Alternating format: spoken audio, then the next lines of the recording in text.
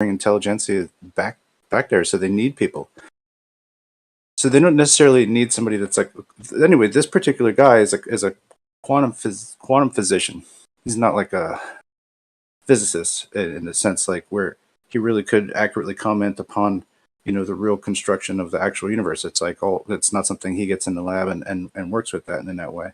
But a lot of times we have people exchanging their computer science doctorates for I'm a doctor of science. You know what I mean? It's like, okay, well, maybe like informatics or how to put a computer together, or how fucking networks go together. But maybe that is a science, but it's not like hands-on, like in the lab taking apart molecules type science, in the same sense. And so, like, even if you're working with that kind of stuff, that still doesn't mean like you have any idea what's going on up there, And the only tether to like understanding is going to be the spectroscopic, mindfuck that is, right? And so when you cut right down to it, the barrel argument is actually pretty good because, yeah, we can tell that there's a wooden barrel in space, but we can't tell if it's full of red herrings or white herrings, right?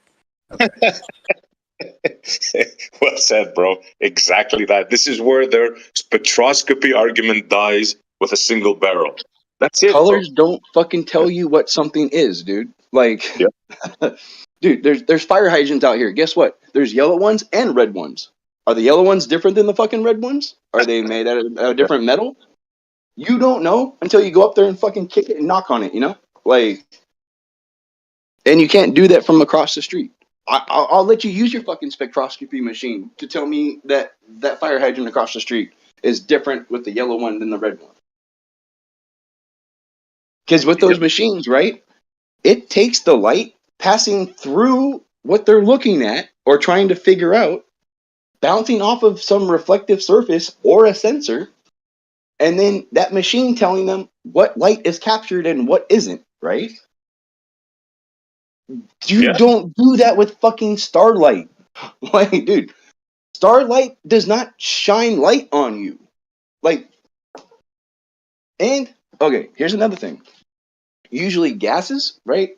Most of the gases are clear, right? Until they're burned. Gases really don't have color until they're lit on fire and burned. So, like, when they tell you that fucking Uranus is blue, that's probably because Uranus is on fire. That sounds kind of funny, but yeah, no. Like, or Jupiter, or any of them that have, like, a color or lit up and they tell you what it is. The only time we see colors with gas is when they're burning.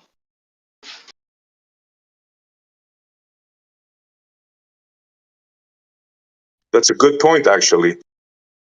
And also, their premise dies at the beginning, right? Because what they tell us a star is a giant thermonuclear gas reaction in a vacuum. Well, that's just physically impossible. So the conception dies at infancy. It can't even be born. The idea of what a star is just not possible in the current physics that we know. It's just not possible. And then also to try to say that, how hot it's burning from this far away? No. Yeah, all of it has to. No. Yeah. Dude, I could have a bonfire at the end of the street. And by you looking at it, there's no way that you can tell me what the temperature of that bonfire is by the color of it, which is what they try to tell you. That the color tells you the temperature. So the color tells you the temperature and what it's made out of.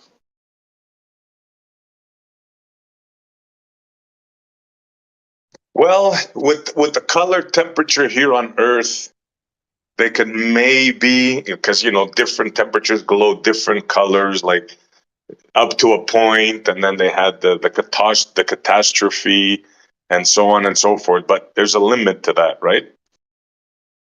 Right, and there's a limit on distance because, like, with those spectroscopy machines, right? Any of the ones that I've seen, like the light source being passed through the box, right, is kind of close to the box. Like, I can't be over here and you be like a block away and I shine a flashlight at you And now you run your spectroscopy machine and tell me that I'm shining an LED flashlight at you from like a block away. Like you have to be a lot closer to be able to use those machines. Unless you are using like a really powerful light really close. I mean, dude, if you're using like a construction light and you're 10 feet away, of course it's going to give you the light, enough light to pass through the machine, bounce off the reflective layer, have whatever light gets sucked into whatever the object you have in there is, whatever it absorbs, right? And then now you can tell what colors aren't being absorbed by that. You can take a guess, but are they trying to say that there's no two similar colored things ever in their universe? Is that really kind of what they're saying? Because if you have two objects that are orange, and you're telling me one's made of this and one's made of this mixed with something else, how do you know the difference? Because they're the same fucking color right now. You can barely get like accurate assay through incineration of materials, and then using a gas chromatograph to detect those particles or whatever. You can't tell me that that you're not going to experience incredible weird problems trying to do it with light. I mean, these are composite materials, so like how do you figure you can just get an overall signature of like what the moonlight is, right? So if the moonlight is to be reflectant, it's to tell us like something about what that material is, right? So that's a weird signal. It's a funky signal, and you actually have to rebuild it from emission lines from like pure elements, right? This is where it gets hokey, you know, because now we're trying to match like a finger to a glove, and then we put enough fingers, and then we have a hand or whatever. Okay, so that's how we come up with like an emission line for that, right? Like what those reflectivity indexes are have to match, like in emission lines, a range of materials that satisfy those same emission lines. So you can build those from constituent parts. So that's how they like hodgepodge their way into like coming up with like light chemistry that's going on with distant stellar objects. It is possible to do. But Yeah, go ahead. sorry, I was going to say, but that's we can't still verify what they're saying. There is no way we can verify what we look at and say we know what they are through looking at a tube. No matter what they say, they claim that their machine can do that, but that's not verifiable unless we go there to make sure. Do you know what I mean? I mean, All the none of machine has to do none is of us just are like able see to. something. Let me just say this last point. None of us are able to confirm that the universe is over 40 billion light years in size. I mean, what are we? Come on now. Yeah, it's 1, 2, 3. What are we fighting for? You know. Okay. Yeah, there you go. All right, take it, Jim. Thanks a lot. Yeah. That's all I'm saying is that we can't confirm bugger all through looking for a tube. We don't have the technology to go up there to confirm. So everything is guesswork, speculation, or for those who want to deceive now, they make these special technological equipment stating that it can do that. And I'm like an older, primitive man with my clubber. I'll smash it open and reveal that what they claim is a lie. Do you know what I mean? Because we can't do that. We can to a certain degree here on Earth and within distances, but 40 billion light years now. Yeah, one light year being 6 trillion miles. So that'd be 6 trillion times 40 billion. Come on now, and yet all the stars are all in the same place. We're not moving, so we cannot do what they're claiming can be done. It's just absolutely ridiculous now. Okay. That's all I've got to say on that, man, because I do notice that it's a topic matter that's spoken a lot, but I think we tend to lose sight of reality, and that is we are not able to leave this earth to confirm anything up there at all. And we cannot confirm 40 billion. Go ahead. I was just going to say, does it remind anybody else of Forrest Gump when somebody finishes a statement with, "That's all I have to say about that"? Just saying. Sorry. Every time I hear that from somebody, I think of Forrest Gump when he's standing in front of the Washington Monument, and he's like, "Yeah, that's all I got to say about that." Yeah, that was a good film, by the way. It was a good film. That was an educational film, dude. So Yes. the guy in that, oh, okay, so Lieutenant Dan, what he did with like Macintosh, right, and the Apple company. Right. I met a dude in real life that was he was my fucking Lyft driver one day, right? And he is totally retired, has nothing better to do than to screw around driving around for Lyft. Right. And sit there smoking cigars in his freaking car while he picks people up, driving them around. Because he told me that he invested in like Apple stock, like way back in like 1990 or something like that, right? Like, Oh, lucky man. Yeah. and he was like, he's like, I don't have to really worry about money anymore. Like, and I was like, wait, dude, hold on. Are you telling me that you pulled like a Forrest Gump in real life? And he's all, pretty much. Yeah. So yeah, there are people out there that do crazy shit like that, and Yeah. fucking just They're, catch they're up. unfortunate in a way if they've got away with it and they've actually managed to gamble and amass a fortune. Well, that's cool. Not everybody's that fortunate. But I could think of better things to do with my time than that, though.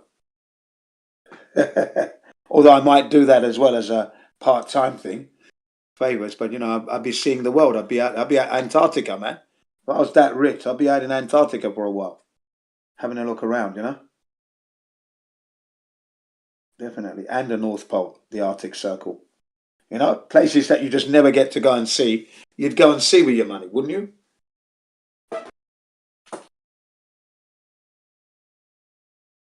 I know. Yeah, go on. That eclipse yesterday, right? Yeah. Have I you didn't guys actually get seen? to see it, right? I didn't see it because I was in Japan. But how was it? Well, no, I wasn't able to see it, dude, because I'm in the north or I'm in the Midwest now, which is really weird to say Midwest when I'm actually technically on the East Coast. Right. Or not like the East Coast, but like way closer to the East Coast than I am the West. It makes no fucking sense why it's called the Okay, West. so you're east. Midwest. So you're really on the east. You're on the east. Yeah, you're east. Yeah, dude, I'm on You're the east west. side of You're Ohio, like east. on the You're east border of of. Central. You're east of Central America. Yeah, I got you. Yeah, so it makes no sense. I didn't get to see it, dude, but I seen a lot of the images that people have put up over like the time lapse and everything, right? Uh, dude, that whatever object, all right, is Yeah, in front of the sun yeah. didn't just make like a line across the sun the way that they teach you eclipse is supposed to happen.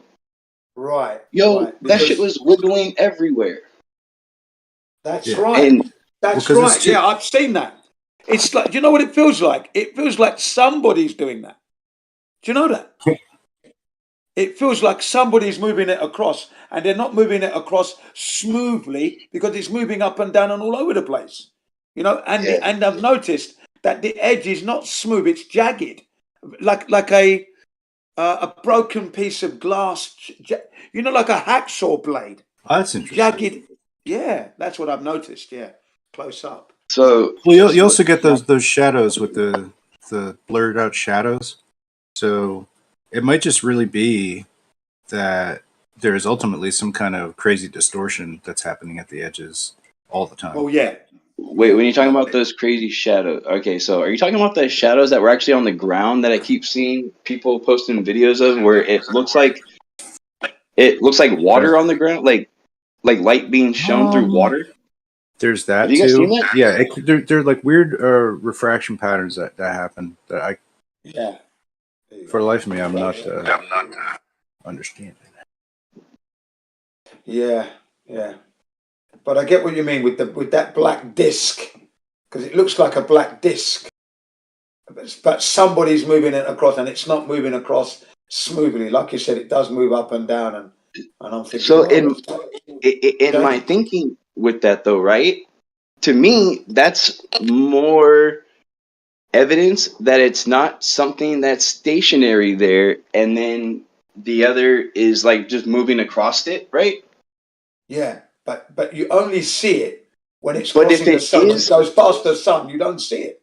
It well, if it is disappears. on like a, I hate using the word orbit, but if it is orbiting around us, right? Mm, mm. Like above us, around us, right?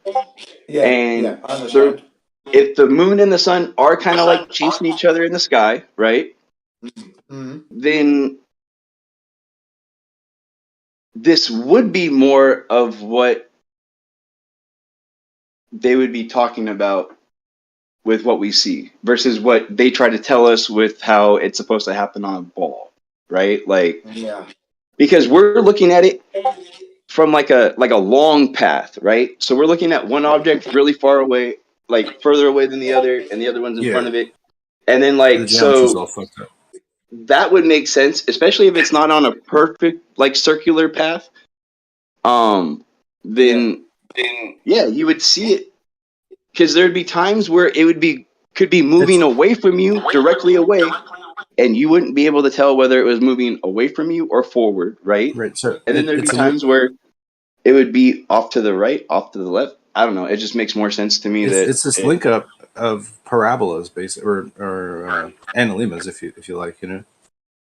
yeah, Like if you iterated the analemma through the sky in or 13 cycles per year, and then iterated, and then just like showed where the solar analemma was, like at certain points, it's just going to meet up at a certain time. Right. because okay, so the path of totality on their ball makes no sense either. Because when you look at that line, it makes like an S around their ball. So what's making the That's sun right. and the sun and the moon look like it's like up and down, up and like no. Either either the Earth is massively wobbling in their model, or those lights are really dancing up I there. think that I think this whole thing is built in some kind of wobble science at the core, actually.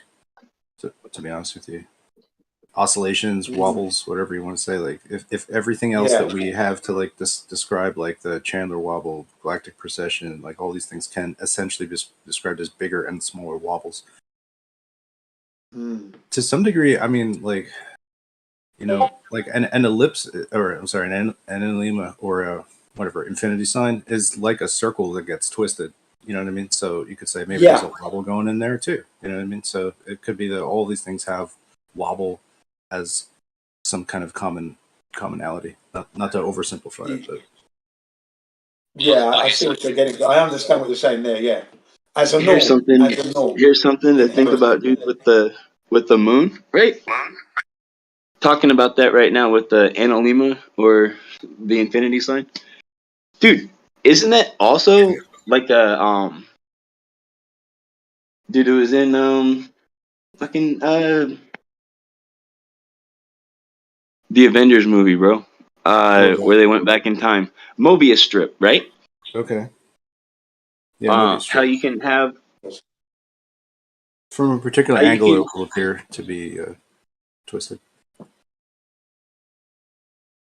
well, cause okay, so with the Mobius strip, you can have something that would be on the outside of the track, and when it got to the other side, it'd be on the inside of the track, right?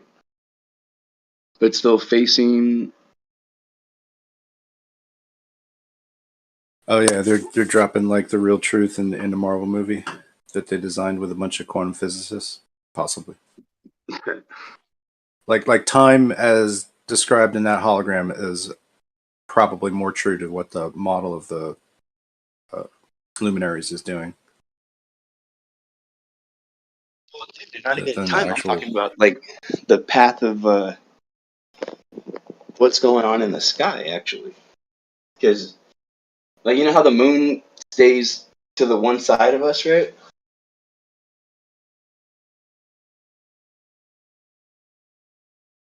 Like, we only see the one Yes, side of the moon. totally locked. You mean? Yeah.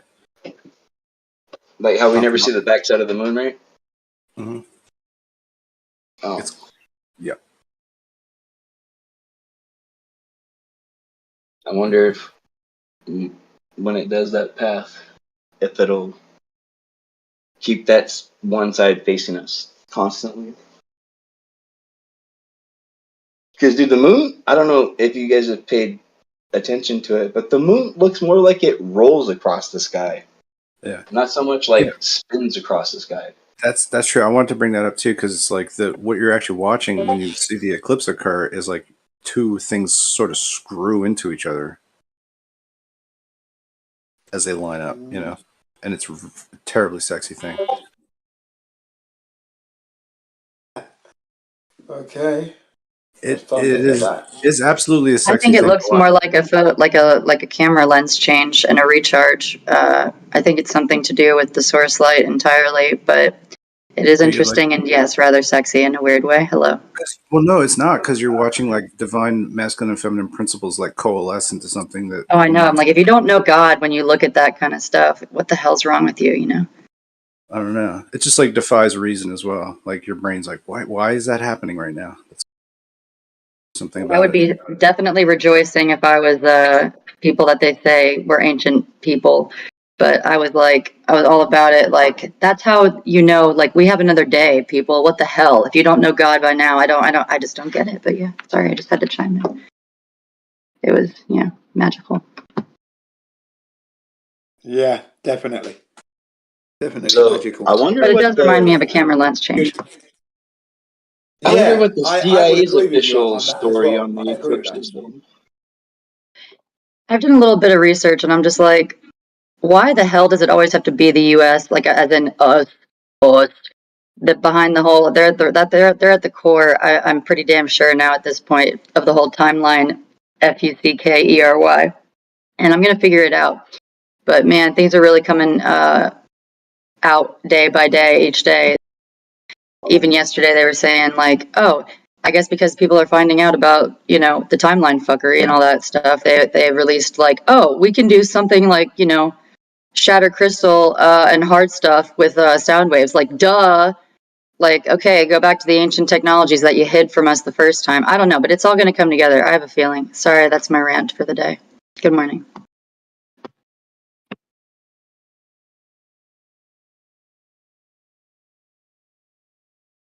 Why does it always have to be us? Yeah, good morning, and a good summation, because it seems that a lot of things are going to unfold within the next few months. Yes, Effie, And good they're not going to morning. be good. Well, it can be good. Depends on how you look at it. It depends on what state of spiritual wellness you're in. And also, yeah, like we said when I was driving during the move a couple weeks ago, I think we're on the same page in terms of 4 to 6 months or so. Yeah. Very interesting. We got two major wars going on. Allegedly, but yeah. Allegedly, yeah. Yeah, so I hope Essie, you're would doing you well, say that? Essie. Same, hope the same for you. Thank you very much. It's church Sunday, so got to make the breakfast and get going. But I like to listen on Sundays. It's always different. Enjoy your Sunday. It's freaking terrible here. Winter is afoot, as they say. Yeah, my kneecaps don't know what to do. I hear you.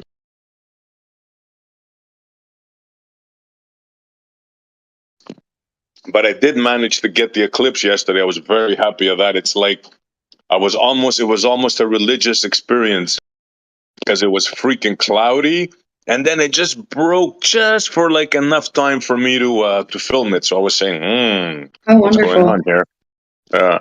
That's great. Anything that can make us stand still and just be in awe.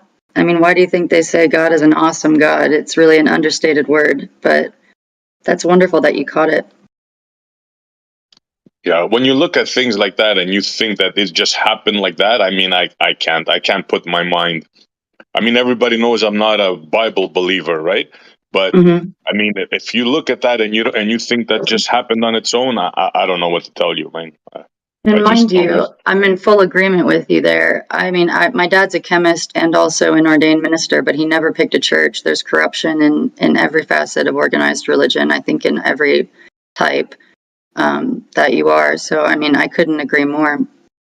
You know, and because we don't know our true origin, it's impossible to even trust any of them in terms of one book.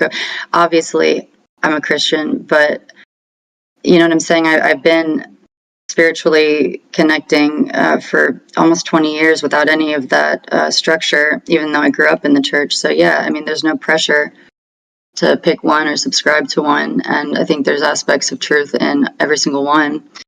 And I think that it's really a tragedy because organized religion can become and has become in so many different areas all around the world. Not just as a weapon, but as a literal antichrist for how we should act or be at peace internally. So yeah, I guess I'm just praying for everybody, and I hope my words made sense there. Y'all have a great day. Same to you. Yep, they made a lot of sense. Yep.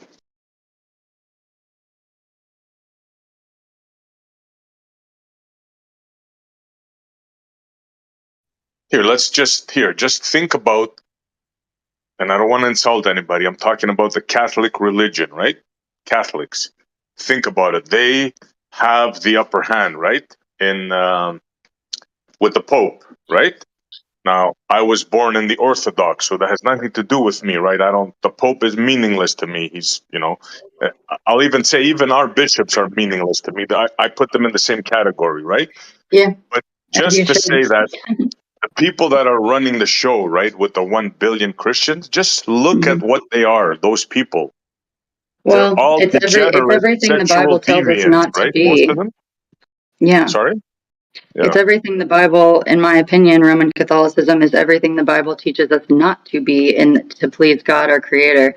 It puts God or man, like the Pope, in that Antichrist, literal idol position, and that's not for any man or any of his creations to be in that role. So by definition, it goes against Christ entirely in my mind. So I completely am with you there. Quick fun fact about the Pope. You guys ever heard him described as what they call the Vicar of Christ? Yeah. Do you know what that word vicar means? Yeah, it means second to God. Like no, it actually means in place of. That's what I had a feeling. That's nuts. But yeah, I forgot about that. Whoa. It Which means in is place funny of? because, yeah, it means in place of. Like, Wow. here, I'll actually pull it up for you. But Even worse than I Like thought. a stand-in or a second or something like that. Yeah, That's it's a man. stand-in for God. All right, so that's interesting because when you find out about like Antichrist, right? With our Western way of thinking, we think of anti as like against, right? Like you're anti-abortion, so you're like against abortion, right? Mm-hmm. That's the way we think of things. Or you're anti-vax, so you're against the vaccine, right? No, Mm-hmm. actually, or anti in the Greek is in place of, right, not against. So that's like a very excellent are point to literally bring up. calling the Yeah. Pope the fucking Antichrist, dude. Mm-hmm. Like, well, and you think it's interesting because however they did the whole timeline fuckery, erasing our history from us, was all an introduction to the globe entirely. Whatever that 600, whatever the between 1400 and 1700 is my guess. Whatever happened then, in with these groups working together. Oh, the emergence of the Pope. Oh, we can make up a schism. Oh, we can hide our origin of this country and the peoples here. All that stuff might have been cake work as long as they had the religious aspect to it. So that's a great point. I had forgotten about that, and yeah, way to remind me of that. That's great. Words were important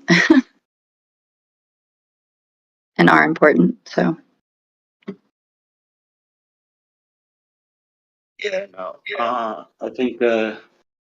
I think dude's gonna be the false prophet that Scripture talks about, but that's just my own personal opinion. I think You know there's how been they many. say that a I think there's been Muslim. many, and they like to recycle them. In the psyche as well as in the physical world. As long as that has a placeholder, I think that they just like to recycle their same, goons, idiots.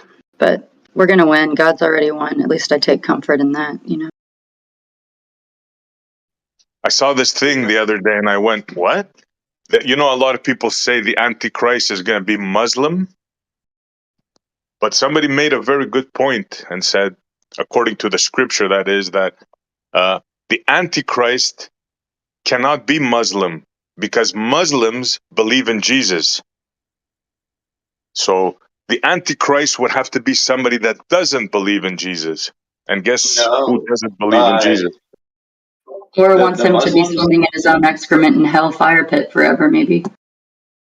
dude, as far as I know, the Muslims, they don't believe in Jesus the way that Christians do. They believe that he was a person. They call him a prophet, but like, it's totally not the same. And as a matter of fact, that's actually the definition of Antichrist right there, because they're putting Muhammad and other things in place of where Jesus is actually supposed to be. Well, that's a good point. Yeah, they do think he's just a prophet. That's correct. But they do believe in him. No, they believe he existed, but not in him. Yeah, but don't they believe that he was a prophet? Like No, unlike yeah. the So, Jews, so, right? so The they Jews. believe he existed, but okay. So, all right. So check this out. When you believe in something versus believing something is there, right, or just exists, um, like it's actually putting your faith in something. Like none of those Muslims put their faith in Christ. They put their That faith is in true. Muhammad and Allah. Yeah. So I Yeah, actually yeah, talked to a Muslim woman not long ago, and she described it as iterations, right? So like the iteration that was the best that was available at the time for how they lived their doctrine or to give them their doctrine was Jesus before Muhammad. And so the next iteration and their perfect iteration was Muhammad. So that's how they look at it, at least according to her. yeah. So But like, yeah, let me ask you guys: do the Jews believe in Jesus the same way the no. Muslims do? Why? No, they don't believe he was a prophet. They think he was a heretic. Exactly, Or exactly my sorcerer point. or whatever. So there's a greater chance that the Antichrist, which of course I'm not saying I believe in, I'm just going by what Scripture says. There's a better chance that the Antichrist would be Jewish than Muslim. Well, considering the fact that the Quran was written by a rabbi and a Catholic priest, I think we got like a 50-50 chance. Or actually, no, more like a 33% chance. Yeah, that's a Because we got great three out there. point. Yeah, good one. So, like, I mean, you got the Muslims, you got the Catholics, and you have like the Orthodox Jews, like literally the Jews that are the Pharisees of ancient times. I don't know if you know this, SE, but there's a lot of those assholes now that will, they'll attribute their bloodline to the same Pharisees that put Christ to death. Yeah, yeah, And they of love to course. brag about it too. And then there's the ones that think they descended from Jesus Christ. What do they call them? The blue bloods? Is that what they call them? Or some say they were the people that believe that they're royalty. They believe, some of them, that they came from that lineage. That sounds like some Dan Brown fucking Da Vinci Code kind of shit right there. Yeah, I'm not saying I believe it, bro. I'm just saying all the stuff that's out there that is intertwined with these religious beliefs and doctrines and so on and so forth.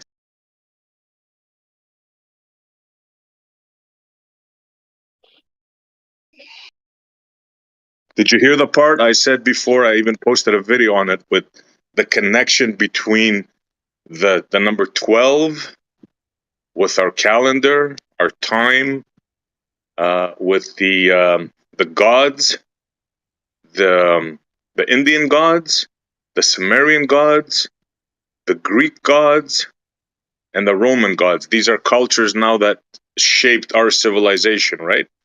And they all believed in this stuff.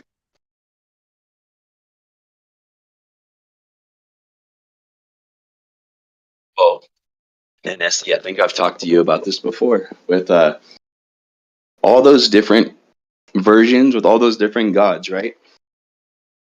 Look at how they're depicted, right? Where usually the main god is either in the middle and the other ones surround them, or they're on top and the other ones are underneath them.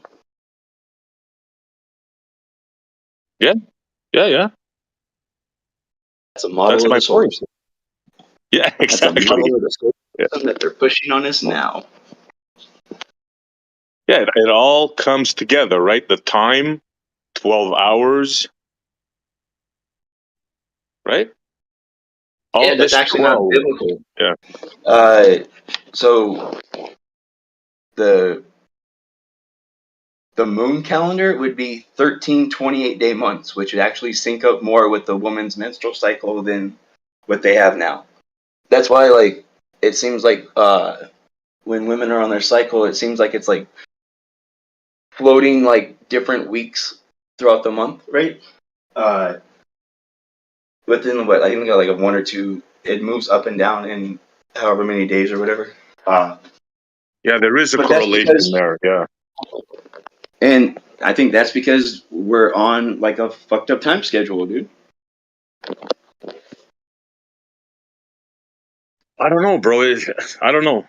Like the moon seems to have this effect on the menstrual cycle. Yeah, I mean, there's no denying that, right?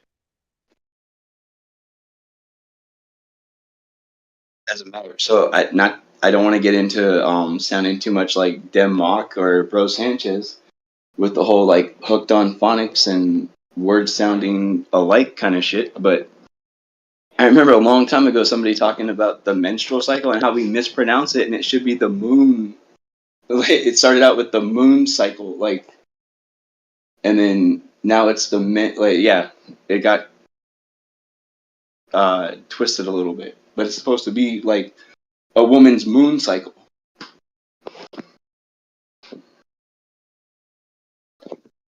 Yeah, like that. That's like, I don't know. That's like, how can we call it? Like unprovable. Like there seems to be some correlation there, but I wouldn't plant a flag on that mountain, right? It just seems that there's a correlation there. Yeah. The fact that I'm a guy, I wouldn't even plant a flag on that fucking mountain, dude, because it's Yeah. not my mountain to really plant a flag on. Exactly.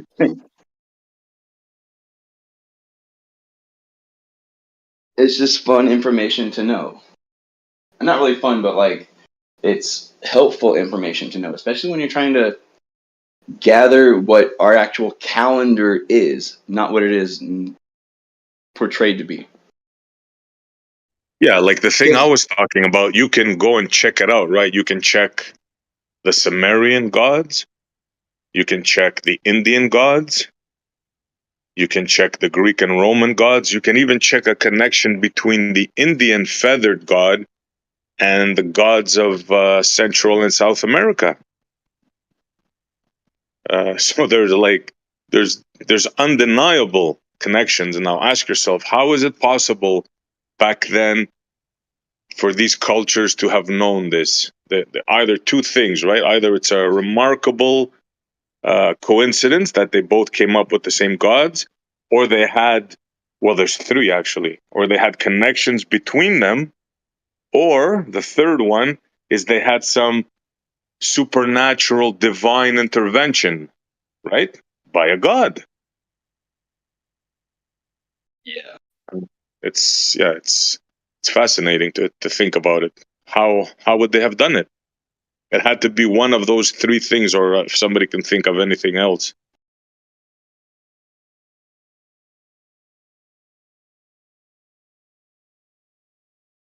How does someone in India and someone in North America or Central and South America come up with the same gods?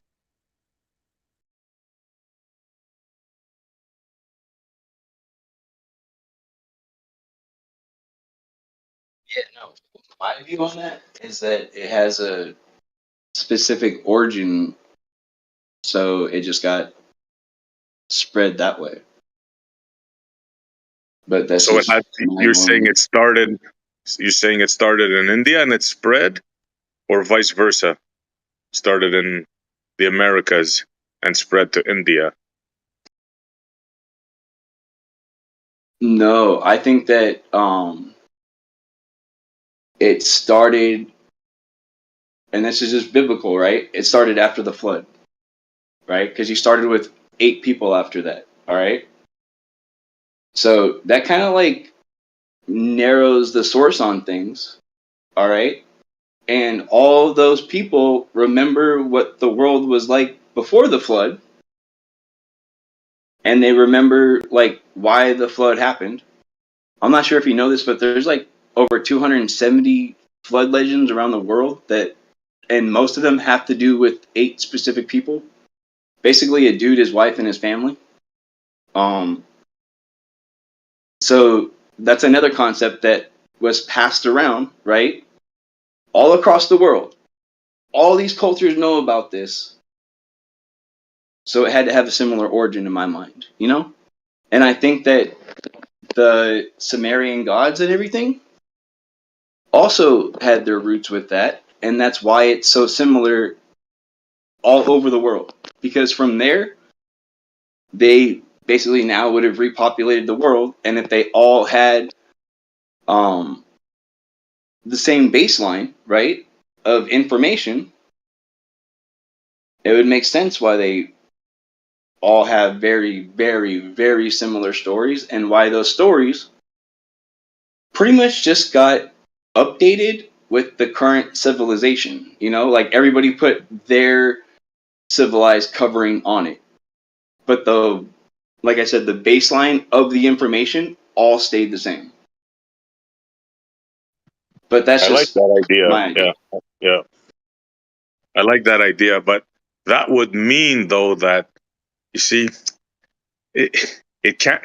I like that idea, but at the same time, it cannot be that idea because look how many religions there are. We just named a few of them that are similar, right? Sumerian, Egyptian, Greek, Indian, but there's like thousands different ones, right? So if that were the case, if there were 8 people after the flood and they knew what the story was, wouldn't the story be like very similar? So aren't a lot of those other um, religions like you're talking about, aren't they also like branched off of the originals as well? Well, the Like, ones that we okay, just so here, mentioned, the I'll give Muslim, you an idea. Christian, Like here, just those though. The other ones are not. Like if the Buddhist, right? There's so many other different ones. Like I said, there's like 1,000 or 4,000 religions. Yeah, well, some of yeah, them are okay, offshoots, but so some of them are completely different. the Buddhist is a little bit different because they're actually worshiping a fat dude or a skinny dude, depending on your version of it. So like he wouldn't be, and in the world of uh religions, right? None of those Sumerian and uh Babylonian, right? None of those, or Egyptian or any of those have really like a character like Buddha, right? But in those religions, those gods were actual like entities, right? In Buddhism, that's a dude that now, in their mind, gained godhood because he was able to align his inside so well, you know, like, and find nirvana. All right. Um, that's kind of like not even like an apple and oranges comparison in my mind, dude. That's more of like a apples and bananas kind of connection there. Um, I personally, I don't, and but that's just the, and that is just the Buddhist one, right? The Hindu, um,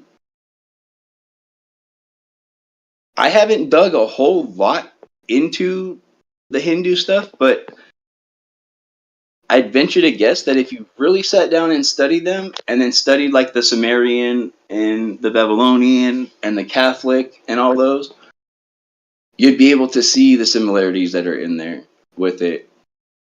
And my Yeah, but example to USC, real quick, would be like if I asked you how different the Baptists are than the Catholics, right? The average person would be able to say that there's quite a large difference, right? Like you would almost say that they kind of don't even belong in like the same category, except for they believe in God, is what most people would kind of say. Am I off on that? yeah, okay, yeah, more or less. What I was talking about was the Indians, right? Let's take Hinduism, right? They got like gods that are blue, got gods that have 6 arms, right? They're vastly different, and they got thousands of them. They got a god for just about anything and everything. So that you can't tell me that 8 people came up with Hinduism and Christianity, or I mean, I Well, just it's in my mind.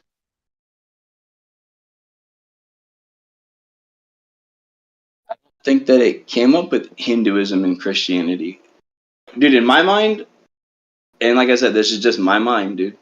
This is just what I've gotten from stuff, is that Christianity, not the way that it's taught in the churches on Sunday, but like true digging into scripture and trying to pull it apart, like you're a gigantic atheist, dude. Like, because that's where I was with things, you know? Like, I was watching Ancient Aliens, bro. And I came to a Christian friend of mine. I was like, hey, dude, think about this. Like, what if this happened instead of what you're telling me with what happened with God, right? And he gave me a CD to listen to.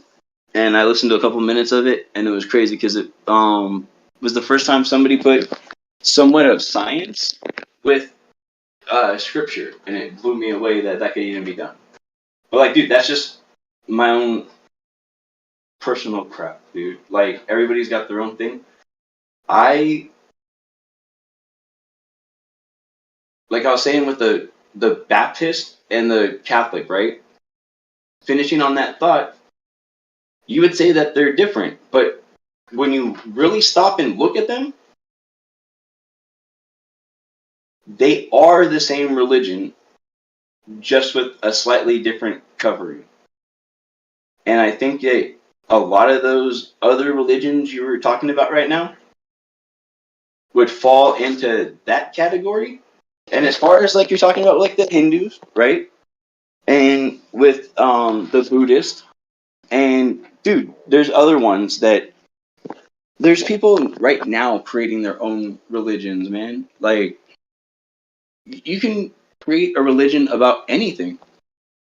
And all you got to do is look at the word religion. Well, that's my Religion's whole bad, point, dude. bro. That's my whole Well, point.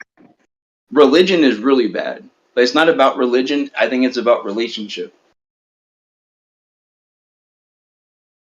But like I said, that's just me. Yeah, But all well, these churches that do teach religion, like religion, I think that's so horrible, dude. Because religion is exactly what the scripture talks about not doing. It says like there's verses where it says don't repeat the vain thing like the heathen, right? Because when a lot of these people the Catholics when they pray, right? They're told to go say like 10, 20 Hail Marys or whatever. So they're standing there like a dumbass, just saying Hail Mary, Hail like 20 times while they mess with their rosary beads, dude. You know? Um that's this it's hard to believe that that is the exact same religion as what's being taught by the Mormons, by the Baptist, by the Protestants, by the Methodist, right? Hell, even Dude, I think even the Amish, bro. I think the Amish actually celebrate Christmas, if I'm not mistaken. I think they celebrate it on December 25th. So, dude, as awesome as the Amish are, even they are fooled with this shit, in my mind. And everybody thinks that they're all separate. Like, you would think that there's nothing even similar with the Amish and the Catholics. But there's a very serious connection right there, that the fact that they're worshiping Christ on December 25th, which is actually the winter solstice, and is the birth of what's his name? Damn it, I can't remember the dude's name now. It's the guy that they wear. He actually wears a Santa Claus hat. Alphabet? Could that be it? Who? Baphomet? What is that? A devil name or the devil? One of the devil's name? No, this is Who? Hold on, people are really. The fact of the matter is, it doesn't matter. It's a pagan religion, which the Christians chose to switch because they couldn't like forcibly stop them from practicing. Well, they tried. So they figured, okay, we'll make Christmas on that day to compete and overshadow that solstice, right? So they succeeded, actually. Well, yeah, the Catholic Church did, in straight up fooling the whole world. Like the. Well, the whole But what thing is a I had fooling. trouble with, man, is that once people know, right? Do you know how many Christians and Catholics, when I talk to them and I'm like, did you know he wasn't born on December 25th on Christmas, right? And they're like, yeah, no, I know. And it's like, so why are you celebrating Christmas? And it's just like, Doctrine, that's why. yeah, it's Because just their church because told them so. That's why. Mithra, duh, that's the name of the dude. Mithra. Like they're worshiping Mithra, not Christ. All right? That's why the cross, right? The cross is fucking ridiculous. Check out the Arc de Orange and the Arc de Triomphe in France, right? There's these gigantic stone archways. As a matter of fact, I think one of them was in National Lampoons, where he gets lost going around the roundabout for like hours. That arc that they're circling has a bunch of like carvings in it. Okay, in these carvings, it's a bunch of guys with shields, and on those shields are these big ass crosses. Okay, sounds cool. Most people think that it's like the Roman Catholic army, right? Like the Templar, like the Knights Templar and stuff like that, right? No, because it turns out that those archways were erected before like Christ was even born. Those are the armies of Mithra. Those are the Roman armies. Those are Roman people up there. That's Mithra. Mithra was always the one that was worshipped with the cross, not Christ. Like it was all hijacked, you know? Like everything about it was hijacked. But once again, that's just my view on it. And that's why I'm kind of able to sympathize with you guys when you guys talk about how fucked up scripture, not just scripture, but like how fucked up religion is. I get it. Because it was swiped, you know? It's not what it's supposed to be. It's not what it looks nothing like what it's supposed to.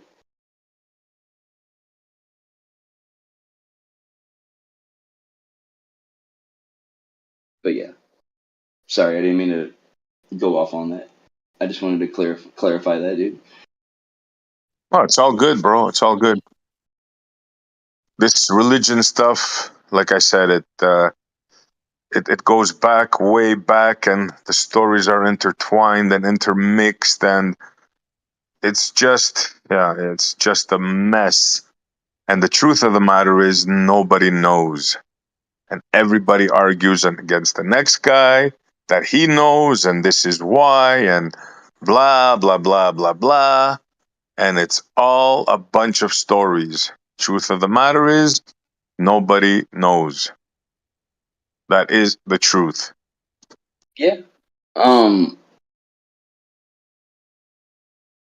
I do know that we are told to test scripture, right? Like that's one of the things that kind of got me on this was that nothing else I had come across was basically telling you to like openly like criticize it, like critique it, like try to break it down, like analyze it, you know? None of the other ones really kind of did that actually. It always felt like there was things that they were actually trying to not really hide, but just things that weren't open, you know? But yeah. But no, I really get why why a lot of people are completely turned away from that, man. And most of them I find are actually like birthed into the Catholic Church, or like you said, I think you said you were what, Greek Orthodox. Yeah. That's almost just as bad as the Catholic Church, dude. Like, okay, so Yeah. in your mind, the Greek Orthodox probably has nothing to do with the Catholic Church, but does the Greek Orthodox celebrate Christmas on December 25th? It's just another scam, but they have two versions, right? They have what they call the old calendar, and the Greek Orthodox old calendar actually celebrates Jesus' birthday on the 7th, I believe. That's interesting, because even that Yeah, I'm doesn't pretty make sure of any that, and sense. so do the Russian Orthodox. I think I'm almost certain of that as well. Yeah. But then they also still celebrate December 25th then too, right? Yeah. The more modern quote unquote Greek Orthodox have bought into the con as well, and they celebrate it on the 25th. Yes. Yeah. I don't know, man. This is just once again, I know a personal belief of mine, but I think that the people that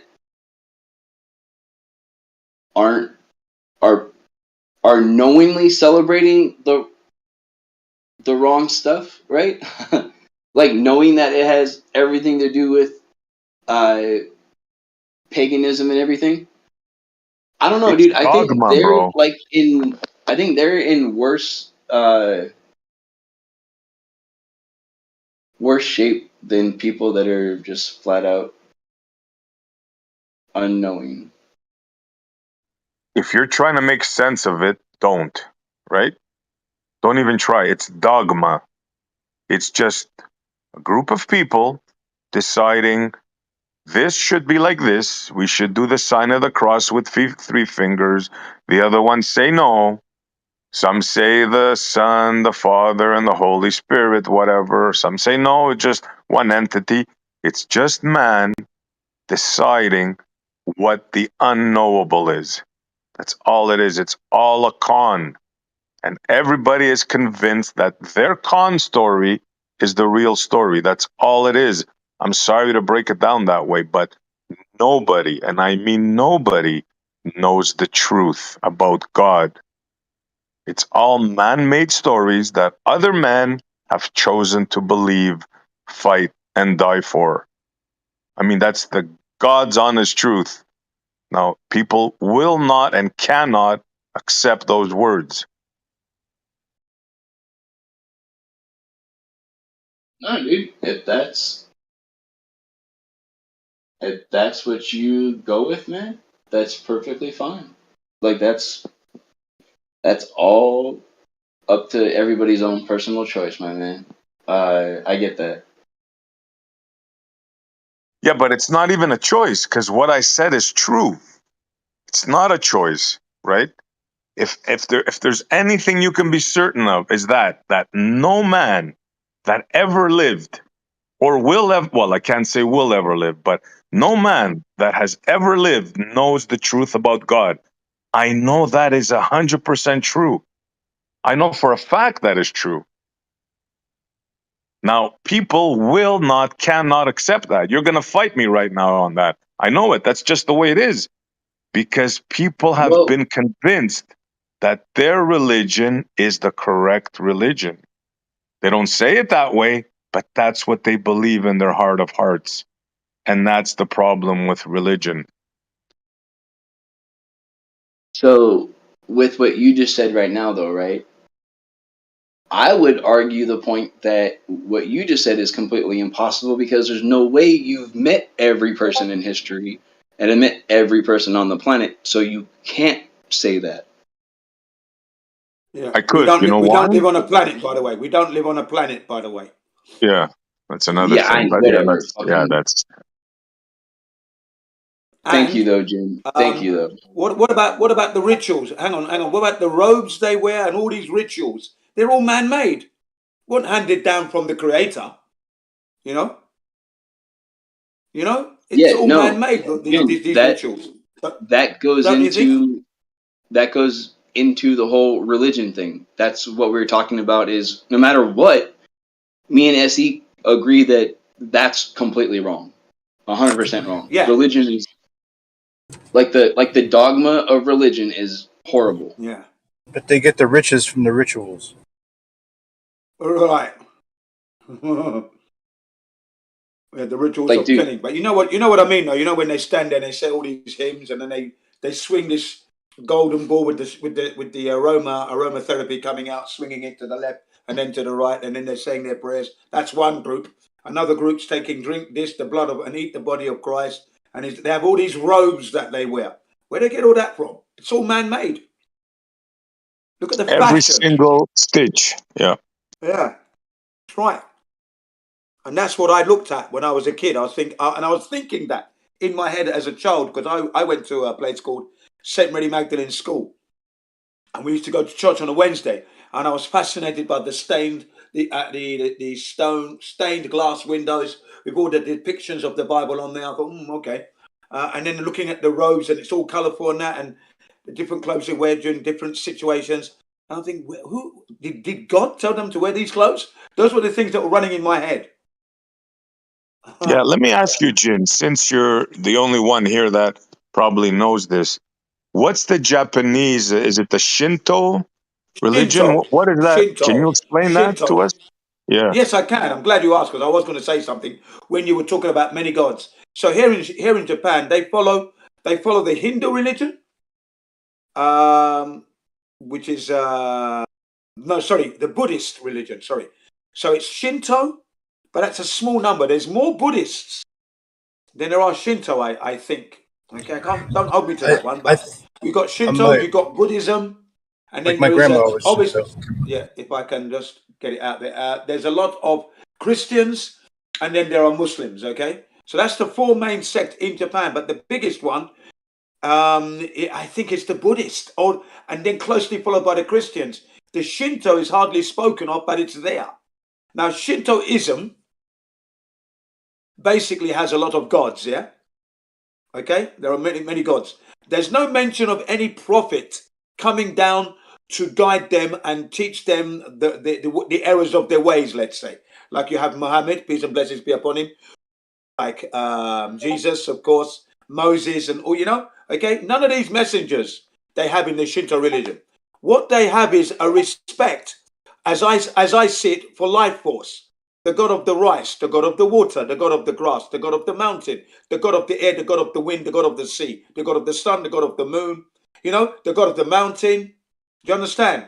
And what I denote from that is that they're showing respect for life force. Remember, they never got a messenger. So they're showing honorific respect for life force. For example, they want to chop down a tree to make a house and make a temple. They're going to end the life of the tree. So the Shinto priests, together with the people who are going to cut the tree down, surround the tree. They wrap an honorific obi. That's a belt. All right. So if I said to you, Kuro obi, that means black belt in karate. Okay. Kuro is black. Kuro obi means belt. In the case of the tree, it's a ceremonial, beautiful, colorful belt that they wrap around the tree, tied up in a really nice fancy bow, and then they pray to the god of the tree because they're going to end the life of that tree, and then they proceed to chop the tree down. So when you hear Shinto and they have many gods, in the Christian religion, for example, they see that as pagan, and I think that's disrespectful because some of the things the Christian do, I can say is pagan, odd. Okay, and remember, they didn't get a messenger, but they're showing respect for life force. What do you think? I like it. That's it. That's what the Shinto religion is all about. So they're showing respect for the life force and appreciation for everything that they get in their lives. That's the food, the water, grass, flowers, mountains, sun, moon, air, yeah, everything. Even when they when they want to build a new house, Japan is an earthquake country, for example. So they all, so again, with the Shinto priest, who's known as an Obi-san, okay, Obo-san, sorry, Obo-san, Shinto Obo-san, he's the priest, together with the family and relatives, they stand in a circle on the land and then they pray to the God of the land so that they don't have an accident or no earthquakes and prosperity before they actually start to build the house on that land. Isn't that good? Yeah, absolutely. Yeah. Just Yeah, proving our point that there's so many religions, so many belief systems. I mean, yeah, yeah, yeah. Diversity is a lot. Exactly that. And when you look at the Japanese one, which when you look at the main religions, you know, the scholars of the main religions, they called the Japanese one pagan because there's too many gods. But then I said to them, no, that's not, you're misunderstanding it. Because I see essence of Islam in Shinto. Because Islam means Yeah. everything is Islam. Everything. Every living facet. So Shinto, although they didn't get a messenger to guide them, they're guiding themselves. And if God is looking down, God is going to be very pleased with the Japanese because they're showing respect for life force. Yeah, like every day, my grandma would like pray, do Nam-myoho Renge Kyo. She was Shinto, and she had like a little there's like a little box, and you had like this scroll in the box, and Yeah. I think also the box is meant to also honor like the dead in your family too, like under Yeah. that line, like the Yeah. stuff called filial piety. It's a kind of a philosophical like idea that the spirits of your ancestors kind of like remain with you, and they will catch like some shame if you do some bad things, and they will like be real happy when you do some good shit. And so there's that, and she would like set aside like a little bowl of some food, certain types of food sometimes, for just the idea of the remembrance in the dead, I guess, and that of whatever. But she never explained the shit to me, so it's like completely through osmosis that I understand. The leaving of the food is dependent on the season as well, because it's seasonally as well. There's food that they leave as well. Holidays and stuff. Yeah. Yeah. And then the Japanese have like other days, I guess, that kind of like intertwine with that. Like some of their holidays come from like Buddhist holidays as well. Yeah. Yeah. So the Buddhist religion is quite big here in Japan, as well as the Christian one, as well as the Muslim one. The Shinto is there, but because most of the shrines you see around are Shinto shrines, so it's there, very very well established. But it's just nice to see that they show that much respect for life. I don't see it as paganism. I'd never use that word because it's always used in a kind of like derogatory term or lesser than kind of term. And I don't like that. Don't like that nuance at all. Every religion has its own basis and its own good points, let's say. I won't say bad points, good points only. All right, that's what I take away from it. They're the Yamabushi people in northern, it's like a mountain sort of religion. You heard that? Yeah. Bros just like wear like all white, have like long beards, and just like go like fast out in nature and like be miserable. It's like almost like military Milton. Well, it's purifying. It's purifying your, shall I say, your soul, your body, your reason for existence. You're getting closer to the Creator, is what they're trying to achieve there, and purifying themselves and casting any evil things that they may be thinking or have done. That's why they do that. Self-purification, I think. That's what they're trying to achieve. Harmony, balance, integrity, you know? after all, they know that the earth wasn't made by man. So they know that when they die, they're probably going to meet the creator, because that's what you end up thinking. That's probably why they're doing all those rituals and that. Their way of connecting to God, and that's part of they call it Jumbine, preparation for meeting the creator when they pass away. Yeah. Because you have to acknowledge that, when you ask yourself, what is the reason for your existence? The first thing would be really to give thanks really to the creator for the food and the stuff and the things that he made for you on the earth, making the earth for you to live on, to get your substance. It was all coming for free. So that's the first thing. And then the second thing would be to preserve this earth for the generations yet to come. It is not yours to destroy. See, they're the two main reasons for living, first and foremost. That's obvious. That's the obvious thing to me. It's a no-brainer. What do you think about that, boys and girls?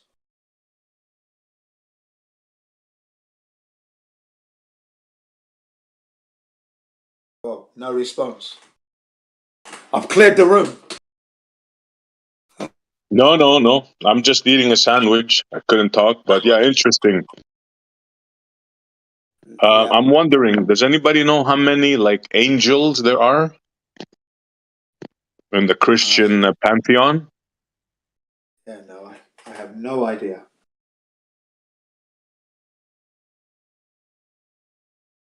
There's the number 12. Oh, rings a bell, does it? 12, yeah? Keeps coming up, yeah. Okay, so you've got the number 12 ring a bell. Yeah, I don't know. I can't really answer that one, really. But after we've spoken about all this stuff there, I was going to talk to you about outgassing and off-gassing. Okay, I wanted to further that discussion we had the other day, because those words, the outgassing word, I looked into it properly. Yeah, which is really good. Yep. Yeah, looked into it some more. It's really, really revealing. More stuff. Very damning. Very damning Yeah, for their it's all space damning. fantasy. It's all damning. Everything I'm going to say is all damning, yeah. Because it's what they've proven that I understand, that I'm just going to regurgitate, basically, yeah. So none of it is of my own inclination or discovery. It's researching, being pointed in the right direction, and then investigating and looking into what they have to say. And I agree with what they say, because it all makes logical sense when you see the evidence as well. And I am a keen photographer, and I have developed my films myself from secondary school age. So that would be from the age of 12, 13 onwards. I was into photography at school. It was one of my hobbies that I used to do. Okay. So I belonged to a photographic club. And then for 12 and a half years, I taught photography at the youth club, part of my skill set, to the disadvantaged children in central London. Okay. At a place called the 3 Cs. It's the 3 Cs Youth Club, 141 Cleveland Street, London West 1. Yeah, that's where I was 12 and a half years as a volunteer youth worker. Okay. And I taught photography, and it meant giving them the Zenith Type E camera, which is a German brand camera, analog, not digital, of course, because we're going back some time. Load up the film, of course, in the dark room, and then we go out and take our pictures, bring them back, develop the film, and then print out your photographs from your negatives. Yes, I really enjoyed all that. So looking at this, all this link that I sent the other day was very nice. And that's why I understand exactly what was said about the vacuum, basically, and off-gassing and out-gassing. Out-gassing is a British terminology. Off-gassing is an American terminology for the same thing. Okay? Absolutely, yep. Yeah. And you were right about the rubber seal. When you subject it in a vacuum chamber, it does start to off-gas. So when you were talking about what's that called? The thing with the seal on it. Can't remember the name forever. On the ISS. The cupola and the O-rings. Yeah, the cupola. Yeah. Yeah, the cupola O-rings. You're absolutely correct, because I said it as well. That's going to be one. It's being subjected to a vacuum temperature variations. It's going to perish, which is why the actual inventor of that seal was surprised. Do you remember? Yep. Yeah, he looked surprised, and the look on his face was, I hope I don't get any legal repercussions from this if it all comes out that the ISS is not up there, for example. You know, that was the look he had. He was surprised that it was Absolutely. being. Yeah, that wasn't And the if you intended use noticed, for that scene. Jin, yeah, Yeah, go if on. you notice, he was a very humble man. His Yes. crew in the because he makes motorcycle stands, right, for Yes. motorcycles now. His Yeah. crew didn't even know that he was an aerospace designer, that he designed actual stuff that supposedly went into space. He never even mentioned that to his crew. No. Isn't that amazing? Isn't that amazing? You know, he Yep. kept that very quiet, didn't he? Yeah. Whereas if it was me or you, we would be talking about that because it's part of our skill set, you see, our experience. Why would I hide that? Why would I? You'd be So proud of maybe that, he right? knows Yeah. something. He obviously knows something, doesn't he? That's why. He obviously knows. Obviously. That's why you would hide it. You know? Yeah, I think he knows that that design that he made just cannot work in the environment. And he was like, the look on his face, like you said, they actually went with that design. Yeah. Yeah. Yeah. Yeah. Yeah. So that was the thing, yeah? So I introduced this fact to the Gem Panda server yesterday. And of course, I brought the server down, didn't I? They collapsed because, you know, all denial and everything, you know, calling me a lie and everything else. But I stood my ground and I explained to them that this particular putting the film in a vacuum chamber, 10 to the -3 torr they could get. Yeah? Do you remember that? Yeah, yeah. Right. Now that measurement, that level of vacuum, that's only representing or replicating 13 miles of the Earth's surface, 70,000 feet. That's it.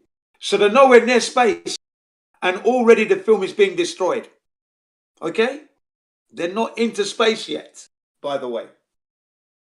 They're at I 13. believe they said a That was a little bit higher, simulation. Jin, but yeah, Say you're that right. again? It's nowhere near. Yeah.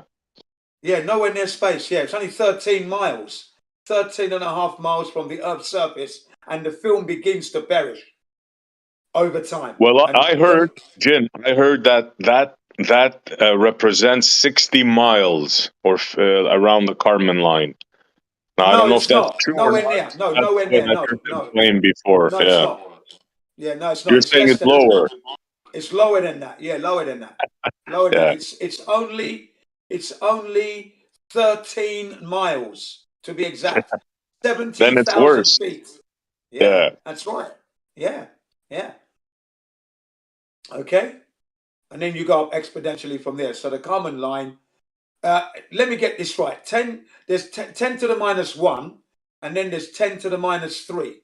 Now, perhaps 10 to the -3 is the Kármán line, and then 10 to the -1, which is what they could pull when they were doing these film strips, was only 70,000 feet in replication, which is 13 miles.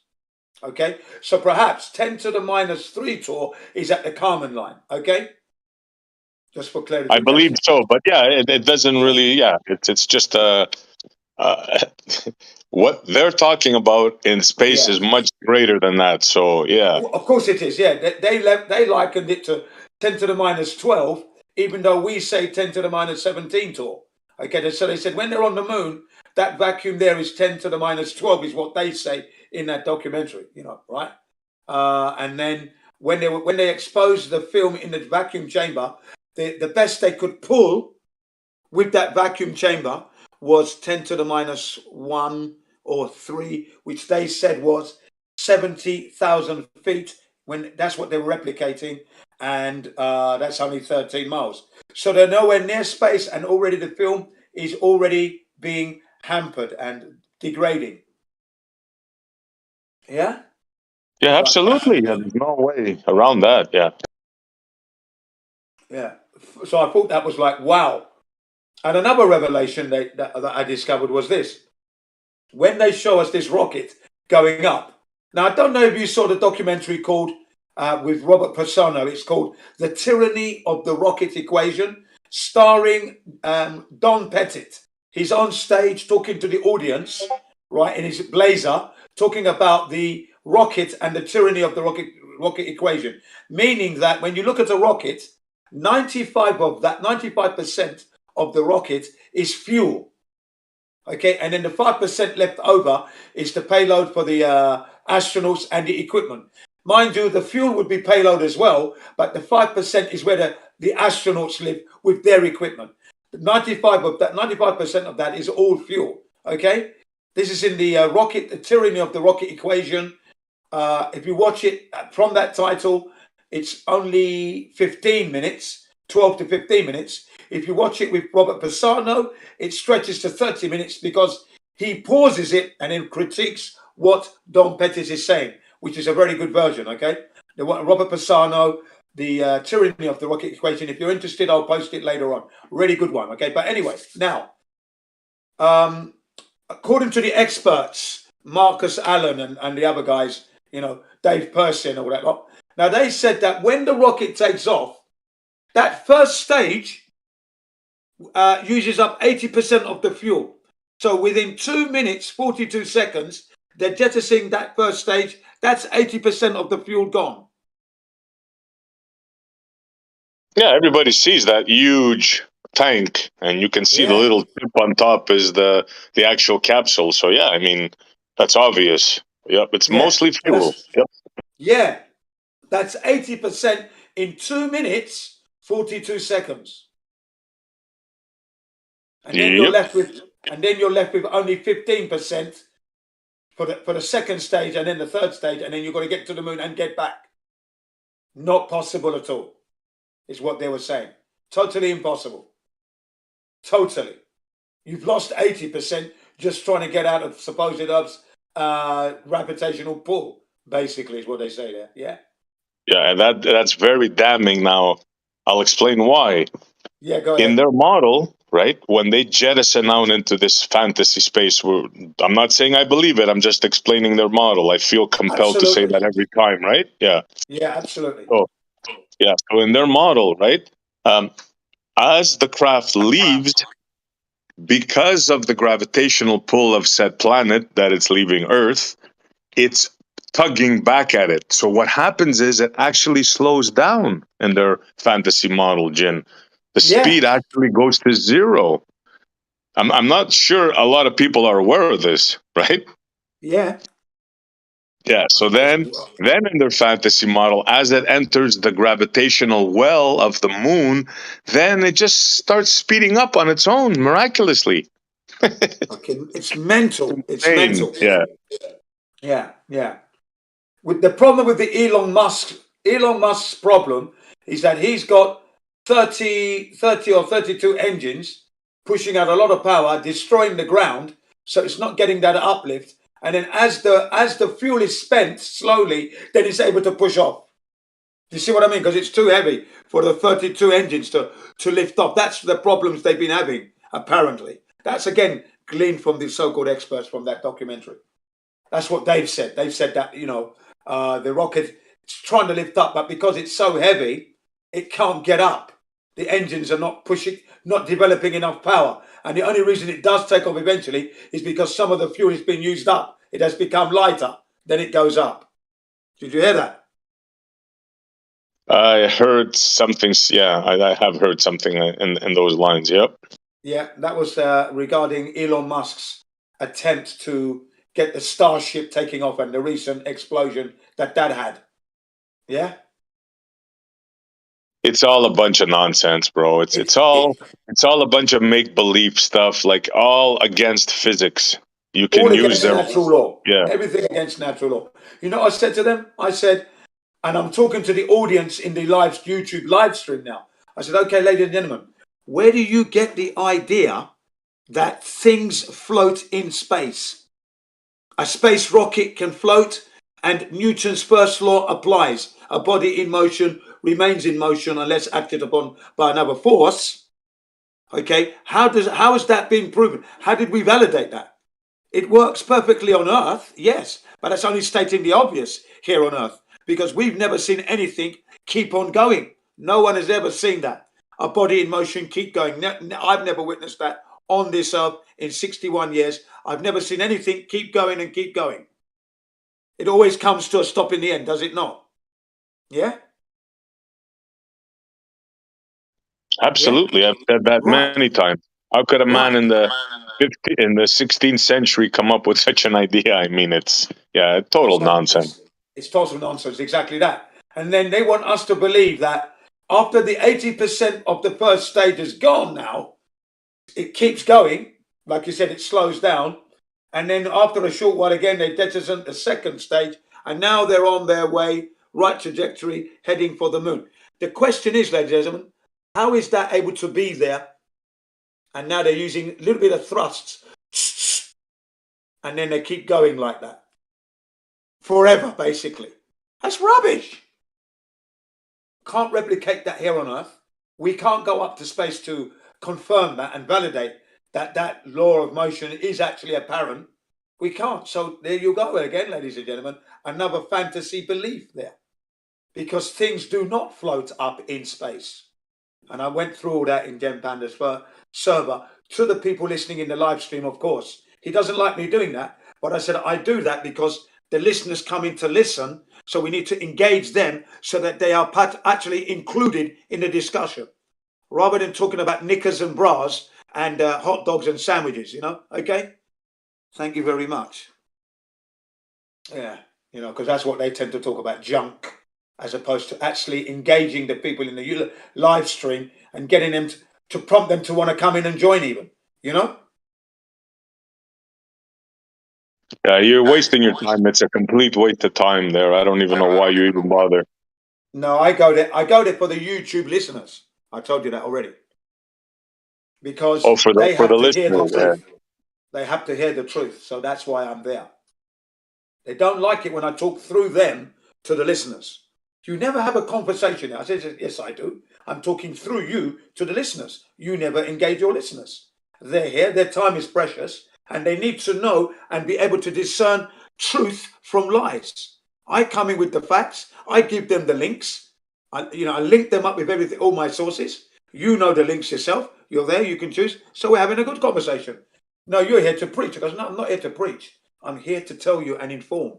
And that's what I'm doing. I'm informing you that you are deceiving the listeners in the live stream YouTube live stream. You're deceiving them.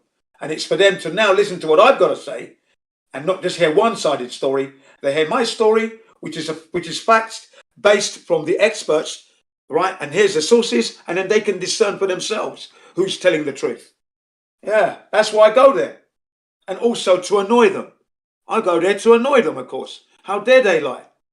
Yeah, that's my forte. I do that. I take that on as my responsibility. To go in there and absolutely get them very angry. Yeah. That's why they can never shut me up. They have to mute.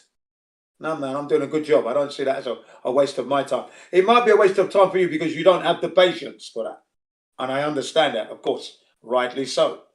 But me, I get absolutely livid and I'm in there mashing them up with the facts all the time. I said, I don't care how many times you mute me. Every time you mute me, you're throwing in the towel and the people in the live stream, YouTube, are getting all that. They're witnessing this. Why won't you let him speak? Why do you keep muting? That's what they're going to be saying to you.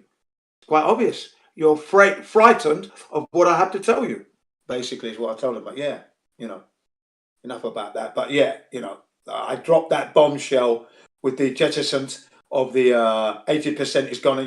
It went quiet. Honestly, you could hear a pin drop when I dropped that one. Well, to be honest with you, Jin, I used to pop in every once in a while, right? Like very sparingly, Yeah. But lately I got banned, so I really can't do that anymore. Which is no sweat off my back. I can give you a link to it. I can give you a link, and then I'll get them to unban you. Not interested. Thanks. Okay, right, I understand. Yeah, it's too disgusting in there. I totally understand. I put my hazmat suit on when I go in anyway, because I'm always calling it a toilet. That's what I call that place, a toilet. It's a cesspit full of scumbag, yellow belly Americans with toxic maggots from England regularly. And then I say, shut up, you Aussie cunt. You want to be an American wannabe. Shut up. So I've got all my insults for them perfectly. And I deliver them full speed, double barrel. Boom, boom, boom, boom, boom, boom, boom, boom. Machine gun style. Brah, brah, brah, brah. New magazine. Brah. Shoot them all up. With the truth, of course. All in the best possible taste. So yeah, no, I'm going to keep going in there all the time. I got some special thanks from the flat earthers that were there. Jin, you done a great job, man. You owned that one. Brilliant. 10-0. Everything they tried to bring on as proof was debunked by me. I got 10-0 today. 10-0. Yeah, they lost miserably, man. And that was after, that was today, and then yesterday with the bombshell of the outgassing and off-gassing, and then the fuel from the tanks. Yeah, man, they got destroyed. 2 days of a hammering. And I haven't been in there for about 2 weeks, by the way. So Jen Panda sent me a message, when are you going to come in? I thought, okay, I've got some research, lots of material. Yeah, let's go in there and hammer them with it. So, yeah. No way. Jem actually sent you a message, like, come in? Wow. Yeah. Because I I don't haven't get been that there for a while. I don't get that courtesy at all. I told you I got it running. Listen. They offered me mod status because there isn't a flat earther that's a mod there. And guess what I said? I goes, yes, thank you very much, Jem. I'm going to take that mod status. This was last year, okay? So I pretended to be the sergeant major in the military. I said, and when I get my my mod status, any of you fucking maggots that have got dirty boots will be punished. Do you understand me? Because you won't be able to look at me. I'll be too shiny to look at. Do you get me? And guess what one of them said? If Jin gets mods, I'm leaving the server. Some of them said that. Because they knew if I got moderator status, they could no longer control me at all. I would control that server. Literally. I shit you not. Right? But I turned down the mod status because I don't want to get pally-pally with these people. I see them as disgusting liars. So I want to be forever the thorn in their side. Okay? Because if I got moderator status, I would have full control of the server. I guarantee you that. In fact, what would happen is I'd have control of the server for a short while and then my mod status would be stripped because they wouldn't be able to stop me. Do you understand? Somehow I can't see Jem offering you mod status. Somehow I just can't see that happening. He did. I do not lie to you. That is God's honest truth. I would not lie to you about that. If I can get you unbanned, you can ask Jem Panda yourself. And he will tell you, yeah, Jin turned it down. We were waiting for him and he turned it down. Okay? No bullshit. Why would I lie? No, I'm not saying you're lying. I just can't see it. Like, but yeah, hey, if it did, it did. Yeah. Yeah. The reason why, okay, was because there was a woman called Queen of the Trolls and a few others in there saying that, yeah, we haven't got, because Chemo had left for a while and there was no one looking after the flat earthers. So we were getting muted left, right and centre when Jem Panda's not there. And Chemo would unmute us. So he said, well, someone's got to get moderators. Yeah, I vote for Jin to get mod for the flat earthers. Yeah, give Jin the moderator status. And that's how that came about. Okay? And then I said, yeah, I'll take it on. Yeah. We need one. Yeah, you're going to make me mod? Yeah, Jen? Okay. He's going to think about it. Okay, yeah, think about it. 2 days later, yes, Jen, okay. I goes, okay, thank you very much. And then I decided to think about it. Because over the 2 days, I realized that it meant that I'm going to be getting very close with these people. And they're going to have these amicable discussions, which I don't want to have. I don't want to have an amicable discussion with these people. That's not what I'm there for.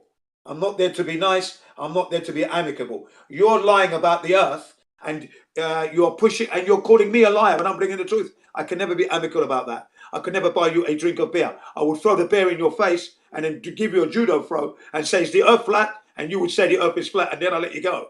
That's the kind of person I'm going to be with you, mate. I'm not a friend at all. Don't ever consider me as a friend. You can't. Not until you call yourself a flat earther. Then I can say, okay, you've seen the error of your ways. These are hardcore liars. Some of them are getting paid, I'm sure. But that's why I'm there.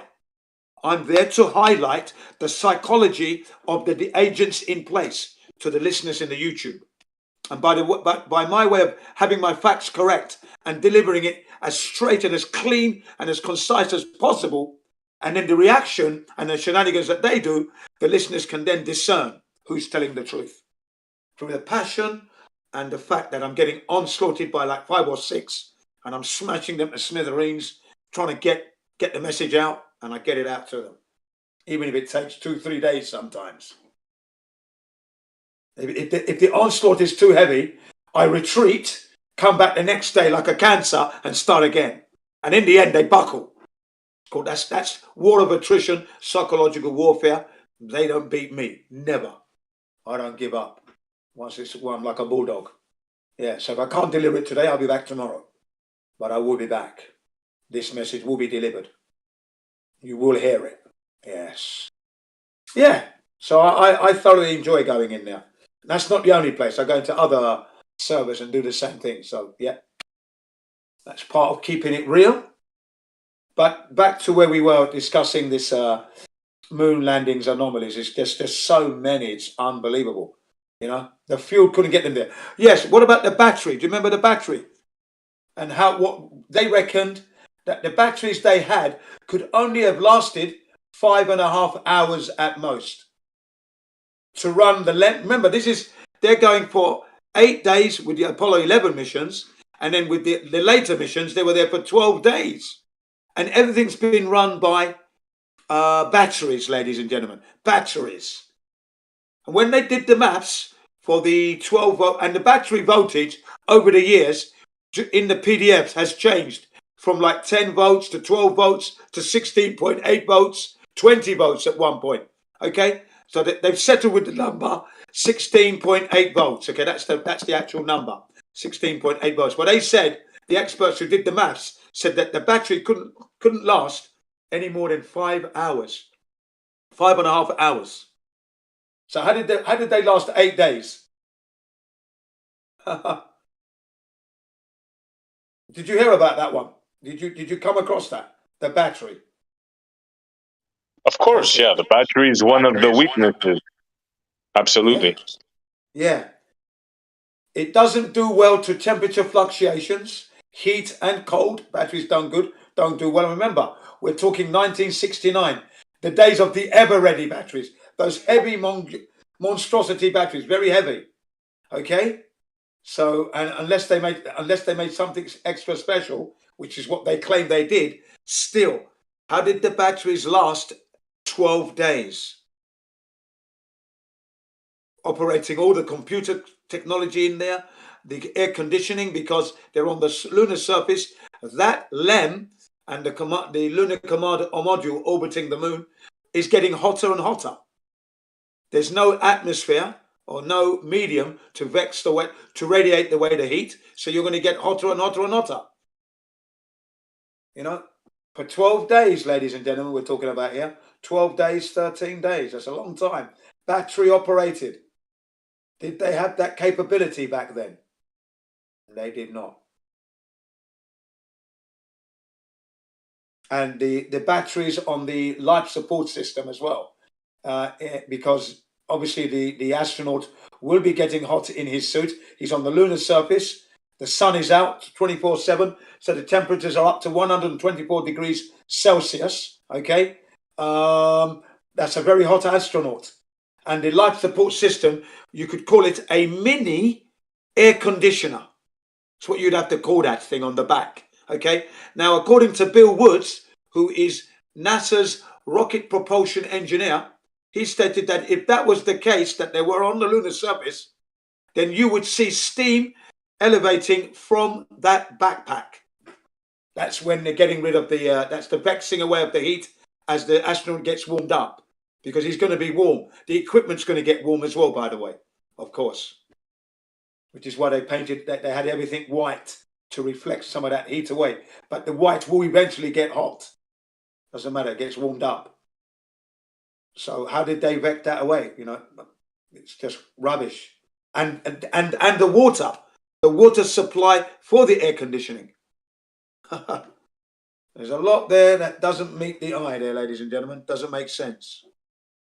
1969, 1970, 71 and 72 technology we're talking about here. Yeah.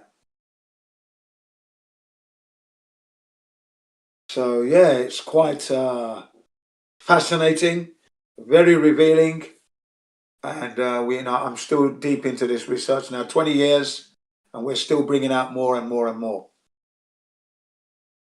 Yeah.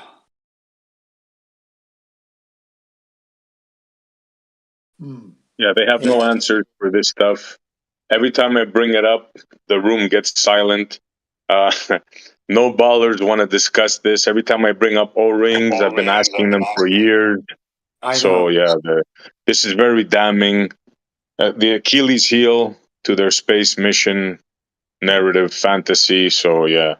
Yeah, it's the vacuum of space, ladies and gentlemen, because the vacuum begins to degrade anything that is man-made, starts to degrade exponentially over time, but degrade. And if you're talking about things that need to be sealed, you don't want any degrading going on at all. Not in a vacuum of minus 10 to the 17 torr or minus 10 to the 12 torr if you're on the lunar surface. You don't want that happening. Oh, also another thing. Yeah, the suits. Now, they gave the maths that the outside pressure on the lunar surface would have been 0.0001875 or something. So not even a percent. It's nothing, okay? 0.0001857. Something like that it was, okay? Pressure, pounds per square inch, okay? Which is nothing. But the suit from the inside is 3.5 psi, 4 psi. And when you factor the whole suit in, it equivalated to 10 tons of pressure. So by rights, that suit should have just exploded. The zips should have just ripped, and the human being would have exploded and died on that moon surface. That's what should have happened. They should have died, all of them. The suit would not be able to withstand the inner pressure in a vacuum of space. The suit would have kept on inflating. The zip would have burst, and then the human being himself would be inflating, die, and then you have a whole bunch of dead astronauts on the surface of the moon. That's what should have happened. But clearly they were not on the surface of the moon, ladies and gentlemen, because they're alive today. Some of them have died, like Neil Armstrong and a few others, but yeah, they're still alive. Because they didn't go to the moon. That is why. And there are numerous amounts of videos on the YouTube with objects in a vacuum chamber and what happens to the objects. And it will blow your mind. It will blow your mind.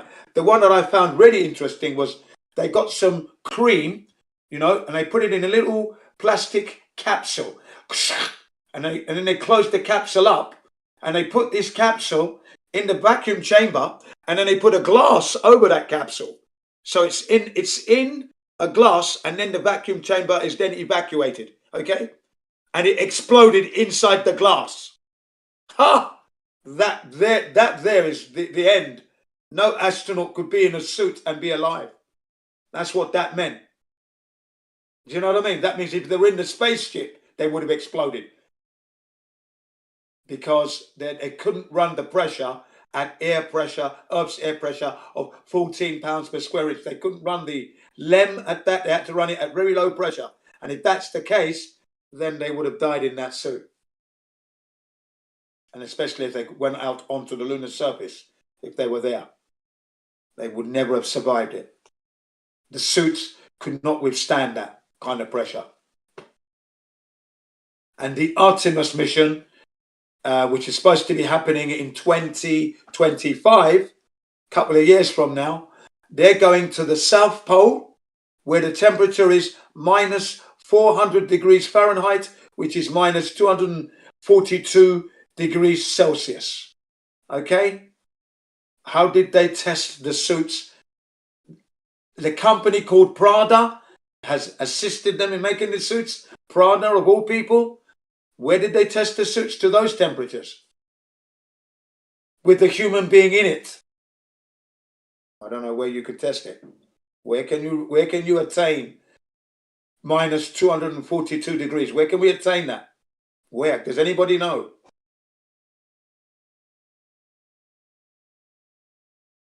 Yeah. That's another thing, ladies and gentlemen. That's always a problem. The manufacturers that assisted the Apollo missions, public companies out there, who are making products and goods for NASA to take to the space, they said that the current material they have couldn't withstand the vacuum of space and that. We need to improve that. Okay? Okay. But we don't get to see the improvements. But yet they went. They went, and there's no PDFs of the improvements that they made that would enable them to go there if they went, ladies and gentlemen.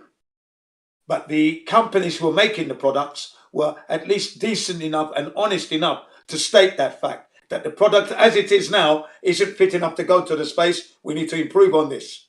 Okay? So what they were saying, some of the companies were saying this.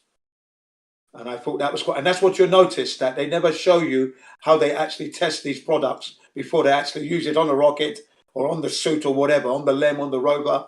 They didn't show us any of that stuff. It's missing. Not only that, these fabulous products, these products that don't outgas and so on and so forth, they should be making it into the consumer market.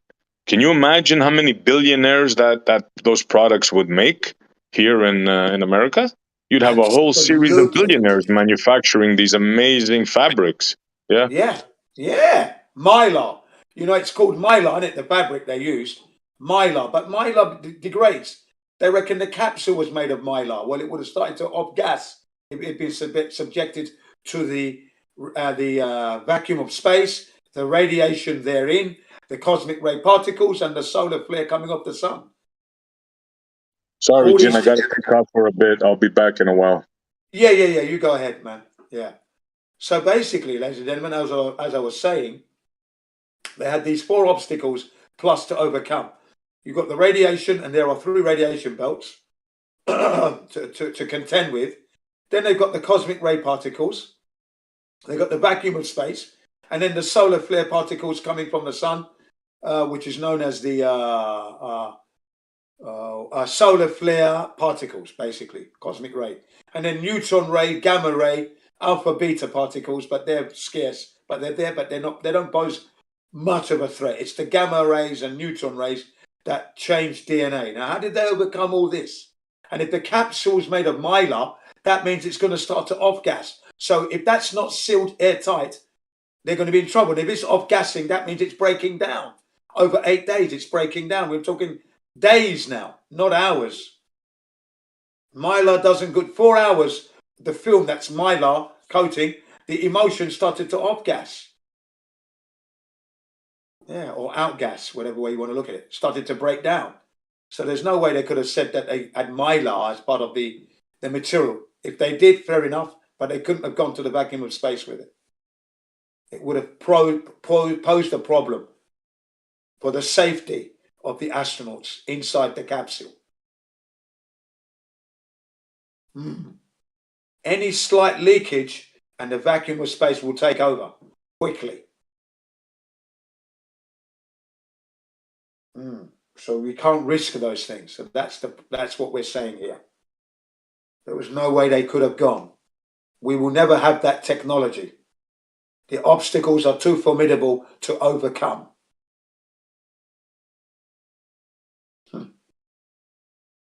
Not to mention having to go to the toilet.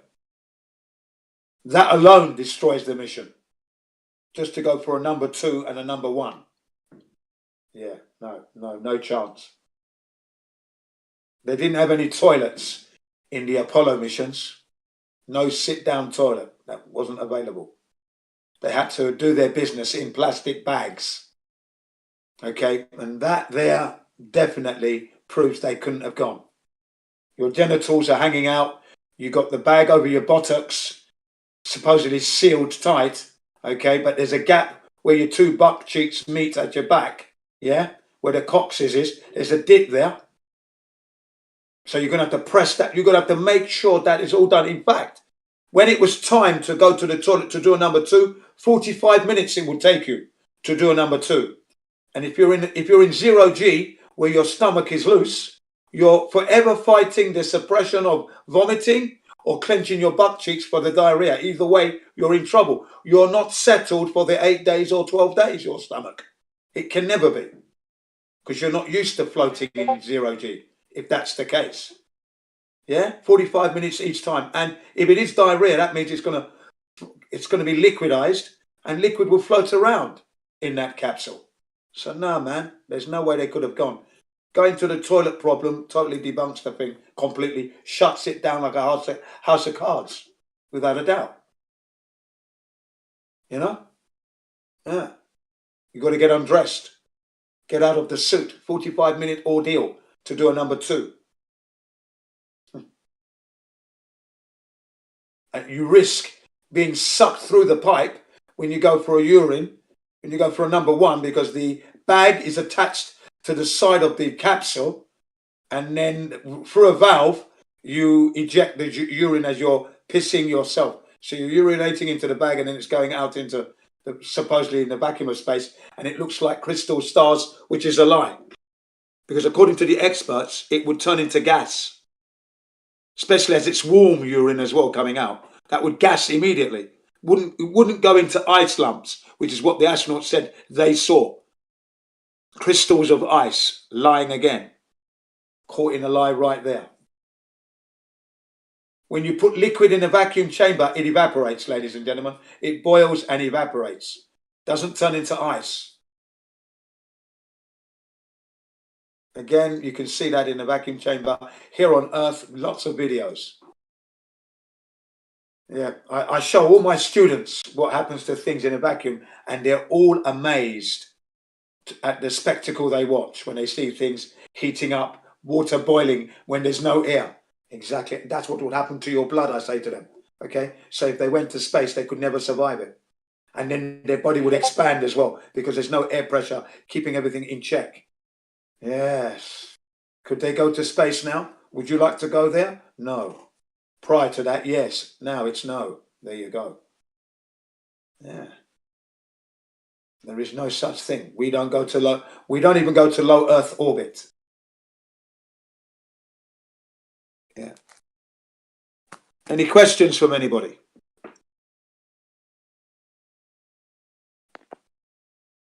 Anyone like to chime in?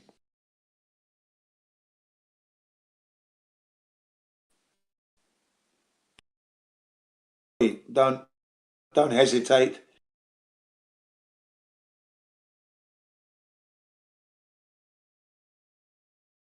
Anybody got anything to say? Anyone?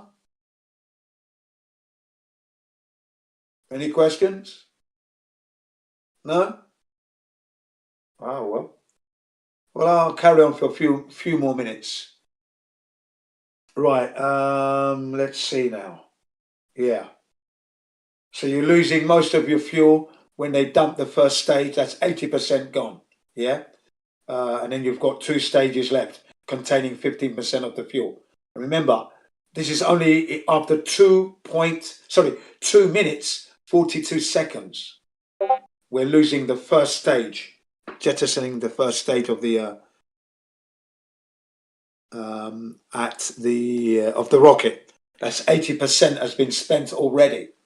Right? How far can they be in 2 minutes, 42 seconds?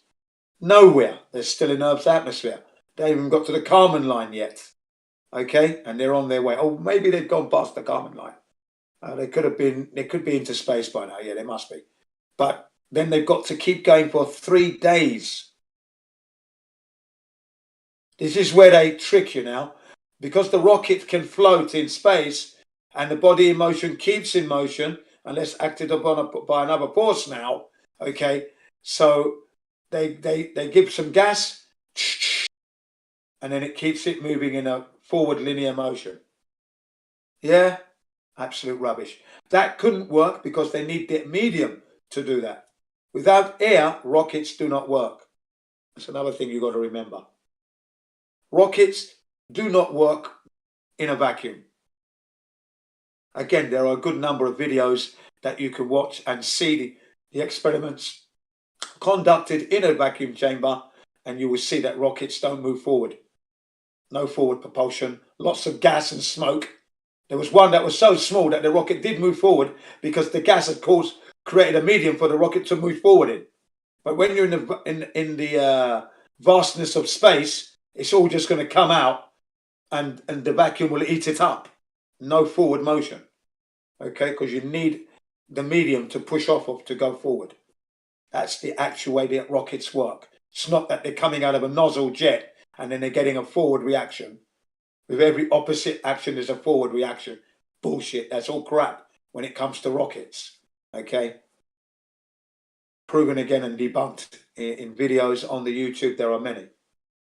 Well, there are a small number that I've seen.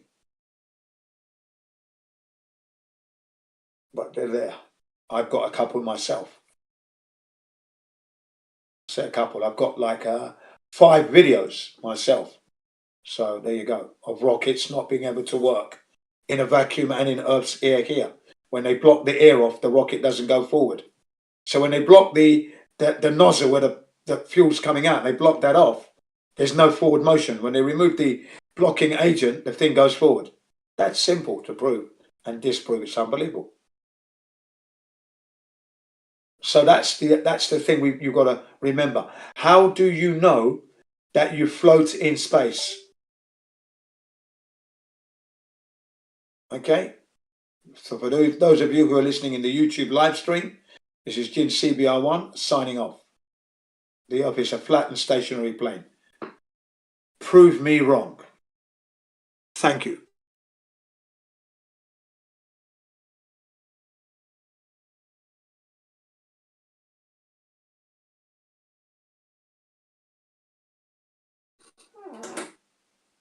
Oh, yes, cool.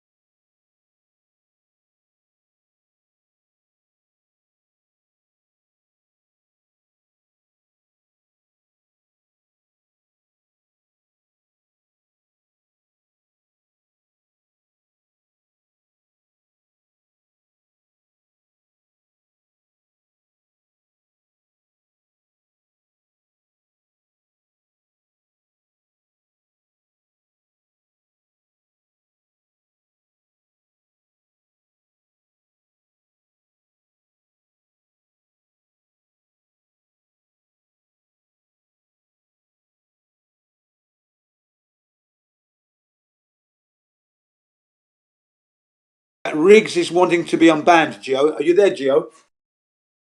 Riggs wants to join the conversation that we were having about the moon landing, and of course he's quite knowledgeable on this topic matter, a good proponent, and he's asking to be unbanned if it's possible.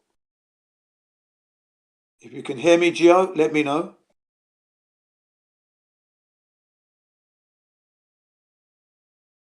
Are you there?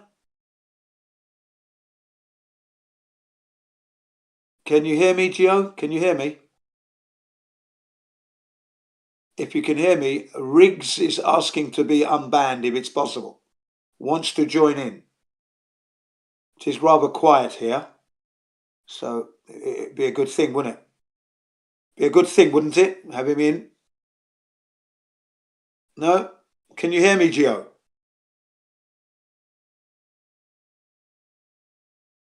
No, he can't hear me. He must be busy. Never mind, Riggs. I did try. Gio's not around at the moment by the look of things. So next time round.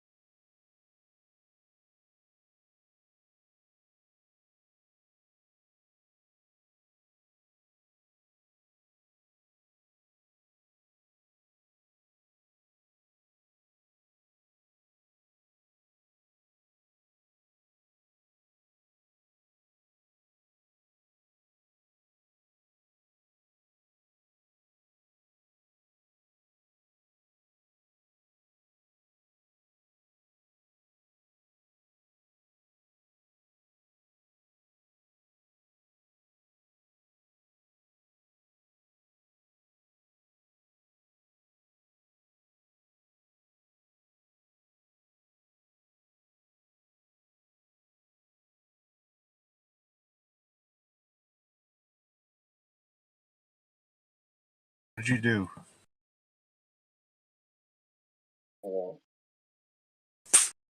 Yep.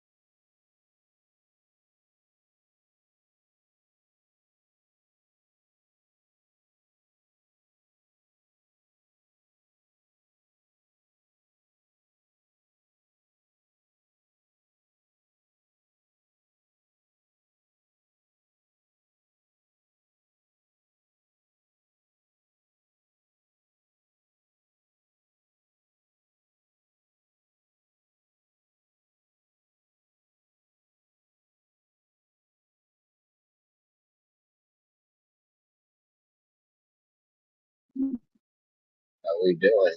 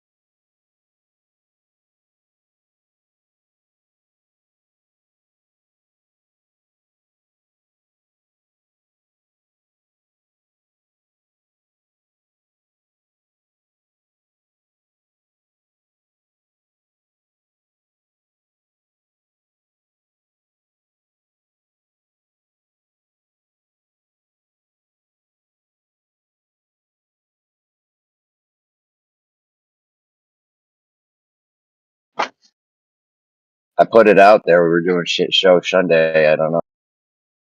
Nobody wanted to come.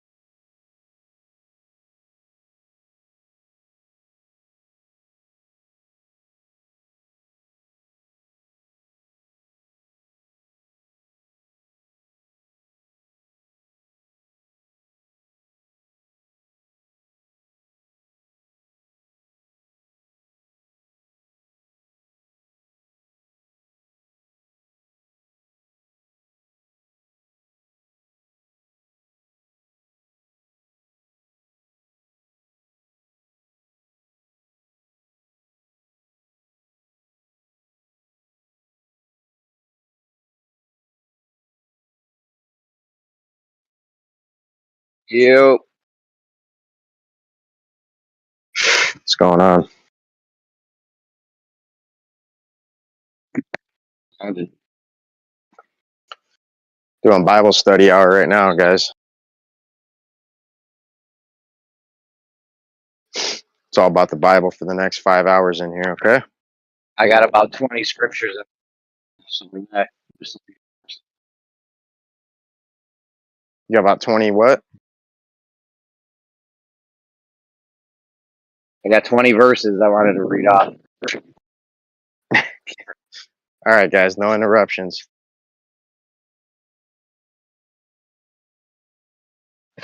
That shit was hilarious that day. Somebody was like, listen, I just got two verses I want to read real quick. You're like, yeah, I got 3 or 4 right after that. So, shit. Oh, you're talking about my response? I think I remember that. Yeah, you said that to someone one day, a week or two ago.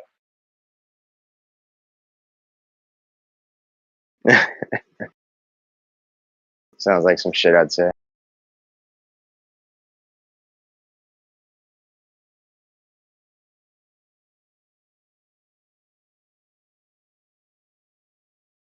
Fucking went over to Demon Stride server a little bit ago.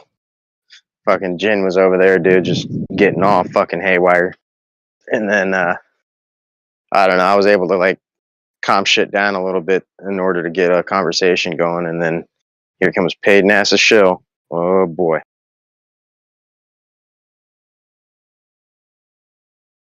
All hell broke loose, bro. Forgot I'm a mod, dude, or I would have fucking muted his ass, but I just fucking left, dude. Just watched this other video I posted in the live text chat one. You guys should watch that. It's pretty short. It's only like 6 minutes, but this dude gets fucking destroyed.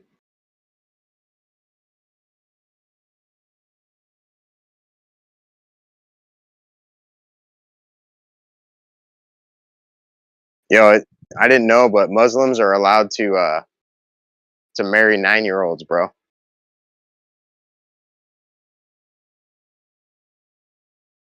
Fuck crazy shit, dude. Can't wait till Flat Earth Egypt gets in here.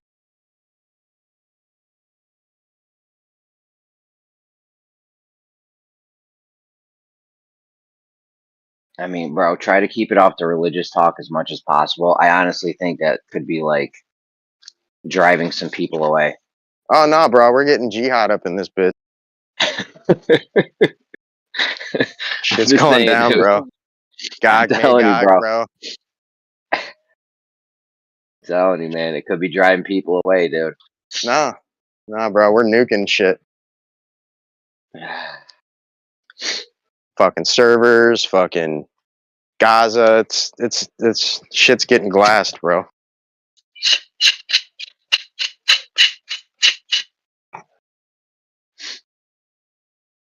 Yeah, probably though. You're probably right, bro. Probably, you're probably right. People are getting way too fucking religious up in here, dude.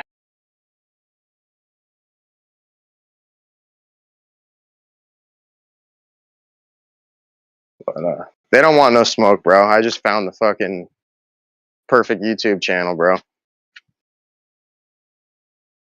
So I got a feeling all the religious talk's gonna be done with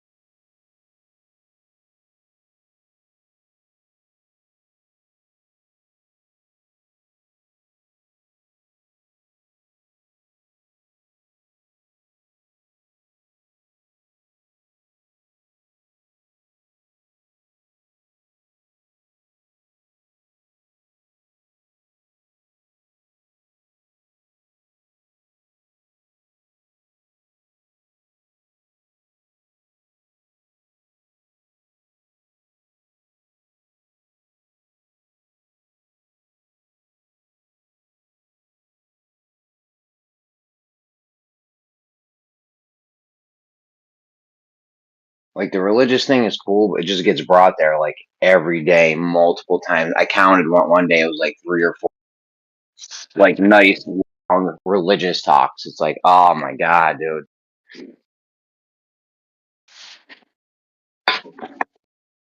Every Yeah, single day, we every should day, just bro. do like prayer hour, you know? Just once an hour, like news on the nines or some shit. Yeah, yeah, every hour on the hour, bro. We'll start dropping verses, bro. Like it's hot.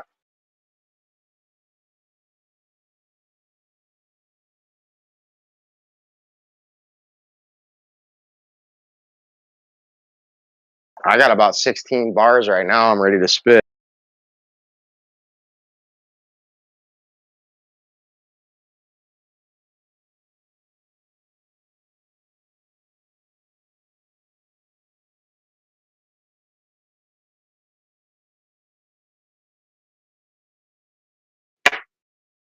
So, and like Gio said, it's like we don't want to like limit our topics of discussion, but we just need to be mindful, I think, you know, of shit we're doing.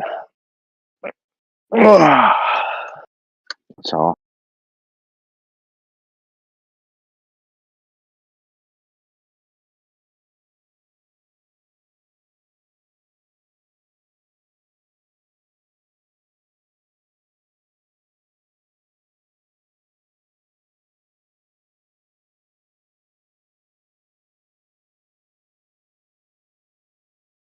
I guess the SEC's last day to appeal the Bitcoin ETF by Darkstone was the other day, and they didn't appeal. So I don't know, bro. It looks like a shit's gonna be going down, dude.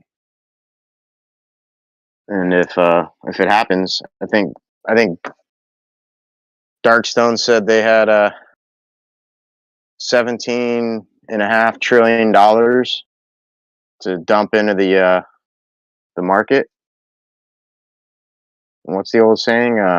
High tides rise all boats.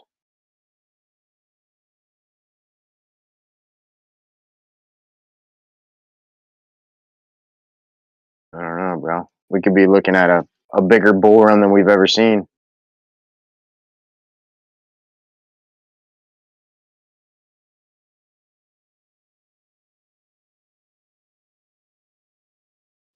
I gotta wait for Goodway to let me know if that's correct, but I think I'm on the right track.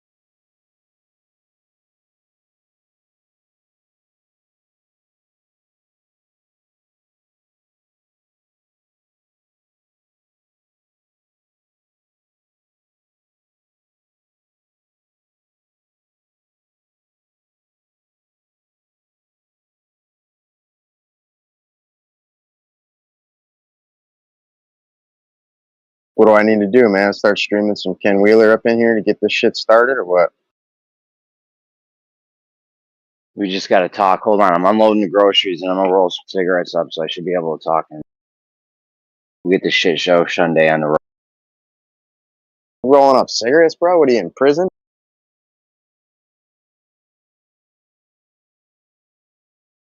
Did you know how much a pack of Newports costs? I thought they quit selling Newport. Oh, Oh, for real? I thought they quit selling Newports. Well, it was a menthols, Newport menthols. Oh, shit's illegal, bro. Were you buying some bootleg shit or something?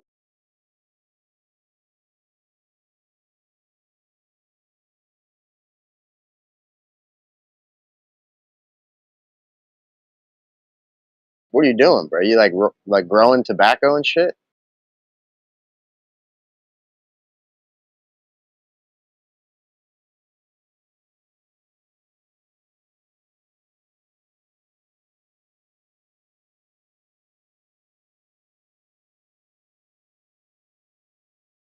You fucking roast your ass.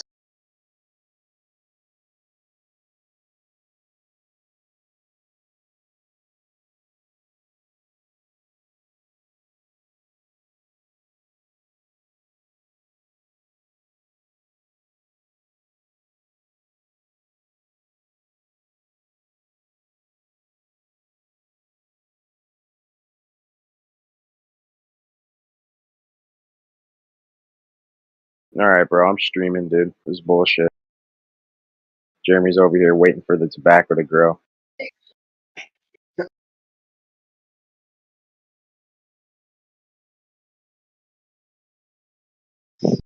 well, it's gonna keep. Listen, me and my wife smoke cigarettes. A pack of cigarettes in the store costs like $15. Okay, right. Get the rest of those groceries, please. Come on. I don't know what you're doing out here. When I roll them, what? What's that? Backhand that boy. I'm about to put you in a headlock, bud. Let's go. Show a little hustle. When I buy them in the store, they're $15. Okay. When I roll them, they're like $2. So it's a no-brainer, bro. I bought this $200 machine. Then put the tobacco in. While my wife be hitting mad curves in her car. Holy shit. It's mad easy. It's worth. It doesn't even matter how easy it was hard. It's the money. So what, you got the kids fucking running the machine and you're over here just selling bootleg cigarettes or what? Nah, bro. You know how much money we save by doing this? We save hundreds of dollars.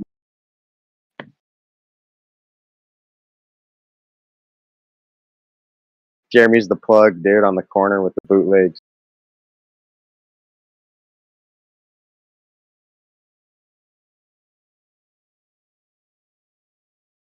Every pack you buy comes with a flat earth fact.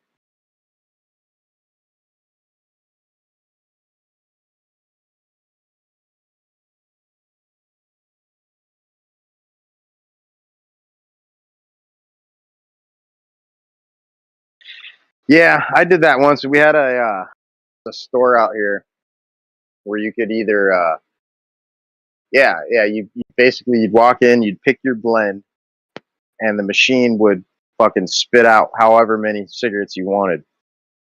And it was pretty cool. I don't know how long it lasted. I don't think they're there anymore, but it was pretty cool for a little bit. And they had this machine right there that would just roll it all in front of you. Yeah, I mean, dude, I get a bag of tobacco. It's $25, and then the tubes are like $5 for 2 boxes, probably, give or take. So $30. I get 2 cartons of cigarettes. You ain't getting that. I don't care if you go to Malaysia, all right, or China, or fucking the Congo. You're not getting cigarettes cheap.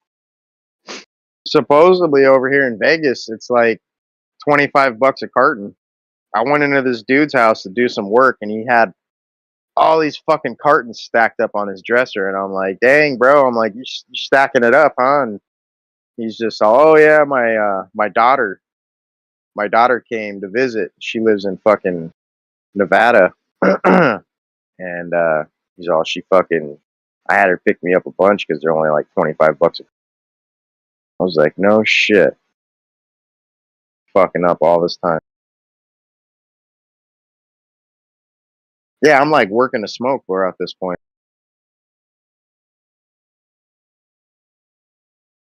$15 a pack, bro. Shit's no joke.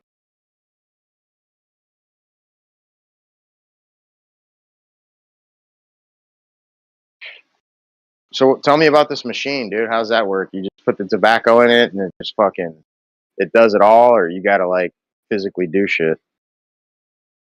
It's like the Powermatic 3000 shit. You put a handful of tobacco in, like enough to probably do like 20 cigarettes or something. And then you put a single tube, like, you know, the filter with the paper attached. Put that over the thing, then you hit a button. It puts all the tobacco in. Then you put another tube on, hit the button, put the tobacco in, puts it out, and you just keep doing that. It's mad easy. I spent like $200 on this machine off Amazon. Okay, so you gotta physically, so you can put enough tobacco in for a pack, but then you've got to manually load the tube and then physically push the button and put the filter and all the shit, and it does the rest. So you don't actually have to roll it, but you got to load each and every time the tube and all the shit, right?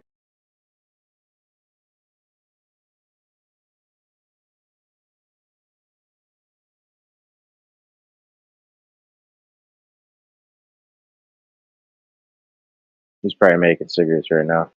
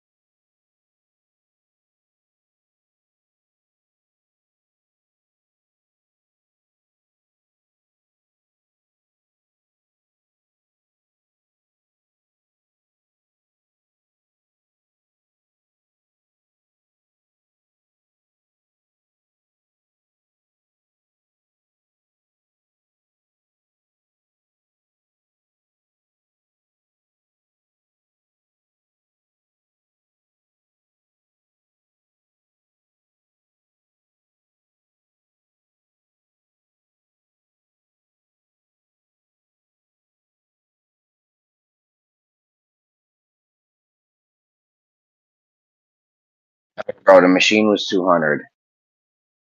You get a carton of cigarettes is like $150. So that machine was like, you know, if you roll 2 cartons of cigarettes out of that machine, it basically pays for it. It's mad easy. I wish I had one where you just dump the tubes in, dump the whole bag of tobacco, all the tubes. The thing is, after enough cigarettes, it starts to get a little funky, and you gotta like clear the thing out and adjust it and shit. It's not a big deal. It does take a few seconds. But yeah, I'd love to have one where you dump all the fucking tubes in, bro. And dump all the tobacco in, and then it just goes. I'm sure whatever Newport Marvel is, something like that. But did you hear what I was telling you about that little store over by my pad? Yeah, there was a store here that does that. It was a smoke shop. They would roll your whole shit up. Right. But my point is that shit only existed at like a certain point. It feels like there was a bunch of those stores that popped up all around the same time, and then they all went away like around the same time. So it's like, was there some kind of law that came down on top of them, or did it just die out by lack of demand? Like, what the fuck happened? It might have been a law. Yeah, I don't know. I didn't even do that in the first place because it didn't even seem legal. Because the lady would roll them up for. So I don't know. Well, that's the thing. Like, I think they found a little loophole in the fact that you're not buying like a pre-packaged and dispensed cigarette. Like, you're physically having to do something. You know what I'm saying? Whether it's picking You're out. buying like a service, basically, because you buy the thing. Well, it's like a do-it-yourself service, bro. It's like going to the pet groomer versus going to like a do-it-yourself place where you can wash your own dog. You know what I'm saying? So there's a difference there. Something. I'll tell you what the fucking difference is. Hundreds of dollars a month. Like me and my wife were spending like $300 to $450 a month on cigarettes. And now we spend like, $50 or some shit. It's nothing. Literally nothing. It's like huge swing. Huge swing. I don't know who's out there buying $50 packs of Newports and shit. You gotta be balling.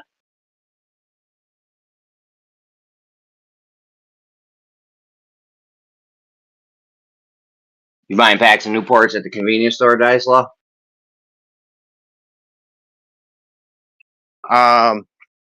Yeah. You're balling, bro. You're balling. Where are you at, in Cali?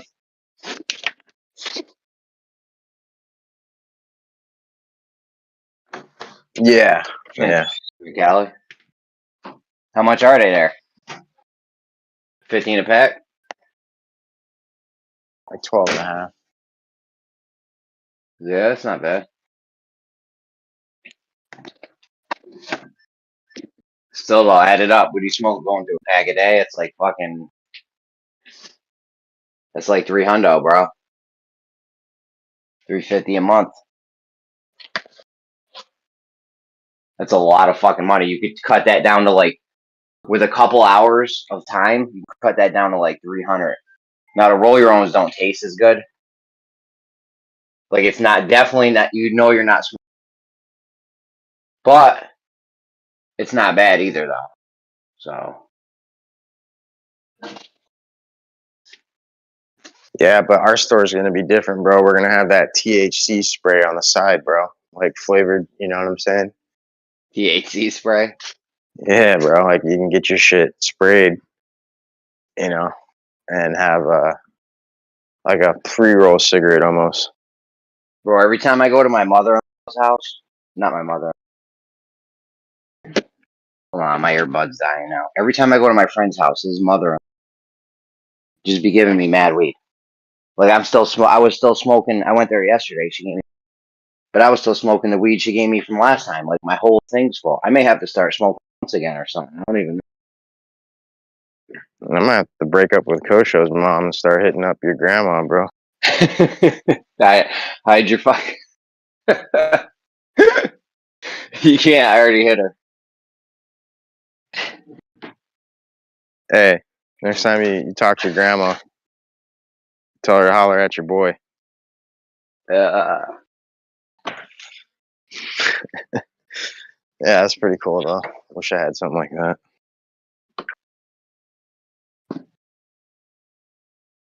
Most people's grandmas are baking them cookies, and your grandma's over here hooking you up. Well, it's my friend's mother-in-law, but yeah. Oh, okay. That is awesome. She's been giving me mad weed. My whole thing is I had this like phone case. It's like giant phone case they used to sell them at Walmart. It's like IPX6 or something. Waterproofing thing.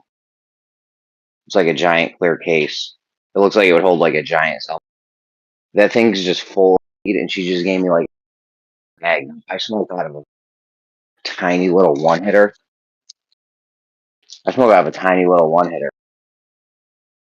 Like Dang, an bro. eighth of weed. Yeah, an eighth What are you of in the weed fucking- last year. You in the 6th grade or something? What the fuck's wrong with you, bro? Dude, it's conservation of THC. That's Newton's fourth law. You're stuck It's in not middle school, important. bro. No, listen, it's all Literally. about conservation, dude. No. It's a conservation thing, right? If you have an eighth and you roll up, how long is that eighth gonna last you? Fucking 2 days, bro. 3 days. Well, yeah, maybe. you don't roll it up, dude. I mean, I get the little snaps, bro. Like I'm all about the snap, bro. But those little one hitters, dude, with no filter, that shit's just ashing all in your mouth, bro. You gotta know how to hit it.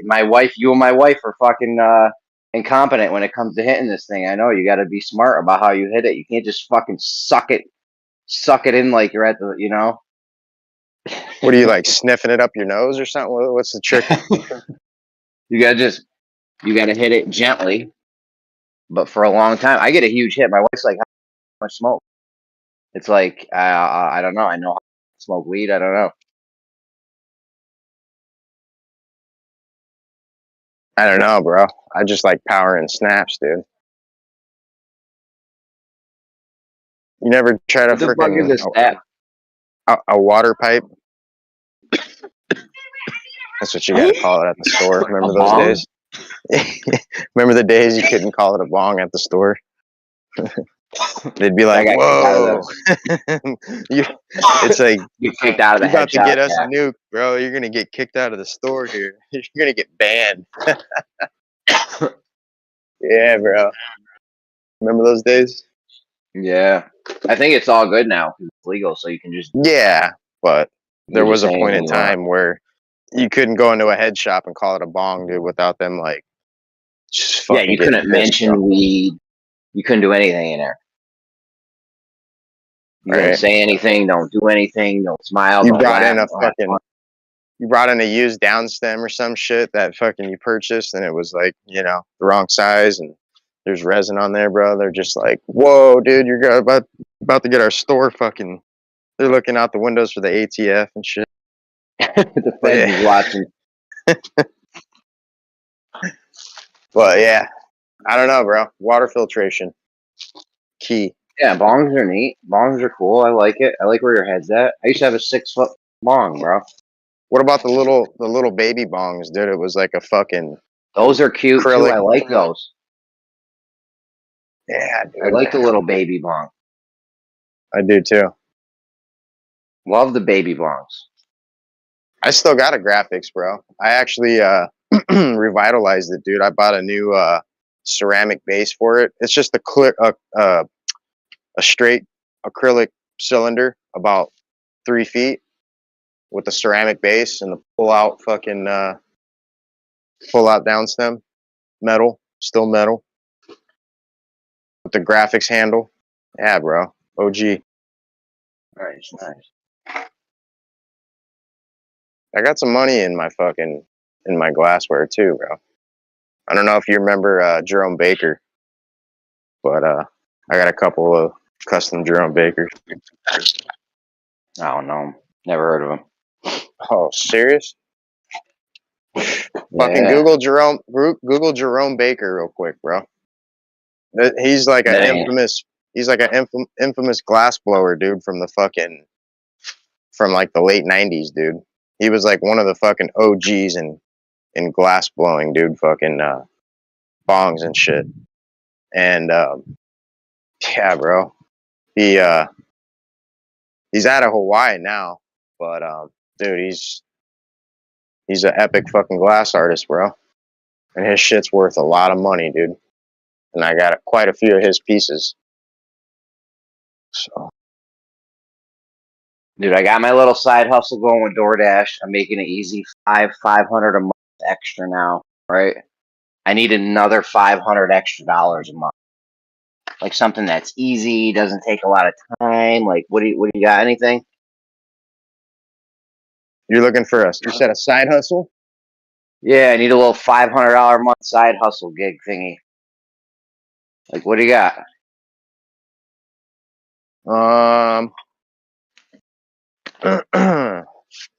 There's all kinds of little side hustles, dude. What are you willing to do? I don't know. Something from home would be awesome. But if not, I mean, whatever. What about from like the car? Do you do like car dates and stuff? Car dates? Oh, Yeah. what? No. What the fuck does that even mean? Like hustle and blow? Like whoring yourself out. I don't know what the fuck. What about well, I ask you because like there's all kinds of things, but I like the plant hustle, dude. That's kind of like a really overlooked hustle, dude. Selling Like rare plants? plants. Yeah, rare plants, bro. Not just plants, bro, but not just any old plant. But they got plants that are fucking like thousands of dollars, bro. Or you could sell one leaf, dude, for fucking hundreds of dollars, bro. You know what I'm saying? So So if you got the plant, you know what I'm saying, and you divvied it up, you know, you could easily just fucking start bankrolling money, dude. Yeah, I And you don't can really have a legally. green thumb. Well, that's what I'm saying. What are you willing to do? Yeah, I can't really It's grow. not I don't about have having a really. green thumb, bro. It's just about knowledge, dude. You know, you got to be willing to invest the time to know what the plant needs, you know, take care of it. Yeah. But yeah, some people don't want to do that. Largely Yeah, a big that's part tough. of I don't why. really have. Well, I don't really So, have room to do that. yeah, it does take room, Yeah. or even just the right environment. If you could do it outdoors. I don't know, bro. Crypto's the best hustle, dude. Yeah, but it's not making me, hundreds of dollars. I was getting 2G a month, though, bro. Right. Passively, that was fucking awesome. I think that's the best hustle, dude. I think it's kind of dead in the water at the moment, but like I told you, bro. I don't know if you were listening, but SEC had their last day to appeal the BlackRock Bitcoin-backed ETF was yesterday, and they the other day, and they failed to do it, which means that there's a highly good chance that it's going to be approved. Oh, And if so, BlackRock's making a Bitcoin ETF, yeah, they already did. like on the And now, stock market. What's the I guess, symbol? bro. What's the symbol? I don't fucking know. Go look it up, dude. Dude, you I'm don't not even saying know what you're talking it's not about. trading. Oh, I don't know what I'm talking about. That's fuck with you. It's not on But the market. well, no, it has to go through approval and shit. And you know, they're not gonna just do some illegal ass shit, bro. So anyways, anyways, the SEC fucking tried to shoot it down, and they went through court, and the judge ruled in Blackstone's favor. And now that the time is up for SEC to appeal, means that it's only moving forward. So if that happens, they said they've got $17.5 trillion ready to dump into it. So if you look at the market cap from the beginning till current in the crypto space, bro, what are you spinning records over there? That's my rolling machine. Oh, all right. Thought you were like playing DJ or something. But yeah, dude, if you look at the market cap of crypto from the beginning till now, compared to that dollar amount, like that's a fucking huge jump, dude.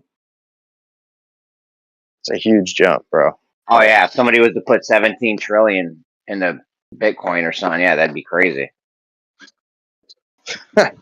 You know what I'm saying? Just think about what that bull run would look like, dude.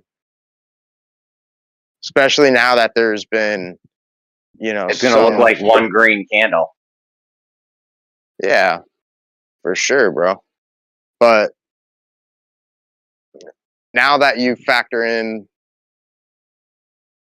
the point that, we've got some sort of formal regulatory clarity as to how to perceive things, like what's a security, what isn't. That means that like all these major fucking commercial banking institutes are going to have need in order to move forward with adopting it and utilizing it.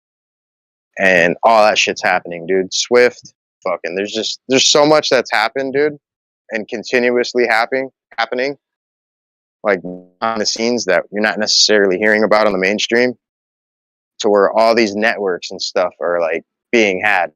Like Swift is already out and said that, we've been beta testing the whole system utilizing the ODL, on-demand liquidity, which is Ripple network.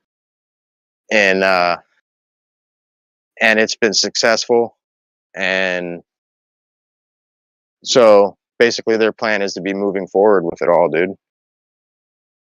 And I don't know, bro. I just think it's all happening, dude. It's literally going to be like a switch getting flipped, dude.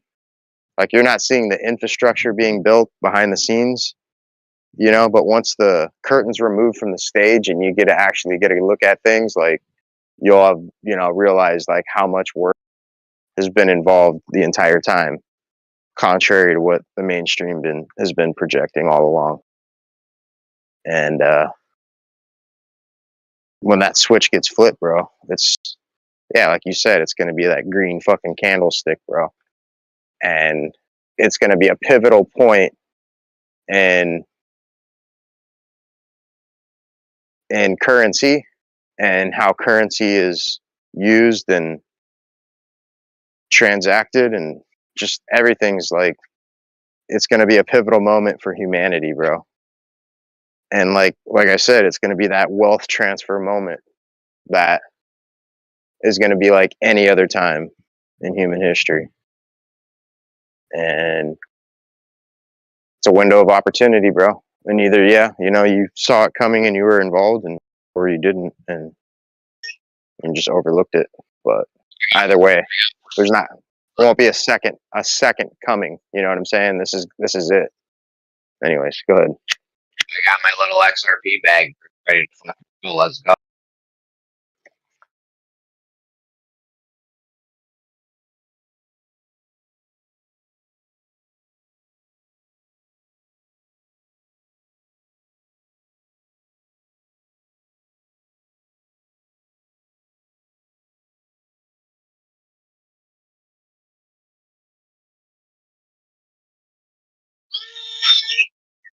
Switch cigarettes and shit.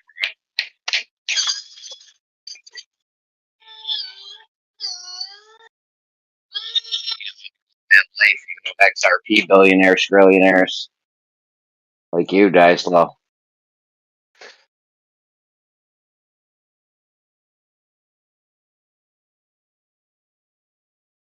Oh, he left. He was scared. Oh no, he's still here. Hey, Daslow, I have a question for you, or Jeremy. I mean, anybody that's like financially savvy. So we have everything in like one basket, like one company, one retirement sort of fund. And I'm wondering, do you guys say like you should definitely have cash on hand, like in a safe at your house, and you should be mixing it up, diversifying into Bitcoin or, you know, blockchain or something? Because I got so many thoughts, like, because we're truthers and we don't want to play a lot of the shenanigans and a lot of the games, if we're in the digital currency, won't they just say, okay, you can't access any of this until you line up? Or like, how are y'all playing the future with money? Well, here's my thing is I got a little bit of cash in the safe.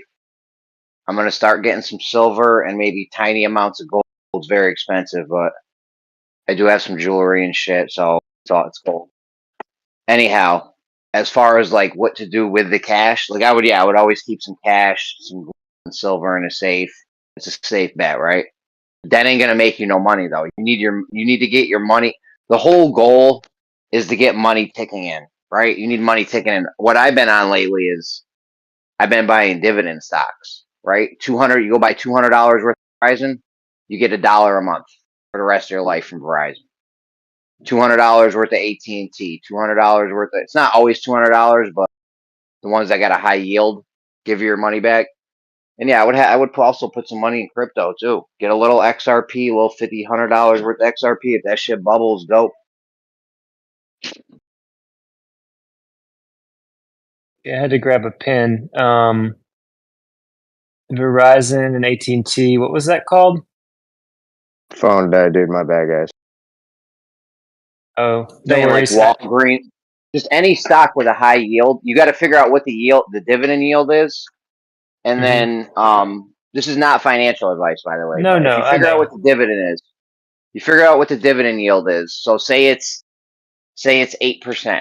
That means that however much money you put in there, they're going to give you 8% a year. So if you put $100 in there, you're going to get $8 back a year. So if you put $200 in there, you're going to get 16 back a year. That's $1 a month. You know what I'm saying? Verizon's Yeah. like around 8%. Walgreens, Boot Alliance, it's WBA, I think is the ticker symbol. I'm just saying, like, there's a lot of stocks that are. I mean, you could DM me, and I'll send you a screenshot of what I got. You know, I also get. There was a thing I was doing a while ago, getting Bitcoin ticking in. I still do have tiny amounts of crypto ticking in passively. I mean, there's a whole bunch of stuff. We could do a whole event on this. We're gonna have good white here though, dude. Or it just wouldn't be official. Yeah, I don't feel comfortable without him guiding us. Right. Yeah. We need proper advising. Good white. Yeah, there's a lot of stocks where $200 or $300 will get you $1 a month, and that's fairly safe. I mean, Verizon, AT&T, you know, where they go. Yeah, that makes sense. Shit. Well, thanks for the feedback. I mean, I've also thought about, items like if there's a total collapse and we can't even, mess with commerce anymore, like a bunch of rakes, like get a storage unit in your backyard, just have a bunch of rakes and shovels and bare necessity type stuff where you could be like, hey man, give me a couple of those eggs, I'll give you a shovel. I know it sounds silly, but if you're talking about eating, if there is a total crazy collapse, which I'm not thinking it's going to all shut down, but they might not like the way I want to play because I don't want to be told what I have to believe or what I have to, get put in my body. But anyway, just thinking all the way around the whole thing. That's like, yeah, you have all the stuff, extra rope, extra string, extra stuff. Get a couple 550 paracord. What's up, babe? Are you looking at me like I'm crazy? That's hilarious. Hey, Jeremy, your My mic wife keeps looking at me going. like I'm. Your mic keeps going to this like very, very quiet, like you're sitting on the mic or something. Just to give you a heads up. It'd I got be this also machine good. going. Oh, and it's drowning out your voice.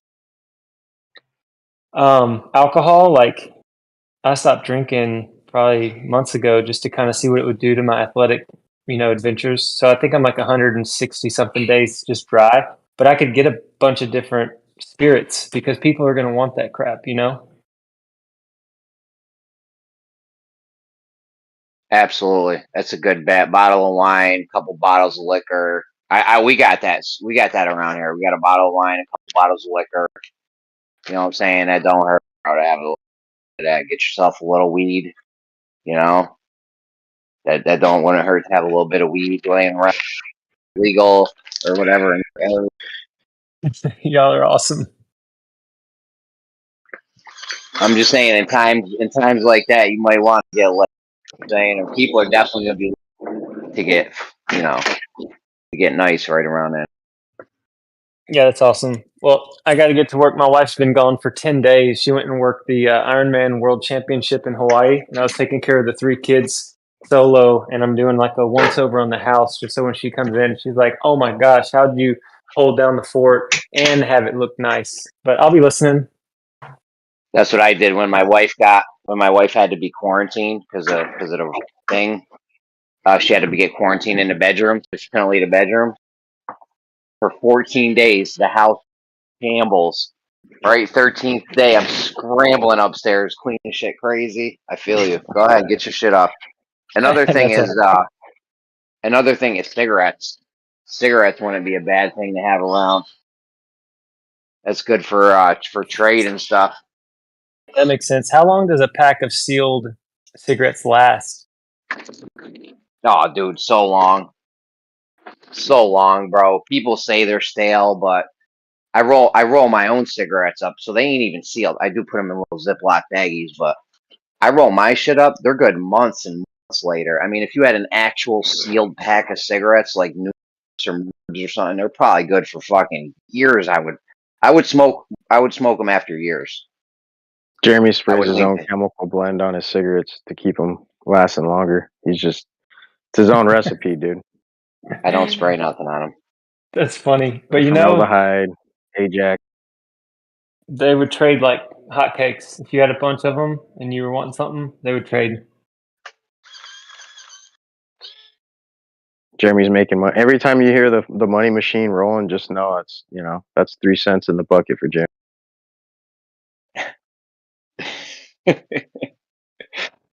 Jeremy's Bro, money every time machine that goes. machine, every time that machine goes off, it saves me like 10 cents, bro. Jeremy's playing 2 Chainz in the background. My money machine goes brr. Y'all are hilarious. I mean, it'd definitely be good to have some physical shit, a little bit of silver, a little bit of gold. You know what I'm saying? Get your prepper shit on, get your food, your string, your shovels, and all that, obviously. An extra pair of boots. You know what I'm saying? I got like 3-4 pairs of boots. Bootleg Just in cigarettes to case. go with the boots. Get a bunch of socks. Just the easy shit. Shit you know you're gonna need. Always gonna need. Unless you're a baby toddler or some shit and your feet are still growing, like your shoe size really don't change. So just get a couple pairs of boots, sneakers, whatever you need. You're always gonna need socks. Buy a whole bunch of stuff. Like if you have room to store this shit, as long as you store it correctly in a sealed container, so it's all sealed, so like moths and shit can't get at it. Like you're good. Toilet paper, I'd stock up on that. Mhm. Just shit you're gonna use. Don't go buy 100 cans of Spam. You know what I'm saying? Like don't bug out and do anything fuck crazy like Slow would probably do. Baby formula and bootleg cigarettes on 5th Street. Just Open up your jacket and one side cigarettes and one side's baby formula and like to go little plug.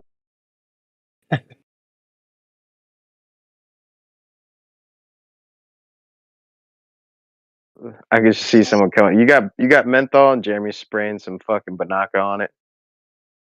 Like Gotcha, anything bro. you use, and anything you use regularly that doesn't have an expiration date, and you have room to store it, you might as well just buy it because it's not going to get any cheaper in the store. I promise. Like toilet paper is not going to get cheaper.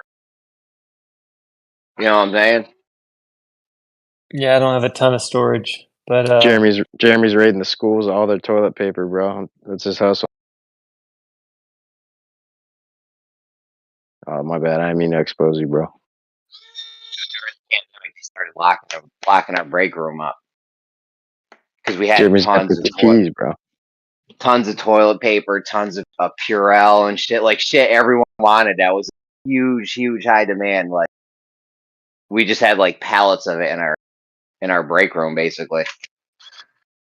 Jeremy's trading out the toilet paper in the stalls for lined graph paper and shit for the kids, so he can keep all the good shit for himself.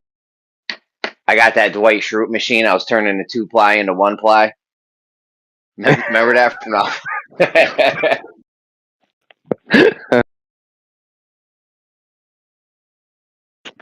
He's got handwritten instructions on every stall. Only use 1-ply per kid. Fuck, dude. You get three squares maximum.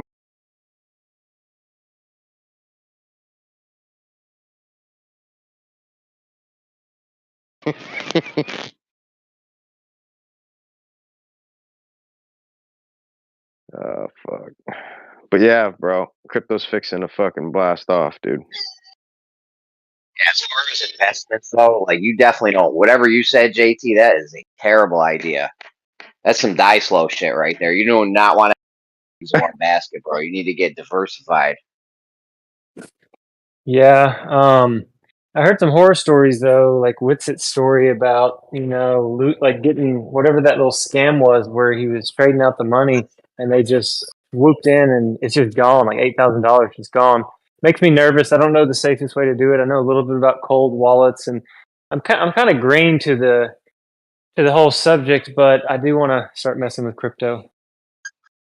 Even when you do crypto, you don't want to have all your eggs in the crypto basket. You know what I'm saying? I got like 8 to 12, maybe 15 crypto wallets where I got a little bit of crypto in all the wallets. You know what I'm saying? That's another, like, you never want to have all your shit in one. You don't want to get into crypto and have all your crypto into this one thing. Yeah, that's smart.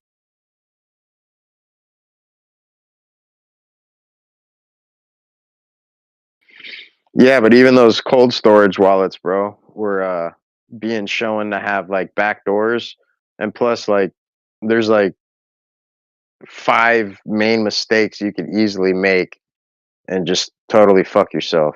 So there's a lot of shit to know. Like prior knowledge going into protecting your investment in that regard, if if that's what you're doing. Like I don't disagree with your method, Jeremy, because like I've brought that up myself, but it's a lot to manage, bro. You know what I'm saying? It's a lot to fucking. It's stressful when you think about it. Like I know you got a couple $100 in it, but imagine now if you had your whole life savings, which was quite a bit, all invested into crypto, chunk of it. You would be super stressed out. All these, No, 20 different fucking wallets. bro, once you set a wallet up, once you set like a MetaMask up and you write the password down and the key phrase and you're good, there ain't nothing to do anymore. You unless you're fucking with it. What are you fucking with your shit every day? Swimming through it like Scrooge McDuck? Well, you want to at some point check and make sure, like if you're worried about it being taken out by the exchange at which is holding it, then eventually obviously you're going to want to confirm each and every one of those wallets at some point to make sure they haven't gotten if they got shady with one wallet, you're going to wait for them to fucking gank every associated wallet with that IP address you set it up with, or are you going to like catch on after the first one and just start pulling your shit out? So obviously you're going to have access to it, which means that now you're going to have to know 20 different fucking passwords and be stressed out about that when you've got a large portion of your life savings invested into this thing. Bro, one phone or one computer. I mean, dude, yeah, you need to know the password, but you can make that the same for everything. It's the key phrase that really. It doesn't matter. That's not smart. Well, all the wallets. Well, no, I'm just saying, like, you can't do anything with my password. If I gave you the password to my wallets right now, you can't do nothing. What are you gonna do? What are you gonna do? I'll go in and fucking start sending shit off to my wallet. Go in where? How? What? With what? Go into your exchange. Now that I got your password, and fucking send a transaction. Oh. What do you got, a 2FA set up? Yeah, obviously you'd have a two. I wasn't even talking about exchanges. I was talking about like MetaMask, SafePal, Exodus, shit like that. Like, these semi-cold, whatever you call that, wallets. Like, if you have the password to that, there's nothing you can do. Yeah, you can. Is it safer to keep stuff on an external hard drive so it's not linked into online? Well, that's cold storage. Oh, okay. That's one of the safest ways. Like a paper, you could have a paper wallet. There's even a paper wallet. You could have. Yeah, but bro, even your paper wallet is associated to a server which is connected to an exchange. So if that exchange gets fucking shady, like FTX or something, now you're fucked. I just have to insert exchange before the conversation goes too far. Dice, so when you said ganked, it just took me back, bro. I used to say, don't get ganked so much. Are you near 40 years old? Yeah. I'm 43, so that was I'm a blast from the past. Are you older than me? I don't know, maybe. I'm probably around the same age as you. Yeah. If I give you my MetaMask password right now, Dicelo, there's literally nothing you. I'm just saying, bro, it's safer to have all your shit in a multiple different types of wallets and types of places than just one wallet or one exchange or something. Obviously, that's crazy. So what's your line of protection if between your password and me having access to your assets? The key phrase. You can't do nothing without the key phrase. What are you gonna do? The key phrase is only if you get locked out of the wallet, bro. Or if you're trying to gain possession of the wallet outright. That doesn't mean that you can't liquidate assets from outside the wallet without the key phrase. I never use my fucking 12-word seed phrase in order to fucking transact or send fucking funds or assets. Like that doesn't make any sense. Yeah, because it's on your phone. your wallet is that key phrase is the wallet on your Right. phone. If you don't have my key phrase, you can't Okay. do anything. What are you gonna log into your MetaMask and put my password in? It ain't even gonna fucking work. So you're saying that people can't fucking get into your phone and hijack your phone from a fucking digitally from a remote location? That doesn't happen? That's what would have to happen. Yeah, somebody would have to Yeah, hack my and phone. that shit happens all the fucking time, bro. Okay, Yeah, but how many either way, fucking phones are fucking are fucking people's phones are spying on them fucking right now? Like, come on, bro.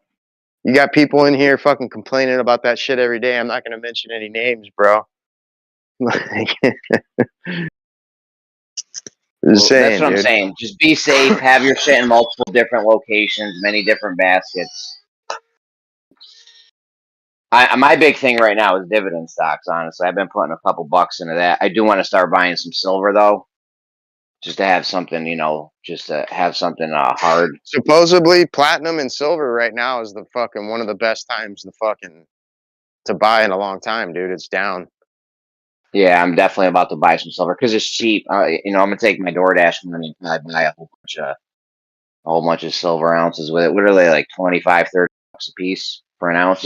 Jeremy's waiting for the werewolf invasion. You know, it is the Turn Halloween them into special. We had bullets. the zombies. Now we got werewolves.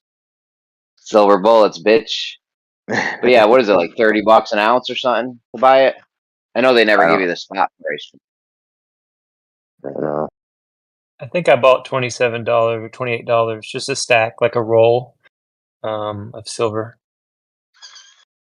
Yeah, I bought like 70 ounces a while back. I think I'm in the top 10% of silver holders. Dude, I bought one of those golden eagles or whatever they're called. It's like an ounce, and it's $2,000. And I was like, one coin, $2,000. It kind of freaked me out.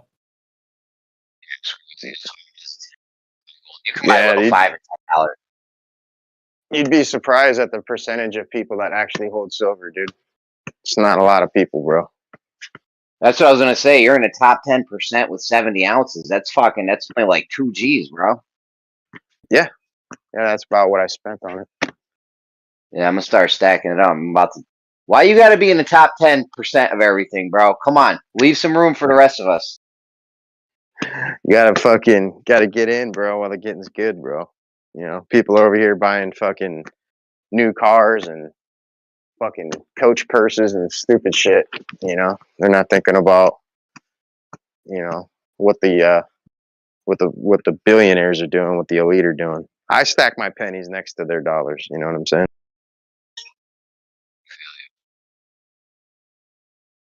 Yeah, no need. Never do what they say, but do what they do. You know what I'm saying? Because what they've been saying all along is, oh, crypto's bad, crypto's evil, all while acquiring it behind your back, dude. It's what every one of them have been shown to do, whether it's JP Morgan, Diamond, Buffett, you name it, bro. They're all acquiring this shit behind your backs, dude, while telling you it's rat poison square. I'm just saying, one of my favorite things right now is stocks. Getting them dollars a month, bro. I bought $200 worth of Verizon last month. Now I get $1 a month from Verizon for the rest of my fucking life. You know what I'm saying? I wish I had been doing this when I was younger. $1 a month don't seem like a lot of money, but if you do that 100 times or 200 times or whatever throughout the course of your life, now you're getting a lot of fucking dollars a month. That's what everyone works their whole life to get those dollars a month taken in via pension, Social Security, 401ks, whatever. Like, it's all about getting those dollars a month so you don't have to work anymore. So your family can be good and have the extra stuff they need. What do they call that? Like renewable income? Passive income. Passive income. Yeah, that's honestly like the thing they don't teach you, bro. Like they teach you how to, save, work hard, keep your nose to the grindstone and save, which is like one of the worst things you could do. It's all about proper investment, dude. For if you spend $200 a month life on on these stocks, whatever. And now you're getting $1 a month, $1 a month. Eventually, you know, after 10, 15 years, like you got a nice amount of $1 a month sticking in. And then the other thing they don't teach you, like Napalm likes to say, is how to separate your assets from you through like a legal trust, to where now you're not paying, you know, taxes and all this extra other stuff, and instead of the state, you know, claiming those assets after you're long and gone and stuff, it's held within the trust, which, you know, hopefully your kids have access to, and so on and so forth. So there's a lot of things they're not fucking teaching us and shit, dude, but we got to be smarter. Catch on, man. Get that crypto.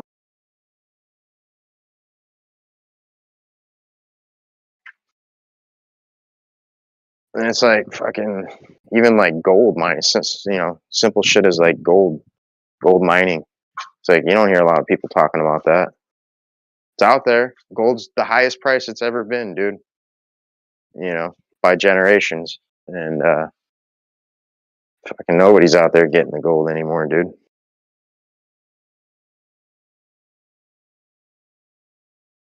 Nobody, just because you ain't getting the gold doesn't mean nobody is. I see these motherfuckers all the time getting the gold. Yeah, They but got like, sluice boxes up, all types of shit, bro. You're slacking on your macking because gold's what you're lacking. Dude, y'all just reminded me of that Leprechaun. Show me the gold. Where the gold at? You remember that rap? no, I don't watch fucking Dude. Weird Al Yankovic, bro. No, it was a news like a crackhead dude. There was a news article where they were saying they were seeing the leprechaun up in the tree, and this guy in the news was like, "Show me the gold. Where the gold at?" And then they remixed it into a song. You have to see it. It's freaking hilarious. It's epic. But yeah, bro. I mean, you might see like a few people here and there, you know, private gold miners or prospectors, should we say. But for the majority, like all the shows that you're watching and shit on TV that has to do with gold, that's all fucking, those are all corporations and commercial fucking corporations, bro. So that's not like, you know, you and I.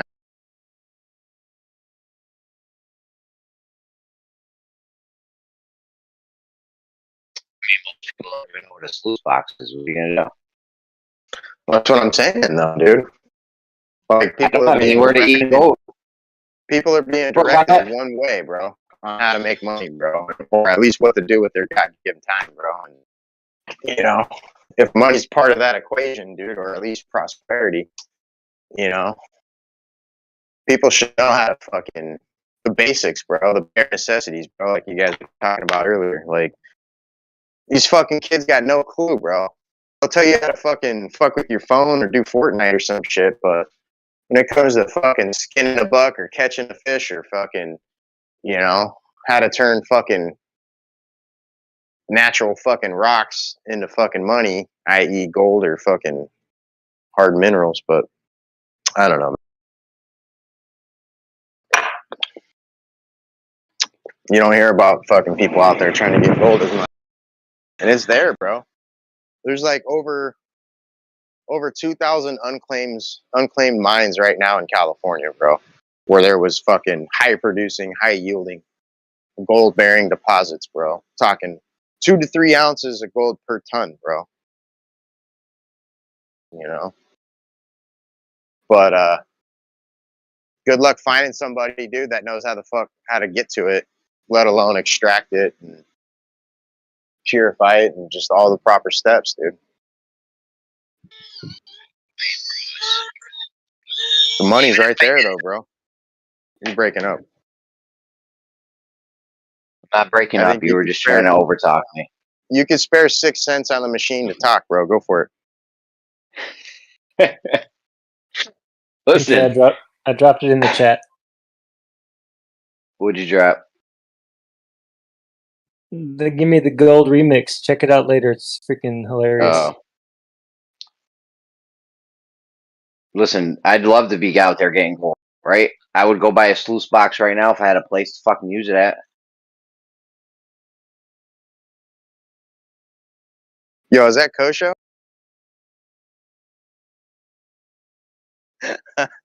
My bad. I got Kosho working on something right now, this roulette thing. We're You got about to him break fucking the handing casino. We're about to break the bank at the casino, bro. Shit is on. What is it, bro? Card counting fucking machine and shit using fucking Roulette. spectroscopy. Nah, it's all legit, dude. They did do some crazy shit. Yo, listen to this crazy thing they did on roulette. This is not what I'm talking about, but there's this other thing they did Swapped out where the they had ball this. with the magnetized one, and they fucking No, yeah, no, bro. they I use got no. That's not it. They use physics to. Once the ball starts rolling, you have like a couple seconds still to place a bet. So these people had like this thing where they could see where the ball is and how fast it was going and its trajectory and all this physics nerd I shit. was about to say the trajectory. And they the fucking and they rotational could predict. forces. Yeah, they predicted where the ball was going to land. Orbital I think the mechanics. exact number. Oh god, bro. We got Bacon over here, bro, scratching his head.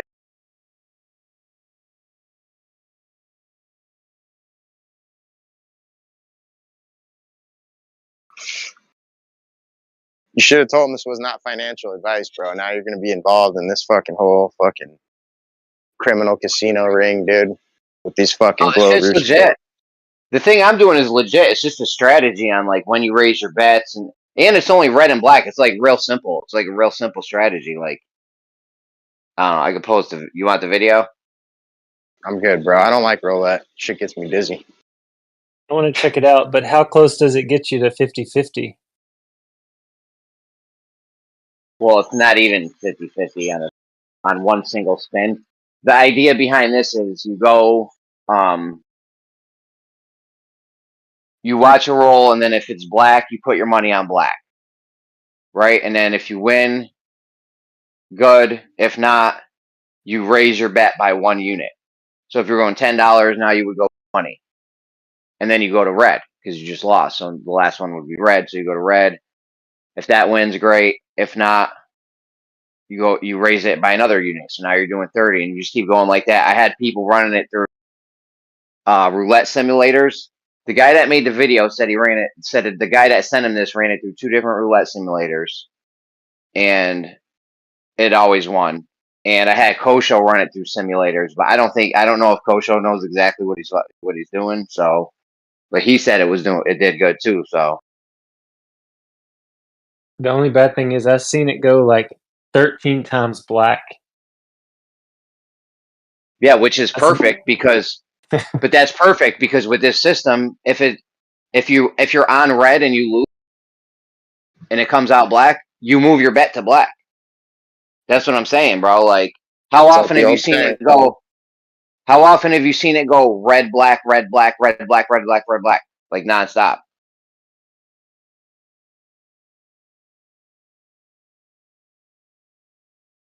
And there's a system just in case it does do red, black, red, black, red, black. He's got another thing where you start chopping it and you go the opposite color. If you get like 3 losses, it's weird. It's a neat system. You can earn up to 3 cents per roll. We're about to break the fucking bank, die slow, all right?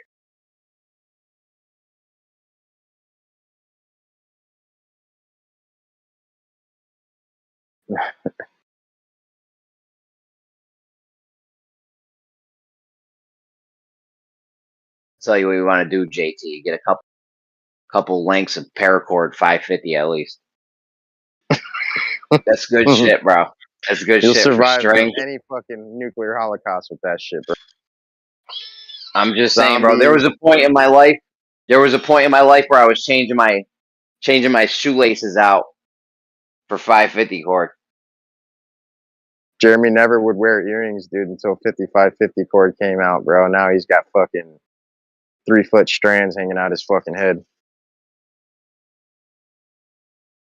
I don't know, bro. You and the 550, bro.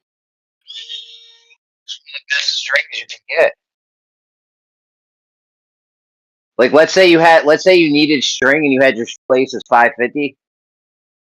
You could take the string out of the 550 because there's all strings inside of it. So you could take the string out, still have a shoelace, but now you have mad string to use. It's a no-brainer, dude. Well, thank God 550 gave his only begotten son, and in 550 we trust, and amen 550. I don't know, bro. I'm just saying it's good string.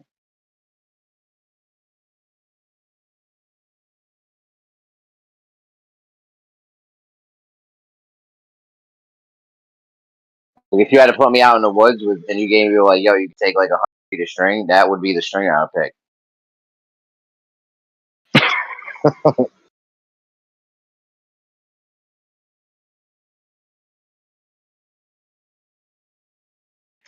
They got crazy ones now where like the inner strands, one of them's like a fire thing. Like they went bonkers with it.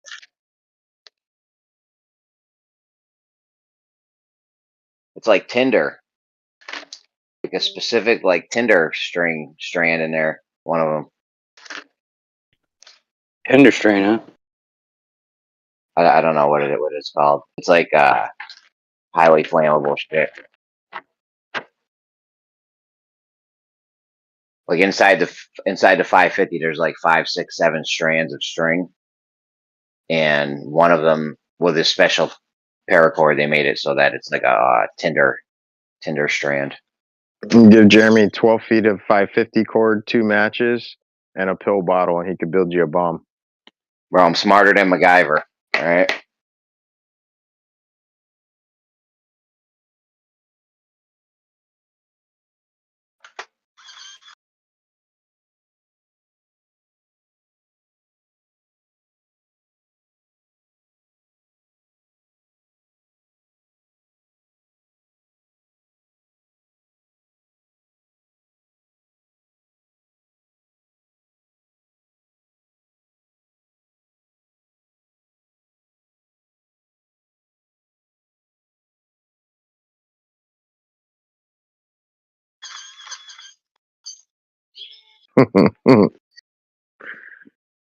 That's an interesting sound effect. His cigarette machine goes. Meh. But yeah, do the math, bro. 2 to 3 ounces per ton on average. I don't know. You figure like 3 or 4 guys could probably do at least, I don't know, 2 tons per day. A fucking ton myself before breakfast. Okay, you're slacking, bro. That's why you ain't there right now, because you're a slacker. You're slacking. It What a requires, Do you even know what it's? You might just die slow too. I'm 550, bro. I ain't slacking, bro. I hold up to the weight of the challenge, but my point is it requires manpower, bro.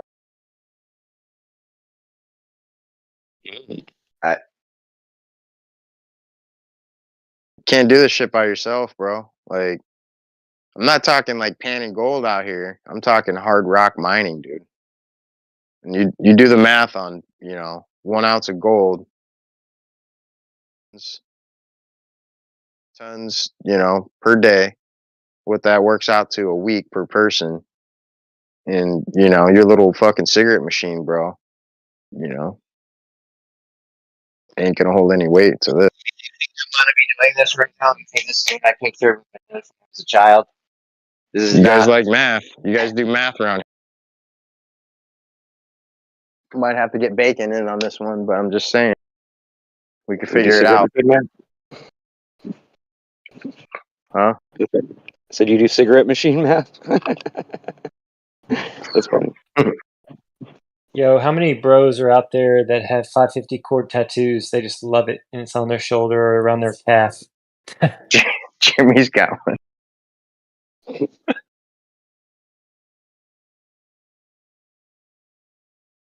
He's got flames on his 550 tattoo.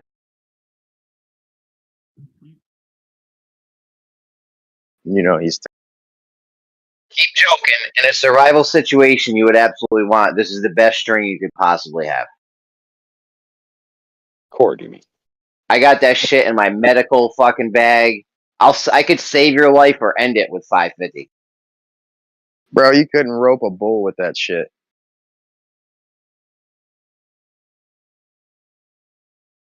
You could sling it. I don't know. Just had to say some redneck comeback. All the pun intended, though, man. Get it, bull with that I'm shit. laughing. Anyways, I thought it was funny.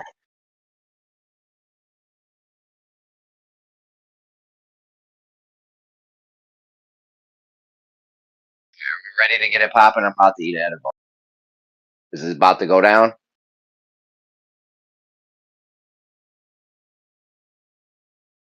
what are you about to eat? Some cereal? Have some PSP with that. No, he's getting in the zone. It's gonna get real. Yeah, shit's about to get real. Like, is it about to go down or what? It's going down. You make your own cereal too, Jeremy?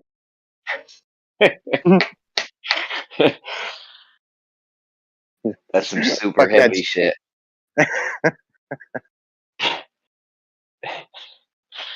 Fucking Quaker Oat, Pilgrim ass Amish motherfuckers. Uh,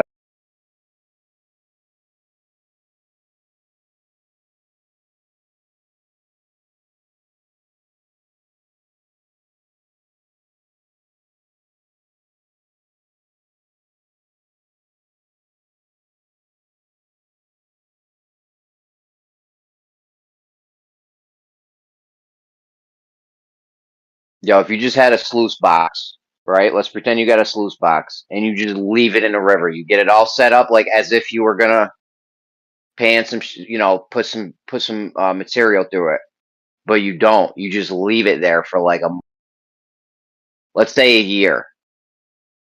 You leave it there yeah. for 1 year. When you come back, is there gold in that bitch? Oh yeah, bro. Like if you go to the storm drains that are connecting, underneath the roads and shit, going up, the mountain fucking roads and all that stuff, where you've got those storm drains that are what do they call it? It's like a riffled fucking cylindrical tube. Each and every one of those riffles acts as a sluice. So if you go down there, you find one, and you can dig down, dig out that top layer and get down to that bottom layer in each and every one of those riffles. And within like probably the first 6 feet from the end that the direction of the water's flowing through, you're gonna find gold there, dude. If it's a gold bearing, land composite there. A lot of it's prevalent to the state, being gold bearing to begin with, but regardless, that's a natural fucking, I don't want to call it a natural sluice, but that's a man-made sluice that was, obviously not designed to do necessarily gold mining, but those riffles do have a purpose in what they do, and it's analogous to what a sluice does. So, yeah, but if you were to set your own sluice, yeah, for sure. But the whole point to all that isn't just to fucking to pull the gold out of the sluice, dude. It's to follow that trail of that deposit. So every time those guys are out there doing placer mining, i.e. prospecting, they're not doing it for the sole source of collecting the fallen out deposits. I mean, not that that's obviously not productive and beneficial, but it's to get on that path of the gold, because that gold actually has a path that you can follow, that gold road, the gold trail, which leads back to the source of the actual deposit that it's falling out from. And then you start getting into lode mining, i.e. hard rock mining, where they're going down in below the surface into that following that vein, pursuing that vein. And I hear you. I hear you, bro. As far as the all right, time, I'm not done, bro. Oh, I thought you were done. All right. I thought you Just were done. fucking with you, dude. I'm fucking with Come you, up, bro. bro. All right, listen, I'm about to eat edible, so don't get crazy. Listen, I hear you. Yes, you get more. You follow the thing up the mountain. Now you're fucking moving tons of dirt. That sounds like a lot of work, and you know it is. Putting a Right, sluice box. Yeah, but setting a sluice box in a river, that shit sounds like it takes about 5 seconds, and it's super duper easy. I No, know it I is. mean I know it sounds fun, dude, and it is, dude. Like, but again, like it is a lot of work, dude, because you literally have to once you get on let's say you fill up a bucket, right, and you got gold in it. The next step from there to properly be efficient and do it is to grid out a section, a 10 by 10 section, and you grid that section out, and depending on the highest yield content is going to lead you to that trail that I was speaking about. Once you get on that trail, I mean, that trail could be fucking, hundreds, if not miles downstream from the actual source it came from. So yeah, you're going to find gold all along the way, and it's never going to be in a straight path. It always follows the helical flow of water, depending on the natural topography of the terrain. But yeah, dude, like once you know what you're doing and you get on that path, bro, fucking it gets real fun, dude. Especially when you see how much these guys are pulling out, dude. Like there's this one channel I follow. It's 2 dudes, bro. And right now they're on the gold path, bro. And it's inside of a flowing river, dude, that's like 3 feet deep. So they've got to like go in with snorkels.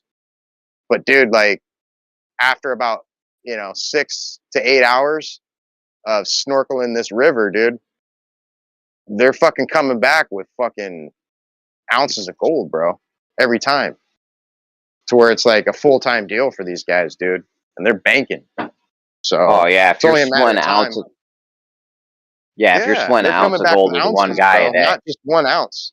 Ounces, bro, plural. And I know. I'm just saying, the even fact on the is, low. God.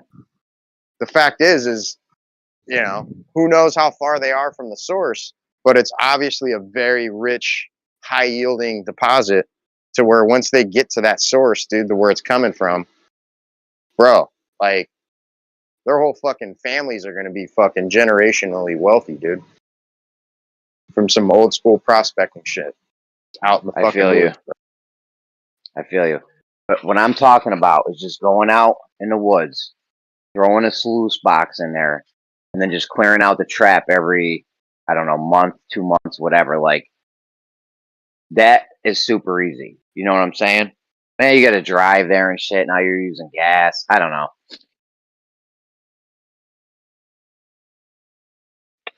Yeah. Like, if you took a sluice Yeah. box, threw it in a thing, threw it in a gold bearing, at least somewhat it had gold in it.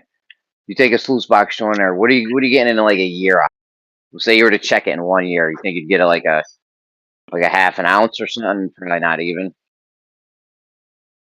Well, the thing is, it's like all dependent on where you're at, dude.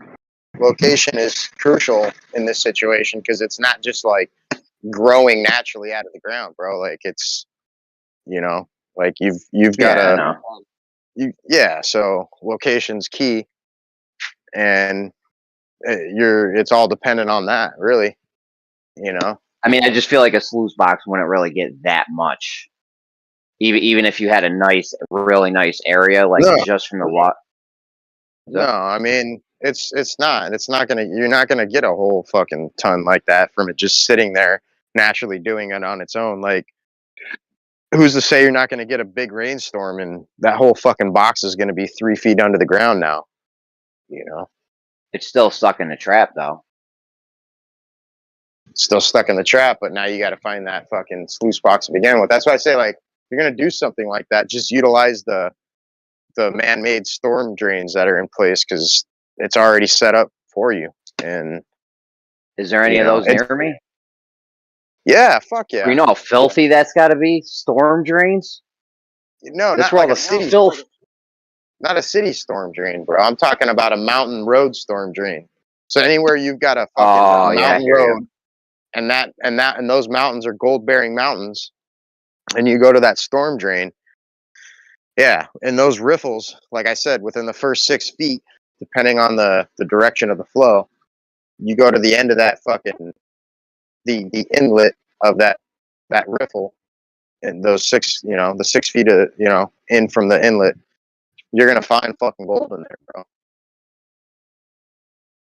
You know what I like is the dudes that I like the dudes that'll go to like New York City or something, and they'll get the cracks in between the sidewalks. Them guys say they make out pretty good.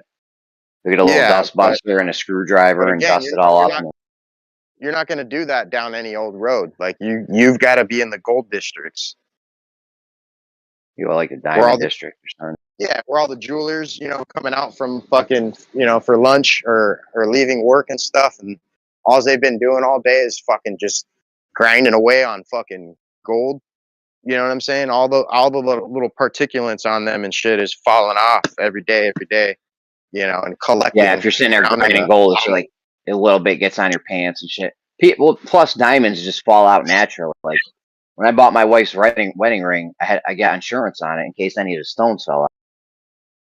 Yeah, I mean, you can find anything anywhere. I'm not putting that past, the point, but it's all about efficiency, to find a right? decent amount. Higher percent of probability, which is, obviously location is going to be key for that event to take place. So yeah. But yeah, I've seen it. I've also seen highway roadsides just right along the fucking highway, bro, sweeping up all that fucking dust and debris and panning it out, and you're gonna find a shit ton of fucking rhodium, platinum, gold, copper. If you got a lot of slate, let me ask you this. Hold on. If you got a lot of slate, like let's say you got ground that's very rocky and there's a lot of slate, do you think that's a good place for gold? For gold would be? Well, it depends on the composition, right? Like the bedrock composition. It's all about the, what was above, for the gold to be above surface. But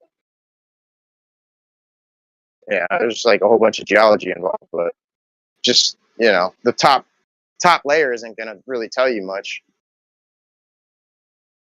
You want to be able to see the, a good 3 feet section of what's going on below the surface to like really make heads or tails. But a lot of that stuff's already done for you. A lot of that work's already done for you. You can just source it through the certain websites and shit. But anyhow, my point that I was making along the highway roadsides, is that there's a lot of gold and platinum in the exhaust systems of cars, the catalytic converters. And all that shit gets fucking heated up and spit out the tailpipe. Yeah. That's interesting. So as the catalytic converters break down over time, they're spitting out a lot of that fucking platinum and rhodium and gold. That's why they're so expensive. That's why people fucking, rip those things off, because they got a lot of value because of the metals involved in those things. But saying there's guys that fucking find gold just on the highway because of that. But I wouldn't waste my time with that.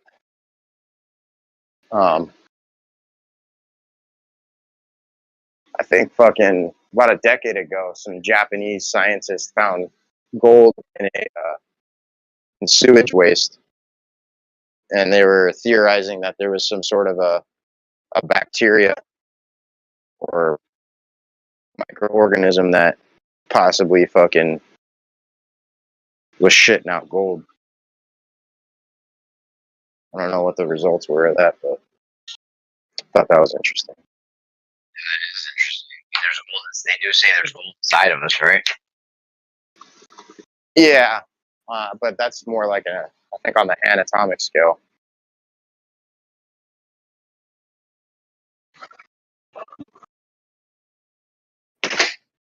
Which is not necessarily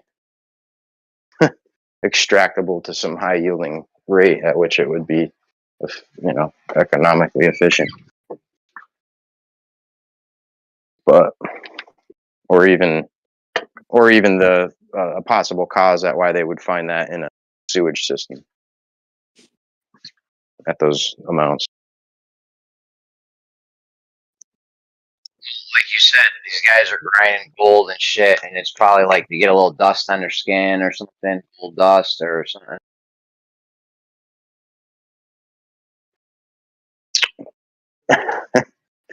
I don't know, man. I mean, when you wash gold, what happens when you take a shower with your chain on in your wedding ring? Does the little tiny No. bits of gold come off? No. No, it doesn't. It doesn't decay like other metals, dude. It's got like a high shelf life.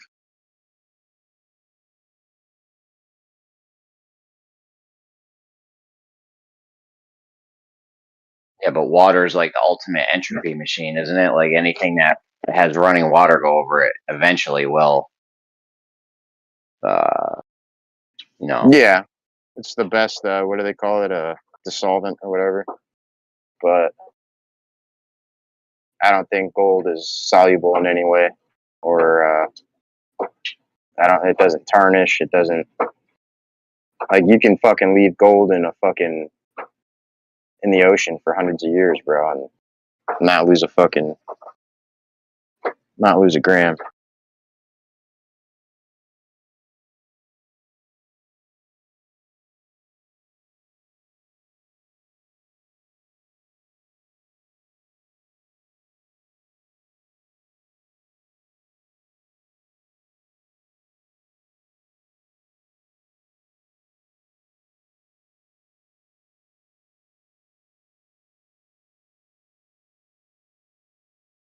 You probably have to ask fucking Kosho or something, but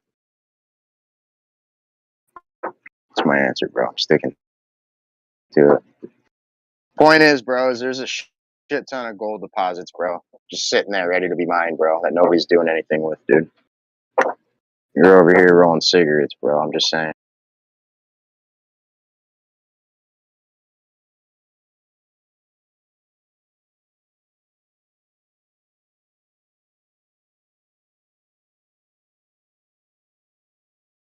I'll catch up with you in a bit. Thanks for the entertainment and the advice.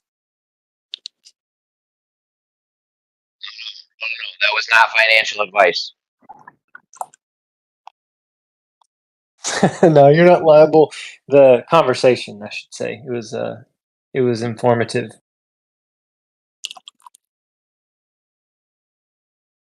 Cigarette machine, dude. You could have fucking staked the 20.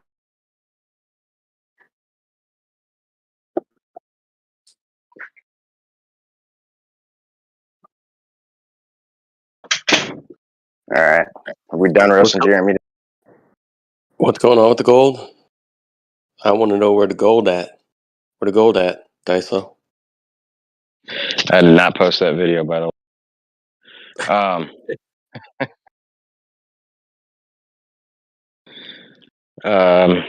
Yeah, man. We got to get the gold. Give me the gold.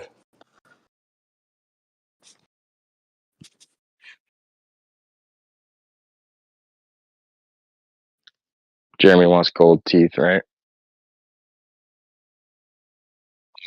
I got a gold grill. Oh, open face gold grill. You got a do-rag, Jeremy? No do rag. I do got the grill though.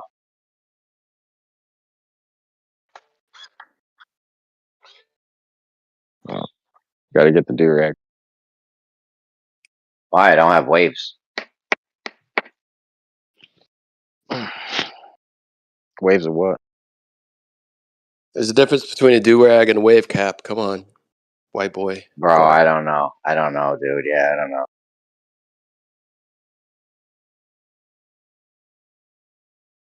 Gotta get you a chain, bro. We gotta get that gold, make Jeremy a chain. We go with his grip. I got a nice chain. I bought this chain for $1,000 back in the 90s. So it's pretty nice. Nice little Cuban link. Is it a rope chain or a Cuban link? Cuban link. Oh, damn. Shit's nice, pretty nice. It weighs 42 with the pendant. It weighs 42 grams. What's the pendant? Bugs Bunny? It's a spinner wheel. It's a cross. It's a cross. Nice. What's that worth today? $8,000. I don't know. I remember I went to pawn it like 20 years ago, and they offered me $100. I was like, get the fuck out of here. It's probably worth a few grand today. I would never sell it though. But my aunt, I got a great aunt. She lived through the Depression. She told me, she said, never sell your jewelry. She's like, always keep it, because if times get tough, you could break off a link or sell a ring or something. You know, get whatever you need. That's the other thing about the the gold nuggets you find. They're worth more than spot value because there's like nostalgia to them. I forget how much, like what the percentage is over, but it's definitely a lot more.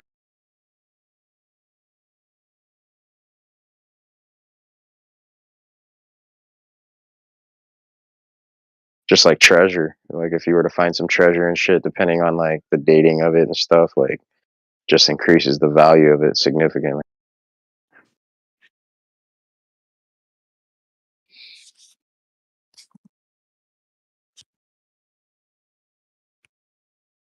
But jewelry is definitely going to be less than spot because it's not pure, dude. It's all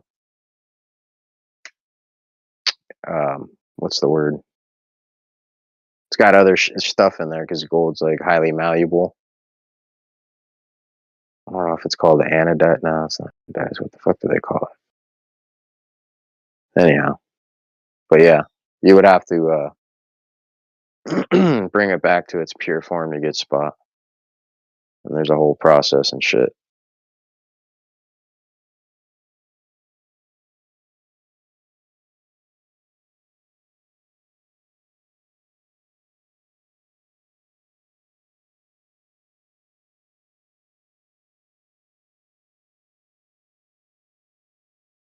What are you talking about? Jewelry? Jewelry. Now, if it was like a gold rolly, then that shit's gonna go up over time. I watched Oh yeah, a video on Rolex is holding their value for sure. some old dude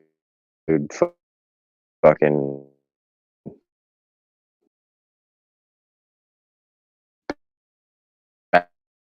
and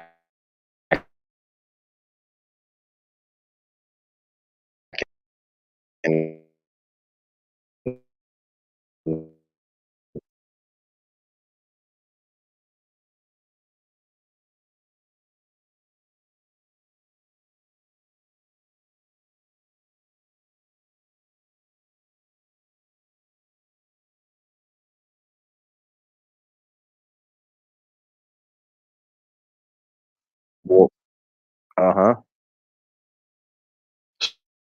So old dude You're robot and dice. So is he back roboting for you too, Jeremy? in fucking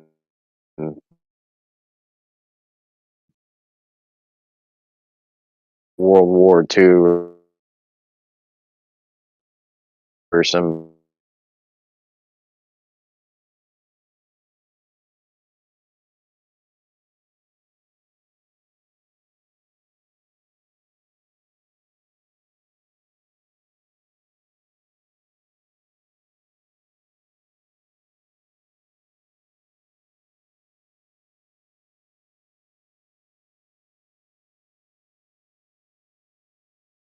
Yeah, you were a robot in dice. I do show that you are on a unstable internet connection. oh fuck, is this any better? A little better, yeah. My bad.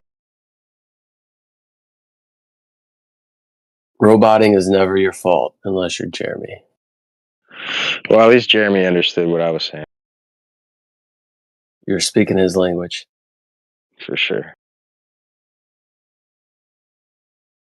I seem a little better now. Some guy in World War II. I don't know. Oh, I was saying, yeah, like Rolex holds its value. Actually, like goes up in value.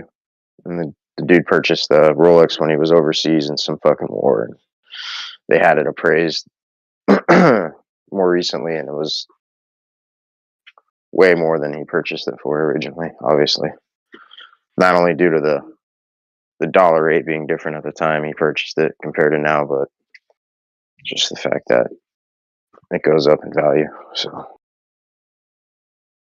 same with like Tiffany's and other shit. So, depending on the jeweler, is gonna be considered more of an investment than just a luxury item.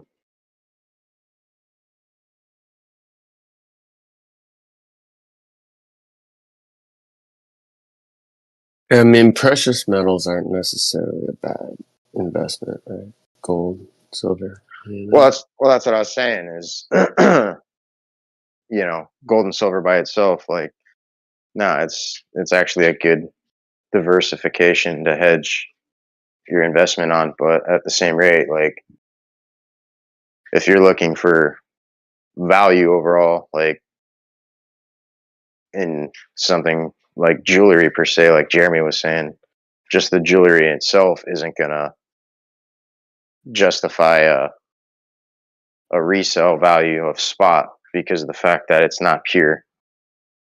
And they have to, yeah. So, but when you add something like, depending on who the jeweler was, like Rolex or Tiffany's, now there's an investment to be had because it's been shown over time that those products go up in value instead of sideways or down. So, Right. yeah.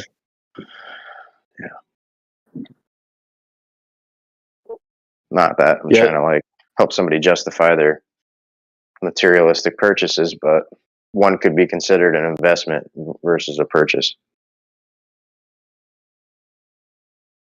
Yeah, I agree. It's if there's something that holds its value or increases in value historically, consistently over time, regardless of what it may be looked upon as, right, from like a materialistic aspect or standpoint, doesn't mean that it's a bad thing to necessarily do or have.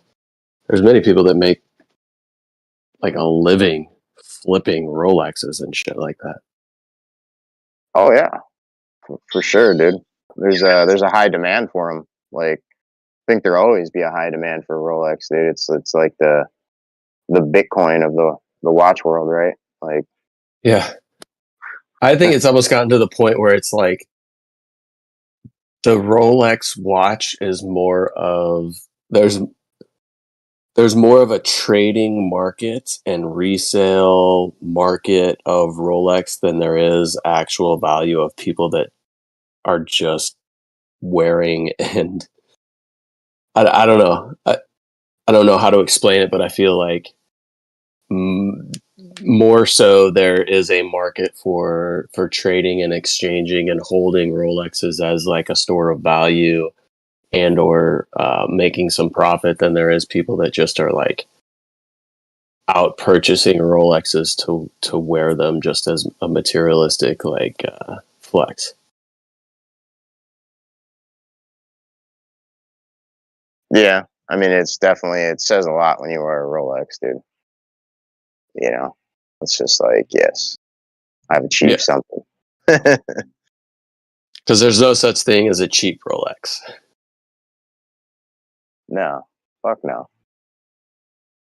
What is like There's the definitely most a lot of knockoffs, dude. inexpensive? Oh yeah, there's a ton of knockoffs. And It's probably even the the knockoffs are most. expensive. Yeah, that's the thing. It's like this is a $5,000 knockoff Rolex, right? Yeah. Mm-hmm. Because in order to do a knockoff, you have to have like precision automatic timing devices, right? It's not like, yeah, that's where the money's at. But yeah, it's definitely scary having one, dude, because it's like every 7 years they recommend, or no, sorry, it's like I forget what the year. It's all kind of dependent upon the actual model, but nevertheless, you've got to take it in and have it worked on, Service. because there's service. Because yeah, there's like a bunch of different types of oils and with at different viscosities and stuff within the watch, and all that stuff's got to be like changed out, periodically. So, and the problem is in order to take it to like a certified place, such as maybe the dealer that you hopefully purchase it through, um, it's really expensive. And if you take it to anyone else, there's a good probability that they're going to take out the internal components that are uniquely required to have that specific device doing that specific function, where then they can take and sell those internals to a knockoff and make it proper. So there's like a lot of funny business going on in that whole industry as well, because of the high demand and behind it all. But so you got to be careful if you ever do invest in one. No. I mean, the most expensive watch I have is a tag, and it's only like $2,500. So that's the extent of whatever. That was one of those things where it's like, I told my wife, I was like, I don't care about the wedding band. We don't need to spend a lot of money on a wedding band, dude. I play way too many sports and do way too many active things to where I'm not going to be wearing a metal band 99% of the time anyways. So I was like, I'll just get a decent watch as a wedding thing. So I got a tag. Yeah, no, I mean, to each his own, but I'm just saying, back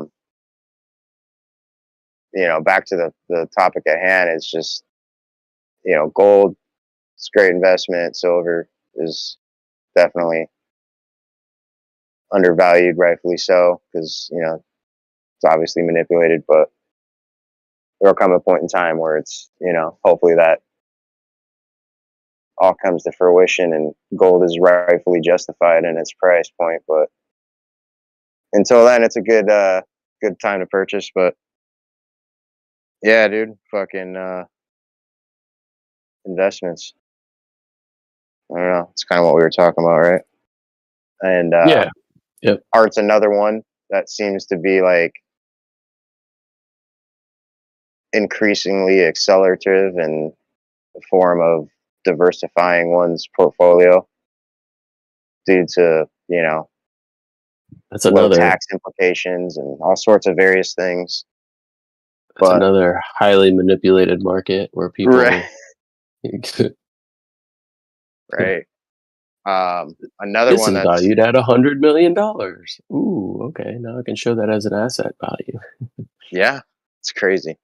And then the emerald market, I just found out like a lot of wealthy people hold a shit ton of their value in emeralds for whatever reason. I think it's another manipulated market, but I know that there is only like one geographical location where like the highly demanded fucking emeralds are coming from. So that could play a big part in it, but yeah, dude, it's crazy. Yeah, I mean, scarcity is what's typically going to give you that value, right? Supply and demand shit. Yeah. Econ 101. But then you got the diamond market, which is heavily manipulated, and there's clearly a lot more resource than there is demand, but they try to manipulate that to a huge degree.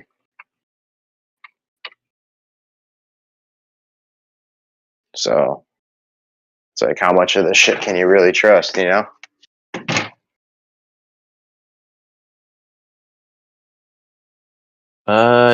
exactly. I mean, like, I think we were talking about a couple weeks ago, like that whole gold deposit that was recently discovered in, was it like Africa or somewhere? That was like some monumental discovery.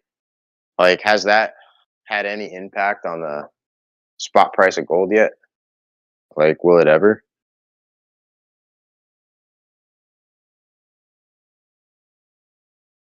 Who knows?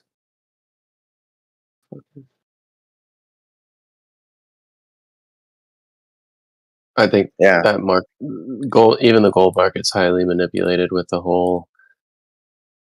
Many people getting invested into gold are not actually holding physical gold; they're holding certificates and stuff like that, which is like, all right, what are we doing here? Oh yeah, there's definitely that, and I'm sure it all kind of ties in, even though it's a separate issue. But yeah, it's like, what asset isn't like manipulated at this point? It's just like it's kind of scary.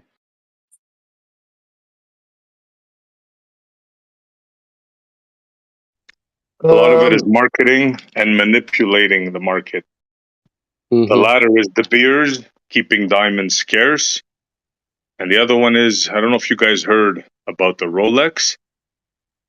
That's a pure marketing ploy because everybody thinks it's a precision timepiece, but it's actually not. It's actually known to lose a second, I forget in how much time. And when you ask them to repair it, they just tell you that's the way it is. So this Yeah, precision timepiece that people think it's not, it's just a marketing ploy. yeah, all automatic watches and stuff like that. You're aren't the most accurate timepieces. They're just works of art. Yeah, you can't Yeah. set a Rolex down and expect it to just do its thing. Like, it has to be continuously worn, and then depending on how active your wrist was, will determine, the rotational speed of the inner workings and so on and so forth. So yeah, there's no real accuracy. I mean, there's a limitation of governance, you know what I mean, upon the internal mechanics of it. But yeah, it requires consistent, you know, monitoring and adjustment. Like, Yeah, I just yeah, went and picked up my tag, and it says Sunday the 31st. So it has not been operating for about 2 weeks now because I haven't worn it, right. and I don't wind it every day.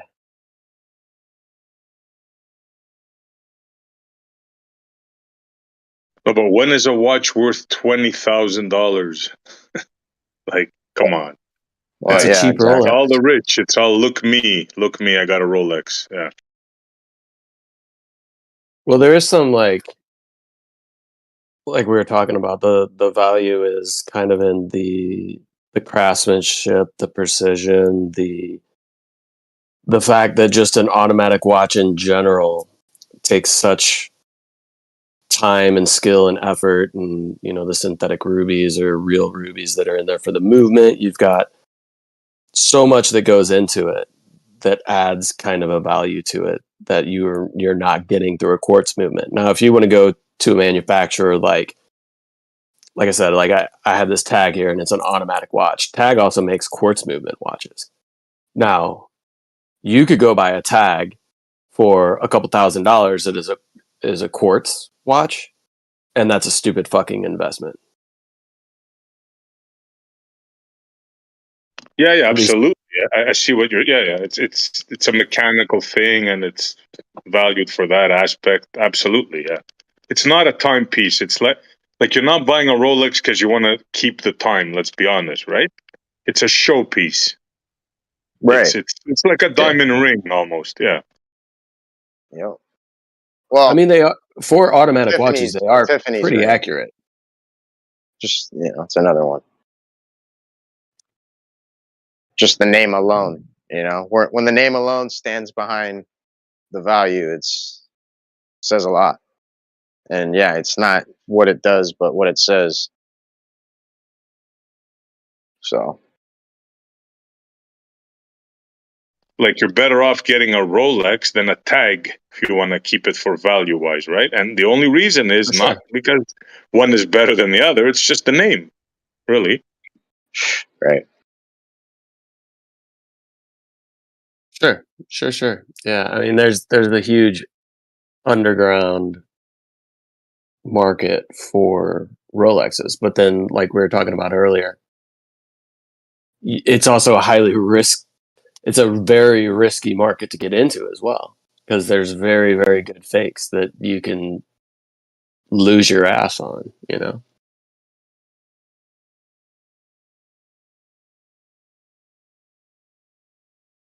Yeah, marketing is a crazy, like, example. Take a Hasselblad camera, right? Some of those things cost like $40,000, $50,000. Now, is the picture that much better than the other top quality camera? I don't think so. Like, I don't think it's that much better that it's worth 20, 30 grand more, you know? But Hasselblad has the name. Yeah, Hasselblad, Lycra, you know, these are cameras that just kind of gained a reputation, right? Yeah, because it supposedly went to the moon. Now, what better advertisement do you need than that, right? Yeah. Yeah, like Leica cameras can fetch a pretty penny as well. They're super expensive. Is the image on a Leica better than that of a Hasselblad or a Pentax? Or nowadays you're talking digital shit, which is completely different. Mirrorless, all that kind of stuff. Yeah, I wonder if you take a picture of the top cameras that are over 10,000, let's say, and then you take a picture of cameras that are not more than $1,000, do you think that experts would be able to tell the difference with a professional photographer doing all the f-stops and making everything? I bet you it's just like wine. They won't be able to. They'll make themselves look like fools. Yeah, so much within photography goes into, you know, it is a area where it's less sometimes about the equipment and more about the person behind it, right? So your presentation, Yeah. how you're framing things, how you can draw out a feeling within a subject matter. That is where the value is. Now, doing that in specific ways and the ways that you want to capture that, the tools definitely help. But at a certain point, you get, you know, you're spending money on something that's not. You're spending too much money on such little gains in quality that it sometimes isn't worth it. Especially to the untrained eye, the average person. Nobody's gonna. I mean, I can take a picture with my iPhone, and you can hand somebody that knows nothing about photography a Hasselblad, and you can put our two images together, and I would bet money that I could get more people to think that my photograph was better than the one that was taken with the Hasselblad for somebody that knows nothing about photography. Yeah, I wouldn't take that bet. Yeah, I agree.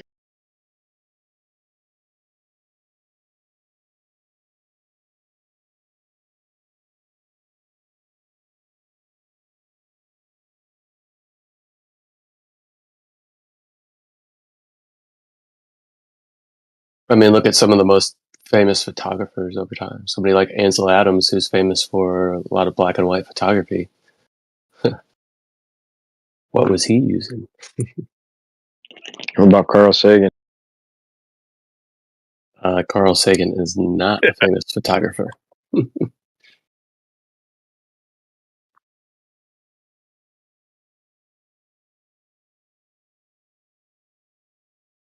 Billions and billions and billions of miles.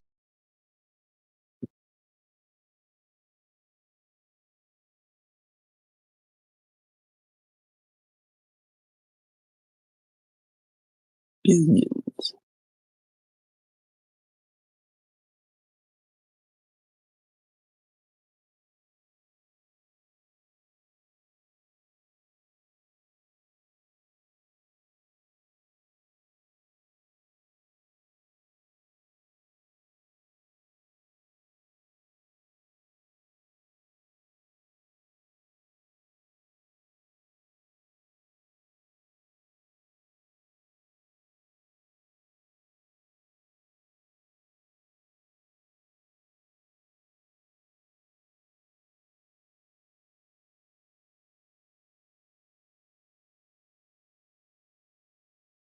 Yep.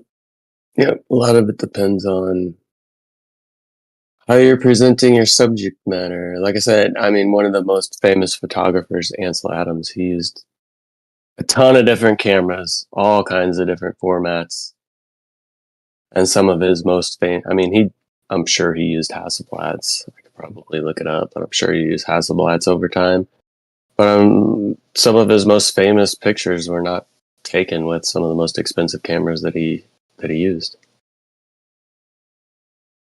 Yeah, I think it's what you said. It's how you capture the moment and what you capture, right? There's only so much that equipment can do for you, right? If you're just a crappy picture taker, you can have the best equipment, you'll never capture that moment.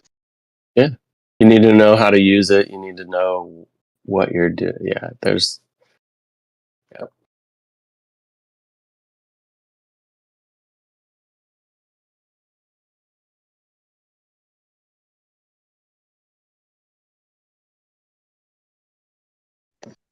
Yeah, that's why that guy, that Japanese guy that was part of the Hasselblad team, when you hear him talking about the Hasselblad that they used on the moon, the Japanese guy, Oh it's yeah. so refreshing to hear a guy like that talk. Like he was part of the team, you know?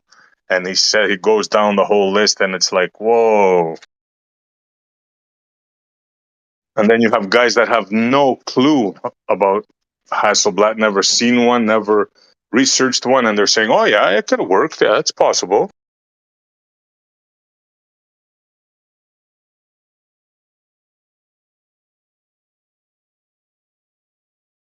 Yeah, I mean, I just think there's too many unknowns up, where they claimed that they would be, even their own admission, right? There's just too many factors in that environment if what they're saying is true, even by their own um, admissions or what they're claiming, that you'd be hard pressed to get decent photographs in that environment. Just the temperature swings, just that in general, you're going to have such degraded quality. Yeah, And look at the exactly. pictures from the moon. It looks like they're taken with a 4K camera, And professionally, like with a professional, everything Oh is yeah, in I mean, just frame. the framing. I mean, lots of people Yeah, are like, "Oh, well, they don't always put out the ones that aren't in frame and blah blah blah." The amount of photographs that they claim to have taken on the moon, just that in general, what were they just sitting there like every second snapping off a picture, switching out film cartridges, snap, snap, snap, switch, snap, snap, snap? Dude, that's yeah. ridiculous. The amount that they took with the amount of missions and the time they were on, yeah, they said they would have to take one picture every minute or so, or some crazy number. Yeah, that's right. Yep.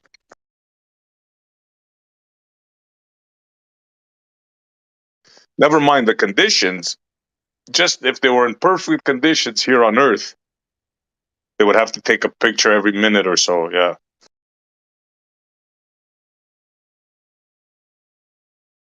Every minute, and you're getting the vast majority of them perfectly framed with a camera that's strapped to your chest.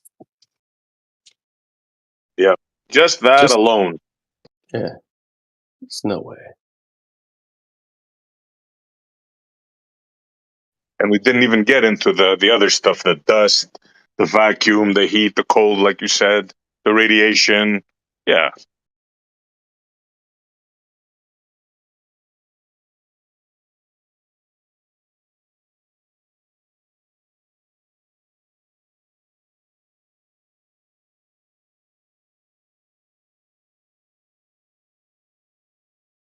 Yeah, so much goes into how you're framing a photograph, and to get into those positions can be difficult, right? And they didn't really, there was no viewfinder on those Hasselblads that they could really see. So they're basically just like pointing their chest at things and snapping pictures. Yeah. Literally that. Even if they were to grab the camera in their hands, right, which they could remove it, it's like point and shoot. It's like you can't see where you're pointing. There's no viewfinder on it. Exactly that. So it's like almost physically impossible to have done that feat. Yeah.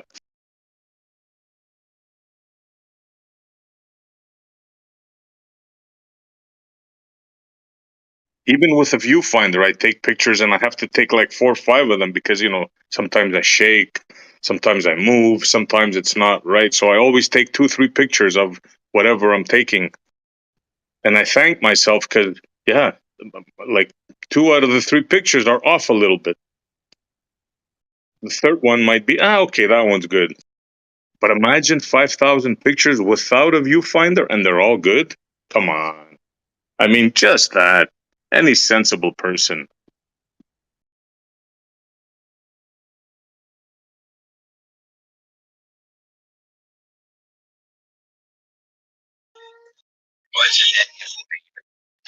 To jump like Bunny Rabbit is one of the most dangerous mission humankind has ever endeavored.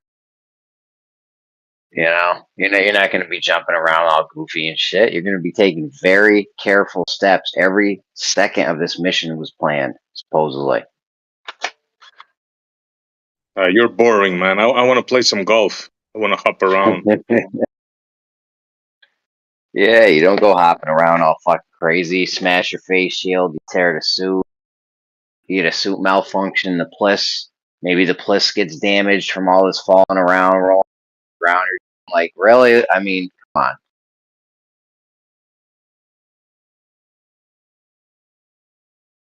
It's a tall tale, and they've sold it. And they sold this tall tale. Even when we tell them all these things, it's hard to take the people we talk too seriously, right? Because after all these years, if you don't see it, but I mean, how do they fool the majority of the people? Or they just don't even think about it, right? Well, at this point in time, I mean, no one's really back and watching that footage. You know what I'm saying? Like, who do you think is going back? People that were born in the 70s and 80s and shit. You think they're going back looking at that footage? They're probably just like, yeah, we went to the moon. They got footage of it. We're good. I saw it on TV. Yeah, or the people that did see it, they saw it, so they're like, oh, I fucking saw it on TV, and we know everything seen on TV or else. So there's that. Yeah, that's what they're counting on. Like, how many people you think woke up today and said, I wonder how NASA is ripping us off, right? Not too many. Yeah. Yeah, it's circus and games. They woke up thinking, I hope Denver beats Kansas City or whoever the fuck's playing. You know what I'm saying? Exactly, bro. Exactly that. Yep. I wonder how my 401k did, or do I have enough money to pay the rent, or did my check clear so I can go shopping, or did my mortgage go through? That's what people are thinking. I was getting my haircut a couple weeks ago, and the barber was getting ever increasingly frustrated as he was cutting my hair that he couldn't find a conversation to relate to me on because all he was trying to talk about was sports and like specific teams and like players. I was like, I don't know who that is. I was like, I don't know. He was getting so frustrated. He's like, what? So you don't watch any football? I'm like, no. It's like, oh, man. Ask him a question about politics or anything, and I bet you the guy has no clue what you're talking about. Yeah. Tell him, can you point to Israel and Ukraine on the map? I bet you $100 you won't be able to do it. And I don't even generally talk like, I don't know. I go to barbershops where it's a very diverse crowd, let's put it that way. And when Omar's cutting my hair and I'm the only white dude in there, I'm not trying to be some thorn in the side politically to start conversations, you know what I mean? Yeah. You don't want to tell him, hey, how about that Hamas? Yeah. Well, that's most of the rules. I mean, maybe not anymore, but that used to be like a rule when you would go into bars, like no politics, no religion, because a bar fight will ensue. Yeah. People are drunk, they get all fired up. So. Well, I wasn't at the bar getting my haircut, Jeremy. I was at the barber, but Same difference. No, you know what I'm saying though. Well, I mean that's another hostile environment if you're the only white dude in there, or it could turn hostile very quickly. Yeah. If you're like, go Trump. I don't know I mean, black people generally vote for Democrat, right? It Is that a thing? depends. 95% No, for they're waking Obama. up now. It's not like it used to be. I know. I heard a rap song. It's like we're voting for Trump. We're voting for Trump. I don't know. I think they might be going for. But they're not. It's adjudication. It's 95%. I don't know what they're actually doing. Yeah. I Yeah, don't know if I they've mean, heard some guidance. there's a decent amount of black people that vote, other than Democrat, but not a lot, man. I don't know. Yeah, imagine like they convinced black people that Biden cares more about them than Trump. Like, how do you do that? It's like, neither of them give a rat's bottom about you, right? If anything, the guy that has a track record is Trump. Apparently, there's a story where he let a woman that they wanted to throw her out. It's probably propaganda, right? But I'm just going to say it anyways. They wanted to throw this black woman out of one of his apartments, and he let her stay in for free. Bro, he You hear let Lil stories like Wayne. that, yeah. You know how they can like wait.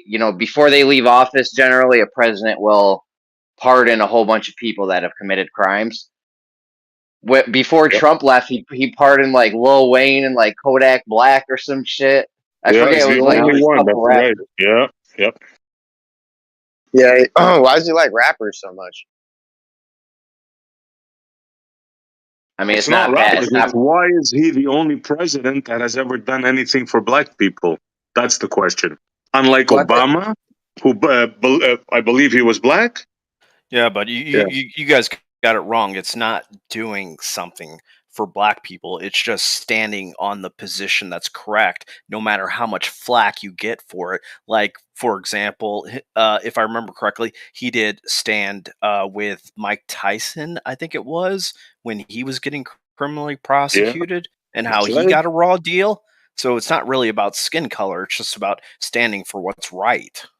Yeah, Tyson talks about that, as a matter of fact. I heard Tyson talk about it, and he respects Trump a lot for that. Exactly what you just said. Yep.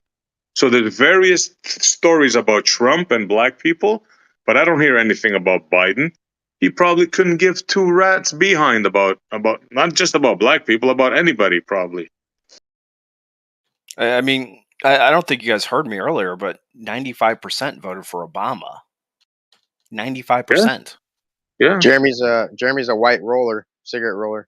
How many cigarettes did you roll, Jeremy, in that remainder of 2 hours? Well, I've been smoking cigarettes. I might have some coffee. I did a little. I got almost. Yeah, I they bet didn't like Jeremy hearing that. voted for Biden. 100%. They did not like hearing that at all. They're like, we need to change the subject quickly. Well, I don't vote. You guys vote? You don't rock the vote, bro? I used to be into politics big time back in the day, but I don't even then I didn't even. I used to just listen to AM radio like Limbaugh and Hannity and Voting is literally conceding to corruption at this point, bro. Like, whatever side you're voting for, bro, you're literally telling them, yeah, it's okay to fuck me and manipulate me any which way you want. That is the truth. But you got two options in the States, and they make sure that you only get two options, and they're both controlled. So, yeah. Well, you got options. The other ones are just unrealistic. Like that guy's definitely not getting in office. You could go vote for him, though, if you want.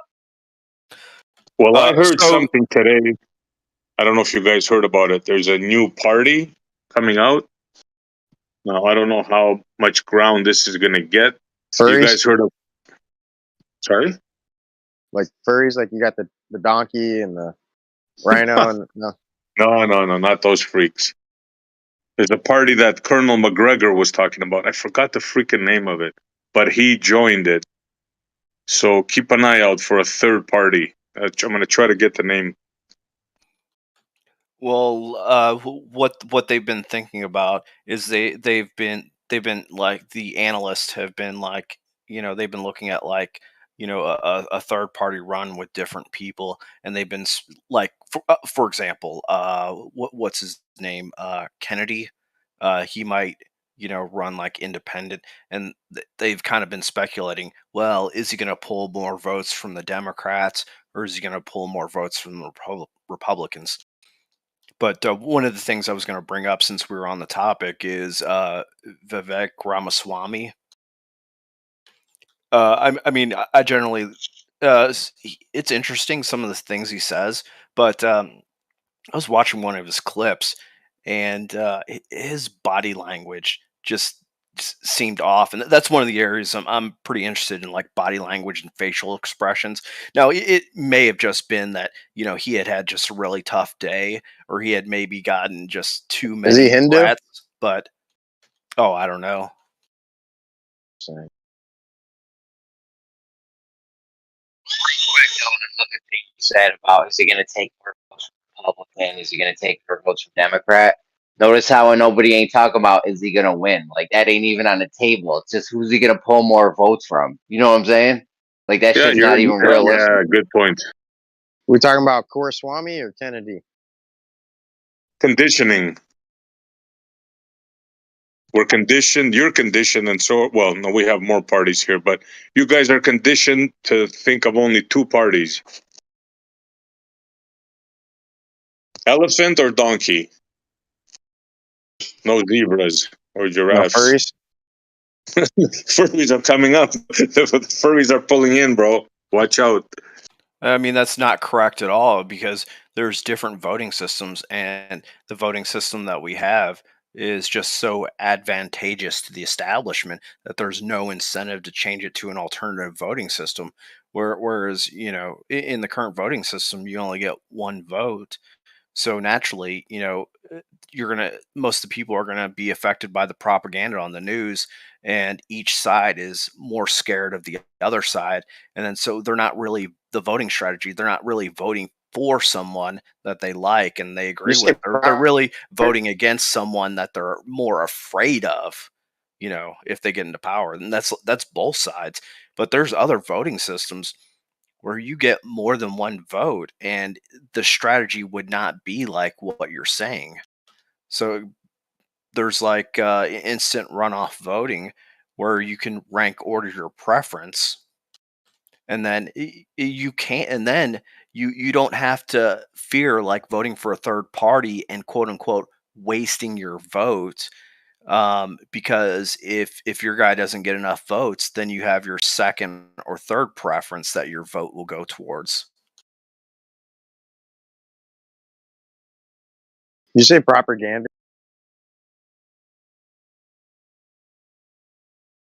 Yeah, I hear what you're saying. Yeah, that's, well, unfortunately, the whole system is manipulated, right? We know. So it doesn't really matter who wins the presidency, because the way, especially the way the American system is with the lobbyists, right? That's how it's done. That's how they control everything. So if that doesn't change, it doesn't matter if you put the most pious person in office, it doesn't matter, because he doesn't run the show. So it's all about the votes in Congress and the Senate, and they know that, and that's where they manipulate the system. Everybody knows it. It's not, trust me, everybody knows this. So I disagree a little bit with what you're saying about the reasoning being what did you say it was, the lobbyist. Yeah, So the way they manipulate the so government no is through so the lobbyists.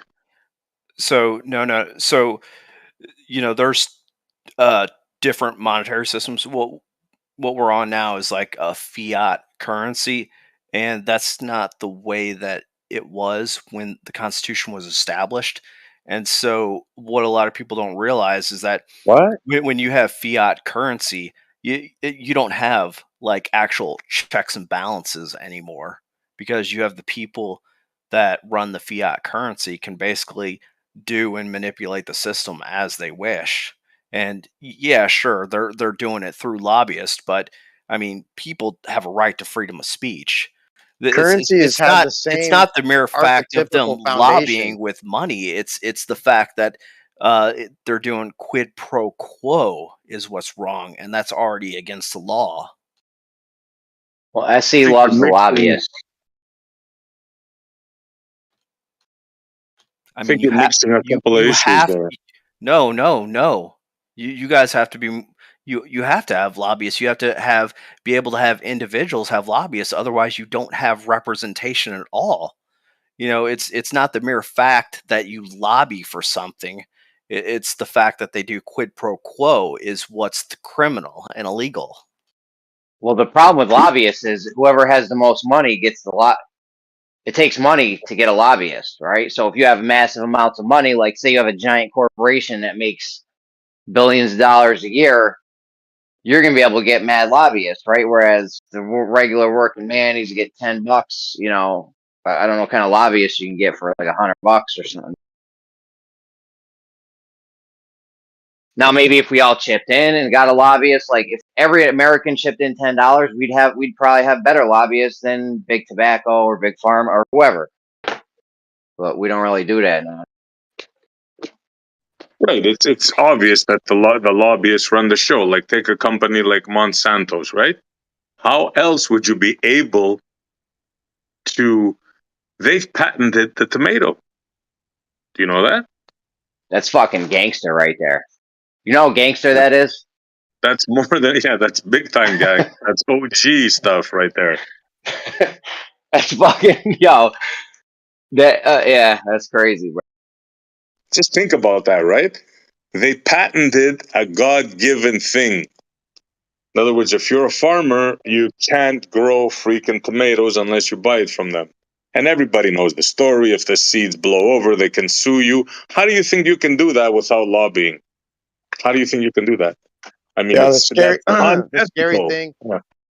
Scary thing is you can do that with nearly anything, even living animals or even humans, dude. Supposedly, like if somebody has a genetic patent on a specific genetic sequence, right, and enough percentage of that sequence is prevalent within that host, then technically they're a product of that patent holder. Just saying, dude, by law.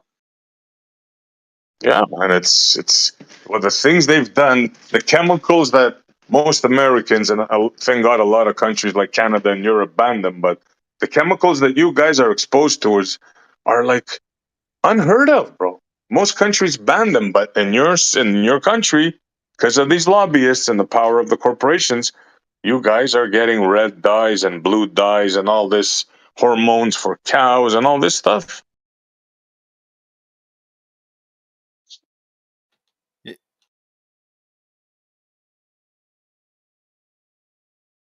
What's that? You're breaking up, bro.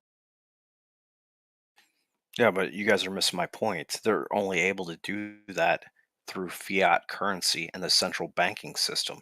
If you have gold, if you have a commodity-based currency like gold or silver, they can't do that. Okay, no Because matter that- what kind of. because Hold on, let me that- address because- this one, please.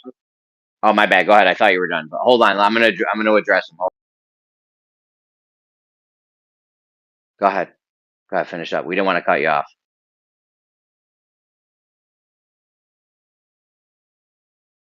Who was talking? You're scaring people off, Jeremy. You're Did being he very leave? aggressive today. All right. Stop he leave? muscling yourself in there, Jeremy. Yeah, he Well, just wants to have we fucking both- Bible hour, bro. That's what We he's both been tried to talking get in. Hold on. I'm We going both to tried read to a get verse in. right now. Dice low. No, hold on. Let me just address what he said. I'm just going to address the first part of what he said. No matter what it is, if you're using the dollar or gold bars or goats, regardless of what it is, the guy with the most goats, money, gold, silver, whatever it is going to have the biggest voice when it comes to the lobbyists. So. Anyways, if that guy's still here, carry on. Bro, you bullied him out of here, bro. Go ahead, bro. Tell us about your scriptures, your verses you want to talk about. I just got 7 quick Bible verses I wanted to read. This is too funny. Yeah, definitely. That's how they do it, man. It's simple. Look, you have money. Senators have to be reelected. They don't give a damn about their constituents. As soon as you vote them in, their number one thing is how they're going to get reelected in 4 years. And they know the only way they can do that is through the lobbyists. Now, the lobbyists that have the biggest money are the ones that get their way. It's that simple. Now, the biggest lobby group is, what is it, CPAC, or it's the Jewish lobby group. That's the top lobby group in America. So that's just a fact, right? There's also a big Greek lobby group and a big Armenian lobby group, and there's so many others, right? But that's the biggest one. Now, that's nothing compared to the corporations, right? The corporations, they're the ones that have the billions and billions and like unending pockets, like Monsanto's and all these guys. That's how they do it. That's how they're able to buy, to patent a tomato, a fruit. And So yes, a what tomato was is a his fruit. point? What was his point between a gold back versus a fiat? Was it? I mean, I didn't understand that at all. Yeah, that I'm is a not going to disagree. There's problems with the fiat. I'm not going to agree. Disagree. There is problems with the fiat system that we're using, of course, but it doesn't matter if you're using gold bars or goats. Regardless, the way the lobbying thing works is they're still going to be able to do it. They're just going to get paid in gold bars or goats or whatever the current, whatever the thing is. We have to get rid of money. Lobbying is only one part of it. It's not just the money. It's the fact of the way the system's set up, man. You got like politicians can have like personal investments in certain companies and have, personal. Dude, Bush. Yeah. Bush sat on the board of Lockheed Martin, which is a company that provides assistance to America in a time of war. That's the biggest conflict of interest I ever. But I mean, it happens. That's what I'm saying. Like, there's nothing regulating that, bro. Like, we've got so many just gaping fucking wounds in our system that are like should be so clear. Like, if fucking average people that don't even follow politics can just look right into that whole thing and point out the fucking problematic inconsistencies from the get-go, like what the fuck are all these world economists and all these highly decorated economists fucking doing, bro? Like, they're just sitting there fucking, bro. Yeah, but nobody's doing nothing. No one's doing shit. What can they do? Their hands are tied. If an economist speaks, he's gone. They're going to take him out. Who's going to talk about this? The Democrats or the Republicans don't want to change this because it benefits them. So they know 4 years for you, 4 years for me. Who wants to go against this? The senators can't speak out against it because they're getting paid. It's like so they're all on the take. It's all envelopes, bro. They're all on the take. It's as simple as that. Right. They're all bought for. And everybody knows it. Like, this is not some big revelation that I'm saying here now. Every reporter, every lawyer in Washington knows this. But nothing's being done? No, because they're all eating off the hog. They're all making money. Go to Washington, right? Everybody in Washington is either a lawyer or a politician. Why would they want, or a reporter? Why would they want to change the system? Why? They're eating off the hog. So you have to be one of those three in order to make a change? No, there's only one way to make a change. Everybody knows it, but nobody can do it, right?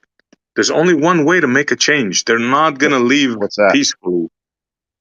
Well, you got to just throw them out. Fire every single person in Congress. Gone. Everyone. Why couldn't we stop just the pass law system? Why couldn't we just pass bills like to support politicians from having personal investments into, you know, certain things of that nature, or lobbyists, or the fact that they can have repeating terms, you know, consecutive 8-year fucking terms or whatever it is, and hold a seat in that position. Which Because you- senator is going to bring the bill up? Which You and can how make many? rules again. Go ahead. I'm next. Answer SE. I'm going next. What did he say? I said, how many? Which senator is going to bring up that bill, and how many of them are going to follow? Are going to pass it? Well, that's the thing, though. It's like, yeah, none of them are going to want to obviously present it or pass it, but isn't it the majority? So, like, couldn't an average man put that bill forth? And No. How? Okay.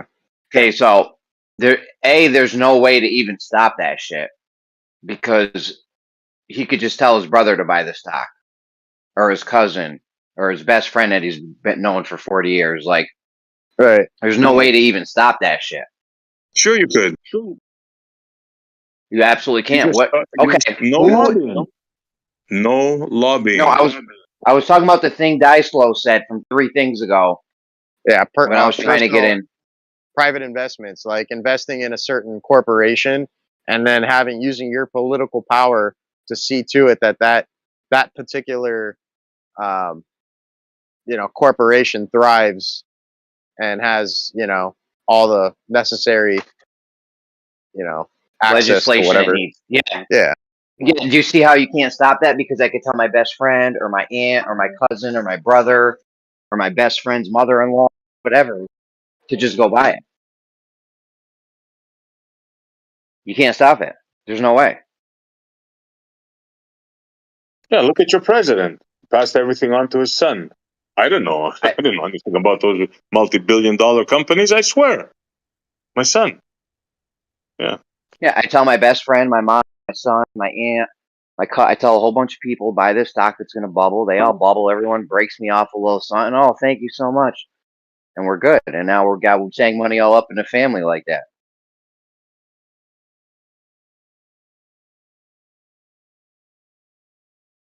Now you're running a construction business that's repairing all the damages you're creating intentionally overseas. Look at the presidents, how much they're worth when they go in office, and how much they're worth when they leave office, and a couple of years after they leave office. Just look at the numbers.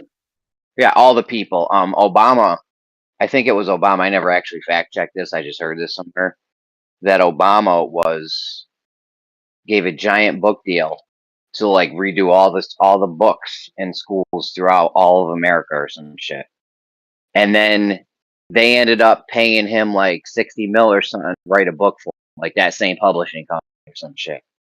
There's also some shady shit when he this about, because he was a senator, so he's like making decisions on like healthcare and shit, right? I don't know what a senator does, but I heard his wife had a job at a hospital. She never showed up. Made like 400 G's a year, and when Obama went to the White House, they just got rid of her whole position. Like there's wild shady shit going on. Yeah, you can't stop it. Not even, you can't even catch him anymore because it's not briefcases and envelopes. I mean, they did get the guy that tried to sell Obama Senate seat because he was trying to do cash and envelopes. You do it like Obama did it, the smart way. You either have stocks or you make these backroom deals. You know what I'm saying? Where there's nothing really, and both parties benefit. So no one, like, I don't know. Yeah, they're doing it in crazy ways now. Yep, that's the whole point. Is like you bottleneck the power of the information to a single source, and now it's just corruptible. You know what I'm saying? That's why it's like certain things need to be revamped, dude. Like our whole voting system, our whole fucking our banking, like so many fucking things on so many fronts are out of date and manipulatable, and rightfully so, and why it's never fucking changing. Like, for example, just a simple thing like a car tire, bro. Like they've already come out with a thing called a fucking tweel, dude, which like doesn't require any fucking air. It's like virtually lasts fucking forever as far as the car life goes. And are they gonna allow that thing to fucking ever come into fruition? Fuck no. Why? Because they're gonna fucking lose their asses. So it's like when market manipulation becomes the forefront of like, you know, how we allow things to innovate or the speed at which we allow innovation, like there's a huge fucking problem, dude, especially when it's at the fucking cost of humanity's, you know, quality of living. You know what I mean? It's like we're all fucking overworked, underpaid, fucking price of food, everything's being inflated on us, dude, which is a hidden All fucking right, tax. Pete. All right. Pete, that's time. Oh, I mean, die slow. It's time. Okay, first off, one of your 30 points you just made. I'm a big fan of the airless tire. All right, they actually just made a new airless basketball. I heard that the NBA is thinking of taking over. So But I know Michelin and Goodyear, I think, both had prototypes of that airless tire, and I'm not sure if they lasted forever or anything. But just having the ability to have a no flat tires is, you know how many flat tires? Somebody Google it. See, I need a Google guy. I bet you there's a lot of flat tires, which is a huge like hassle, blocking roads up, wasting time and money. AAA's got to come out now. Like you get rid of that. There's bro, a lot of it's a biohazard, bro.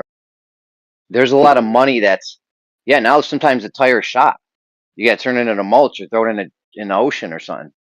That's not the point though. The point is, you know how much trickle down effect that industry of having a flat tire is. Look at all those cans they sell, fix a flat, and all the truck drivers and shit that got to go fix some old lady's thing, and you got to get a new tire now because now it's irreplaceable.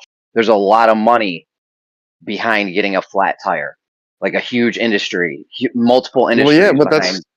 that's what I'm saying. Like they create these superficial industries based off the inadequacies of the lack of innovation coming forward, which is supposed to reduce all of that and make things most efficient and beneficial for, you know, obviously the efficiency of everyone. And it just like our power grid, just like so many fucking things, bro. It's like the list goes on and on, dude, where, you know, it's all market manipulation at the end of the day to keep your asses and mine slaving away for fucking things that should be fucking, you know, pennies on the dollar. Look at the whole auto industry's failing right now, dude, because $130,000 vehicles that no one can afford. Go ahead. Sorry, I'm Pete. Relax, Pete. This is just the first Google search, so I don't know. But it says just in the U.S. This isn't even Canada or Australia or anywhere else. Just in the U.S. Canada. A puncture. Fucking Canuck. Local freaking New Yorker. I say Listen. Canada all the time. If I don't catch myself, dude, I do that all the time. You're good. Listen how many tire punctures we get. It just in America. 1 every 7 seconds. Since we've been talking about this, there's been like 50 punctured tires. That's what I'm telling you, bro. Like the Tweel should have been out yesterday, bro. 220 million flat tires every year. You know how much industry is behind that? A lot, bro. A lot of money gets made off of a flat tire. I think it's Michelin that owns the patent on the Tweel, bro. And they're just being bastards, bro. Well, they may have some issues with them. I mean, this is kind of a new thing. They did just make a basketball with no air. What? There's no That's issues, crazy. bro. There's no issues. I think there were some minor issues with it. They tested it on like heavy fucking machinery equipment, like giant fucking cranes and shit that like, you know, where it's obviously going to experience, you know, extreme conditions. They've used it on fucking race cars. They've used it all over you know, everywhere, bro. The shit's legit.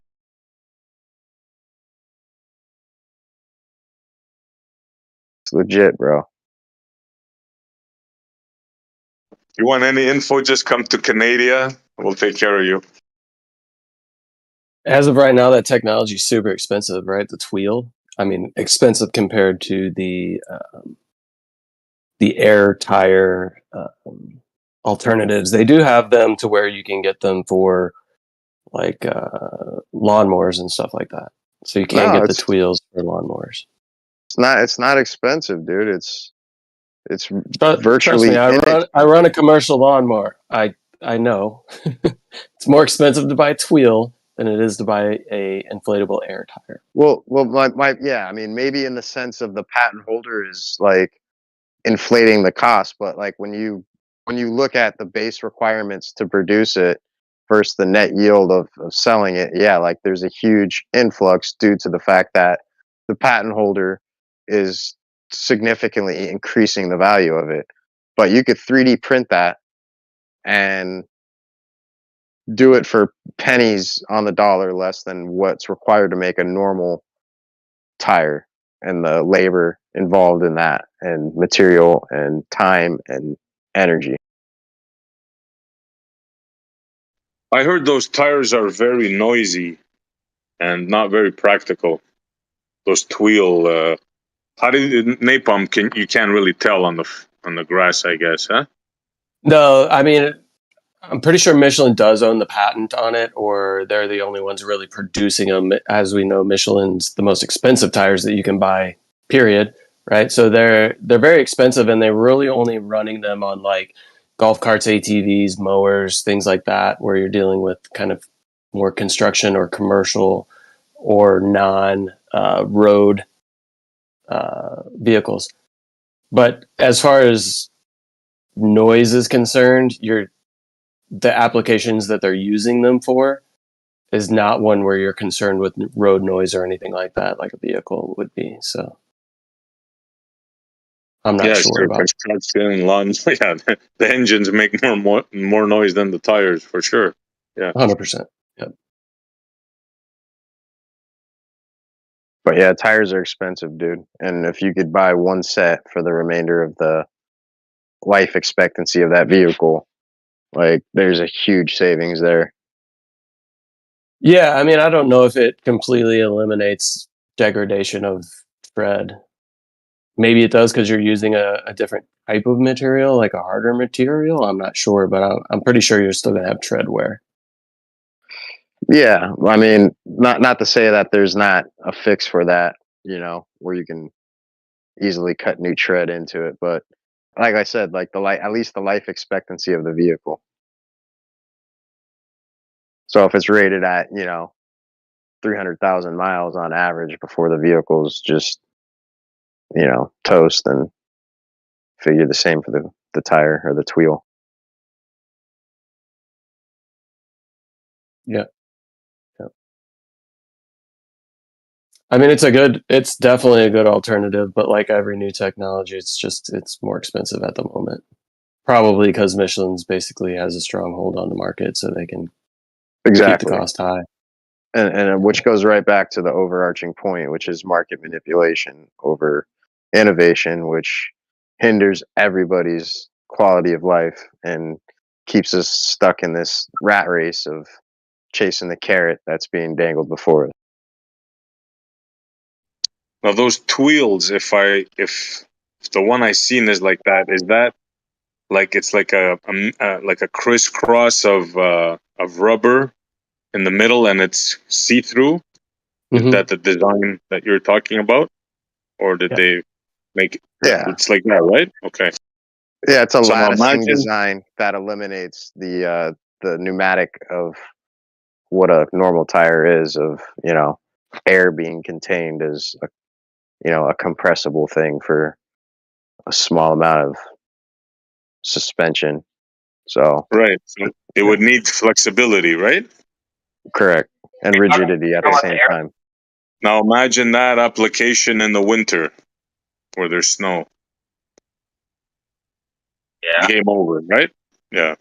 No, I mean they use it on all sorts of stuff for. Or are you saying like you get snow build up inside of there and then like ice and stuff? Is that what you're saying? Exactly. Yeah.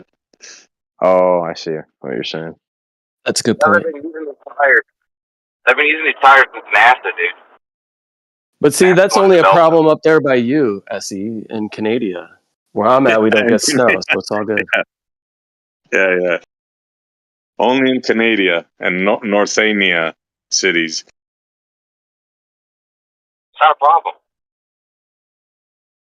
Yeah, I You mean, don't it's not think like New York it'll be a problem?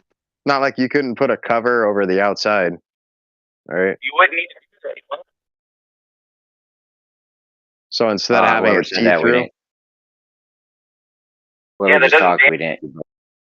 it's Kosho. He's in the synagogue. He's down deep in the bunkers from the Oh my god. Are you from the inside No, that I black cube? Are you inside the black cube right now that they circle around? You know what? I'm not roboting. Okay? I thought I Please heard a click bomb on go that. off in the There's no background. robot needed, dude, but you usually are, okay?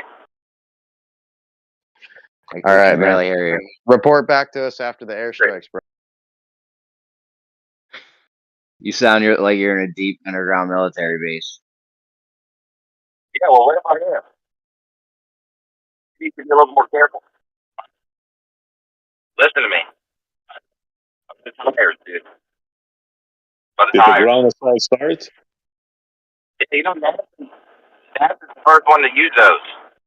How They use close them are on you to Hamas? They used them on the moon missions, on the fucking things, on the rovers. Dude, No, you those sound were like you're on the steel, moon no? right now. Someone hit him with a moon bleep. Who's got the soundboard with the bleep? Next time Kosho talks, is Snacks here? That's what I What mean. is the People are noise? unreliable.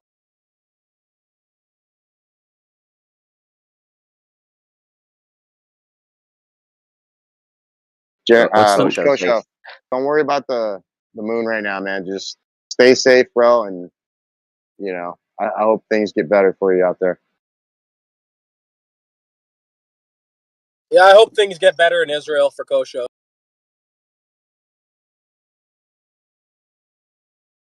I got Kosho working on a very important project right now. If you're looking for maximum fertility, Oh shit! What do you got him This doing? whole roulette thing. I got him running shit through roulette simulators and shit. dude, I swear, there's a pattern to roulette, man. I was fucking hitting like every time when I was playing it. Like not every time, but like I don't know what it is, dude. But like I wasn't. It wasn't even like a fucking formal thing, but like there's some sort of pattern to the numbers, definitely.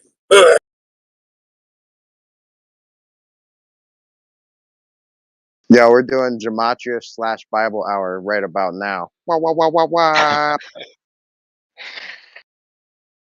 No, we're not. I've never been into that whole gematria thing. I don't know, man. There are some cool ass number things. There's some cool ass numbers. 108's one of them. 273's another one. But the whole letters, the numbers thing, I don't know, man. Well, I found this channel, man, and they definitely whoever the movie producers are, like people who produce movies and shit, Hollywood, I guess. Those guys definitely use that shit. Like, there's a channel, bro, and like the amount of times shit breaks down to 9/11/01 in movies, it just is. It isn't a coincidence. It's just not possible. Like for it to break, like I don't know how they do it. I don't know why they do it, but I know they definitely do it in the entertainment industry for sure. Back in the 90s, if you went into Jeremy's janitor closet, he had red strings connected all over the walls and shit, but he gave them days up. I love when they got red strings in movies and TV shows and shit. I love when there's like a wall and there's just Paracord red red string. yarn going. That shit is awesome. Like, you ever see that movie Conspiracy Theory with Mel Gibson back? I think it was from the 90s. That was awesome.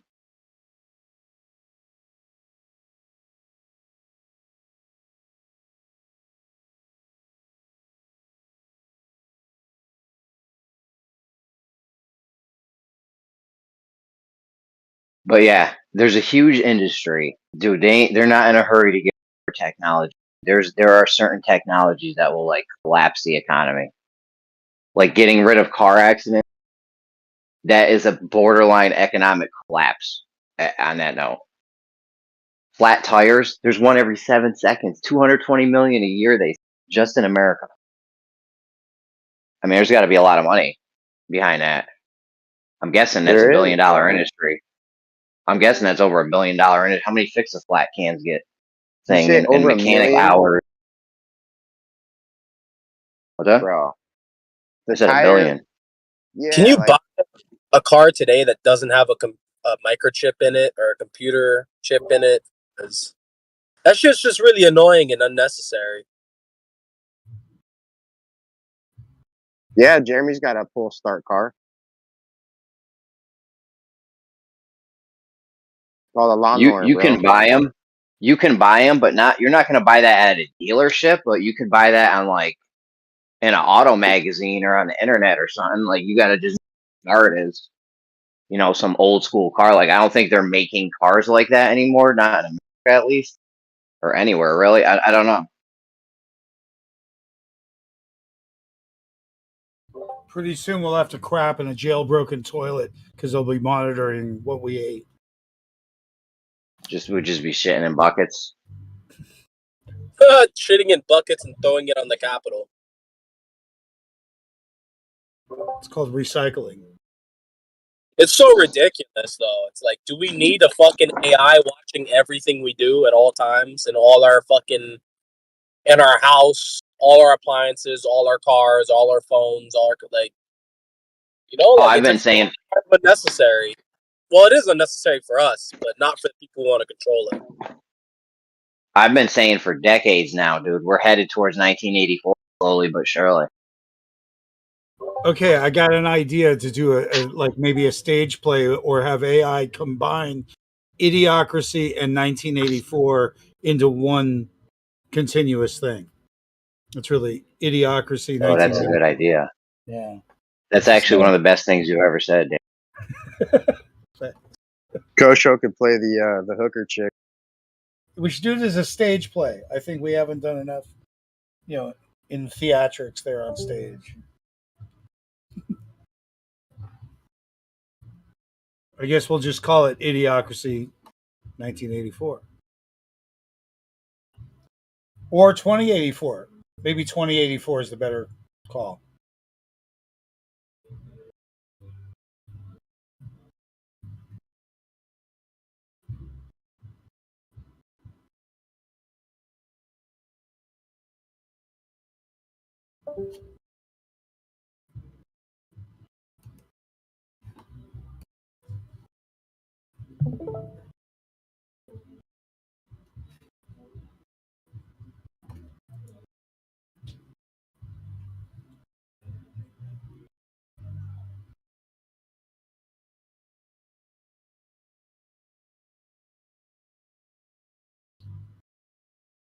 So, Jeremy, did you see Glowbusters last week? No, I don't watch them, guys. So, Jaron Are goes they out. good? No, it's just that Jaron goes out to do an observation last Saturday. And he decides he's going to do a mirror test at 24 miles in Monterey Bay. And the only positive part of it is that he did get some people to come out and try and get something done. But they tried to set up like a target and they couldn't find it. They couldn't find their target. Like it was out there somewhere and that was sort of the end of it. And then they Yo, tried. was Witsit on Globebuster? Oh, my bad, go ahead. Probably not permanently. I don't remember hearing him on that episode, as a matter of fact. But This wasn't a new thing? It was last Sundays. But he's generally Witsit there. wasn't on it? Yeah, I probably, since he wasn't there at the experiments, most of it was about that. So, yeah, Witsit probably took the week off. I don't remember hearing him talk. He might have been there. But I was Dan, let me tell you something, Dan. The best possible outcome you can have with this whole reaction business is what I got out of Zanuck, which is to get him to admit that they can never get an actual position of the object in the distance. That's the best you're going to do, bro. Well, I'm really been working. I was working it with Shubil this morning about some of the language and angle of incidence and attenuation and propagation and all these other things that have been lumped together as what they called refraction, but mostly um,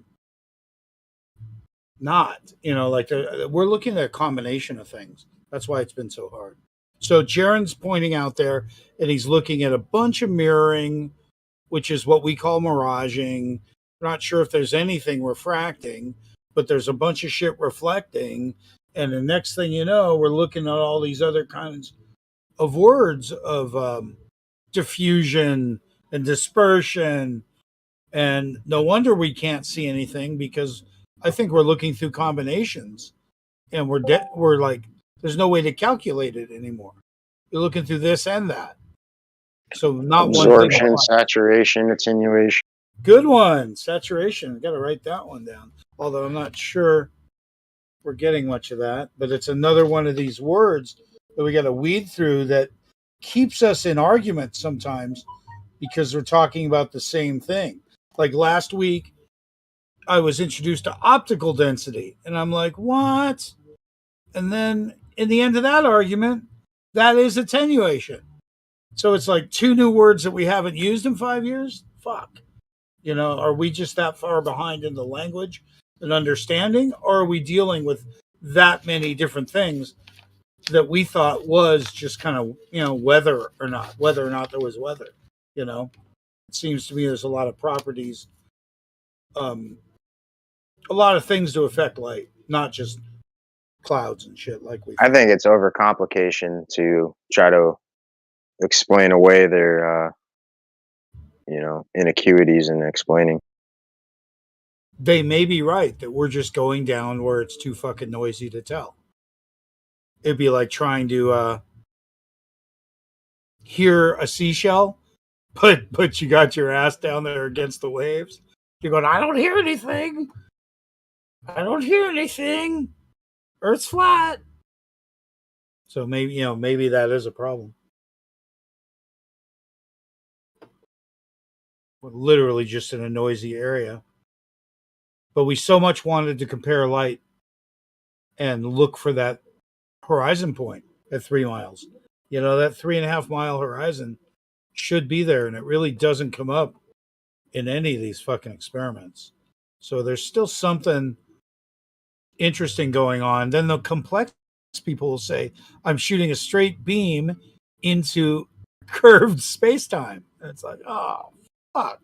Now I got to start with that. So I'm pretty sure no one knows what's going on, but a lot of people can see distant stuff. And to me, there should be a horizon in the way of distant stuff. So, I wouldn't say no one knows. I'd say the mainstream doesn't want to come to agreement on what's going on, and it's overcomplicated. Just that Nat Geo and PBS stuff is kind of fucked up, because they literally muddied the water badly while claiming to have clarified the position. Couldn't be any more opposite. Unless you watch it, then they did clarify the position. There is no horizon at 3 miles, if you ask me.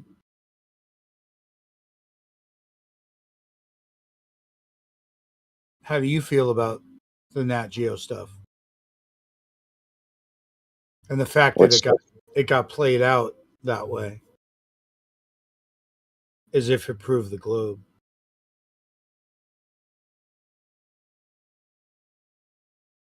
Yeah. I don't agree with any of that. So I think so this PhD Tony guy comes around, and he's talking about what he does seismology wise, and if his data is correct, it's a globe. If his data is correct, so I had to look to figure out how to discredit the poor guy's whole work career and his data, and I was trying to think, what line of questioning do I have, and all I could come up with was like, well, dude, did somebody train you to do your job? And he's going to say, I went to 30 years of school, blah, blah, blah, blah, blah, and all this. And I'm going to say, well, could you train someone to do your job? And I'm going to imagine that because he's reading readings, that it's just kind of like the medical field now, where they get a new piece of equipment and the only guy can run it is the guy that was trained by the factory, MRI machines and stuff like that. So this guy's got special ways of reading and running animations of data from across the globe. And he's one of the few people doing it. So if he was a tool by, let's say, the oil industry that he works for, they could feed him that data and he wouldn't know if it was accurate or not. And he would be functional as a tool, citing the supposed gravitational anomalies that they use to find oil. But he does work for the oil industry, and he doesn't do well at representing science at all for a PhD. He's kind of loose. So I'm thinking to myself, either he proves to me it's a globe with seismological data, or I got to prove he's not getting accurate data. Kind of like the NOAA thing, where everyone says where they're getting live images, but we know it's a 10-minute delay coming on anything we see, probably because of national security. My contention is that national security can wrap the entire thing on a ball, and they've had software to do that for a long time. That's what I think. And that national security, call it, let's say, not the NSA or the NRO, call it the CIA, and you notice that they've been running this country, through the Bush family and everything else since Kennedy was killed. And the president before that warned us of who was really in charge, saying that the office of the presidency no longer had any control. So it's something to consider is, did they get in control of all the information? And are we misled as a rule? And I think that maybe we're misled into thinking that there's shortages, through money or gold or land or water, ozone potential, that shortage, that lack of abundance, that it seems like the planet really thrives in abundance, but they got us sold that things aren't abundant and that we feel needy. And I think that causes what we know of as greed. And my suggestion is that greed may have been a learned behavior and not like the fall of man or something inherently negative in humans. So I'm just looking to shit can war, and I'm like, okay, what do I do with greed now? And I think, God, it might disappear. It comes from a time when cyclic seasons and stuff made food scarce, and scarcity is scary. And people in fear, I'm not saying they reject love, but they don't have time for it. They don't have time for compassion. Maybe that's where greed comes from. I refuse to think we're evil.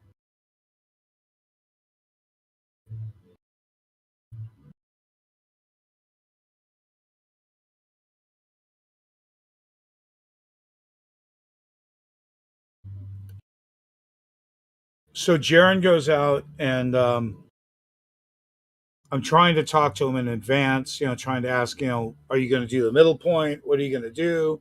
You've kind of left this legacy for us to deal with this center point. The least you could do is try and do it. And he's like, well, I'm doing this daytime thing. And it was like, okay, so I'd like to talk to you about refraction. And he goes, well, check the show. And it turns out we're like at square one. All of us. We're like at square one with what are we really looking at when we look across. And I don't want Ruhif to be right at all, for saying, you're stupid for looking that down closely, that down low, because of course we're trying to compare it to our lasers to the shape of the water. We're saying, wow, we're matching the shape of the surface. It's hard to do that 100 feet in the air. because it's all about measuring the surface.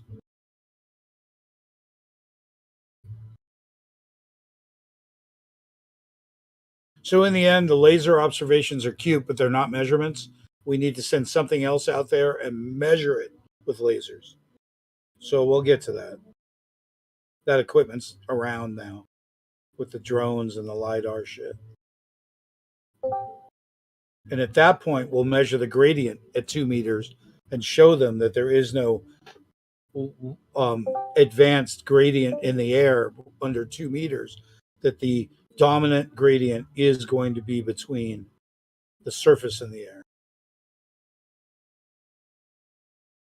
Temperature gradient. My contention is that we're in the same density gradient all the way across one medium. And where I was making a mistake is I thought that the delay in light time, known as a lapse rate, would happen horizontally just by going through more and more air, regular air known as standard refraction, where I thought, I believe standard, their index, the refraction index, I confused attenuation with refraction, whatever that means. And attenuation means an optical density. In other words, more air gets thicker and thicker anyway, regardless of bending and shit. So I'm claiming that we're looking at attenuation only, and that there is no vertical refraction yet in these images that I point with lasers. Primarily because sometimes the surface and the air are matching, so there is no obvious differential. The Globers, when they chime in, are going to say they only need 0.13 of a degree in temperature to make it 8 inches per mile squared. And I'm saying, well, that's silly because we show more variations than that and still achieve it. If it's a mathematical achievement, if they're too high, they're going to go over the heads of people on the other side. And if they're too low, it's going to bury itself in the water. So if they're going to do this mathematically, they need to be exact. Unfortunately, very exact. At which point, Bislin is finally chiming in and he's going, yeah, it's not so much about the humidity and the temperature. It's really about differing factors as it goes through these different mediums, usually represented by a column of temperatures in the sky. I just think we're working beneath that in the bottom column of air.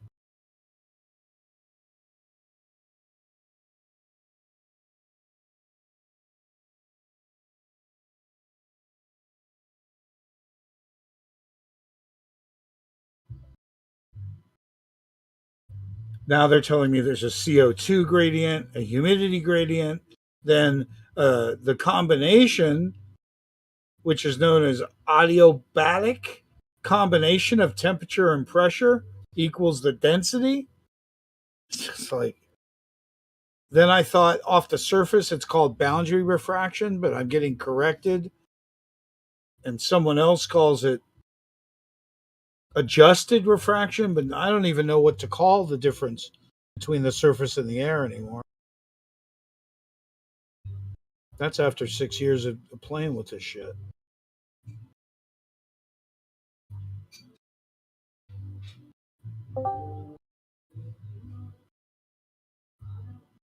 One thing I did learn that if it's warm underneath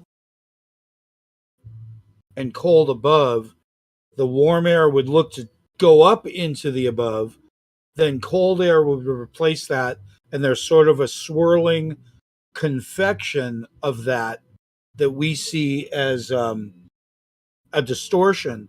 And sometimes it looks like water when it's on top of your vision, but it's really a wave of air. So sometimes I'm looking at our infrared stuff now to see what are we really seeing with waves on the top. Is it water or is it swirling air movement? And it seems like it's way more going to be air movement than water. Because we're seeing the water too high. Too high for flat Earth. Often.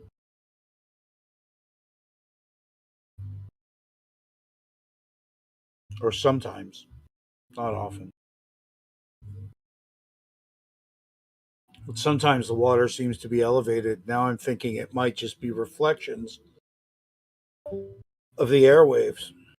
Waving air. Swirling. And what we're now going to call a disturbance. So it's like another word, you know. It's a disturbance.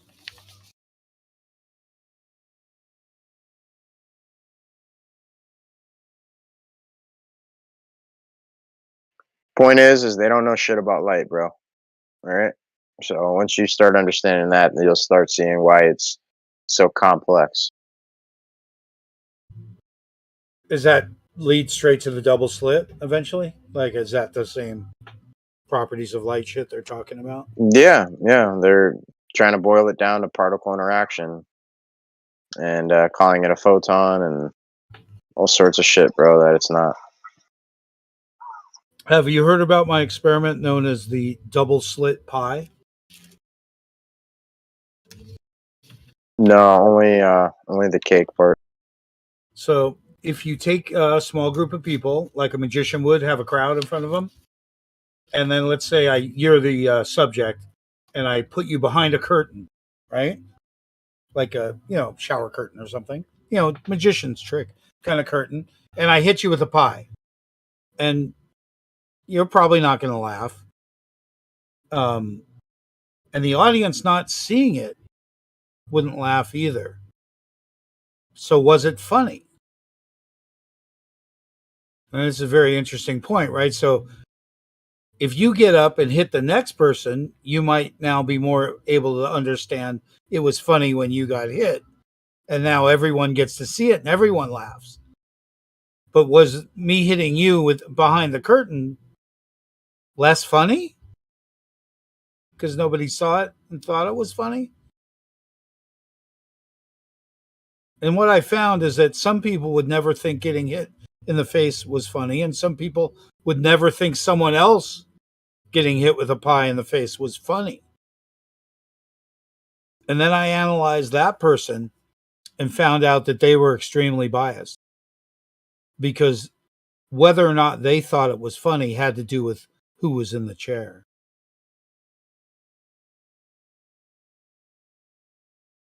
So I call that series of experiments double slit pie.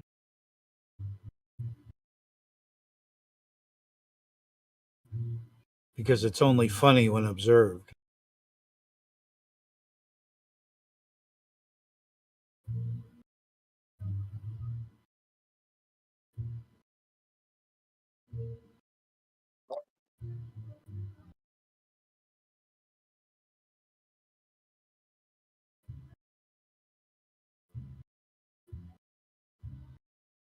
I don't know what's going on today, but it was really, really a madhouse inside both Aldi and Walmart just now.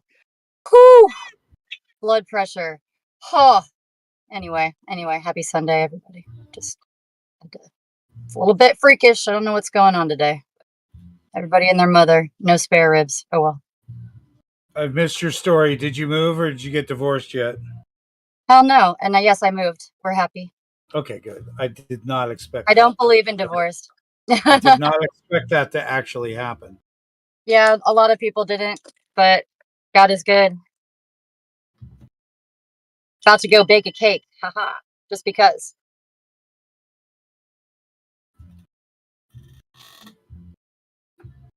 To be honest, that's like my dream life right now. Just bake and make lunches for the little ones. It's like the best thing ever. I can deal with the madness of the people, if you want to call them that, inside the madness of Walmart for that trade-off. Thank you for Jeremy asking. wake and bakes and Well, then eats the kids' lunches. Just saying. You guys got a lot in common. yeah. Well, I got a good other half at the house. Yes, thank you, Dan, for asking. I hope you are well, and I hope your cat turned up. I hope he's okay wherever he is. So out of my control. He did it. He fought to get out. Curiosity I've lost may a couple cats that way. may actually kill the cat. Oh God, it's terrible. But yeah, I hadn't thought about that. Well, mine actually got fresh air sitting on the stoop and did not run away with the 2 dogs yesterday morning. So she actually got to like be close to the birds she's looked at from the apartment windows for years. She was loving Oh, that. that's cool. Did she make Like, the noise? Did she make the noise? she never makes noise. No, she did not. But You know that noise I'm talking about? no. The cats make this chattering noise when they Oh get near no. birds. My cat can't make any sound though. Like, she's not deaf. She just doesn't meow or make any noise. I bet she still chatters. I bet she could chatter. I will have to. Look up cat chatter. I've never even heard of that. I will. Oh my god, it's amazing. I mean, it's amazingly weird. Let's put it that way. And my cat is extra weird, so maybe who does? That's Cat crazy. chatter. Let's see. Okay, see if you can hear it here. 6 minutes? This is all different cats chatter. Shit. Yeah, they do this weird vibration thing. Here's a link. They only do it when they see prey. I don't think it's just birds, but when they see prey. Oh, interesting. They get real Cats are just so freaking cool.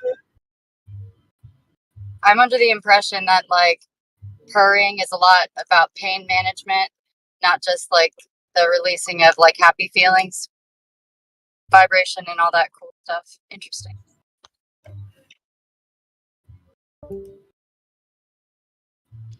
But yeah, no matter what state you live in, no one knows how to navigate a roundabout. No, they don't. Oh my gosh. Anyway.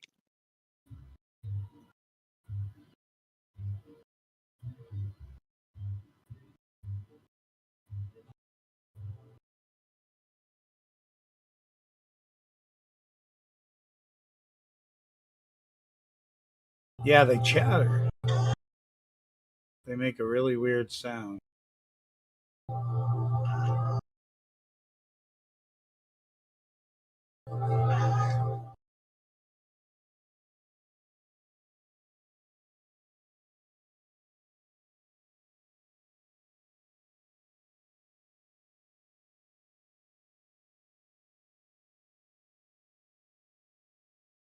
It's like a clickety click chattering sound.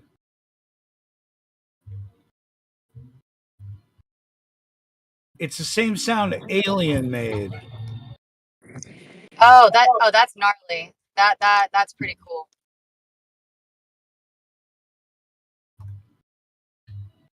Yeah, that I'm actually like one of those people that like processes things like audibly. So I don't ever watch anything. I just like literally can just listen. It's just been like that for my whole life. But I definitely like if I'm afraid of anything, it's like the sounds that go along with that. The way I process audibly, it's like, yeah, I'd much rather think about cats doing it than that creepy spitty thing. Ugh. But yeah, I'll check it out when I'm driving. Okay, so imagine. Have you ever seen the original Star Trek? Picard is my fave, but only Like, Picard. Okay, so you haven't seen. You don't know Captain Kirk. You don't know. No, I do. I mean, I do. I watched that one Okay. and the one with the lady. Yeah. When they talk about their 5-year mission, if you looked at it from a different perspective, this guy was willing to have sex with anything, no matter what color its blood or skin texture, whether it was made out of rocks or anything. This guy went after everything. So imagine sort of the Alien movie, but the Predator is William Shatner, who's really just trying to hit on your chicks because I think I'm taller than he is. What a weirdo. But the creature and concept designer, for the original Alien films, his name is Neville Page. I mean, literally, evil is in his first name. And we were talking about how those images are really semi-pornographic originally. Absolutely, they are. So you take just Google that guy, Neville Page, creature concept designer. It's not something you want from a monster. Like horny monsters are not something you want in your life. No, especially with like a mouth hidden inside a mouth. That's just Oh well, that you might like. Let's not downplay that. oh, I you mean, sicko. Anyway, you could talk at the although same I'm not time. surprised. If you could talk at the same time, you'd be like, we're like a that way, twofer, but a total twofer, right? oh, you're funny. Anyway, y'all have a good rest of your day. Got to get back to the road and make a cake. Take care.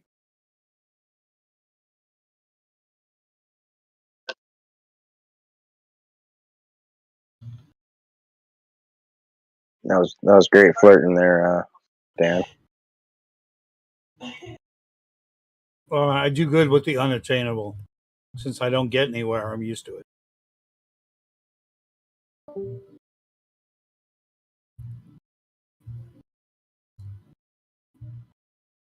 Yo, when are these airless tires coming out? That's all I want to know. Because now I'm interested. I forgot about the airless tire for a while, and now here we are. They're out. You can put them on your mower or your ATV. You got a golf cart. You can put it on a golf cart. Anything that's not road legal. For the whips, bro, for the cars. Yeah, Fuck you're the gonna need a lawnmower. patent for that.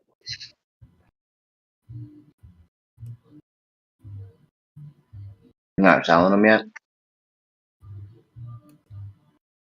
Jeremy wants some Dayton's wheels to match his grip.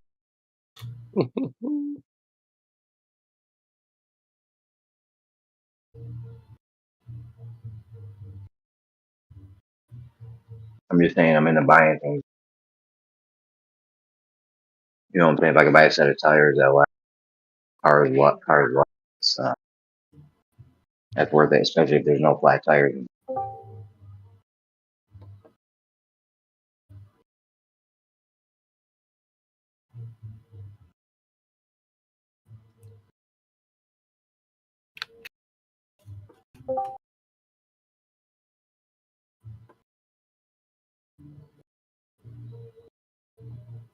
Did you see the arrows? Go ahead, Dyson.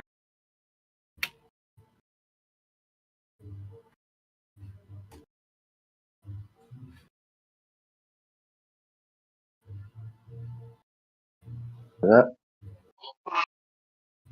Truth.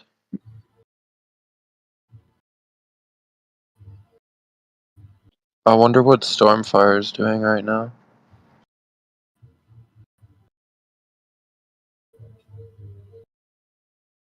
He's probably doing yoga or meditation or something. Is that what they're calling you nowadays, Jeremy?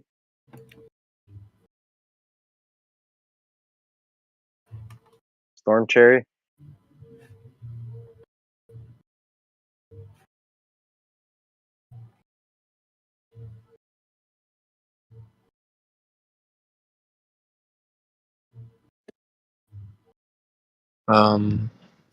Would anyone like to read scripture? No.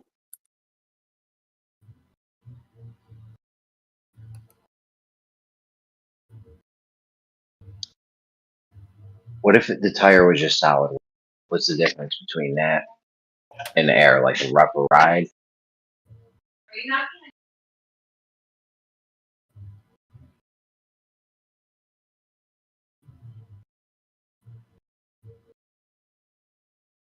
You answered your own question.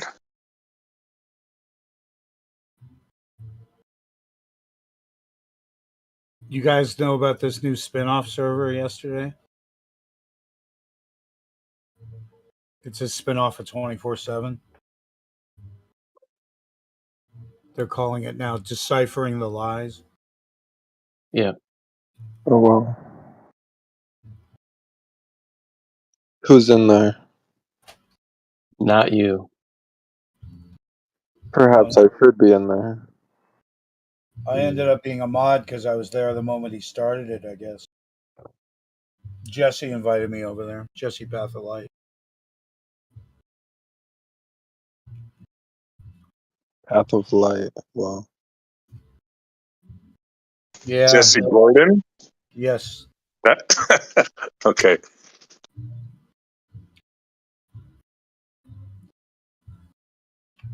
Jesse Jordan. Jesse Gordon started that server? No, he invited me though. I think he was a resident Glober. Him and someone else.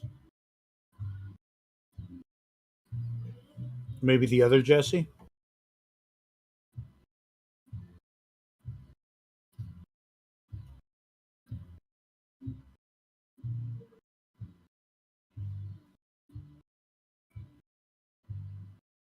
So who started this server? He something comedian Flat B, something like that. Flatman B. And his sub name says "Repent or Perish," which sounds horribly religious. But he seems like he just laughs a lot. Seems fun. But they seem younger. Seems remedial in a way. Yeah, but you said it's a spin-off from 24/7. How? Yeah. How is that? It's people that were used to go there that didn't like what was going on. Oh, used to go there, not part of the team, like not part of the mods. Because the Maybe. way you make it sound. Sorry? No, you're probably right that they didn't fit in. Maybe. Okay, so it's not a spin-off. It's just some begrudged whatever people started their own server. Okay. Yeah, but a handful of them, I don't know because I never hang out. I've never hung out at 24/7, and it seems like a lot of newbies come through there, so it takes them like a year to exit there. You know, they think that's flat Earth when they get there. A lot of people think they found flat Earth when they get to 24/7 Discord. 24/7 is basically not even on the 24/7 server anymore. It's on a server called Politics that has a whole bunch of different rooms, and one of them just happens to be 24. It's a guest room called 24/7 Flat Earth. Yeah, I've seen that one. There's like thousands of people on there. It's like a whole hodgepodge of, and yeah, they want you they want you to verify your email or phone number, and yeah, sure. See you later. But that's not Do they? Helio. That's not Helios and Karen's old 24/7. I didn't have to verify shit to be over there. What do you mean? Really? Yeah. Well, I got a thing to verify email either by email or by phone number, so to be able to speak in VC. That's what the message said, and I just hit leave. I just hit leave server. Yeah. I had somebody that was, I guess, a mod over there that knew me that didn't send that. Maybe. Okay, maybe. Yeah. I'm not sure. Yeah, I didn't have to verify shit.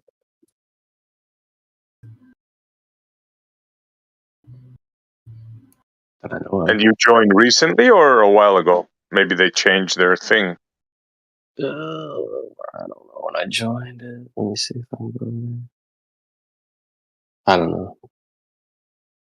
A while It ago. doesn't really matter. Yeah.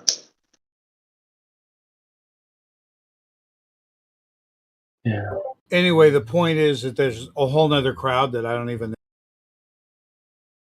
It's pretty easy to get us into an echo chamber once it's like 30 or 40 people, so there's always 10 or 12 people on. You think it's the whole world. You know, if you're not careful and look around, you begin to think it's the whole world. Well, I'll say this: I never seen a server with more people on it. I mean, they must have had like 10 rooms, and they were all like with a lot of people on them, maybe more. I didn't really count, but yeah. Yeah, that server always has like 100 people online in various different rooms, like minimum.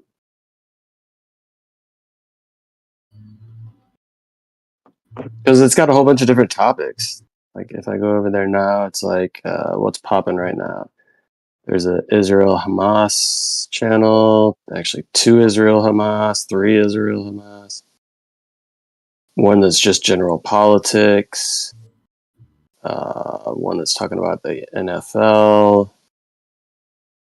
theism, Abrahamic, We've been in this. Muslims, Yeah, a bunch of socialists. subjects. Yep. Dude, I've been in this shit too long though, man. It's like if it ain't recorded, I'll fuck with it for a minute, dude. But like that's one thing I like about Geo's channel. It's always because man, if it ain't recorded, you could just say any damn thing. And at least if it's recorded, then you know that you're going to be held accountable for the shit you say. Somebody is live streaming the 24/7 room. If it's a Discord and it's not, then that's that works. But I'll go there here and there. But yeah, it's No, just I don't trust them. I don't go there. You shouldn't trust them. It's all right. It's just like, I get frustrated sometimes. Like, I don't know. I don't have the patience anymore to deal with the trolls that come in and having to try to walk them through the basics and the bullshit. And first you have to break down the walls with their bullshit and whatever. I don't have the patience for that anymore.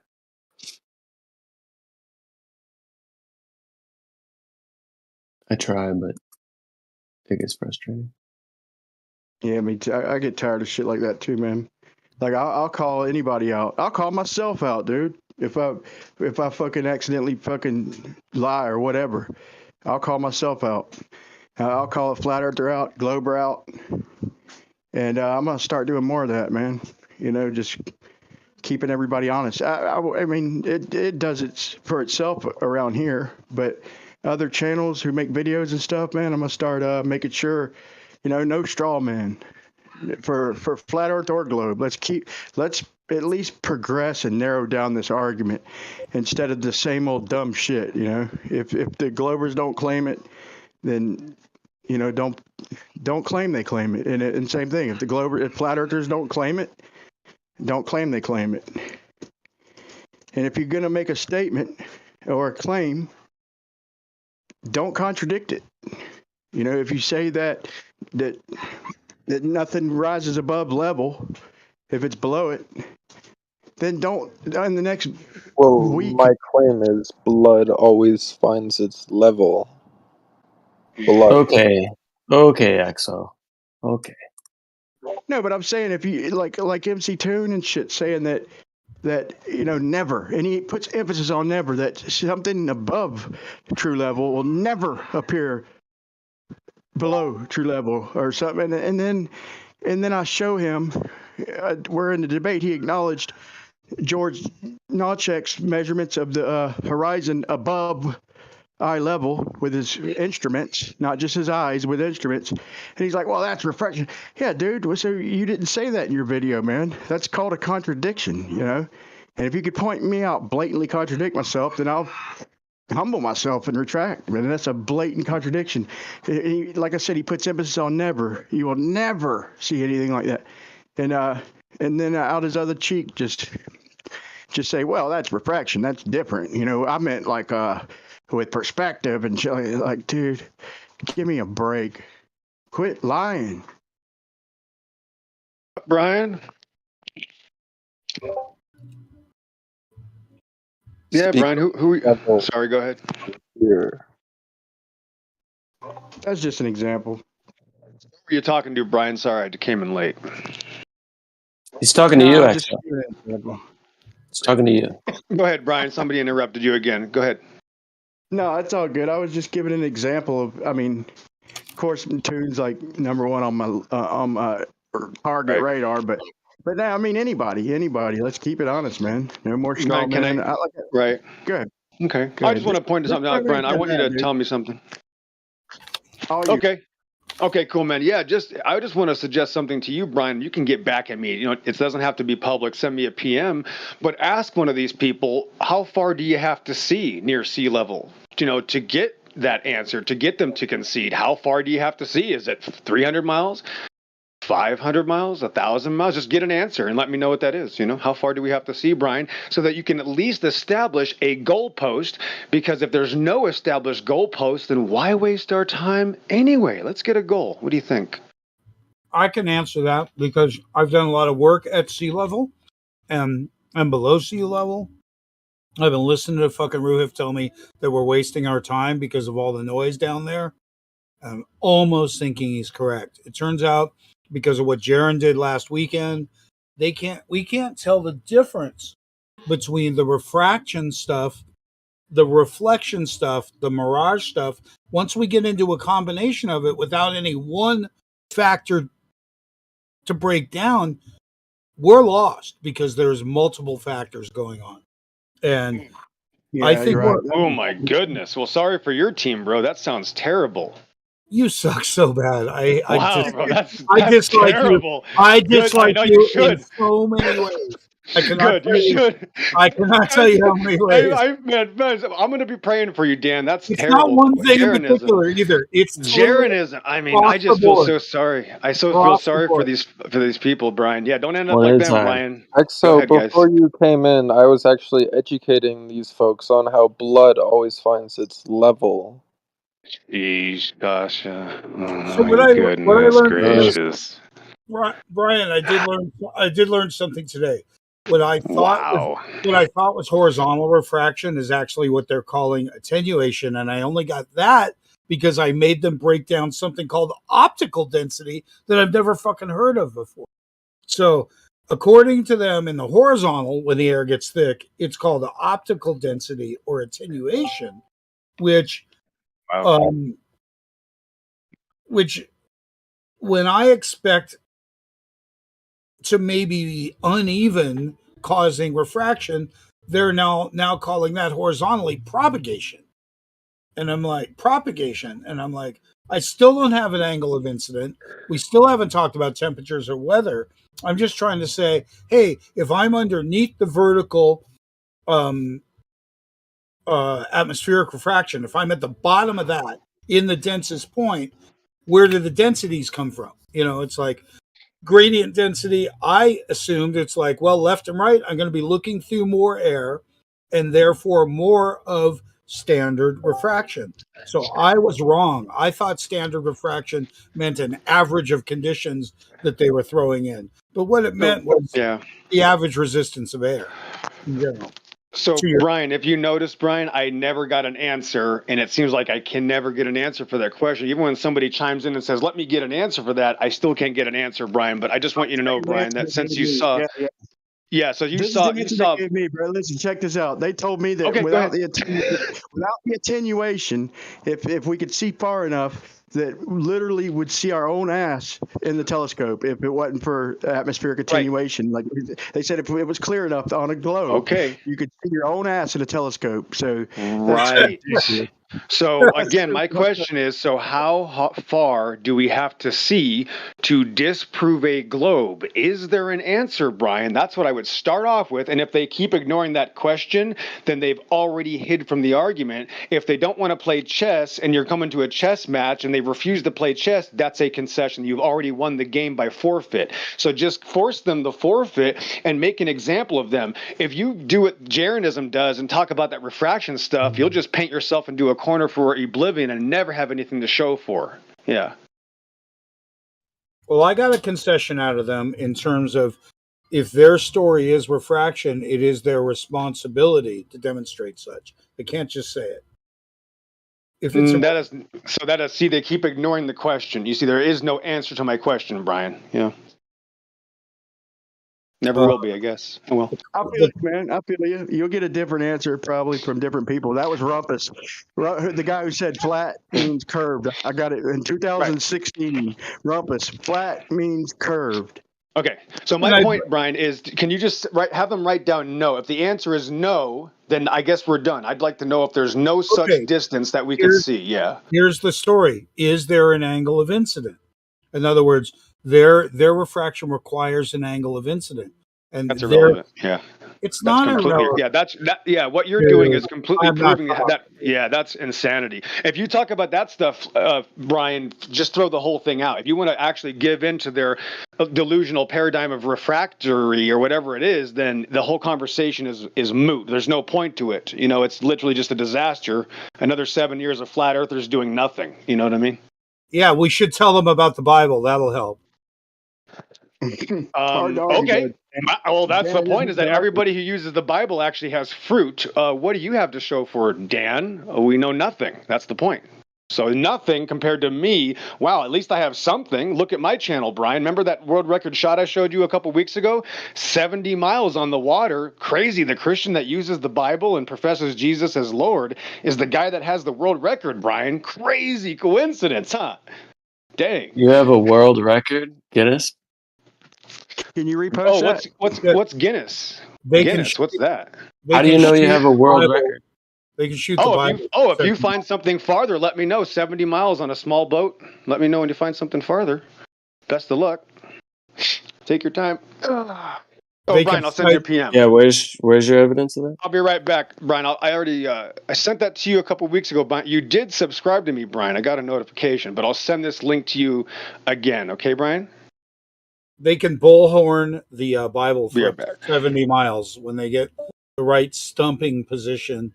They can get that bullhorn going up to 70 miles, but they still haven't been able to perfect the thump. Bible thumping is still limited So to why what is they call a stone's throw. why are moderators letting Dan the Waterman slander me? Is just another satanic outburst that's just going to get recorded to the What are you files? talking? He's not slandering you. You just What are you said talking you about? bullhorned the Bible 70 miles? Are you that sick? That's not slandering. I'll give you Bullhorned the space. Bible 70. This is a perversion. That's a crime. Why are flat earthers always acting like this? It's disgusting. I proved my point again. I'll be right back with that video, Brian. But yeah, that's what I'm saying. Flat earthers have to just slander Yeah, people. you. It's disgusting. Yeah, now you're making slanderous accusations, and of course you're going to leave so that you can't get muted. The Yeah. anti-slander. Man, I've been gaslit my whole life. He's not a real truth seeker, guys. Don't mind him. Are you the real truth seeker? I am, yeah. If he's still seeking, yeah. If he thinks he knows it, probably not. So any truth seeker is probably pretty good. You can always be learning more.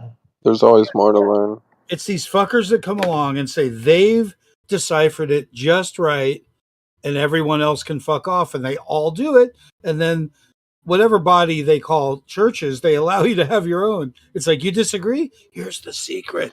Go open your own church. You're like, right on.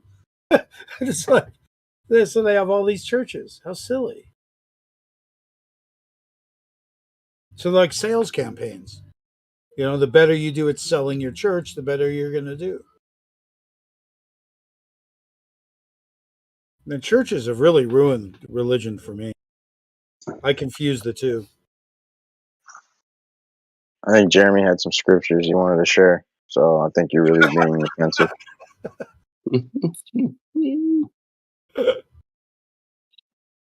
Uh,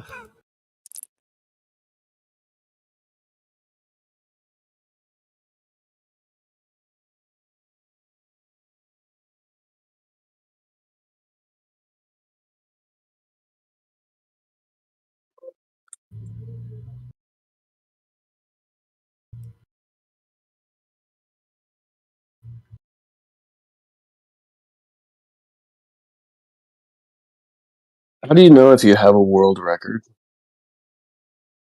Call Nathan Thompson. He knows all about it. Does he have a world record? Yep. He got a certificate and everything. For Embarrassing flat earth while wearing a duck suit, evidently. were they? I can't remember. That was so long Yeah, ago. they Was had that? they had supposedly the Guinness Book of World Records there. They had made up a whole certificate. They had that was the best part of their convincing this. Ugh. He's a trip.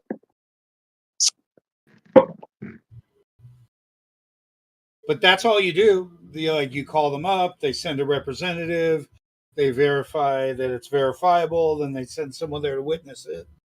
And it's kind of like Smithsonian. They just sort of self-declare it because no one else does.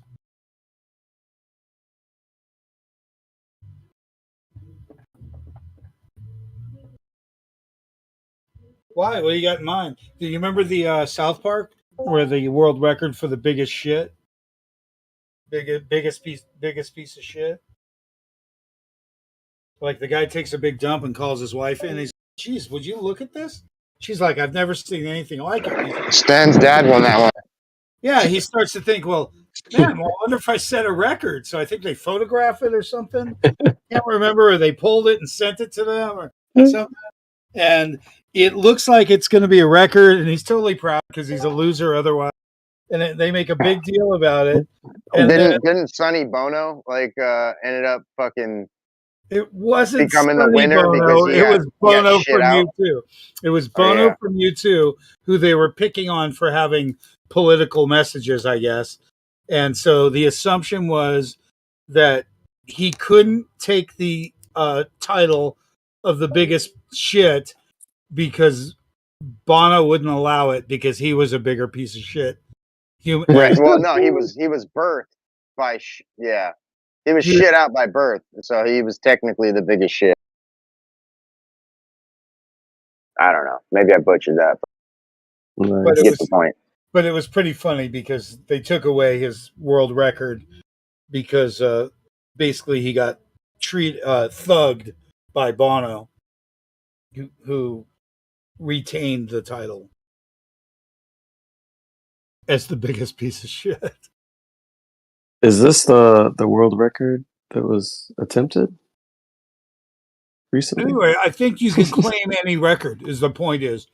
What were you saying? What did Jared do recently? What are you talking about? He tried to do a mirror flash that wasn't a record of any kind. So I don't really know why he did it, and I don't know. He didn't do it with much expertise. I think he was excited because some people he had some manpower because of the Telegram group he has. No one wants to see your giant. Man, sorry if I missed anything, man. If I failed to address, man, I had to talk to the neighbor because all my chickens are over in her yard. But nobody wants to see your giant turds, Lou. Name that movie. Or nobody wants to see your giant shit, Lou. Y'all can't name that movie. I don't know. I think you wrangling the chickens was the funniest part, though. It's funny, dude. My neighbor named one of them,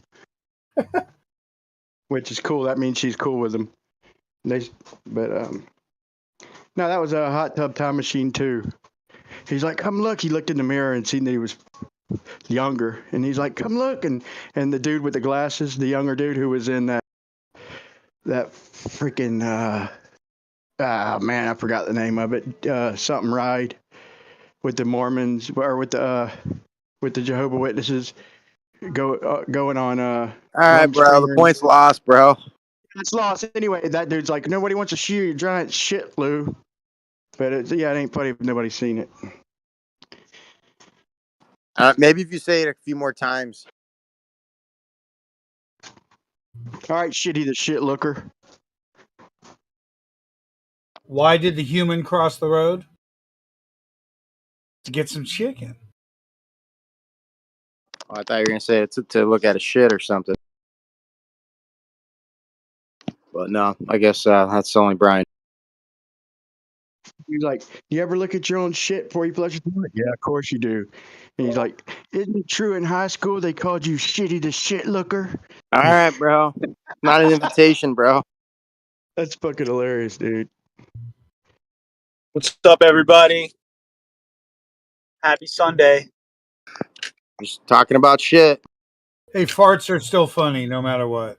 I'm sorry. Oh, dude, God was like, yeah, there's going to be a little hole in the back of them. That's where the gas is going to come out. And when the gas comes out, it's going to make a noise. And the angels were like, yep, checks out. What came first, the giggle or the fart? Do you think the angels enjoy it because it's a butt trumpet? Well, for Jeremy, oh yeah, little butt trumpets for sure. For Jeremy, we call it a queef. Just saying. Lol. Hey, how about that stuff in the Middle East? Am I right, guys? Need me some Iron Dome, dude. How you gonna praise Muhammad but make no profits? these Jewish cats really out here shooting off damn guns. Sorry, not Yep. funny. Kosho came out of his bunker for a little bit to talk to us, but Oh yeah, dude. Israel, more like isn't real. Who are we supposed to hate? Who's the news telling us to hate today? Who are we supposed to be hating? Ooh, I don't know, but I want to do a war. Who's killing babies? Who's killing chicken puppies and killing babies? Who are we supposed to hate today? You don't want to go to war? What do you mean you don't want to pick sides? Loser. You don't want to pick sides in a war? What are you, gay? Sorry, guys. I'm all hopped up off the goop. I just got out of the skate park. Nice. How was your sus? It's good. I got showed up by a bunch of, like, little girls ages, like, 9 to 12 who were just, like, catching air out of the bowl and, like, not even wearing pads, making me look like a total dork. Yeah, that happens these days. Not fair. Yeah, dude, it's Yeah. like I was born in an era when, like, the 6-minute mile was still, like, massively impressive. I'm like mid-30s running a 6-minute mile, and then these 10-year-olds from, like, Kenya come out and they're like running 4-minute miles, and my shit just stinks. Yeah. Yeah. Skateboarding has had a resurgence, but it's not what it used to be, though. It's different. It's different now. It's a little different. Bro, Yeah. 4-minute mile is a sprint. That's ridiculous, dude. Like that's faster than most people could run. Top speed, maintaining that for a mile, that's a hell of an accomplishment. I gotta admit, 6-minute mile is pretty fucking decent. Excuse my language. 4-minute mile, that's ridiculous, dude. Yeah, the 4-minute mile was achieved in 1954. You can catch your dog if it gets out, dude. If you can run a 4-minute mile, dude. Yeah, dude. For sure. Not if your dog's a greyhound.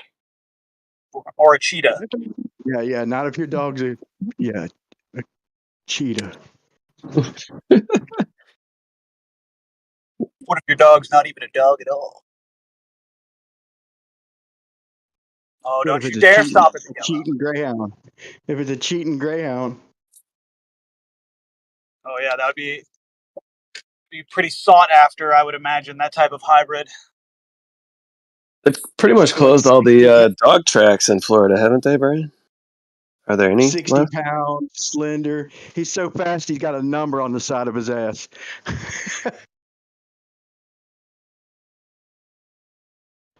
Runs from sunrise to sunset in 2 hours.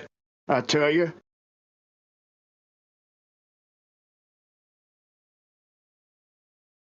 Do you have any open dog tracks by you anymore, Brian? I think so. I haven't been in a long time, but I think across one of the bridges is a Orange Park Kennel Club, I believe. They used to have the St. John's Kennel Club, and then they had the Jacksonville Kennel Club, all in Jacksonville, but just different sides. I'm not sure how many they have now, man. I ain't been into that kind of shit, but it's pretty cool to watch.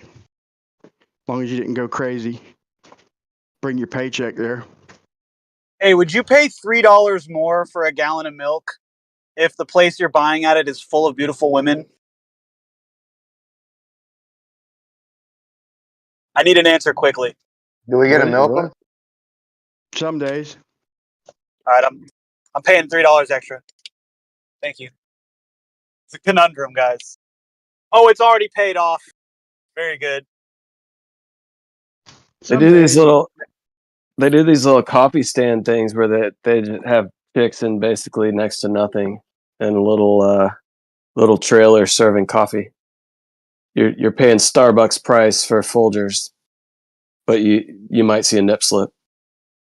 Oh no, I'm not talking like this is just where all the healthy people are at, and they don't play any of that ghetto shit here. Like I'm looking at a baby in a carriage with a mom. People are like holding hands. So it's just like a really wholesome place to be. I live in the ghetto, like the deep ghetto, where the liquor store underneath my Or somebody got shot there like 2 days ago. Anyways, I'll be right back. I'm gonna go in the store.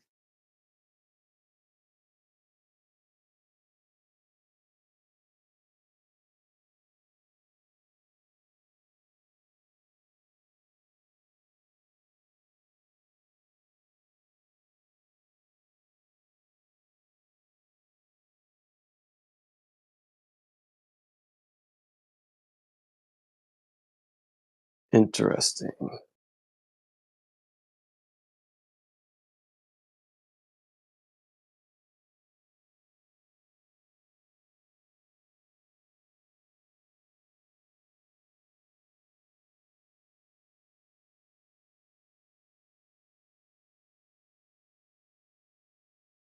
Oh, did Dan leave? Shoot, I was going to ask him what the outcome of what Jaren was doing, what it was, what it do.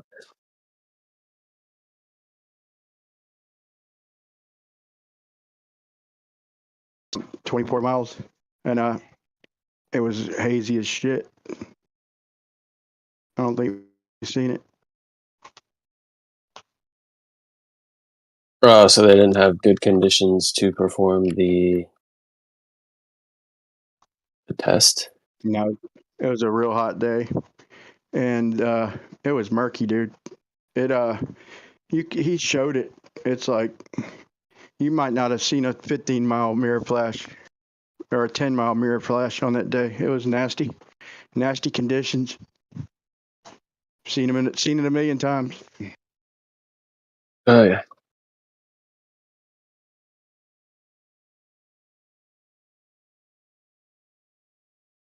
It's good globe-like conditions. That's when they'd say that everything's kosher in the atmosphere. But on the crystal clear days, when you see farther, and that's when they say it's extreme refraction. On a nice clear day where you see further, that's extreme refraction. Ridiculous. I mean, I think I've just come to terms with trying to make some sort of determination as to what's going on or where things should or should not be optically over long distances just is not a good idea. Period. Yeah, but if I was going to do it, I'd go back on a better date. In fact, he planned it. He didn't say the exact day, but they're going to go back in a couple months when it's cooled down. And you see better. I think middle of the day is the worst time to go. And I'll examine Skunk Bay. If you look at Skunk Bay or any time lapse, you could look at Sally's Bridge. But you see at night, in the morning. At night, it's kind of all over the place a little bit. But in the morning, right after the sun comes up, and like right before sunset or right after sunset, is when it seems to be clear. The refraction seems to slow down. If you look at Skunk Bay time lapse, you'll see that between like 7 a.m. and 11:30, 12 a.m., the atmosphere is pretty stable. You don't see much bouncing around. You see a little teeny bit. But then after about 12:30 afternoon to about the heat of the day, which is usually around 2:30 to about 3:30 and 4 o'clock, that's when you see the most just up and down, up and down, up and down. When they say you're supposed to, that's when the surveyors take their shit, But if you look in the background, Skunk Bay, and them couple hours span, and the heat of the day, that's when you see the mountains in the background just about flatten out. You see them drop, and they stay down for a good hour, 2 hours. They try and bounce back up, then they go back down. But that's exactly, what we would say to avoid is all these conditions of shit in the foreground, waving around, shit in the background. How are you going to do 10, 20-mile reciprocal zenith angles or even longer than that spherical excess? At the heat of the day, when we've showed, that's when refraction's going crazy and the distance shit's dropping.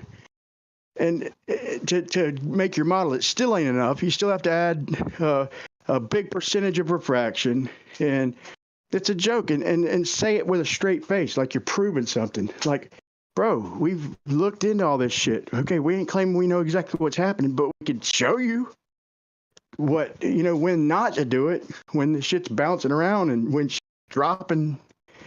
in the distance pretty much consistently. That's when y'all say, let's wait, we can't do these measurements early or late in the afternoon. We got to do them, when the sun's out. That's the best time.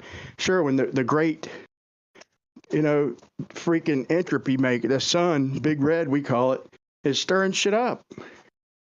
That's what it takes to maintain a globe.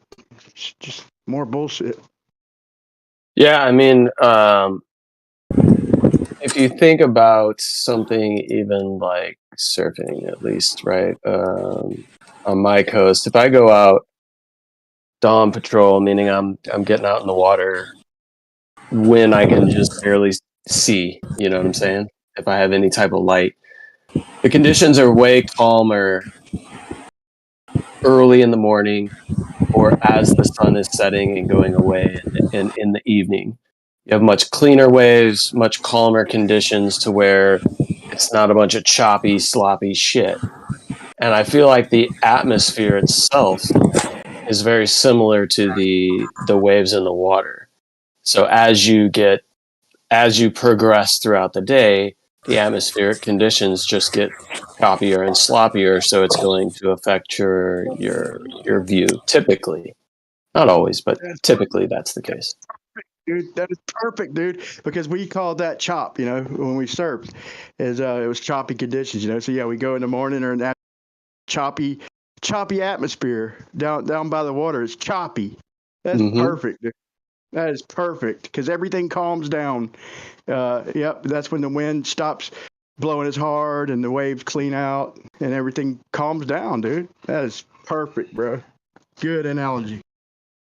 Yeah, it's like the first hour as the sun's starting to come up is the best, and the last hour as the sun's going down. Really, as it gets darker and darker in the evening, your conditions are just cleaning up so much better for surfing. And I feel like that's kind of what's happening with the atmosphere in general. So, you know.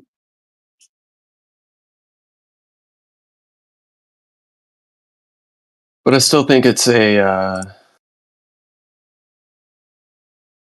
difficult task to try to use long distance observations to prove one way or the other. It's just there's too many factors, too many things going on.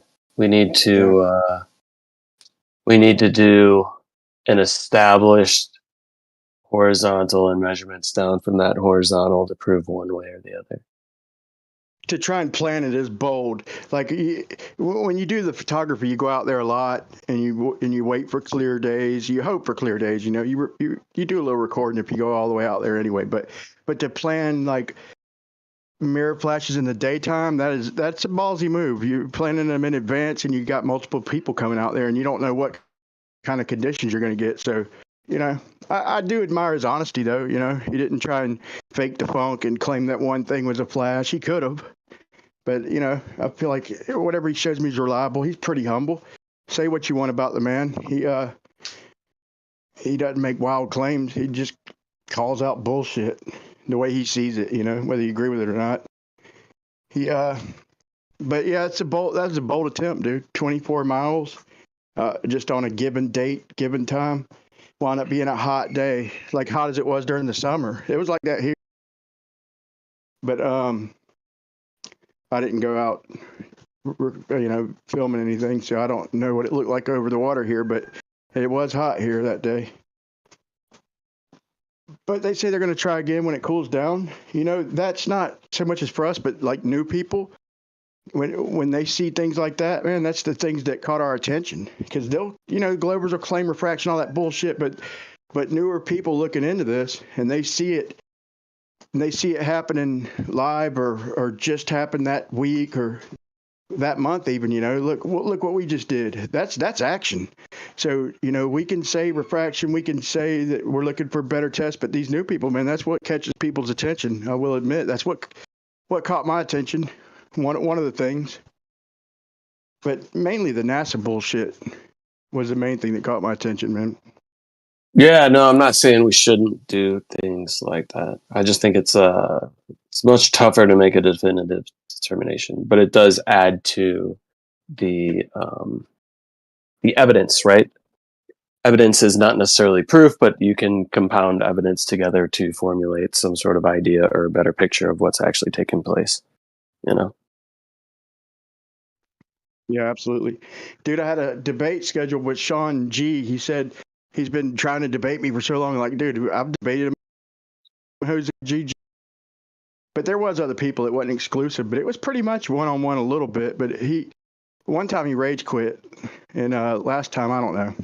But, I mean, we get along a little bit, but he probably thinks I'm as full of shit as I think he is, but he no-showed on me twice, man. Dude, I literally pushed my bike home the last quarter mile to get home from the job to make the second debate, and he doesn't show up. I was actually glad he didn't, the second debate, but I still waited around, dude. Dirty, tired, and he no-showed, man. So I had that last video I put out, which I'll post in live text, was, I thought, one of my best presentations as far as actual measurements and what's going on. I showed Skunk Bay. I showed what's happening at the time. I showed Soundly's 7-mile stretch of lights, time lapse. I make the point that, you know, if you're trying to claim reciprocal zenith angles as some kind of proof or spherical excess, it's just not honest. What's happening in the middle of the day, this is what's happening in the distance. I don't care how good you think your instrument's is accurate within an arc second. That don't matter how many clicks you have in between arc minutes. It's what you're measuring out there that's moving around, you know? So they boldly claim that this instrument's so accurate, but that doesn't matter, dude. You're measuring to shit that's waving around, right? Yep.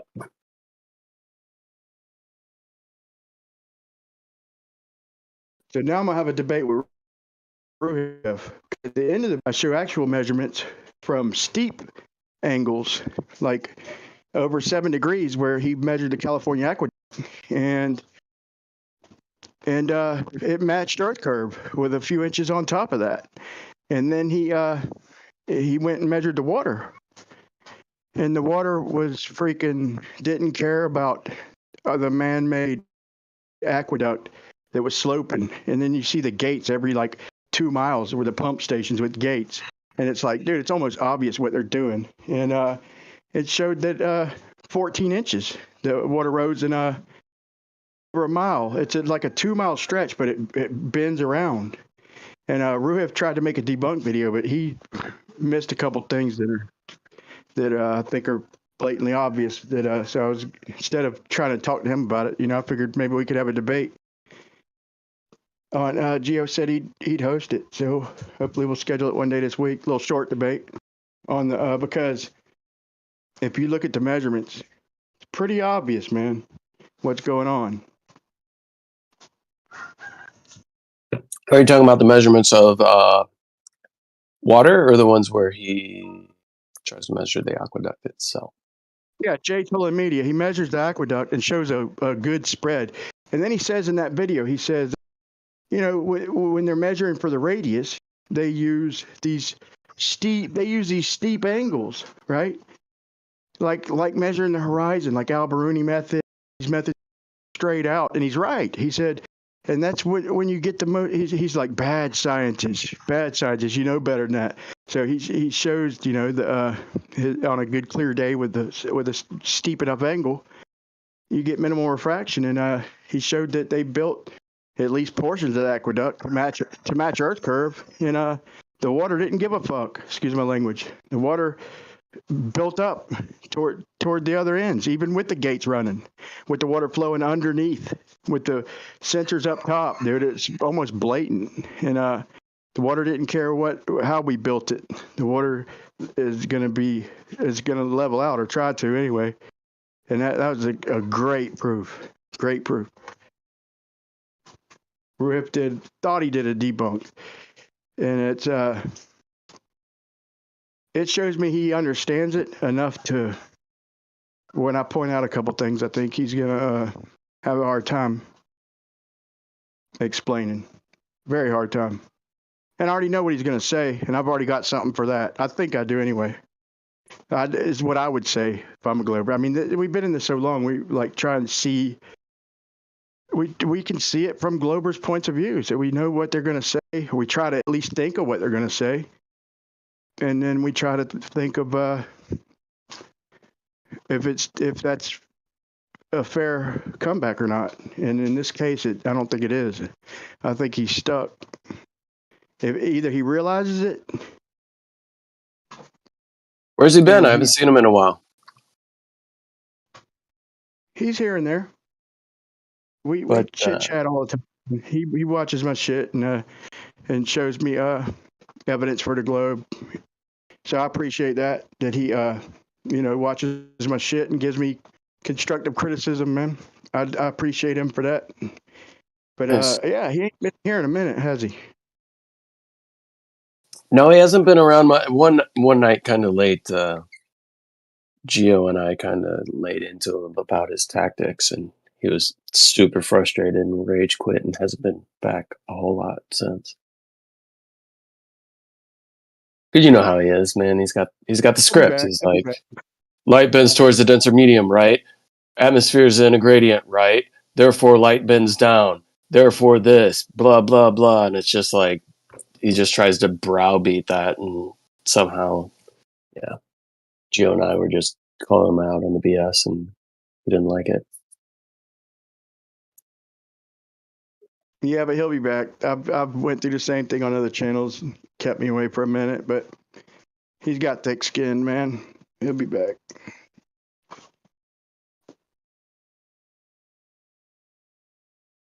It obviously struck a nerve, though. You know. What with who? Like with him, like it's to me. If somebody says something in that's especially a couple people, man. I mean, if it makes sense, then I'm gonna go away and have to think about it, man. I'm gonna have to go away and think about it. So y'all said some shit that made sense. Not saying he don't have an explanation. Not saying he's gonna be a flat earther the next day, but it's enough to get you to go think, you know, and explore all the avenues. He's a veteran. He's been in this for a long time, and so have y'all. But you know, he'll as soon as he's got something to rebut, something solid, he'll be back. Right. Yeah, no, we were just really, I'm him with like everybody else. I'm just really trying to get the baseline measurements for what they're basing everything off of. And there's been certain things done in highly controlled conditions with like laser light, which isn't the same as just regular sunlight. And how is this going to be affected over distance within certain atmospheric conditions and so on and so forth. So it's like, we need to have a baseline establishment to then say, we know that this object should be here because we've established drop over distance. We know that the drop over distance from point A to point B is X, and we know that this thing is residing X amount of feet lower because we've measured the drop over distance, and now let's see what we're viewing optically. Okay, now we're viewing this optically, and what we should see based on that condition is this. What we are seeing is that, you know, none of that's ever been done. The one thing that pisses me off about like him, Toon, and maybe, I don't know, I could probably name some others, but like quit using your model to prove your model. You know, use that as a possibility. That's what I try to do. Like if I'm being perfectly honest and I'm having a discussion, even in some debates, I try to be perfectly honest, man. That shit backfires sometimes, you know, you got to change your strategy, but it's like, dude, I'm trying to be open-minded. I'm trying to meet you in the middle. And it's just disgusting when they act like they're claiming proof. Like, look, this is model dependent. All they like this refraction shit. These ain't predictions. These are postdictions. Be honest. You know, we give you the temperature. We give you the gradient measurements, and you're not going to be able to predict what you see. It's not going to hold true. The atmosphere is not predictable like that. If one thing we've proved over the years is that the atmosphere is not predictable like they claimed. And Right. that's disgusting sometimes when that's probably what you and Geo pump the brakes on him, you know. That's the only thing he does that gets on my nerves the most is like try to model to prove his model. You know what I mean by that? Yeah, well, their whole entire model was actually derived pretty much based off of observations. You're talking about Albert Rooney, measuring to the horizon over a long distance with a telescope or whatever he was utilizing. And it's like, now we've built the model based off of observations. And if we have atmospheric conditions that tend towards one specific direction, meaning it could be, visibly giving us something like sinking refraction, which is actually somewhat congruent with what Andrew Thomas Young is saying, is that standard atmospheric refraction is very close, if not almost the exact same as what they call sinking refraction. If those are our normal conditions based on how we see the world through the atmosphere, and then we're making measurements to these things and saying, okay, the reason we're seeing what appears to be an object sinking over the distance is because we have this amount of radius, and we built the radius based off of how we're observing things in the distance. All you're doing is affirming the consequent, right? You're coming back hundreds of years later and trying to use the same methods that gave you the measurements to begin with to say that, okay, now I've verified that the globe is what we're residing upon because I'm making an obstacle measurement over distance that matches the claimed radius value, but you're not actually taking into account the fact that the world may present itself to you in a way of like sinking refraction as kind of a standard way that we see the world. And if we see the world in that way, we're always going to have some sort of optical effect that's taking place, and we can continue to reify that model over and over and over again, but it doesn't make it reality. Well put, dude. Like, I can measure my front yard and add a little radius to it, and then take some distance measurements and say, look, see, and prove that it's a sphere. No, you've just took the flat measurements, if the Earth is flat, okay? Then you've just added R to all these flat measurements. That's it. So you don't use these same measurements and retake them 10 years later, the same measurements you charted and made your model with, and just basically you might as well have just left the theodolite there, never even moved. 10 years later, look back through it and say, see, look, 27 miles or whatever degree, like that's what you fucking, that's how you modeled your shit. You just looking at the measurements again is all you're doing. Like you said, you put it better though, but yeah, that drives me nuts the worst. Yeah, it's like, if somebody right now takes a theodolite and points it out over distance and levels their theodolite and looks over the distance and says, okay, I'm measuring the horizon to be X amount of degrees lower than me. I'm estimating that horizon is at whatever miles. I'm going to take this and then I'm going to do the math on it to give me a radius value of what I think I'm residing on. And then build a model based on that. And then people come back hundreds of years later and do the exact same thing and say, see, we live on this because I've measured it. And it's like you're using a faulty way to come up with the measurement to begin with. It's not the proper way to measure drop over distance. All you're doing is reifying it.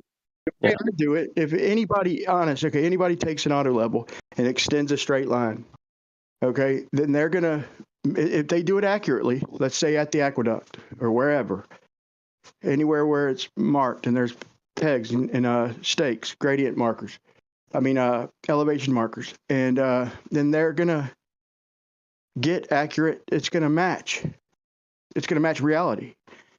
But what they'll say is that every time that I progress and extend my straight line, I'm actually creating another angle. You can't prove that. So basically you're telling me that I'm doing everything right when I went out and measured the like over a mile of water and wasn't getting any type of change in elevation. I just quit because I'm like, if it hadn't changed in this amount, what's the point in the next mile? It didn't change at all in this almost mile. What's it going to all of a sudden just start changing?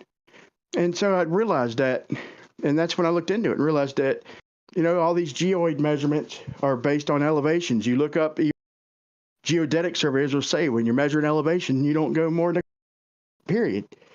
When you're measuring elevations, so this geodetic surveying is not elevation data. Maybe in valleys and hard to reach places, they may in mountains, but as far as everywhere we walk, drive, all the data we get, this is elevation data, local elevation data based on 100-foot, 200-foot measurements, just extending a straight line.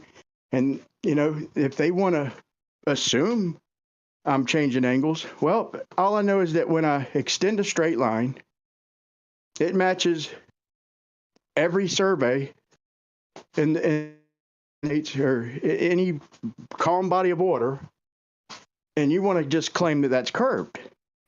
To me, that the ball's in their court to prove that. That's just showing to me that they're just trying to make their model unfalsifiable. If you think about it. Yeah. I mean, definitely making their model unfalsifiable. But here's the thing. I mean, if you do short measurements, right, and you do whatever they call it, leapfrogging, closing the loop, you're using all the proper survey techniques to ensure that you're extending a horizontal. You should be able to continue to extend that horizontal indefinitely and measure drop over distance. There should be no adjustment to that is being made as you're going that is correcting it downwards to give you the illusion of your horizontal being curved over that distance. If you're using the proper methods, you should be able to extend that straight line horizontal. That's why I asked Toon that in that debate. I said, so it was one of my questions. It's like, how would you lay out a straight line? I didn't want to overdo it and say an actual straight line, whatever. I might have even said that. How would you lay out a 2-mile straight line in free space, on the earth, but straight, not flat means curved, an actual straight line? Because that's what we do all the time, In reality, it's how everything's built. It's how our world's built. But then he said he would he'd hire a surveyor to lay out a level line and then measure above it. He'd go to the end, and I think he said like a 1-mile level line, meaning curved in his world, and then he'd raise it up at the end 8 inches. But I'm thinking, what? Then what would you do? What would you do? Raise it up like 2 inches in the middle, and then like 2 1/4 inches at like at 5/16. I mean, dude, like it's a bullshit answer. Like you're just like thinking it's just one straight line. You raise it up 8 inches at the end, and that's a done deal. It's a straight line. You're gonna have to make an adjustment every foot, dumbass. But hopefully people caught that in the debate. I didn't even stress on that one before or after because I thought that was pretty funny. Him saying he'd hire a professional to lay out a level line and then just raise it up at the end 8 inches. Geez. Why wouldn't he hire a professional to do exactly what you should do if you actually want to measure drop over distance, which would be establish a horizontal line segment, whatever you want to call that, right? Meaning from where you set your benchmark, continuing out a horizontal from the plumb only at that benchmark and continue to extend that segment. Why would you do anything other than that? That's hilarious, bro. That is hilarious, right? But I will give him this. He's like one of the first Globers to actually answer that.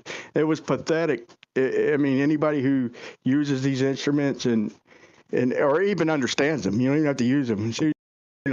That what he said is a joke. It's literally a joke, dude. It's funny, man. I just don't get it. Yeah. Well, whenever a Glober asks me why would they lie, I always have a hard time answering them.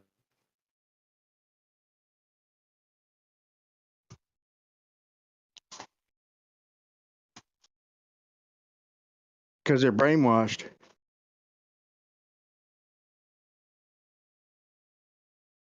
No, but I'm a flat earther. Yeah, I know. But I'm thinking, like, ask them why did we laugh? Look, I remember like one of my first days in first grade when they said Christopher Columbus and thought the Earth was flat and thought he was going to fall off the edge. And I remember, if I remember right, why did we laugh at that, dude? We didn't have any understanding of that. We're new to school. It's the beginning of the first grade. And we're all laughing like we know something. I mean, that should be a clue. Like all the kids in here are laughing at something that we have zero understanding for. So that shows you the effort they put in to pound it in our heads to where we're laughing at it before we even understand it, you know. But some people aren't able to shake that later on in life, you know. But some of us have that gift, I guess. I thought it was obvious, but I'm starting to see it as a gift nowadays to see through bullshit.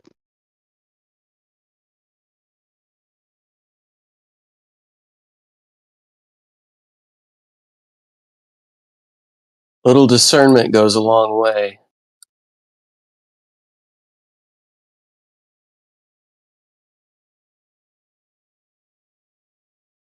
Yeah, we had it figured out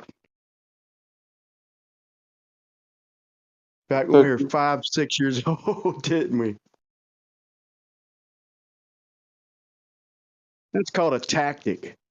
You know, them programming it in our that's called programming. Shit, literally programming. They programmed it to where before we understood it, we're able to laugh at people who thought that.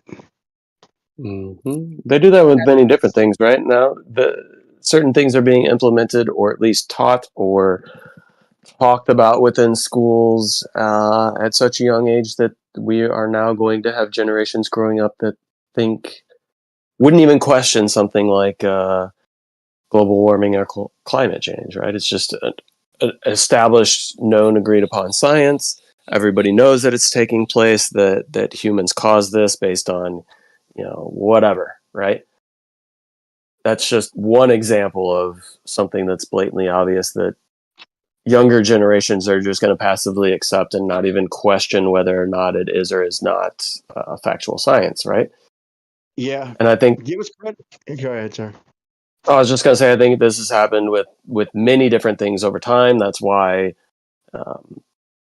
feminism has encouraged women to get out of the household, get out of traditional relationships, get into the workforce, so that children are basically wards of the state, and the state can raise the children, thus programming the children to be good passive slaves, good workers, and passively accept all the propaganda that they want them to accept, Think of this though, man. That's a good point. Another good point, bro. But think about this. Like, if flat Earth ain't good for anything, like you're talking about global warming. Fuck the warming. Prove it's even a globe, boy. You know, don't. And in other words, like we're taking it back to its roots. We ain't taking anything you tell us unless you prove it. So don't tell me anything's warming. You say global warming until you prove it's even a globe in the first place. And it's if we ain't accomplished nothing, like a lot of the bullshit's went away. Like we ain't heard a lot of propaganda about that global warming shit. Just kind of went away. Now we're globe or not. You know, you don't see global warming getting billions of hits like flat Earth is on TikTok, other platforms, even being non-promoted. It's well overtook that. So if we've accomplished nothing, at least we've but it's You're kind of ongoing battle. breaking up. You're kind of breaking up a little bit, Brian. But Well, yeah, if that they lied Hopefully I got about so, the the point. globe, imagine what else they lied about. Imagine how much of a history is a lie. well, yeah. If you think about that, just to go into the whole global warming thing, right? Like a lot of us were around to to experience the media propaganda telling us that we're going to go into the next ice age, yada, yada, yada. And then somehow that switched to we're going to get so hot that all the ice is going to melt and we're going to flood the world. You know, all these different climate scares and propaganda that's been put out regarding weather changing. And now we've gotten to the point, right, where the global warming idea or concept came in, was pushed very aggressively. People accepted it as fact. They changed the name from global warming to climate change. So now, regardless of what takes place environmentally, if the weather is doing anything, they can claim that it is somehow caused by humans, right? And now we have kids that are growing up to have commonplace within their vocabulary terms like sustainable, green, all of these things that motivate how they buy things, how they act in the world, how they feel about themselves, whether they feel like they're contributing to the greater good. All of it's been sold to them, programmed into them, and then now is being guided. So you see these people easily being guided by what they're trying to do nowadays. It's hard for me to really articulate that, but everything that's coming out, right? That you're getting generations that are coming up that are like going to buy into Teslas, right? They're gonna buy into the Tesla based on the climate change thing and the anti-oil thing, not realizing that what else comes along with these types of cars like the Teslas is the control, the capability to see what you're doing, when you're doing it, where you're doing it, the ability to shut off your vehicle, the ability to, all these other aspects of encroachments on privacy, all that kind of stuff that comes along with them thinking they're virtuous in purchasing a vehicle that's better for the environment, right? There's just so many different layers to the onion. Well, now they say the next pandemic is going to come from global warming after Antarctica melts. Yeah, they'll just continue to stack it all It's going to on top of release each a other. frozen virus, and that's going to be the next COVID pandemic. Right. And it's going to be your fault, right? So you need to do something to change it, right? Because you're a human who's contributing to this. It's your fault. You're gonna kill your grandma. I mean, Idiots. they've done a really good job But over just the make past. sure to get the vaccine. Yeah, they've done a really good job. Just look at how good of a job they've done to convince a large portion of the white population of how they are personally responsible for all the hatred and the things that have been done to people of color over time and this and that. You know what I'm saying? Like, it's very easy to get people convinced that they are the problem and they need to do something. They need to be the solution to the problem. It's the Hegelian dialectic over and over again. You need to be an ally for the people of color. We're the only chance this country has. And we're gonna keep it honest, We're gonna keep it real. We're the extreme, honest, extremely honest. Call it what you want. We're the people who look into shit like that. We're the people who were probably damn near all of us were fascinated by solar systems and wormholes and all this other shit, that we thought we were smart by looking at, memorizing and coming up with ideas. But dude, once you wake up, it's almost you're ashamed of yourself for even having believed all that shit with zero evidence. But we're the ones who are going to call it 100% opposite. We're going to bring it back to ground level, bring it all back to ground level, and it's spreading. They don't have to admit it. It's spreading. The knee-jerk reaction is really only existent with ignorant people and anti-flat earthers. It's not. It's changing slowly but surely. The bias, the science. Well, they turned our military gay.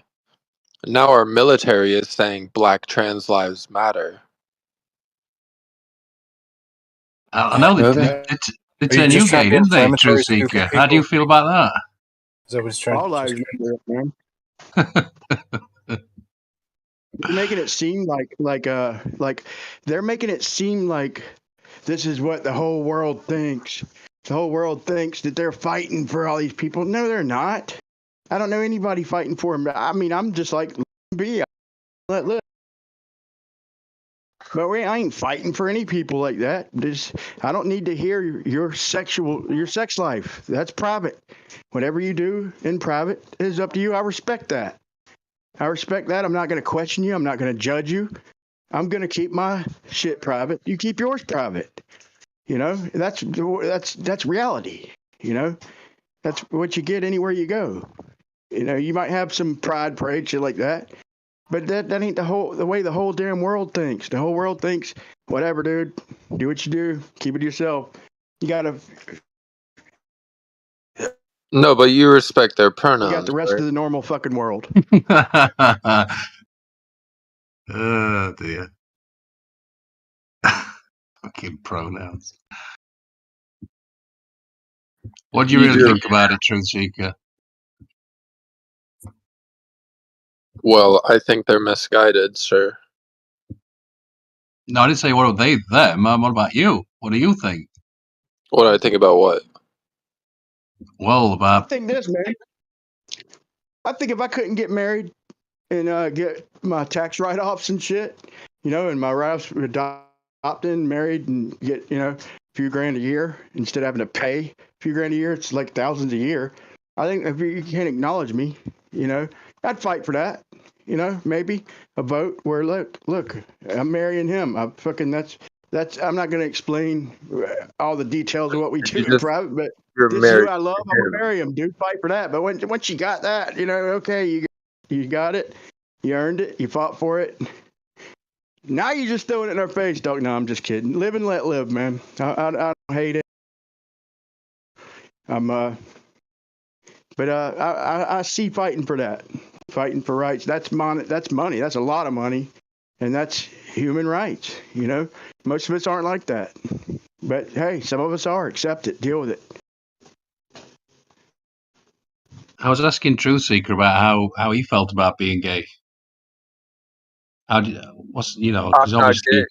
I'm not gay. What? No. No. You're kidding. I'm transgender. Right. So what's the difference in that then?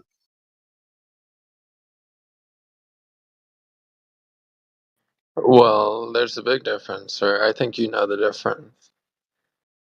No, I'm ignorant on the whole thing. Well, my pronouns are they, them. Yeah. Uh-huh. So what does they them think about that? I think it's a very interesting development, I would say.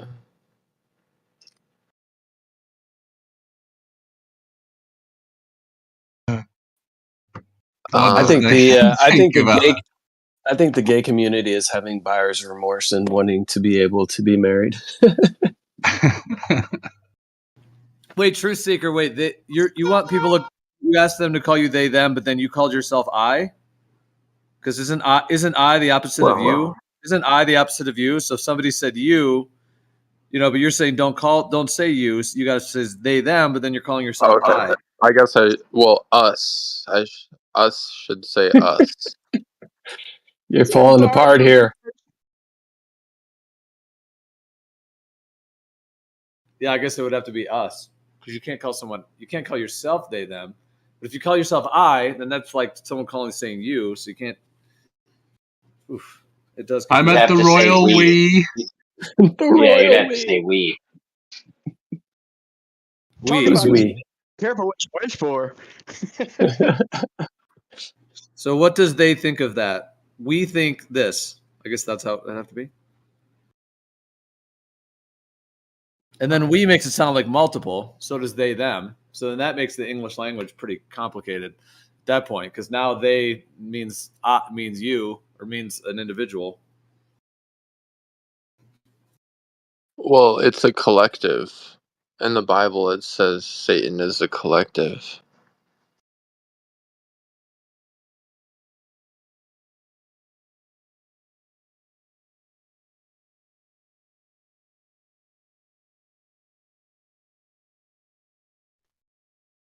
I don't What is think it? anybody believes they're evil. I mean, there might be some people who have accepted it over the years and is like, yeah, maybe I'm evil. But I even doubt that. Like, I mean, like countries as a whole. Can you call a whole country fucking evil? That's, I mean, or a state or What if city they're or committing genocide? a whole, who is committing genocide? I don't want to get into that. I'm just saying, they don't think that the people doing it think they're justified, I would imagine.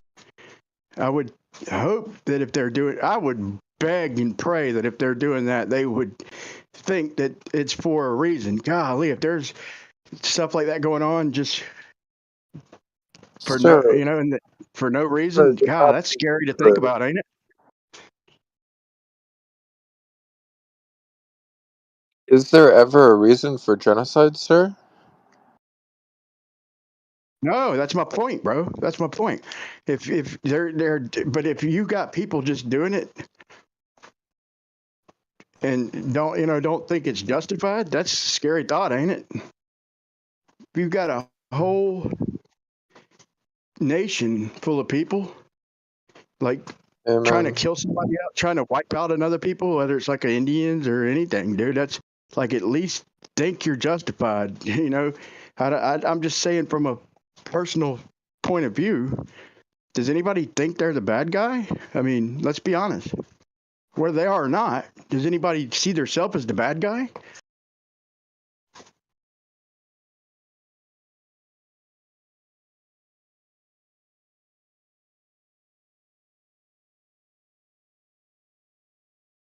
When you come at Well, it, yeah, I think people definitely know when what they're doing. Well, I guess there could be perhaps ignorance to what they're doing is wrong in some case, or they could be deluded or psychopathic to a level that they're just totally confused and conflicted.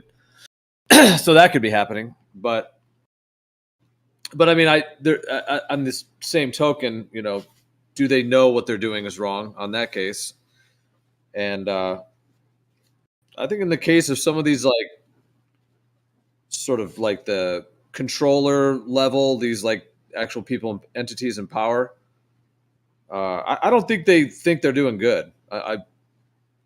They have to know what they're doing is profoundly dark. Yeah, that's kind of what I meant when I said like getting older and like just eventually deal with it. Like kind of, there's got to be some of the people behind it. I would agree that there's probably a few madmen behind it who probably accepted the shit they've done. And it's too, maybe look at it as too late or something. But yeah, as far as the everyday normal Joe, though, man, I'm gonna cross an ocean and kill these fuckers because they got to die. You know what I'm saying? It's like, Whoa. like anybody sees themselves as the bad guy, like as a people. I hope not. Anyway, that's scary. But yeah, as far as the rulers, that's what starts the shit. Is a couple madmen in power, right?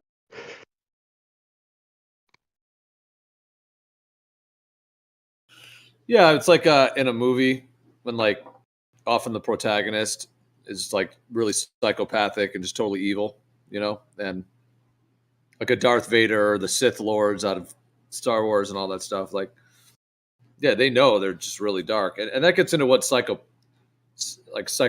is. Like, what is actually being a psychopath? Is it like a complete lack of understanding of karma and reap what you sow, combined with extreme desires to control or greed, all of these things? But like, are they even in a very conscious state, or are they in like a disassociated, highly diluted kind of state where doing right and wrong may not even be on their radar? Especially if at the top of this whole thing, if they're not even human, then that's a whole nother thing as well. But even if they are human, there could still be some pretty extreme, like, sort of possession states. And when I'm saying possession, in this case, I just mean like a possession into some state of consciousness that they don't have awareness of what they're doing fully. Yeah, they bought into some kind of spellcraft. That's where I looked at it anyway. That makes sense. And they they start saying silly things and start chopping their dicks off. Poor buggers. They've been they've got obviously something wrong with the chemical imbalance, I would say, also. And this guy's talking about genocide. Well, what about the eugenicist people who how's that not genocide? Just convincing loads of people essentially not to have kids and do that to themselves. It's a terrible thing. It's the postmodern genocide. Put someone on hormone blockers at a young age like that. That's a horrific thing. That is. I mean, you're better off getting shot in World War One. You know. Even you're right. Even these At least it's quick. Even these, right. No.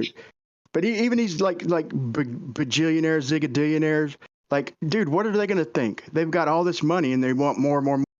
You know why? How much is enough? Just a little bit more, right? So they're going to need more and more and more. Money's their thing. They need more. They need more. So on one token, okay, they're going to start feeling boxed in because everybody around me wants my money, right? So they're going to think that there's too many people. There's too many people, and people got to die. You know, that you're saving the earth. Even them retarded, crazy fanatics think they're saving Mother Earth or some shit. You see what I'm saying? Like, even at that extreme where you think the whole world's got to reset and start over, but it's a delicate balance because people are money. Without people, your money's worthless. So it's just like a big fuck you to them for them to wake up. Yeah, you're going to kill everybody, then your money's going to be worthless. Like, it's just like, but even people that extreme still feel like the good guy. It's crazy. No, doesn't it make sense though, Brian, that the fairest people with bad intentions from all over the earth would eventually find each other and work together? That makes sense, doesn't it? It makes sense to me, anyway. That seems to be where my thoughts on where the Freemasonry comes in, and it was more of a sort of because part of when originally the Freemasons, they were the ones that could travel freely between the regions because they were the builders. So they had to be able to be let through, you know, the boundary lines easier so they could get their equipment and materials and worker guys between areas to bring all the materials in. So they were sort of able to traverse freely, more so than others where there was more restrictions. So because they had that freedom of movement and the financial connections of the dependents, because if they're the builders, then people kind of depend on them for building and they have like guaranteed work because they're the builders and they have the materials, and then they can, you know, they are the masons that are building everything to where, and then they have that ability to move in and out of regions. So then that allows for more of a kind of gang-like structure where these guys in this region and these guys in that region, and then they can transfer wealth and so on, and then a brotherhood from that.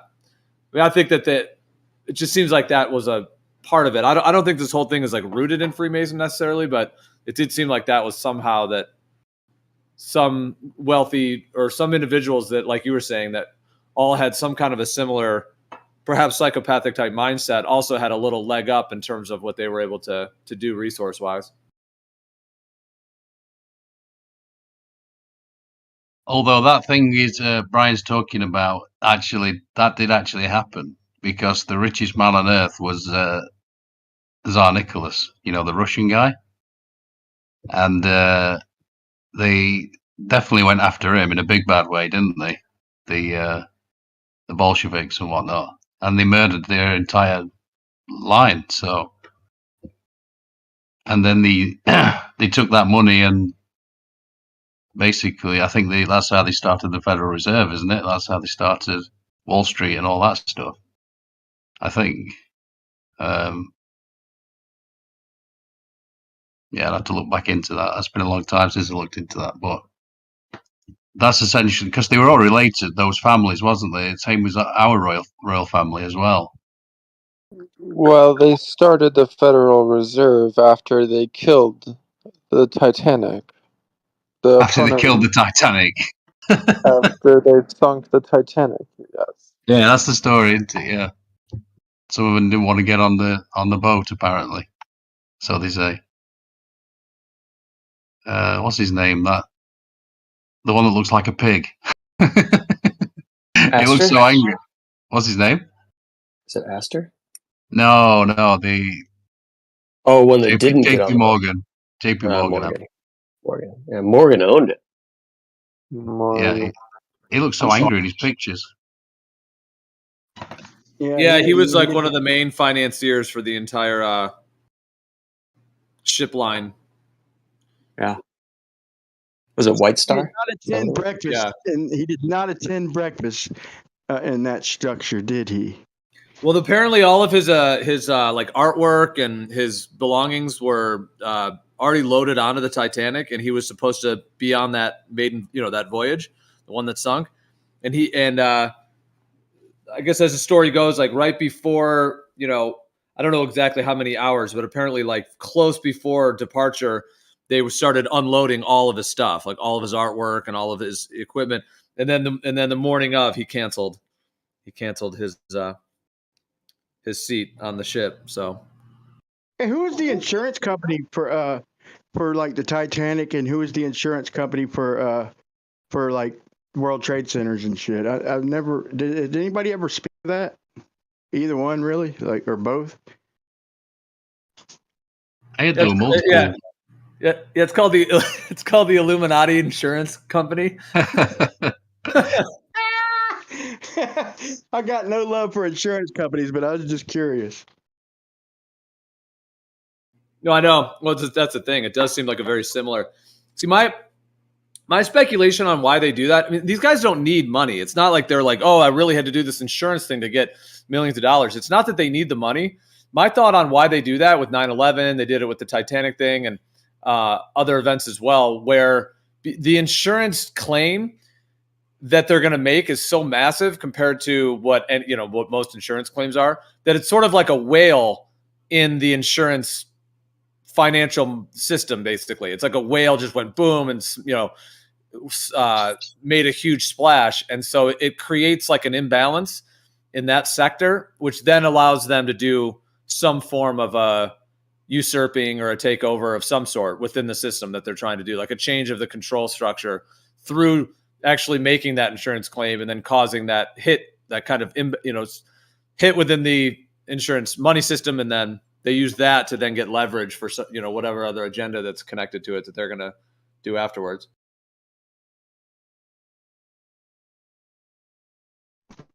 Yeah, but I bet if you look at the court record, like somebody had to pay. It might have been a corporation and it might have been a group of people, but I would imagine that somebody had to pay or had to not pay. Would be probably ruined either way, right?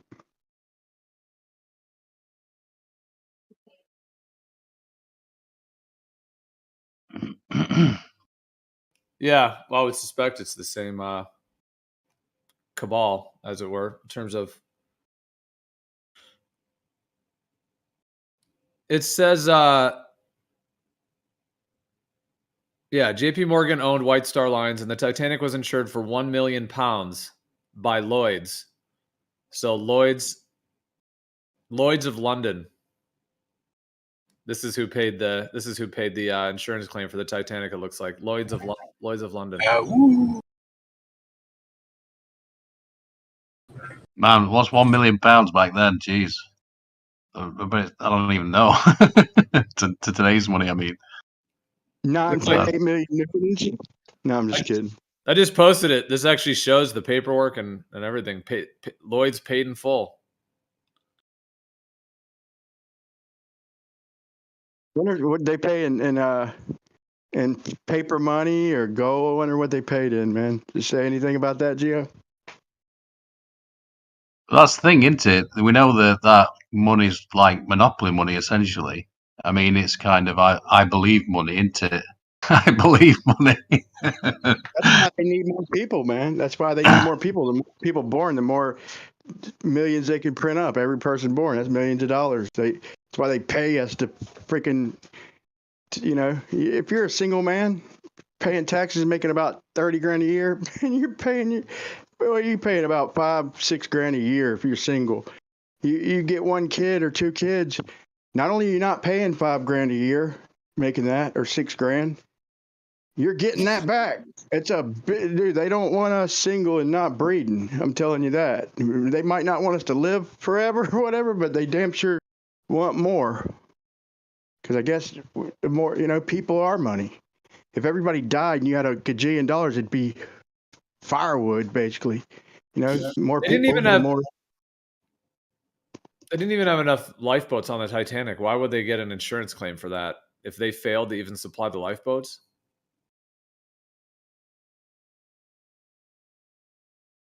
He has a luxury cruise. That's ridiculous. We don't ever get to hear from the people responsible. Like they obviously, but it's like, dude, that whole thing's suspect. Like I don't get into too many of the stories, but that one's definitely suspect. If you read the whole story, look into it. Look who was on it and what was going on. Like it's a rabbit hole. That's for sure. Yeah, and it wasn't short after that they did World War I, which was a massive genocide and a whole thing there. So it seems like once they got control over the Federal Reserve, they then did World War I so they could establish the world banks. And Israel. Because they had to control the money. Once they had the Federal Reserve, that's fine, but they had to interconnect it throughout all the major countries. And then that's what World War I was like, the first stage of that. Then, of course, the Great Depression, 1929 to 1933 was a huge financial reset. And then right into World War II. And that was the next phase of it. And then it's just wild that they called them World War I, World War II. Like it's just like stage one, stage two. And then after World War II, they seem to have this like new level of control. And then they could roll out all the space agencies and the United Nations and the World Banks. And, we're finally at a point where it was all interconnected. And then they just hit us hard with the globe programming, out of control with the globe in the 60s, and then going to space and the moon. And so, yeah, it's been quite a takeover. The only good thing about war, well, there's nothing good about war, but at least we see these wars, we know that it's one group. Like, we know it ain't just like the devil. You could say it's the devil, but it's, you got multiple cajillionaires, and if they go to war and they convince their people to back them, the only good thing for us about the war is they need us for the war, the people. And they need us for all the other goods and services. So it's like I said, man. So like some players get real, against everything and like saying like going full RV, which I mean I kind of like RV shit, but it's a point to be made. Going full RV, like just taking everything's bullshit. No, you got multi-billionaire trillionaires who aren't seeing eye to eye, and then they're going to need their people to go fight. And probably, luckily for us, it doesn't happen very often. But unluckily for us, we fall for that dumb shit. Hopefully, people are waking up to it nowadays. Hopefully, but they'll, like that video where that lady that talking about they came in the hospital in the incubator just killing babies and shit, and you found out she wasn't even from there. She's like an American, and like. It's like, dude, how that's somebody should be responsible for that. Maybe her or whoever hired her. Like, how did she act like she was some ambassador and wasn't even from there, just a crisis actor, claiming they killed babies to piss off the public to go, justify their bombing shit, dude. It's ridiculous, dude. Ridiculous. somebody should be held accountable. That's why they're good at staying under the radar. That's one curse they have. They can't have the fame like the czar that he mentioned. You get known, you get the fame, and it's a ticking time bomb. You gotta stay in the shadows. So that's their curse, for what it's worth. Well, if it ain't broke, don't fix it. So, they took on the emotional heartstrings, and it works every time. So, yeah, people are still having caught on to it, it seems.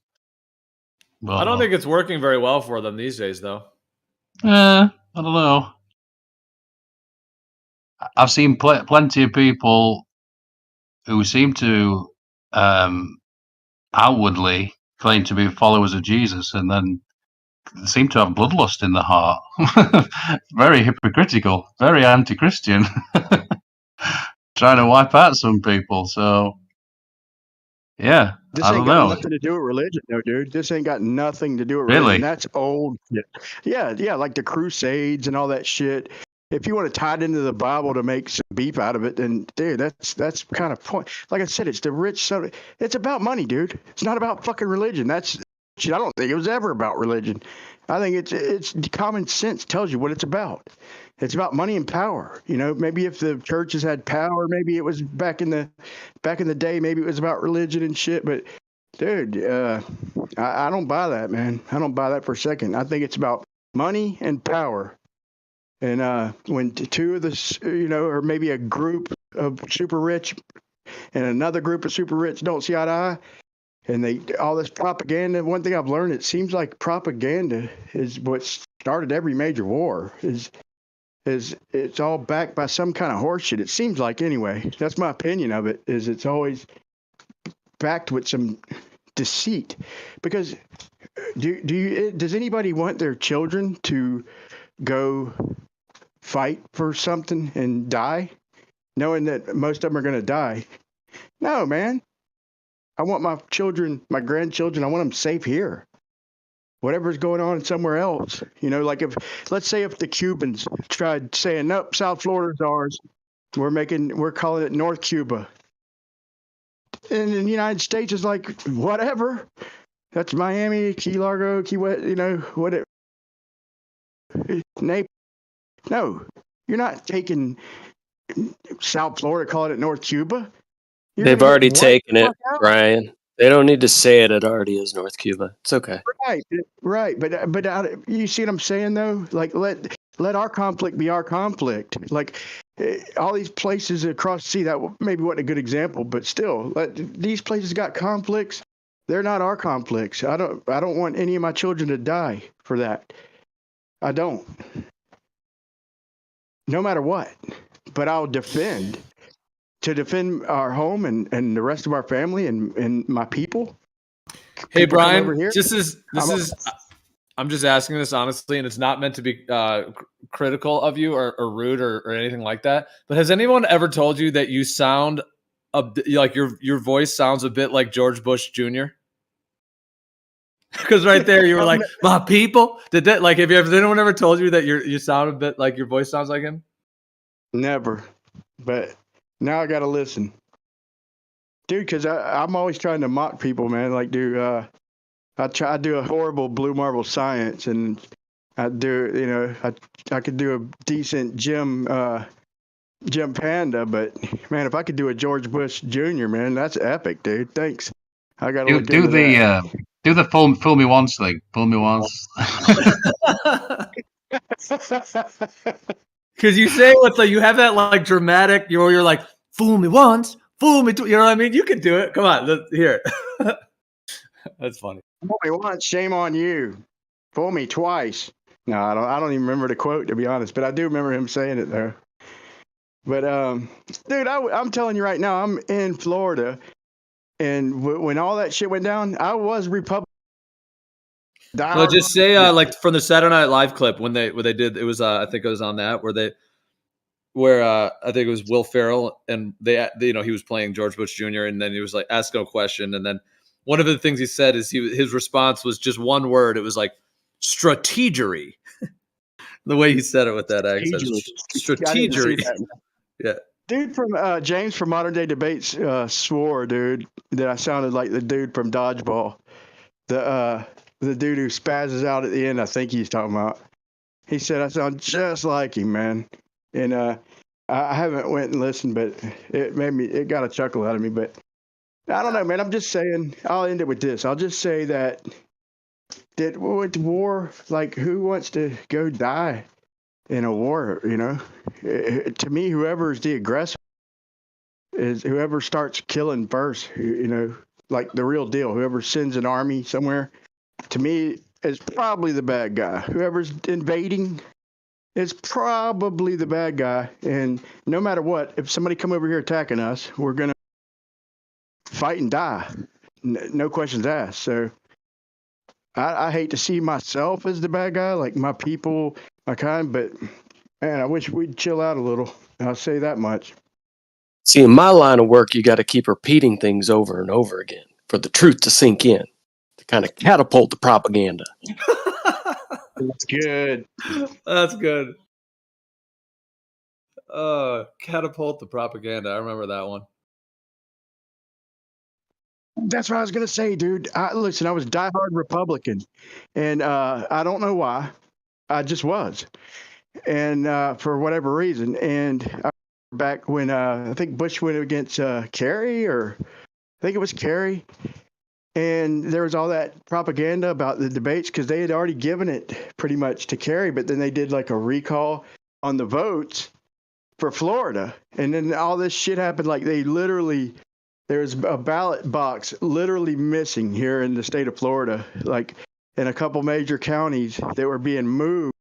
And what they did is this, looking back, now that I'm not a Republican shit, they literally postponed everything, seen how close it was, and took all the military vote and applied it to Florida. And I don't even know if that was enough. You know, it probably was. But all the people over in Iraq, they're like, no, we didn't.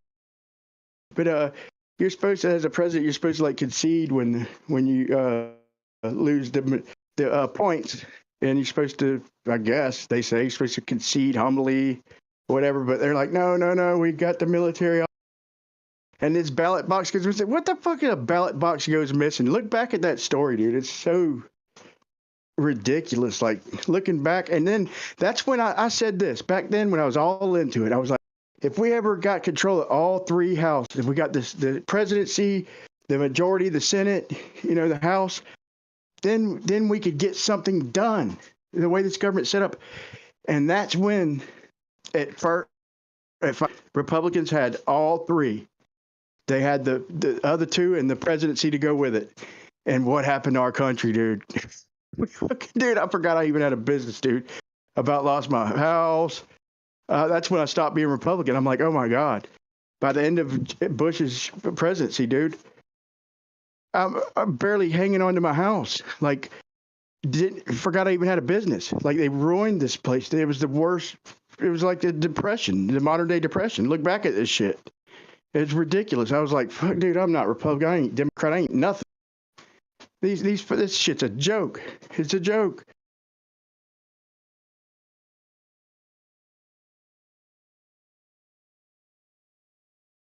Yeah, war is a racket, isn't it, Brian? That's what that's what Smedley Butler said. He was like one of these generals or something. He was really high up in the military, and he sort of saw the behind the scenes and realized that all wars are bankers' wars. Ultimately, just trying to put another country in debt, and then we've seen it over and over again. And he took the information he'd learned to the president. The idea was that they were going to stop everything and whatnot, and the president did nothing, absolutely nothing. So he wrote a book called "War Is a Racket." So, yeah, I totally agree with you. Wrote a book called what? I'm sorry. War is a racket. Yeah, definitely is, man. Yeah, and sooner people wake up to that'd be awesome. Yeah, for sure.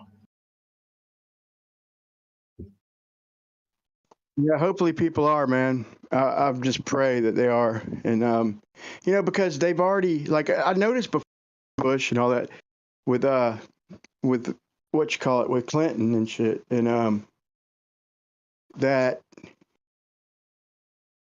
you know, that they were supposed to need to go bomb. You had one thing you had to, or one of two things. You had to have the president had to have the majority vote. But if we were attacked, if our soil was attacked, then they wouldn't need that, and they wouldn't need the president could do whatever. And then when they went and bombed Libya and bombed them hospitals, all that shit, you know, come to find out it was the aquifer, that shit they built in hindsight. But come to find out, you know, I realized that our military doesn't need nothing. They don't need nothing. They didn't get. This was in the middle of the night when they started initiating that bombing. Clinton never said anything about it. He didn't get any. We weren't being attacked, you know. And then you seen Waco, however you feel. You've seen our own military being used against civilians. It's you know, we were warned, beware of the military-industrial complex. But I like to think there's some level-headed people up there keeping each other honest, I hope. But man, they definitely get away with a lot of shit. But to actually declare war all out, you know, I guess still there's certain things they need, and hopefully there's enough of the population who don't want their own to die, you know, to not fall for the bullshit. What is the topic right now? Yeah, I know. I'm done. I've said enough. But yeah, I made my. You know, I appreciate y'all hearing me out though. That's on all that shit. Yeah, no, it's all good. No, I was just asking what you were referring to.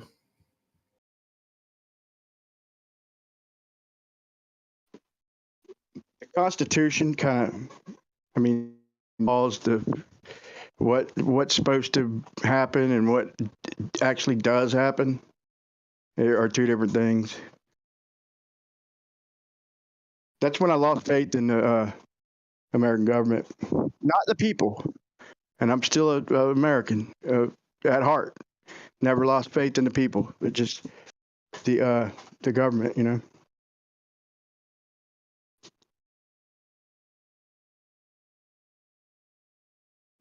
Yeah, did you once have faith in them and then you lost it at some point, you're saying? Or I bought into it, hook, line, and sinker, man. At one time, like I said, I was so happy. We got all three. We're gonna do something so good, or attack the people who deserve it. Nah, that ain't the way it worked, bro. It all went to shit. Look it up, man. First time in history we controlled all three, and it didn't get good. It didn't end well. Let's just say that. It probably ended well for some, but not for most.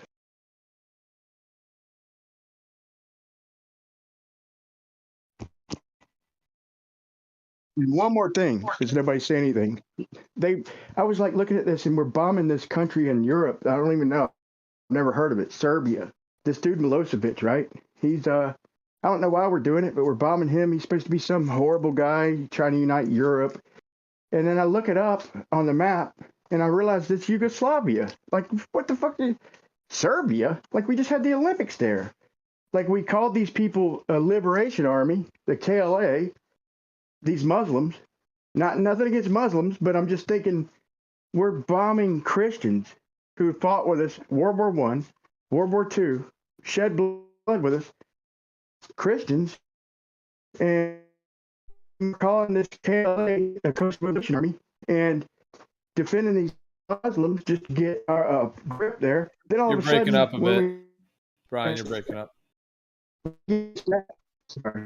Hope I'm spot. But we get established there. And then we call them You're breaking up. and Yeah, bomb them. you're breaking Yeah, up. We all right. can't really make it out. All right. Well, my question is, when these Muslims die in battle like that, do they get 72 virgins? Sorry. Andy, you're breaking up. Nobody can hear you. Would they be disappointed if it was only 71? What did I see that on? I saw something on that. Who was saying that? Somebody said they were having a dream and they were there's something about 72 virgins, but there were only 70. That's bloody thingy, isn't it? That's fucking Larry David again. I'm sure it is. Is it? I'm I absolutely. don't know. I Is just it? thought it would Is be it? funny. I have no clue.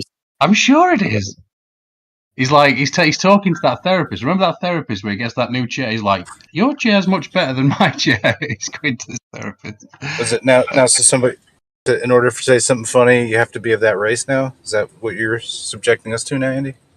What? It has to be Larry David. Why? Because it was funny. I don't know what you're talking about. But yeah, I remember. Yeah, that's definitely from Curb Your Enthusiasm. Because he's like, I was having this dream, and there were 72 virgins, but there's only 71. You stole that, Napalm. You just plagiarized that. You didn't even realize.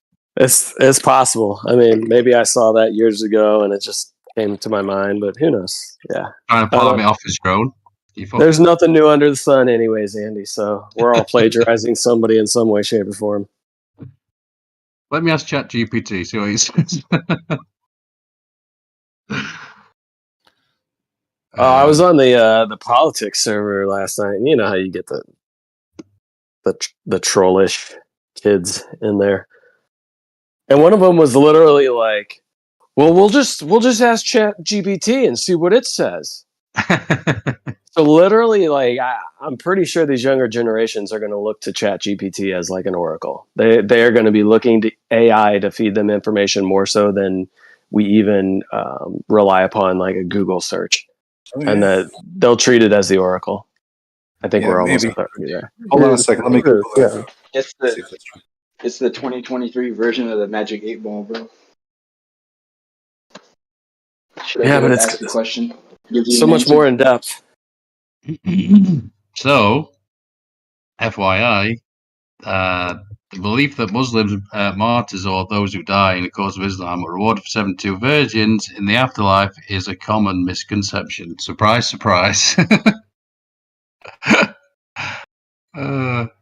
It's from one of the it's from one of the hadiths. So yeah, it's not. So you're telling me people that aren't that specific religion who probably haven't read the actual scriptures for that religion are confused about what might be in those scriptures? You're telling me that happens sometimes? Yeah. Oh, that's interesting. That sounds a little far-fetched. I don't know.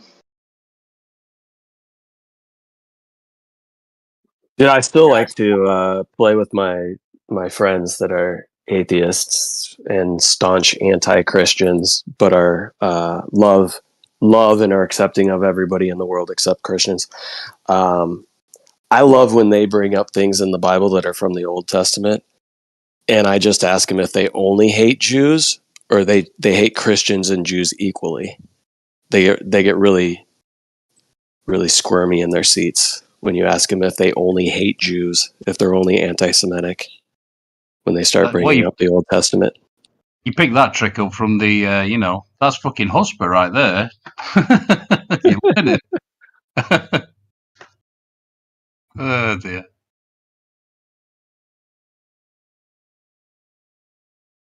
I like that one.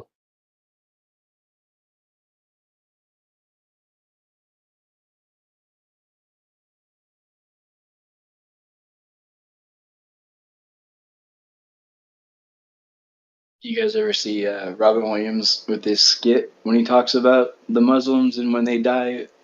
And he goes, he says that it's supposed to be translated not 72 virgins, but 72 raisins.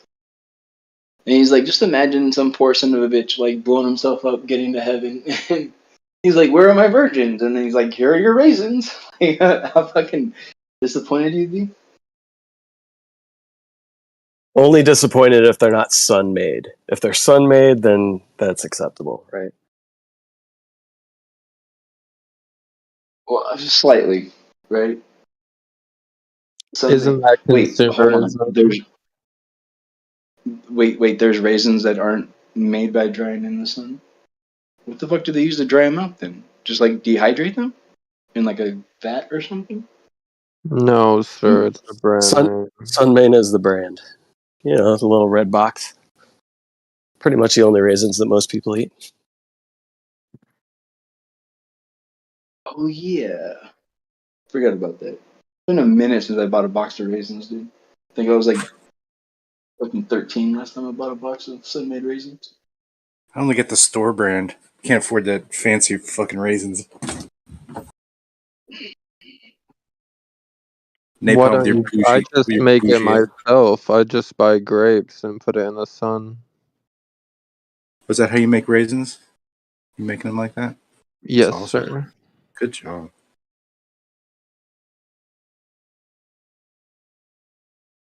Throw them in a dehydrator. Some grapes in a dehydrator. Yeah, but then they're not sun-made. Yeah, I know. The sun is always the best. I would agree. Well, okay, so apparently putting mushrooms in the sun like charges up their vitamin D. Did you guys know that by putting mushrooms in the sun, you increase like they're already high in vitamin D, but you actually like magnify it when you put it in the sun. Yep. I'll do that. I saw these people feed DMT to a magic mushroom, and then it made like a new type of DMT apparently.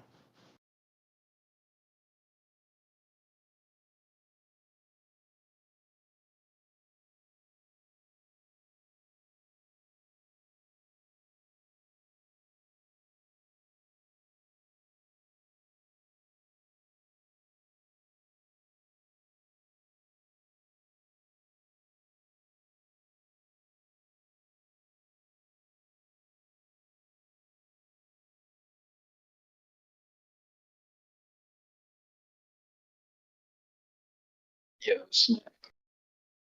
So I just painted the walls in my hallway, and my hallway now looks like a fucking dispensary, dude.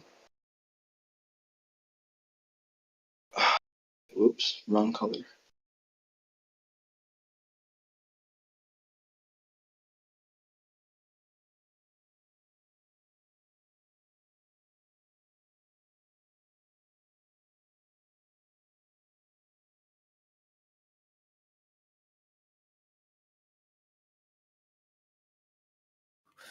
In terms of, we were talking about the Titanic. How do you guys think they sunk it? Like I don't think it was the speculations or Titanic. I think it was the speculations or Olympic. theories? They had explosives. I don't think for 1 second that it hit a fucking iceberg. That's almost retarded. Well, also Yeah, but they're meant to rub up against icebergs as well. That's how they're designed. And there's also, they had all those bulkheads. The design of it was also that even if it did hit an iceberg in a way that punctured the hull, then it would be like the bulkheads would block off the water from sinking the ship. But as the kind of mainstream story, they claim that all the bulkheads were breaking and it was just too, But it's sort of like with the 9/11 thing, where it was like designed to take a airplane hit, but somehow the airplanes took it down. In the same way, like the Titanic was claimed to be designed to be able to take an iceberg hit, and of course it didn't.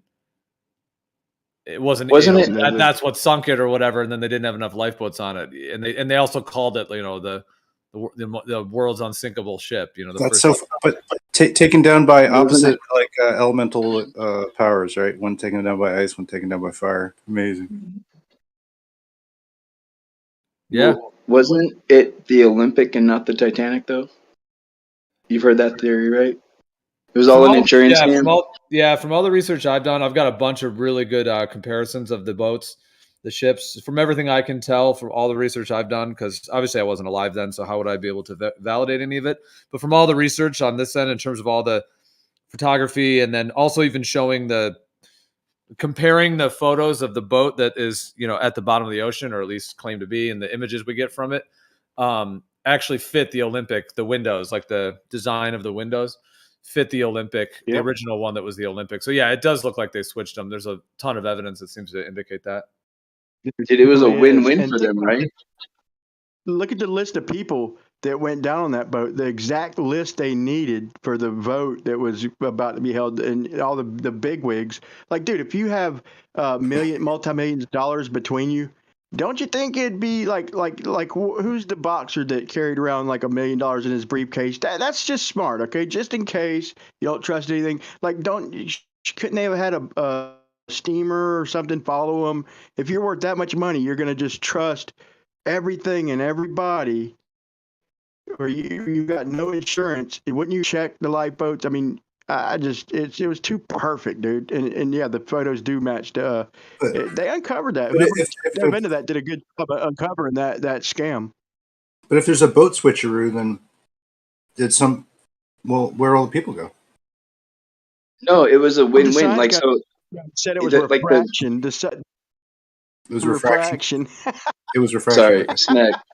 snack. So the boat did go down, and supposedly it did go down with the people, but it was switched before it left. Is the thing. Like the Titanic never left. Oh, okay. It was the Olympic that left, and that's what went down. And the Titanic was renamed the Olympic, and that went down. What was it, like 8 years later or something like that, or a couple years later? Dry And dock. They switched it out, repurposed it. Mm-hmm. dude, it's just really weird though that okay, so what I bring up to most people when I present this to them, and they're like, "Oh no, that could never happen." I'm like, "So, did you even know that there was a fucking twin of the Titanic?" And they're like, "No." And I'm like, "Don't you find it a little bit suspicious that you weren't given that bit of info? Like you were told that the Titanic was the strongest ship in the world. Shouldn't it have been marketed as the two strongest ships in the world because they were built identical, right? Like why are we only told about one? Constantly only one. Sorry. Well, there was actually three sister ships that were all built together. Although The third one is kind of way smaller, right? It doesn't quite look the same. The other two were practically twins, except for like you were talking about earlier with the windows. Like besides that, they were almost like bolt for bolt, right? Except for like a few minor things. But the Britannic, was it the Britannic or whatever it is, right? That was like a minier version of the other ones. It was quite a bit smaller, wasn't it? Fire don't melt iron. Yeah, the Britannic was a little smaller. Yeah, the Titanic and the Olympic were like very similar, although one of them was older, of course. Like so, it would have been that essentially the original the Titanic would have been the original, or no? Well, hold on, I'm trying to think of the. So they switched it for the older ship. So the mainstream story is that the Olympic was built in 1911, the Titanic in 1912. But if those are flipped, then it would be that the original Titanic was actually built in 1911, the Olympic was built in 1912, and then they swapped them. Swap the names, just the names of them.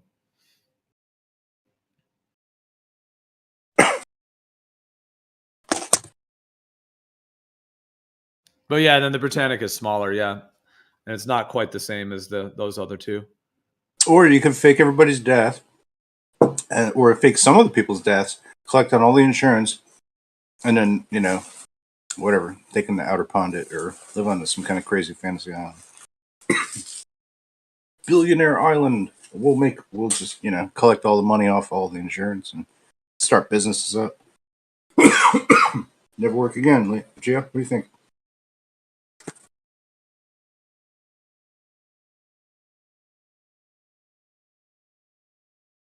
It just feels like there's something more to all of this, Maybe. I made a point. It's like when they ask, like, why would they lie? It kills me. Like, think on a smaller scale. Think of it as a village with a wall around it or something. Then you want to keep control. You've got to find a way to convince people that if you get near that wall or if you cross it, you're doomed.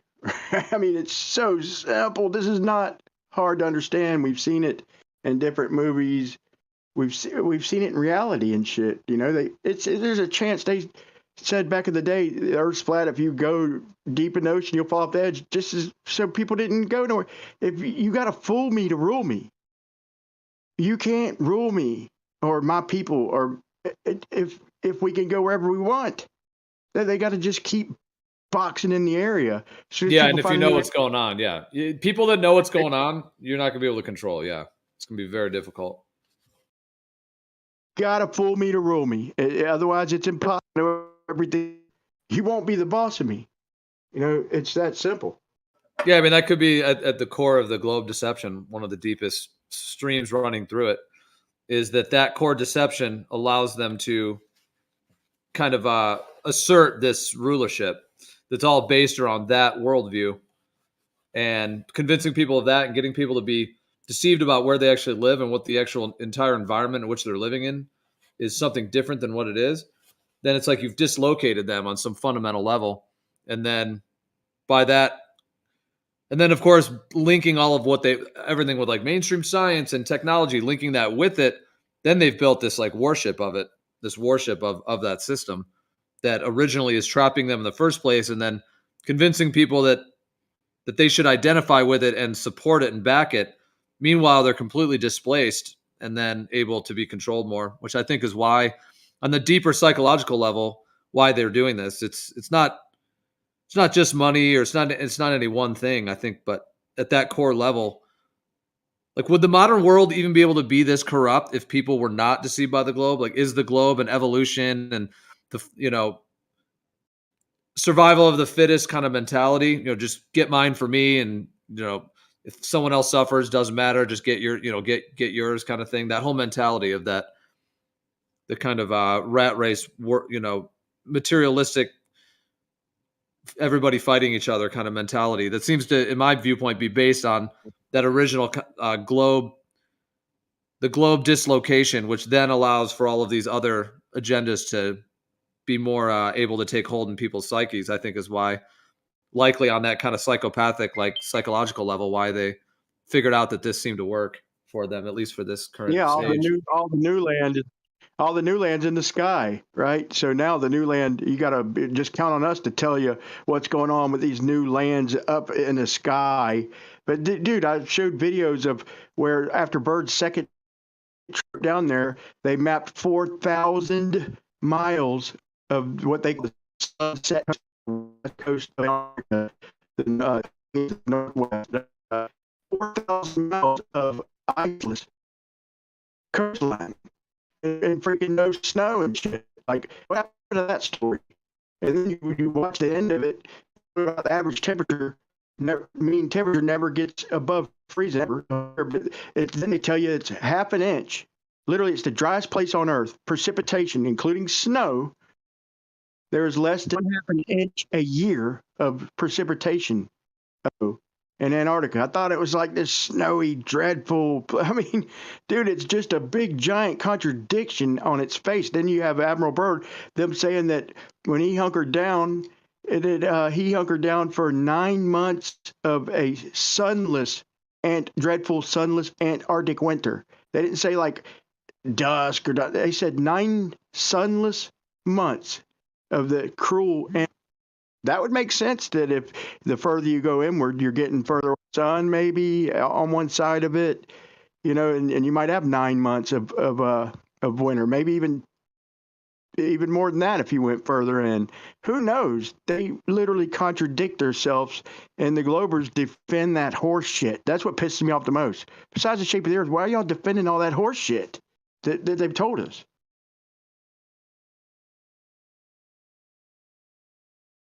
Well, yeah, I think part of that dislocation of believing a lie is that people will begin to defend it because they identify with it, especially if you do it when they're very young, as they've done with the globe. Then people will now defend what they think is theirs or what they identify with. That's one of the, I think, the most harmful things about a deception is that component of it, is that the individuals that believe it, in a sense, it's like they become possessed by it and then they defend it as their own. And that's really what they've done with a lot of this. They've got like it's like the globe is like a football team in a sense, and they've gotten everyone to like root for their football team. Yeah, I probably mentioned this before, but I looked into court, and I'm not talking about the stories we hear. I'm talking about the actual court case that went to the courts from the lawyer's point of view with the Jarl Anderhoy story. And he had the Berserk. It was a decent boat, but it wasn't no ice cutter or nothing. But he made it down there to Scott Base, and in Shelter. I think it's called Shelter Bay or whatever, and through Anchor. And the people suing for him, the people who claimed that the Berserker, because 2 of them went to shore. They were trying to recreate Ross's trip to the South Pole, and they had jet skis and shit. And so Anderhoy and one of the brothers got off, and the other brother, who was a skilled veteran Norwegian ice navigator and shit, and the other dude went off because they made him pull anchor from Shelter Bay. And they went in because dude had a toothache. He was trying to get help, and they shunned him. And the I think it was the Norwegian Navy or the Switzerland Navy, I forgot. And I don't want to claim exactly what, but this boat's following them. They boarded them, made them pull anchor and boarded them, and all of a sudden this boat's missing.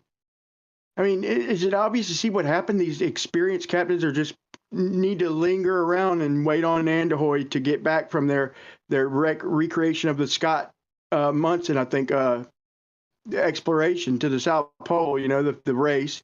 And they're recreating that, and all of a sudden his boat's gone.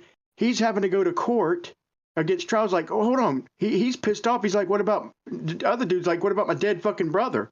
Like, he's thinking if we go through the courts, we can at least get the information that this military had. How can they just prosecute us and not give the information they had? Yet they did it anyway. They fined him and tried to put him in jail. I'm not sure he did any jail time, but in making a statement out of this guy and not releasing the evidence of when they boarded that ship and shit, because that was the last broadcast they got, was that everything's cool, and then they get back, and I mean, it's look into it. I mean, look at the actual court documents. It's a effed up story, dude. It's effed up. They sunk the fuck out of that ship, dude. Obvious when you look into it.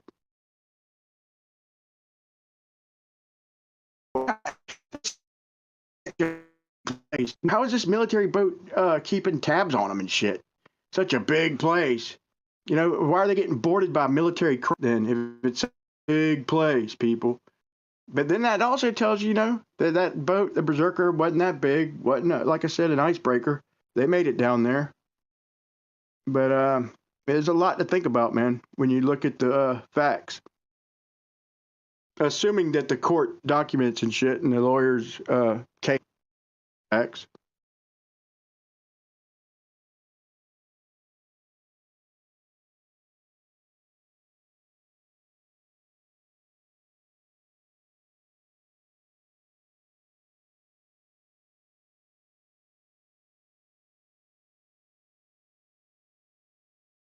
Say no, they went down there and died and shit. They won't tell you the full story. They probably haven't even looked into it. It's disgusting that what I've heard, like Paige Nassashill say, or I believe, and a couple others act like they went down there and a couple of them got killed and shit, just irresponsible. They fucking they were ordered to pull anchor. As soon as their anchor hit apparently they were fine until their anchor, as soon as they tied off the land, bam, they're in violation. Apparently, that's when they violated. And instead of trying to help them find their dead brothers and family and comrades and boat, they're trying to freaking charge them and prosecute them and get them thrown in prison. It's a joke, dude. It's the Norwegian military. I'm pretty sure had something to do with it, but it was a conglomeration, if I recall.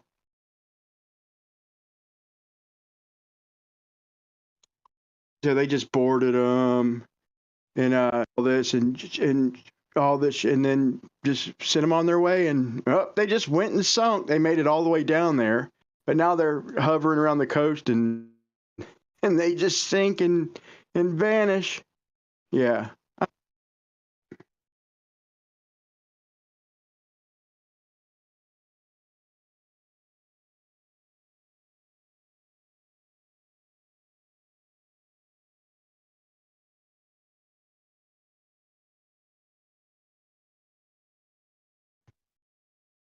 They had already caught hell right there by the Strait, by Alaska-Russian border and shit. Like they had already caught in that area. And I don't recall that story enough to tell you the full thing about it. But that was like when they hit the radar of the freaking of whatever you want to call it, powers that be, whatever, it was there. So the two places, but they've been everywhere. That's what they do. Them boys, they're sailors, you know. They're free. They were free. They got cool stories and shit. But shit always hit the fan when they get in these places that we question. These places where the time zones are fucked up. That's where they got put in a spotlight and shit. And in Antarctica and shit, this place that supposedly we could go to no problem. And then a couple of them wound up dying. They might have all died if Jarl and dude's brother wasn't off the boat. Who knows? We'll never know. But that's more than coincidence, man.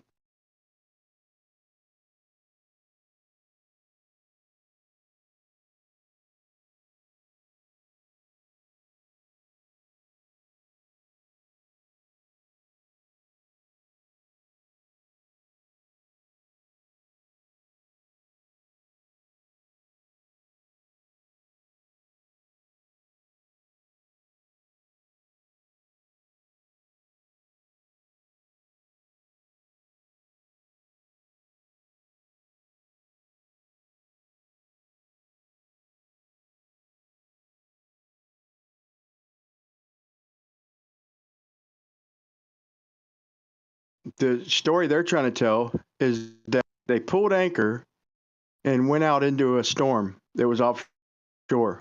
So while waiting on their brother and Jarl to return, they just pulled anchor from Shelter Bay, little harbor, right there. They're tied off. So they pulled anchor and went out into a storm and somehow got boarded off the coast. Dude, y'all got to, anybody curious about what I've just said, look into it, man. And it's a honey hole of anything, of possibilities, anything about what they're telling us, dude. It's the most horseshit story you ever heard. But it did result in what I said, 2 dead, Berserker sank, and them not welcomed, and military boats boarding them. That's part of the documentation, if you believe that.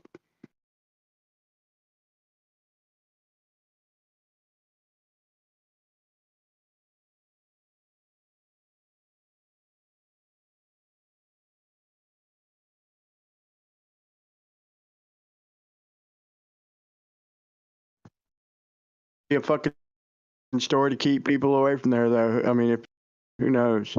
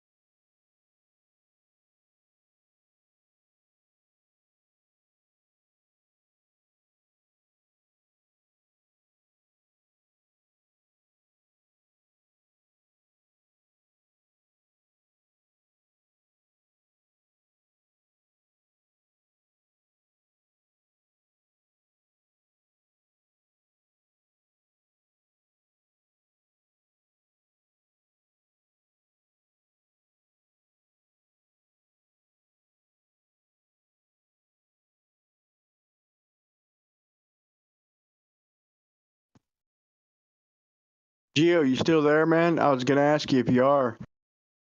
I don't juicy ass topic. That's crazy. I read into it. I started to make a video, but it's just like, it's just, oh, you just need to look it up if you're interested. Look it up. But if Gio, if you're still listening, I was gonna see Riff agreed to a debate and shit, and I know that the best time for him is I'm just asking for like an hour, something recorded so we could be held accountable for our claims and shit. It's about the California aqueduct and the measurements and the water level and whatnot, and hour and a half or whatever. Me against Riff. I think if he's in Australia, then I'm thinking that best time for him probably would be. I'll see what's the best time for him, and I'll run them times by you. I'll get multiple times and see what you agree to. But I was hoping to do something this week, 9ish Eastern, 9ish, 10ish, 8ish, 11ish. See what he says. It should be a good one though, man. This is over the target, to say the least.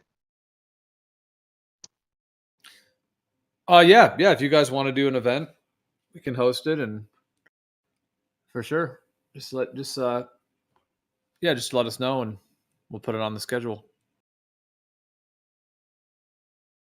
All right, I'll run it by. I'll get some references to him because I whatever for me, and see what you are cool with. I'll do that tonight. See what he says. It's crazy. He's on a schedule, man. Yeah, so I've literally better off just digging down through the earth and switching sides and coming up and talking to him than try and message him. I guess I could just dig down, right? Yeah, I mean, Ruhif used to come just about every day here on the server, and then I don't think he's been. It's been 6 or 8 months, I think, since I've even heard him here at all. But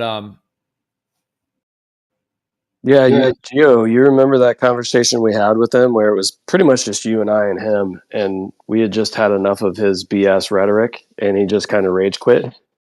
I don't think he's been back as much since then. Do you remember that? yeah, I think I do remember that we were, kind of. I mean, we were being nice to him. We weren't being rude, but we were sort of very just calmly pointing out the pattern that seemed to be happening at the time. Yeah. I remember.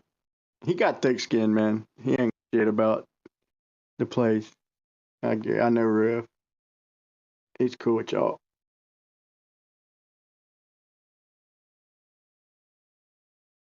Yeah, I always kind of joking with him and hanging out with him in that way. Just talking about other stuff. But when it comes to the shape of the earth, yeah, he just has it's like a thing that he does, and so when he just does it every day, it's like, okay, we've heard the thing to that point. So it just Y'all you can call somebody a sack of shit one day and then laugh out loud with them the next week, dude. I know. That's real, bro. You don't take shit personal, man. He's got his beliefs, bro. He understands how it is, man. I think. I mean, unless I'm missing something drastic. But he's got thick skin, dude. Most of us do. To be in this topic at all. But yeah, I mean, if you guys want to do a discussion, debate, however you want to word it, or in that way, and if you need mod roles, during the event, you can have that too, so you can host it, run it how you want to run it, yeah, I mean, ideally, if you want to just let us know basically the title you would want for it, the date and the time, a description, because I can put that in the event as well, a description. If you have a few sentences or whatever you want in the description, and then a picture if you have a image you want to use as well. Then I could put it all, do it all in an event, and then I could also do run it on its own YouTube stream as well. So when we start it, I That'd be can great. reset the stream so it'll be whether an hour or 2 or 3, whatever it is, that can be its own stream as well. So yeah, we can do that too if you want. That'd be so cool. I really appreciate that. And yeah, I'll get you. I got a picture of of me actually, man. And I can't believe I still got my wife 11 years ago now. It's still up there and shit. It was just a thing a long time ago, and I just never changed it. A couple people mentioned, but dude, did you hear who came around like a couple weeks ago? We had a good conversation, man. Like some people are a little touchy, man. They some people are more sensitive to shit and don't easily forget things, and everybody's different, you know. But like I said, in this topic, most people come around. But Aaron, man, came around, dude. You know, he's doing good. I was real happy to hear from him and shit, man. We've disagreed on things over the years, but agree on most everything. But I was wondering what happened to him, man. And he came by. Came by here, man. And we had a discussion. I was hoping you heard from it. I was hoping you heard a little bit of it. We had a great discussion for a couple hours, man. Yeah, I think I heard that. Parts of yeah, I think I heard most of that. I remember. Yeah, he's come in a few times in the last month or so. I think probably 5, 6, 7 times that I remember. Yeah, but yeah, it had been a while since that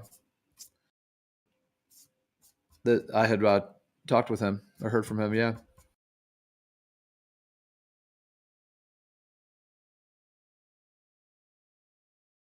I mean, I think like if someone has just like a what's that? Quick, Joe, I hope Aaron ain't listening, but some people like, you muted me, you fuck. No, like there's mods. Some of them are heavy-handed, some good. They're like muting us and shit. Some people like me take shit personal for a while, or maybe overthink it. Maybe I think maybe that. I don't know. I could be talking shit. I might even in that. I'm sure. Yeah. But or maybe maybe there was nothing. Maybe he just disappeared. But everybody's different, dude. It's you keep up with all of us knuckleheads, bro. I'll give you credit for that, if nothing else, Gio, bro. I'll give you muchos credit for that, brother.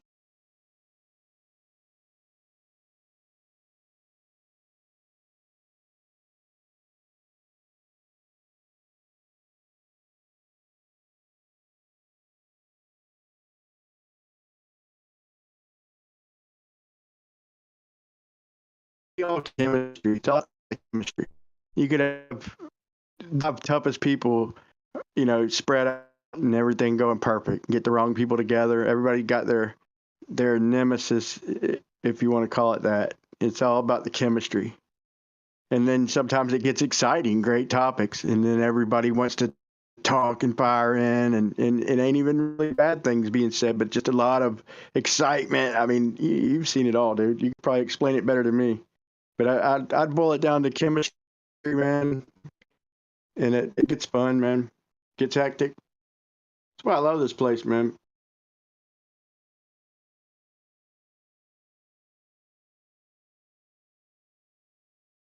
Yeah, it is quite a time we're in. That's for sure. It's unique.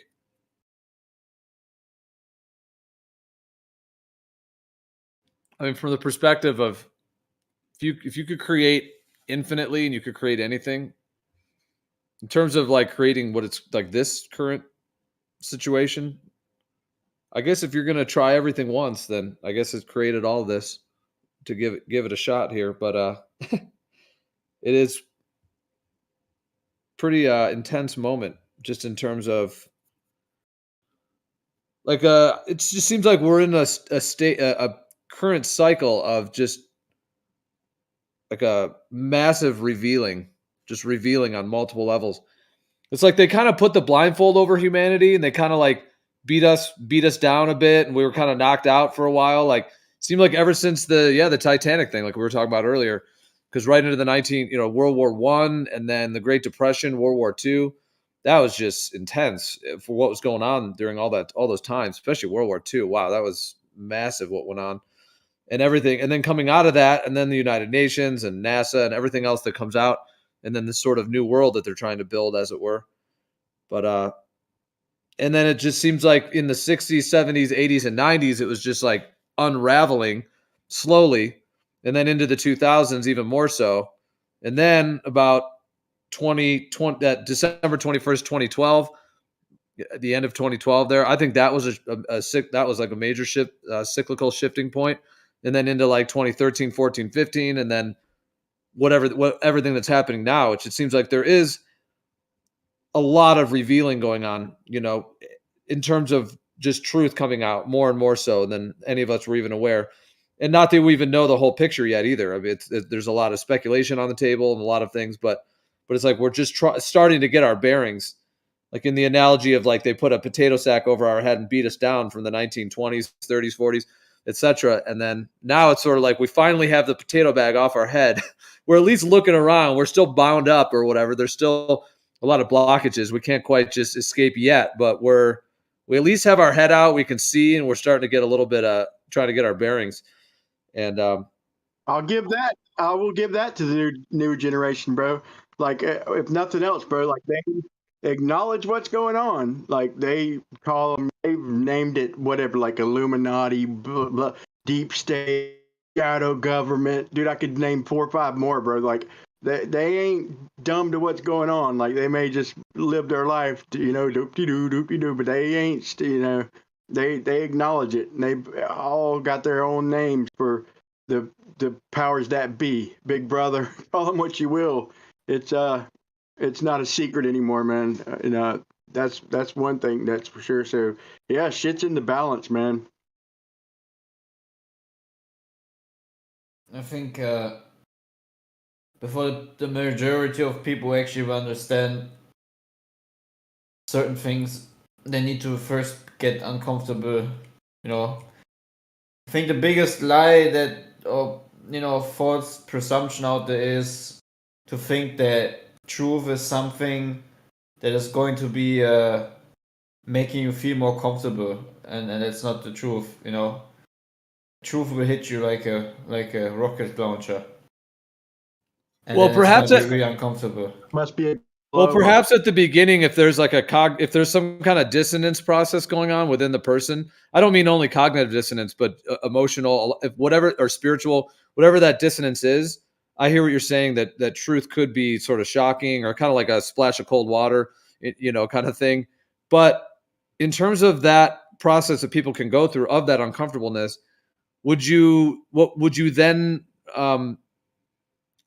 would you then agree that actually that the peace and the freedom that the truth gives actually is like a wellspring that just never ends in terms of that part of it, even though it might be Yeah. challenging to face it, but at the same time it is actually like a wellspring of, in that sense, freedom, positivity, and other liberation and peace in that sense? But yeah, I mean, I look at it in a biblical way, right? Like it says that that you need to lose your life in order to actually gain true life, right? So when you try to save your life, you will lose your life. But when you lose your life, you have gained life.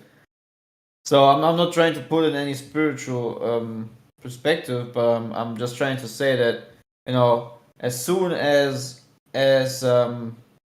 you let go and you put it in the hands of the one who made it all, you have gained it all again.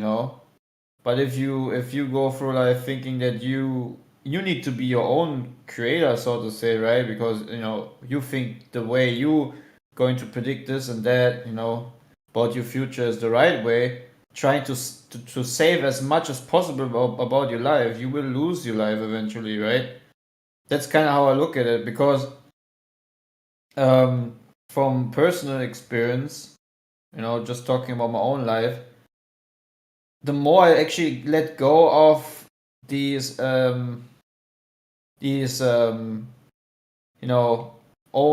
control thought habits, of thinking like, oh, what's going to be next day, and what is planned with this and blah blah blah, all this vanity. If the more I let go of all this, the more actually life becomes joyful and easy, and the more it's like an aha moment, like now I understand why God did You it lose your this way. fear. Yeah, I agree, bro. Well, it doesn't mean that I'm saying that you now can go wild and do whatever you want or whatnot. That's just not what it means. I mean, it's just essentially just having like a trust in some things about your life, or the things that are actually what we think are important, but we can't really control, right? I can't control my heartbeat, but I'm trusting that tomorrow it's still going to beat, kind of in that way, you know. Which, if you think about it, just meditate on this thought, you know. I mean, we can either believe or pretend as if we know tomorrow our heart is going to beat, but if we are honest with ourselves, no one knows, and it's not for certain. So we can also just let go of the thought of pretending or hoping, and just know, you know, or trust that the creator grants us another day tomorrow, and that it's going to still be. Oh, sorry.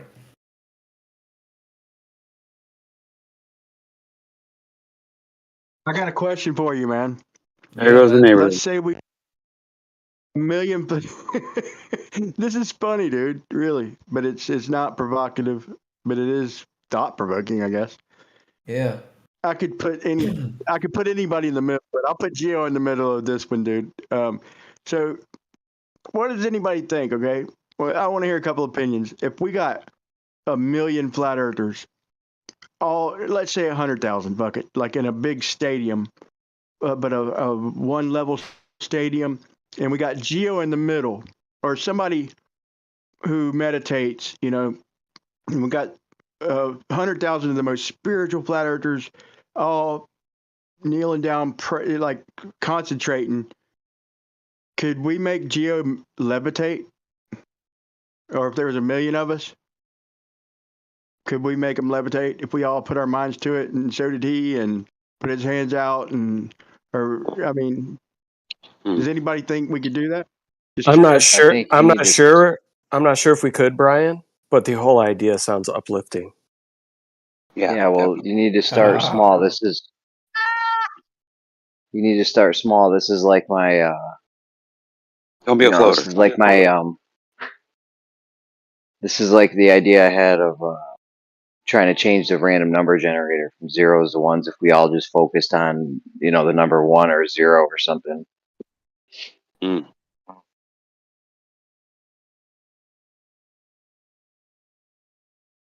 Like maybe if we all hit a certain note, like remember that Anya, where they the Hummers like all hit that note.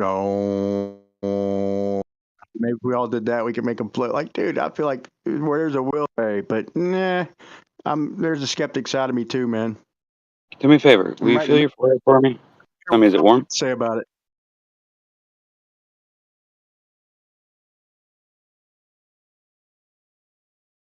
Well, how about Brian? We all get together and we could do a very powerful ceremony or meditation focused on like the opposite of like a satanic dark ceremony, where they do that to try to get power, like a black magic, to try to like, do curses and spells, and like to try to create psyops and deceptions, and they try to like scar humanity through that in a black magic way. But what about using it in a positive way to actually focus either collectively or in a certain way within the ether and the interconnectedness to actually bring about positive change? Exactly. And take Jeremy's approach. Instead of you let's be realistic, let's just put you on a scale. Not you. I mean, just throwing you, it's your server, but like seeing if you even lost weight.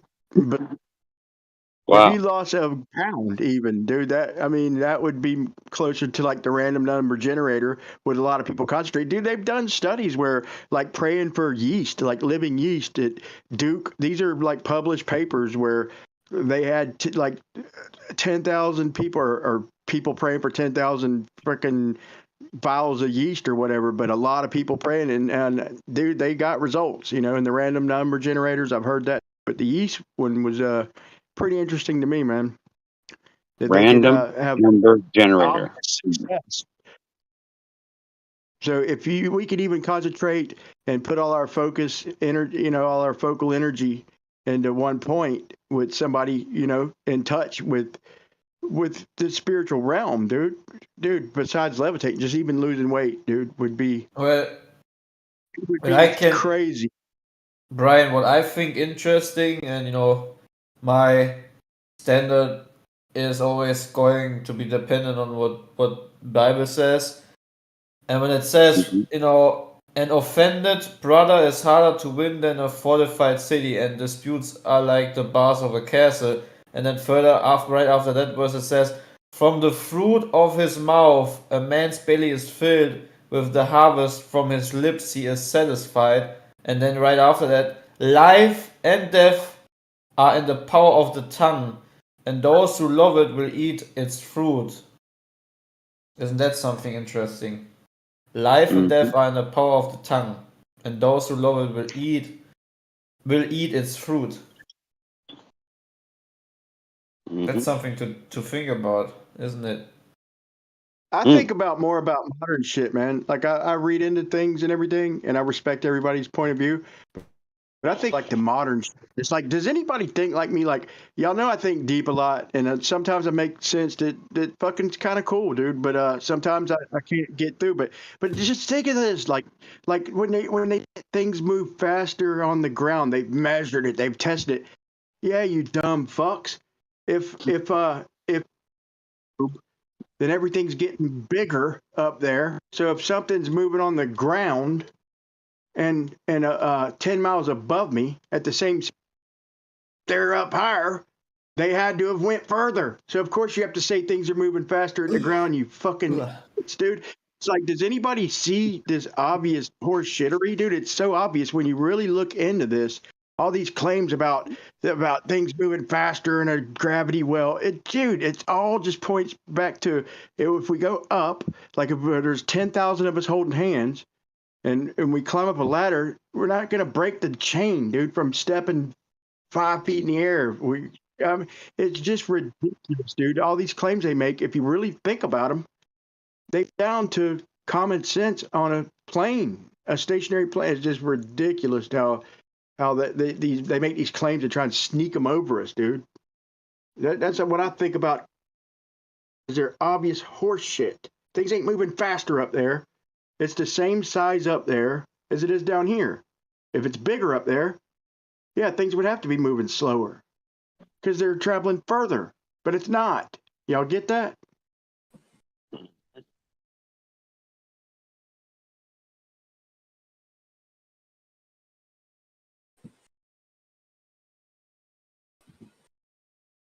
Well, it's like the how fast is the ISS going concept. It's got to be going a certain speed because they say it's at a certain distance. So it's got to, you know what I mean? But if it were closer, it'd be moving slower.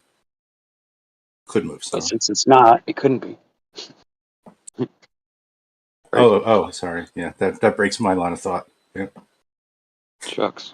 Yeah, but you see what I'm saying, though. If there's a globe and if you're, say, 100 miles above me, or just 10 miles, and we both travel, you've had to have went further if we live on a globe. So if we timed it and it came out the same, the only way to fucking justify that is to say, well, you're moving faster on the ground. You see, it's like obvious to me, dude. It might not come out as obvious, dude. But if you really stop and just think about this shit, dude, it's just obvious, dude. Everything's obvious, isn't it? Everything's obvious. Elephants and flies. There's consequences, like it rains diamonds on you or something. And that means we get Jupiter, right? So that means to get in McToon then. You're a robot, dude. Oh, yeah. 100% agree. Yeah. Brian, you're breaking up. And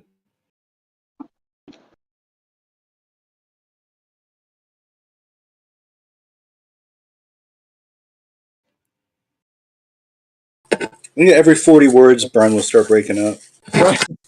Brian's using up all of his turbo boost today.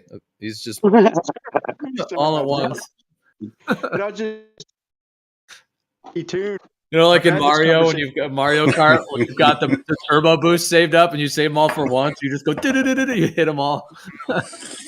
It's real shit, though, bro. We got to hold their feet to the fire when they make these, like on the McToon debate. And at Okay. the end, he agreed into Jupiter. We'd have to get some momentum going because I brought up that if it's precipitating diamonds, I've had this conversation on this channel, and I get different responses from every glober. He said that, yeah, we'd have to be denser than diamonds to make it past the cloud layer. So, dude, you should hold their feet to the fire. Think of the consequences of these stupid, ridiculous claims. And it gets funny, dude. They do get more ridiculous every day.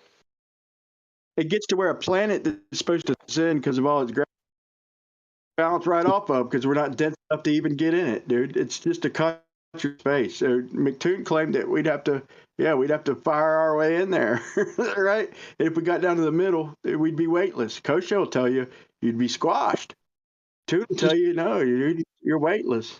And it's just you get different answers when you hold their feet to the fire to logical conclusions. Weightless, nice.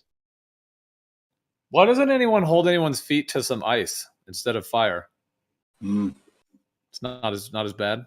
Ice can't melt feet. Has anybody ever done that to you? I mean, I don't know.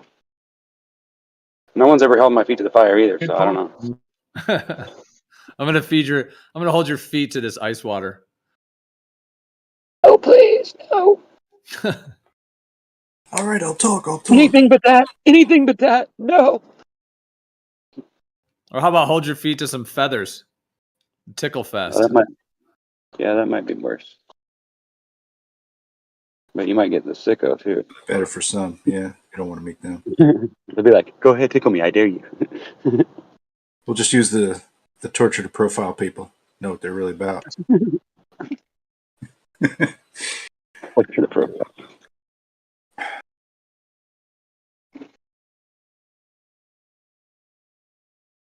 I clicked on the gems link. And, they're going over Eddie Bravo talking to Roseanne Barr. Roseanne Barr's now. She's now Bravo woke, but she was always like she's pretty much on her own thing. I think she's pretty much How into many like times magic. is she gonna die anyway? I never heard her. It was one thing. That was awesome, bro. It was one said to her, dude, that clicked. It was one thing for me. If y'all could all think back, I thought the planet was retarded. How can we get to Japan from California if the Earth's flat? As soon as I seen the A map, I'm like, oh, it's always one thing for everybody, bro. And he hit Roseanne's one thing, bro. That was a trip to hear.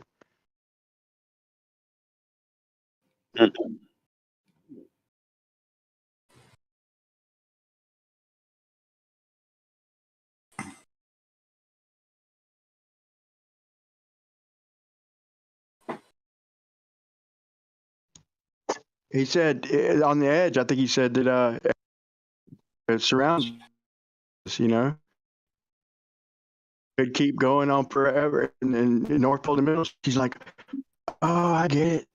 It just clicked on her, you know, just picturing it like, okay, it is possible. And you've already had the thoughts that this other shit don't make sense. Then you see, hey, wait, this is like a moment. It's a moment, a waking moment. Yeah, it's also kind of like a little bit of an older type argument or something like that. But what? Ice wall? I mean, people don't like what ice wall. I don't hear people like arguing ice wall constantly. I honestly don't think there is an ice wall. I think that's crap, but who knows? But like for an amount of years, people were like, "Yeah, ice wall, hello," you know. But now it's not as assertive. Dude, at the beginning. Well, just because you see a bunch of glaciers doesn't mean that there's an ice wall. You know what I mean? Yeah. I remember being mad at David Weiss. I was like, God, he's so great at debating, but he needs to quit talking about this ice wall in Antarctica. Like, just say the shoreline. And enough people said that where he literally started saying shoreline. But then after that, we literally started seeing footage of miles and miles and miles of actual. And then we seen Operation High Jump and all this shit. But I remember thinking that Same So shit. Like, quit saying ice wall that's okay, holding well, the so oceans in. It only needs to be a shoreline. right, so that's one guy. Yeah, but also like didn't Dubé like argue the same thing? And yeah, it's like it just kind of goes back in the history of like things to say about flat Earth, like the way that it could make sense to somebody. I don't know, like, but it does take like a couple different concepts to at least put the idea like in your head, right? Or especially like the ice wall is like the counter to if the Earth was flat, water would fall off the edge, right? Well, whenever you say there's an ice wall, you're assuming. You're Sure. making an assumption. It's And like yeah. nobody's been there, so I mean, not that I Okay. haven't anyway. Go take Unless it you up with guys. Eddie Bravo. All I'm saying is like all these Yeah. MMA guys are running off of Dubé's playbook, or they're running off of right Why somebody else's playbook. why does everybody do that though? Like is that what everybody does like normally when you're like when you go out in the real world when you're doing a job, do you just imitate everybody else? But I'm saying like it's just weird, like right it's Well, I'm just curious about that. Because we're always complaining about how this person didn't do it right, but you know, like you know what I mean? Like not that I'm saying that they did it right or didn't. I'm just saying like I think it's funny that we are always depending on someone else to do it. You know, like maybe we should be doing it on our own rather than waiting for someone else to fix it. You know what I'm getting at? yeah. You trying to go explore the ice wall? No, not really. You trying to disprove it? No, I Then don't. you're just gonna stand It on the doesn't you're matter gonna to me stand either on the way. I wall. mean, You're if gonna it draw a turns out line to in the be there, sand and that's stand great. I on mean, it. show me. I mean, but You don't know either but way. like I Huh? said, you'd be assuming that the sun is only cycling in a certain circle or whatever. I'm assuming that that's what you'd be doing if you were You're saying making that an there was an assumption of ice my wall there. assumption. Anyway, well, Yeah, all it is there you go. basically introducing somebody to a topic. If it's Roseanne Barr or whoever the fuck, right? It's just like, okay, do we have some stuff to say? You know, you're gonna say it. Whatever it is that you think that you believe in. If Eddie Bravo believes in that, then Eddie Bravo believes in that. You can take it up with him. You know, but I'm just saying, like all the MMA guys are like going off Dubé's playbook in this situation. So if you disagree with it, then they're spreading like some thing that you disagree with, and that's I don't know reason enough to like I don't take it up with them. If I don't like necessarily have a problem with it. I'm just saying, like, it seems like we always, like, you know what I mean. you hear that like these guys are into it, like Eddie Bravo, they're the guys too, but like nobody like super like correct, like flat earthers don't go correct them about it. You know what I'm saying? Like Oh yeah, I when understand. that starts But we happening, should. it would be kind of But we interesting should. to see that. It would be interesting to see it. We It would should. actually validate that we have like a group. You know what I mean? That thinks things. Cult, yeah. Well, I don't consider it a cult, but some Yeah. people think it's a cult, obviously, Yeah. because they follow all the most popular guys and they say whatever they say, and I think it's kind of silly, but yeah. It is weird though when you look at the freaking data, if it's true or not. I mean, what we do know, I think we know is true, is that there's not one river in this whole fucking continent. Okay, there's no humidity. There's less than it's the driest desert place on earth. There's less than half inch of precipitation a year, less. Some years none. Like when I picture it, I picture like these blizzards and shit, and the average wind gust or it's 15. The lowest is 15 miles per hour average, and they say the gusts. These ain't even storms. The gusts, average gusts, 200 miles per hour. Like I think of that as a tornado. Like how are they giving us this data? Why is the winds like roaring 40s down there? It sounds like Why do bullshit. to me. pilots come up with nicknames for the jet stream, and the ocean currents, the roaring 40s? What the fuck are you talking about, the roaring 40s? We're on a globe, right? It's supposed to be spinning like fairly accurate. Why do we have this desert at the bottom with a with mile coast that's with no ice? They call set coast, 9 months of winter, just all these things. Their stories have caved in on each other, so nobody knows what's going on. You Yeah, know? that's true. Yeah. Well, that's how you'd want it.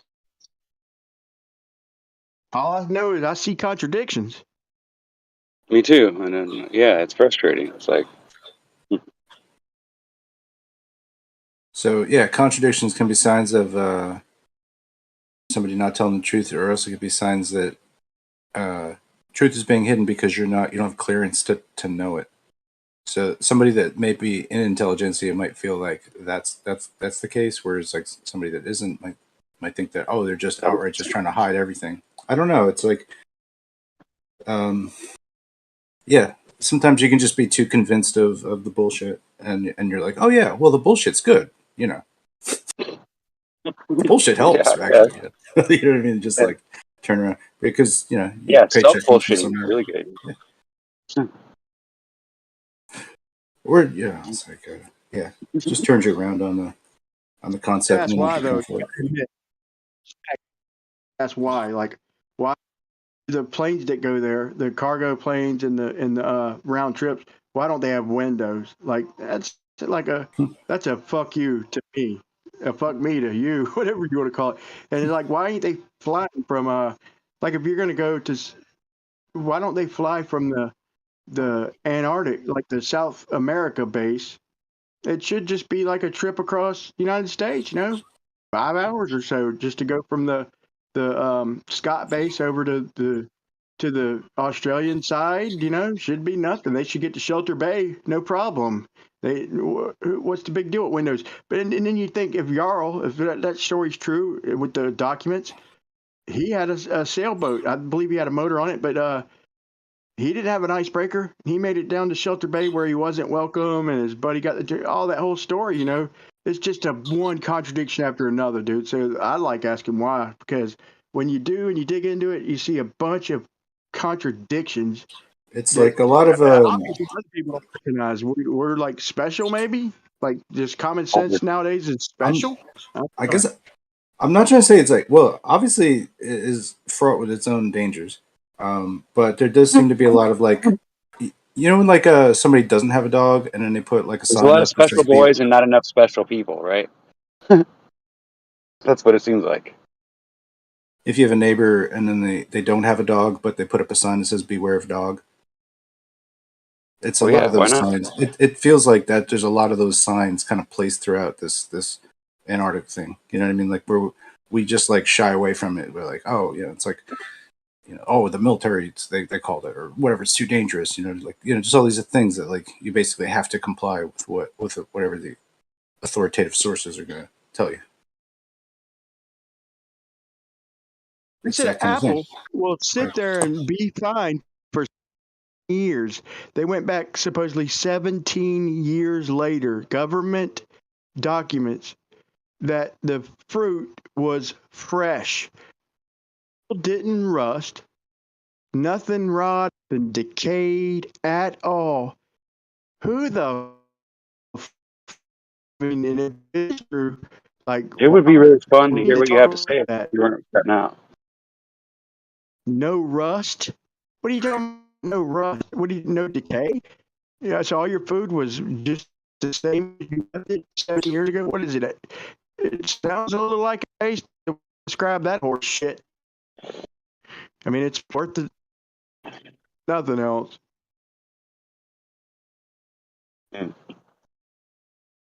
Interesting. Yeah, this is a good simulation for like if you were in Antarctica and trying to like talk, it would sound a lot like this. That's funny. I was gonna make a rude comment, but I thought, no, I'll leave. Oxidized. I mean, That's well not. I thought steel oxidized. So if Just let me keep. throw this all together. Okay, I so would let's. ignore what I said for sure. Yeah, go ahead. Sure, why This not? is awesome to hear. You'll love this next. Let's put this all together and say it is the place that Admiral Byrd hunkered down for the 9 sunless months of the Antarctic winter. Let's say it was way inland. Okay, let's say it is the place oxygen freezes. Okay, where you could barely breathe and shit. Your breath freezes. So let's say it is that place and it's a flat Earth, and let's say that oxygen is, because that's what I thought rusted steel, and that's what I thought was one of the components to decay shit. So what if you add all these contradictions and say, oh, hold on, there's 9 sunless months, so it's way, way away from the cycle of the sun we know, and there is that long of a winter, and oxygen does freeze into this blue sky ice that they dig tunnel into, and it builds back in on itself. You know, it kind of fills back in. Then it kind of all makes sense if you think about it. That would explain why the metal ain't rusting, why the fruit ain't going bad, the 9 sunless months, them tunneling and it filling back in. I mean, if you think about it deep, dude, it does Why are make you sense. saying? Why are you saying 9 sunless months? Yeah, what's that about? What do you mean? Why am I saying that? Here, let me post a quick. Hey, Admiral Byrd, hunkered down for 9 sunless months of the harsh It's only like Antarctic winter. 4 months. Do you understand that every place in the world, every single place in the world, has 12 hours of night and day on the equinox, and the equinox is only 6 months apart. So what you're saying doesn't make any sense. There's no So place what that if has we're 9 just months off, sunless. so if we're just off the north, if we're just off the North Pole, let's just take it to the north, and it's right before we go dark, and we get what, an hour of daylight. So that means the sun just kind of peaks up and goes right back down, right? Right before it goes So you have completely 12 dark. hours. You have 12 hours of night and day on the equinox. No, we're not at everywhere the North in the Pole. world. We're not at the North Pole, okay? Let's say we're just off the North Pole. We're 5 degrees from the North Pole, and shit's getting crucial, okay? Where it gets before we get our total darkness, it goes from 12 hours of light to 11 to 10 to 9 to 8 to 7 to 6 to 5 to 4, right? Let's say when it gets to 1 hour of light, then the sun peaks its head up and then goes right back down, right? And can you tell me any other way that happens where I get 1 hour before I go into total darkness? Dude, listen one more time. Everywhere in the world, every single place in the world has 12 hours of night and 12 hours of day, 6 months apart from one another. 6 months apart from one another. That makes it impossible for there to be anywhere in the world that doesn't get the sun for 9 months.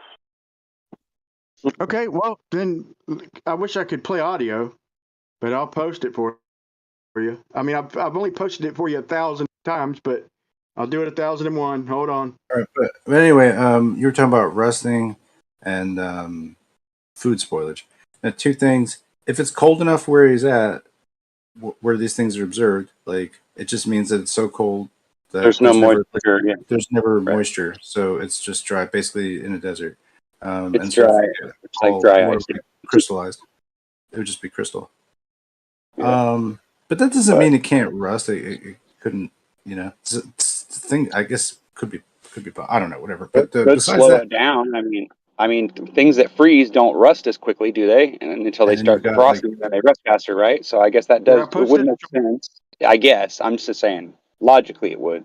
Not saying that I it does posted fit. a short, so y'all don't have to watch. I condensed like 5 points from the government into one short, you know, so it doesn't elaborate, but you'll hear him say it plain as day with Admiral Byrd there, where he had to leave if they missed their chance to leave him there. He volunteered to stay, or else they get caught up in the 9 sunless. Oh, I know what you're talking about now. Yeah. Yeah, this is government It footage. like literally freezes over, and yeah, you're stuck out there. You're literally stuck out there in a hole under a base that's under the ice, and it's buried under ice, and it gets deeper and deeper like by the day. It's weird. I heard what he's talking about. There's a 30-day window. There's a 30-day window for them to get in and out. There's 9 sunless months, what they say. But anyway, just listen I to get them. that you're trying to check the story out and trying to suss it out. But have you considered that the whole bird thing itself is like he's like a Buzz Lightyear of his time? Yeah, I've been Before thinking that space too. travel was possible, he's just like bro. the Bud Light of his age. Before It's possible. Lindbergh. Yeah. I think that's the way everything is. Don't you? It's possible, bro, but it's a I lot haven't of found a Santa Claus yet that they've proven to me works. That's real. So I mean, until I see one, you know what I mean. Every time they tell me, you know, like they started out when you're a kid, they start you out with Santa Claus and the Tooth Fairy, and then it moves on, right? And then they tell you about, you know, who is it? Then they tell you about old good Uncle Sam, right? Yeah, and then they tell you about, you know, Jesus, and they tell you about all this and that, and they tell you whatever they need to tell you to keep you in line, right? And then at some point you just get tired of the bullshit and you just go, enough, you know, I'm done with that shit, man. I'm gonna do my own thing and I don't give a shit what you think, you know? Yeah. Kiss my ass, you know? Yeah. You ever wonder why? You ever Right? wonder why the interviewer on the TV show, when he was being, interviewed, and he said there was more land and more resources, like didn't act surprised or whatever, because it was kind of, that's what they were there to do, was to explore and to find out. Well, he was the authority figure on that, the youngest admiral in the Navy, coming back and doing a TV interview and telling people there was more land and more resources. Either Yeah, it's it a sounds like a setup Disney stunt to me. Yeah, or it it's the does. truth. Yeah, it sounds like But I a mean, Disney.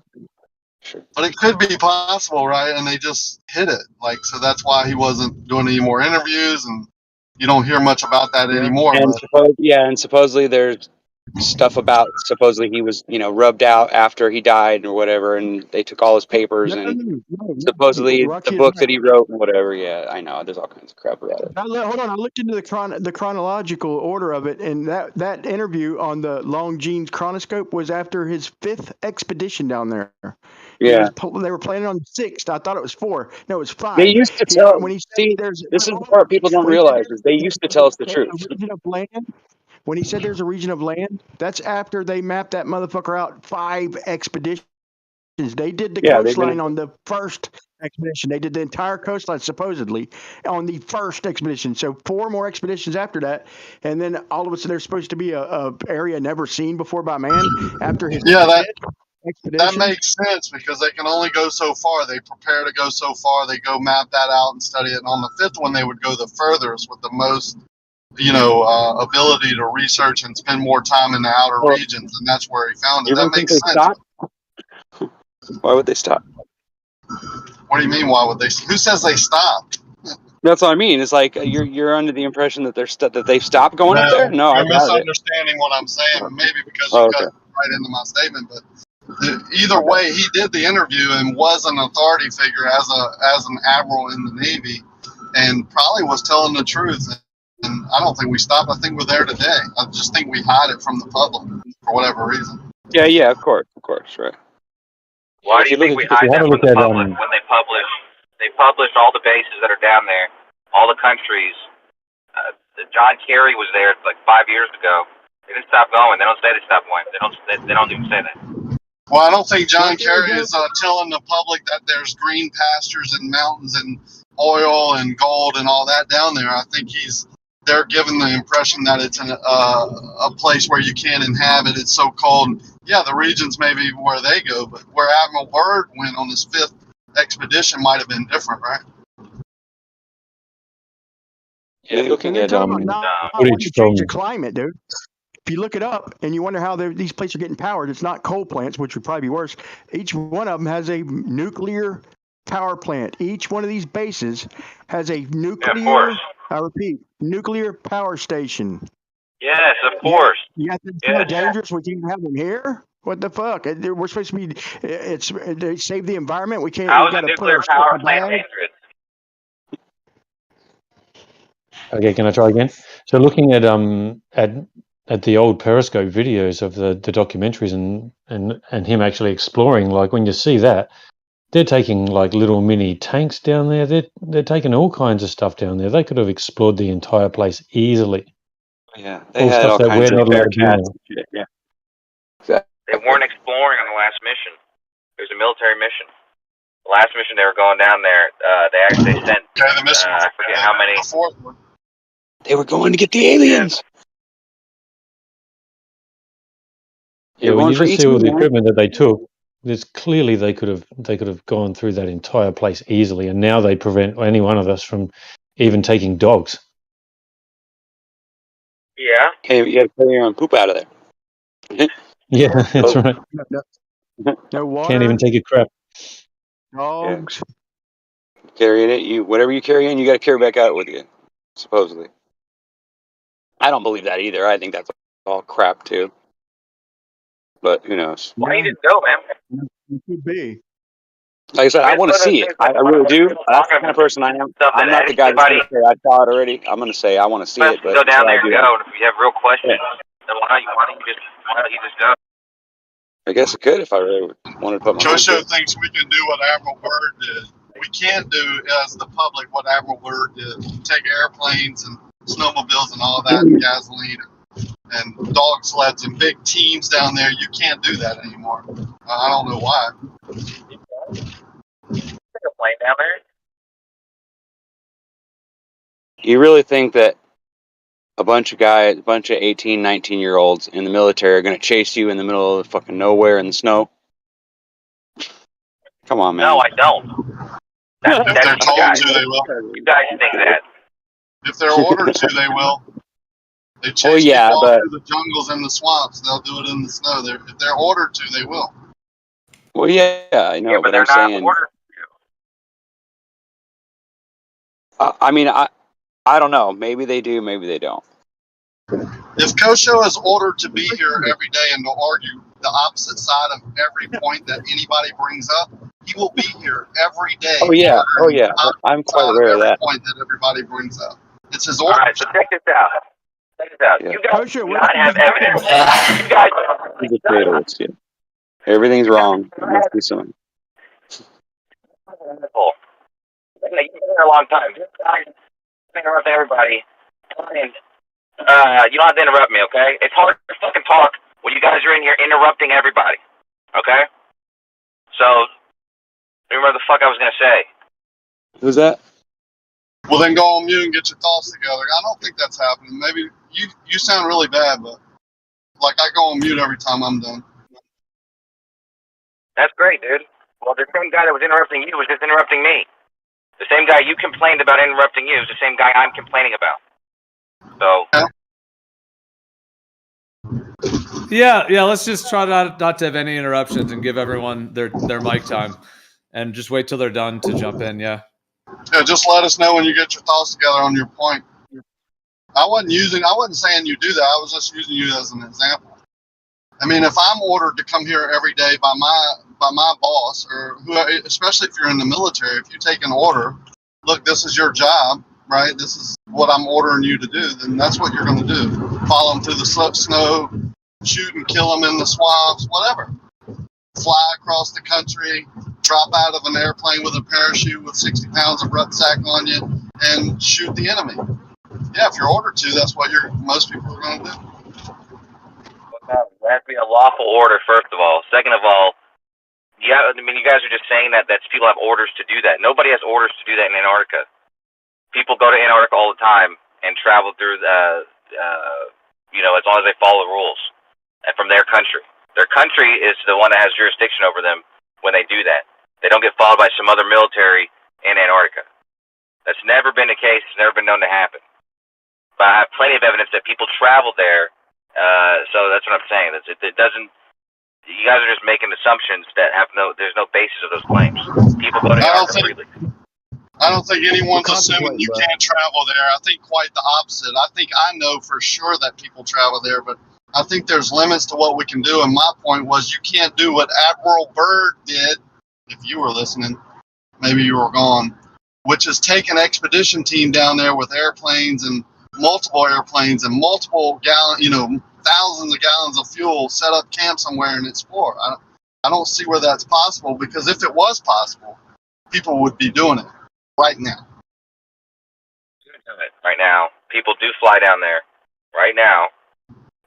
So it's not like that's not happening.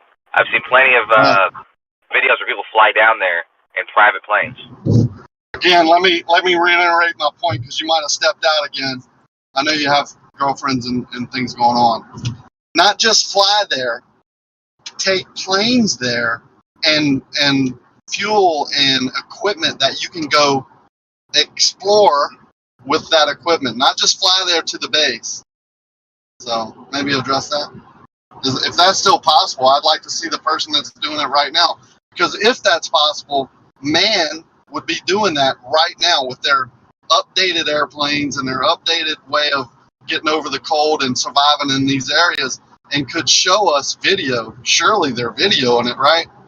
right now on YouTube. So I'd like to see that.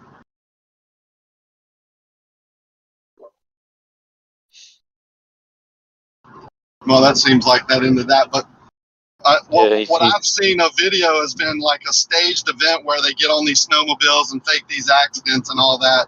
I've seen that, but I haven't seen the common man going down there that has an interest in exploring and taking, you know, his team down there with airplanes and going down there and going to the outer reaches of Antarctica. I haven't seen that on video. I'm not even, I don't know. I can't say it doesn't exist, but I'm just saying I haven't seen it when I've looked for it or other people have looked for it. Yeah, if you look, a 10-day guided tour to the South Pole is more than $75,000. And you're never allowed to go anywhere on your own. You just got to go with your group. Yeah, that's fair enough. Even the scientist groups that go to these bases only go out so far, you know what I'm saying? Yeah, there's that video of that person who went down there and they're basically saying, oh yeah, when I got there, it was like just straight to the base and just get to work and never go anywhere you're not allowed to. You're always told only be in these. You can only follow the tracks that you're meant to follow to go from A to B. You can never deviate from that. You always have to be exactly where they tell you to be. Shouldn't we be retracing Admiral Byrd's flight plans and seeing if he was telling the truth or not, or if there is more land that isn't covered in snow and ice and there's resources down there, you know, being honest and, I don't know, showing the public this video on YouTube? Seems like that's what happens with everything else. I mean, we see every bomb that's dropped basically in wars that are fought that have, you know, that are, you know, right now. But we can't see where Admiral Byrd was and if he was telling the truth or not. Like, that's a weird thing, man. Well, the bombs feed their agenda. Admiral Byrd destroys their agenda.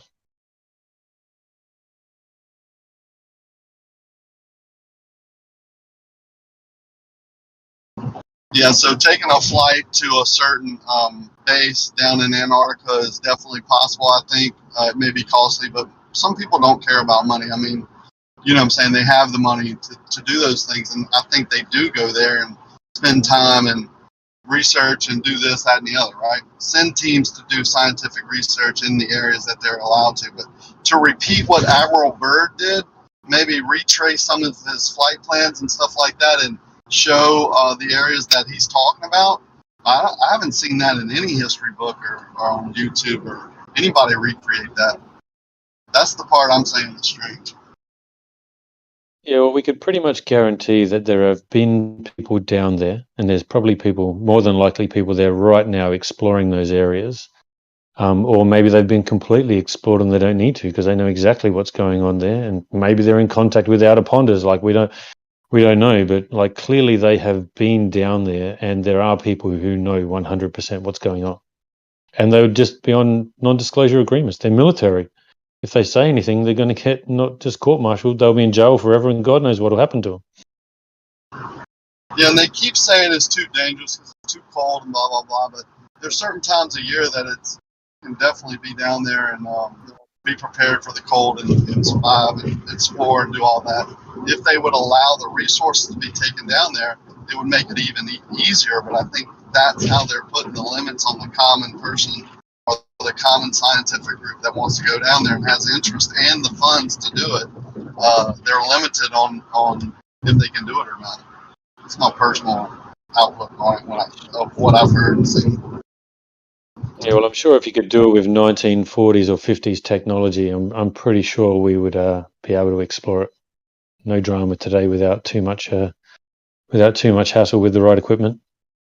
Yeah, so let's see this greenscape, like this mountaintop that's not snow-capped with resources, you know, around it, coal and everything that he talked about. Like I said, either he's not telling the truth, so we would disprove him, or he's telling the truth, and wow, that's amazing, right? Why is it being kept from us then?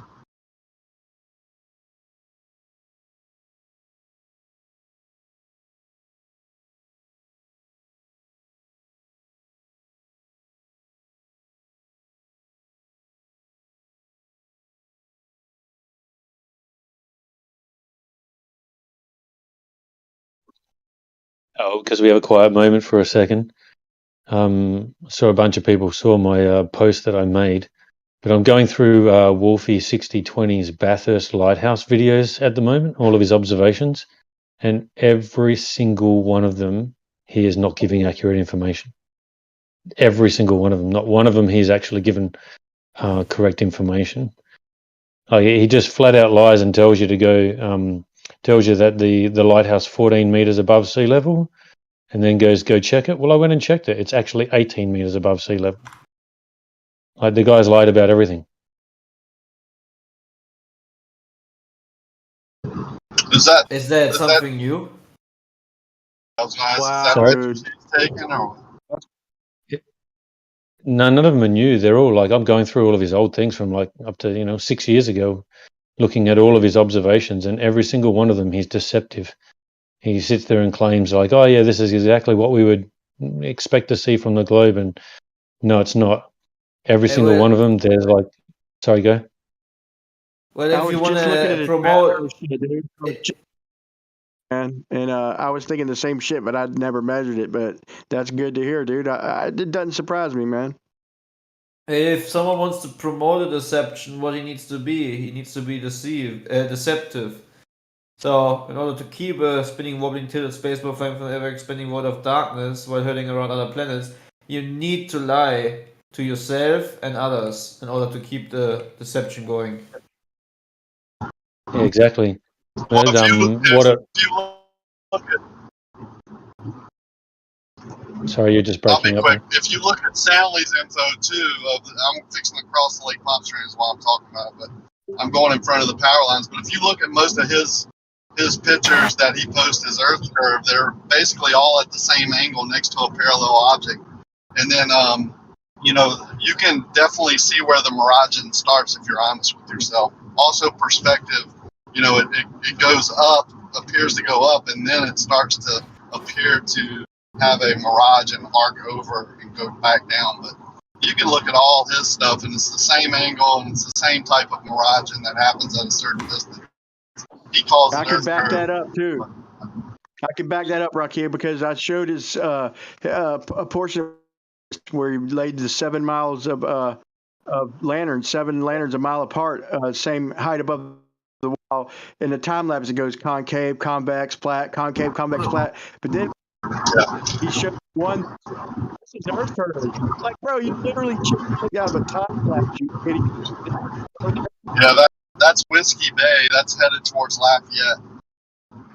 That's a different causeway, is what we call them, that are run parallel to each other, about 16, 18 feet above the water. You can get in between them. We catch Sackley by those poles. But, it gives you an optical effect like that. Yeah, are those lanterns already in the water, or did Soundly put them in there? No, they hung them on the poles, I think.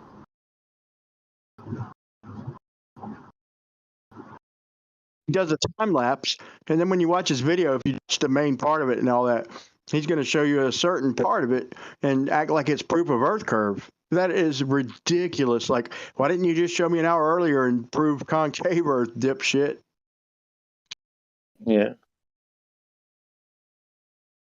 Yeah, it's weird, man. Why do these guys, like, everything they do, they've got to lie about it, Well, if we look at National Geographics and them putting a lot of budget into a project where they use a helicopter to modify imagery to pretend as if the helicopter was behind the curved surface, shows you how far the measurements need to go in order to keep it a deceptive lie.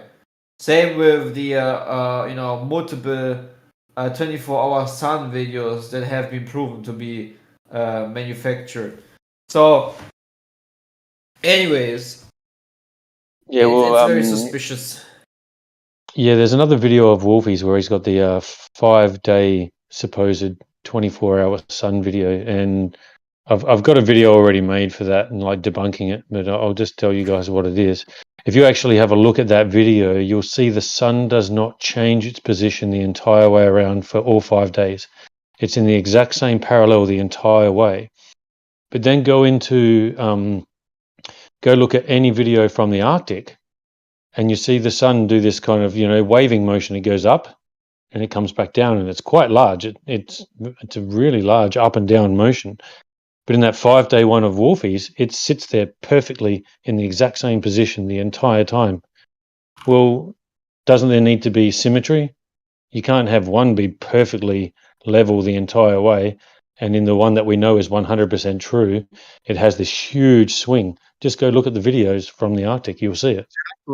You Exactly, mean Wolfie? consequences, man. That's why Show jumped right to equinox. And if anybody notices, like the third time I've brought up the questions about Antarctica and shit, and Coach Show jumps in boiling hot, like with a bad mic. I don't know, like just in and out, like. But I like this guy because every time I talk to him, dude, he pays attention. He looks at the detail and shit, dude, which is a good trait for most flat earthers and everything. You know, and a lot of the guys just trust us who are looking in deep at shit, dude. But I like it. He's looking at the facts, double checking shit. That's where all the information. The devil's always in the details, people. You mean Wolfie the pilot?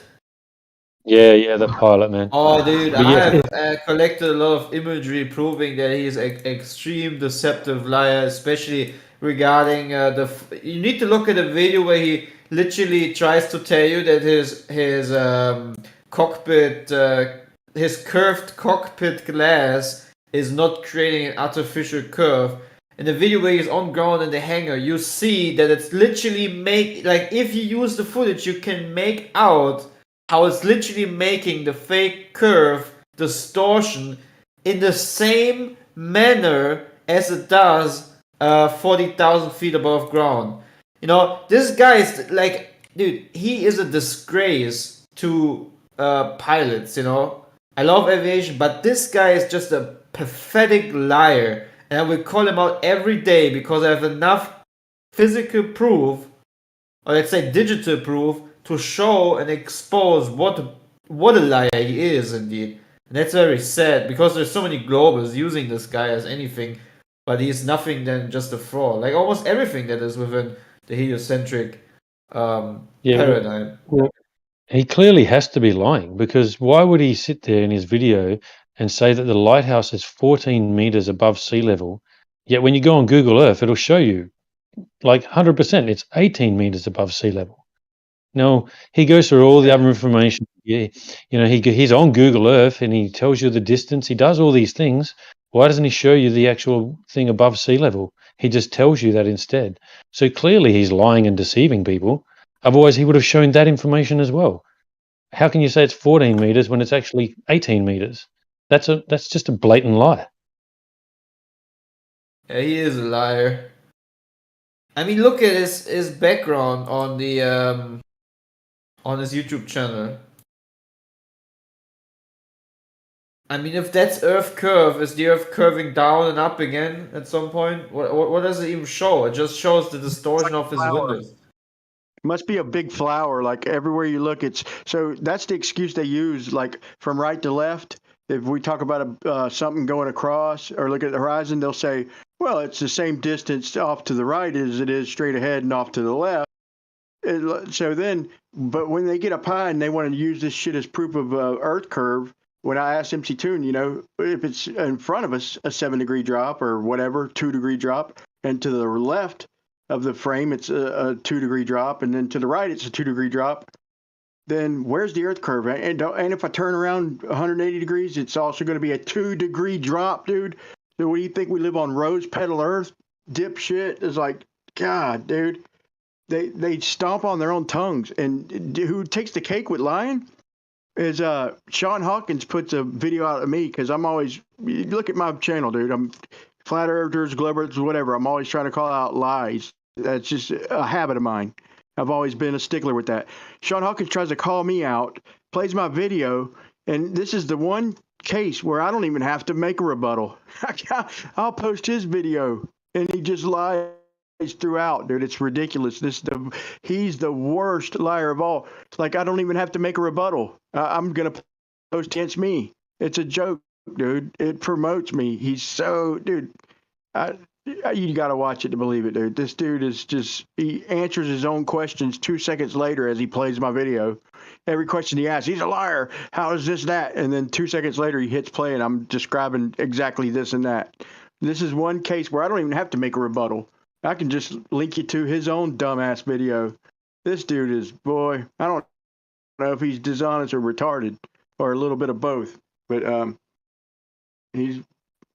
What is just the most ironic video is where he talks about, but he literally made a video about the cockpit windows, and in the video, if you just pay a little bit of attention with 2 brain cells, you realize that in the video you can see how the windows do exactly the thing he claims they don't do, which is distort the image. It's so pathetic, dude. I was so angry when I saw it, which is stupid because I don't even know why I should get angry at this. But I just don't understand how people like why would you do that? Lying to yourself first of all, then trying to and publicly lying to others to spread false information. Yeah, I saw in the comments of one of Wolfie's Bathurst Lighthouse videos, some guy saying how Phuket Word had come on and made a video or something saying, "Oh, you can see the inferior mirage," and then these guys are sitting there going, "Oh, the inferior mirage couldn't block that much." Blah blah blah. Well, once I start doing all the info that I've got, you'll see that like 100% the inferior mirage can block hundreds of feet. Right, but the one thing that the inferior mirage always does, without fail, 100% of the time, is raise the appearance of the horizon. That Right, they're that acting just like they're acting in yeah, Zoom vision. Always right out in front of you. Period. If you're gonna say it's a degree down, dude, it's right the fuck out in front of you. And all these shits they're claiming is horseshit. Your eyes see it right out in front of you. I don't care if you could get an instrument and say it's doing this, that, unless it's a dirty day and hazy air. It's going to be maybe a little lower. On a good clear day, it's the crosshairs are right on the fucking water on a good clear day, without fail. I don't give a fuck what their pictures say. I know what my instrument says. And on a good clear day, the crosshairs sit right on the fucking water every time, period. Yeah, well, even without the sort of crosshair thing. So, just as an example, let's just say I've got a bit of an inferior mirage, and from a 20-foot observer height, that inferior mirage, there's say about 110 feet of the land missing, 15 miles away from me. What you'll have is the water line where the inferior mirage starts is probably around the 100-foot mark. Right, so it's been raised 100 feet because, according to the globe, it's only meant to be 48 feet, but it's at approximately 100 feet. But then obviously I have other days where you can see all the way to the base, so you can have 100-foot swing of the appearance of the horizon, and that's what the inferior mirage will do. It'll actually raise the water level right up on whatever you're looking at.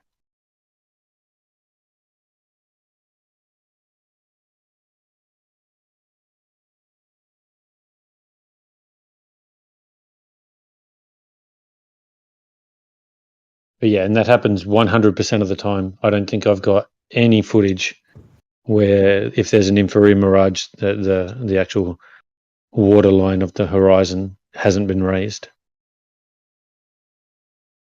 So if This is you so ever sort hilarious. of notice that, sorry, go. I mean, I'm with you. I'm kind of like I'm kind of double teaming from a different angle, but I'm totally with you. Yeah. But Yeah. I wanted to bring in up to about the global hours with Sean in this video. Like I had mentioned that way back in the day, me and it was the only person I could think of other than me was Rakia. And I listened to the video because I distinctly remember, and he remembered me. We were claiming that, that dude, there's days where the crosshairs, where the horizon appears a little above the crosshairs. Like, and George, I played a clip where back then he denied us. But then when Jesse and Tim Osmond went out there, he denied Jesse. And he didn't deny Tim Osmond's measurements because he set up the instrument of Salt Lake blocking the mountains of Strong's Knob. And then all of a sudden he sets up his instrument, and then he makes the claim like he never even doubted and called us liars, where he just it happens all the time. I've seen it all the time. Yeah, in the 6 months you've set up on your Ice Lake, you see it all the time now, but before you doubted it. But the point being is that this was in my video, and Sean's like, "No, dude, dude, he's agreeing with MC Toon. I'm pointing out MC Toon's bullshit, saying anything below level can never appear above level, ever, never, putting emphasis on never." And Sean Hawkins with him, and then his own guy comes in, George Nodchek, saying that yeah, in refractive conditions it can appear above. I've seen it all the time, and he's like, and then Sean does the same thing MC Toon did. He's like, yeah, well, in refractive conditions, yeah. So what happened to never? With your emphasis on it, never happened. So it does happen, and you just made yourself a double liar. In the video, he does this like 5 times. It's freaking hilarious, dude. Like when you claim never ever, then don't mean that. Well, not during this. Mean never ever, right? And it's just, I don't know. Our difference in never ain't the same as their difference in never. Yeah, that bit that you've got of that Jose guy as well, where he's demonstrating how the waves are definitely blocking that boat as well. That's just classic. It's great when they debunk themselves. It's great when their side debunks them, because then they can't argue with it.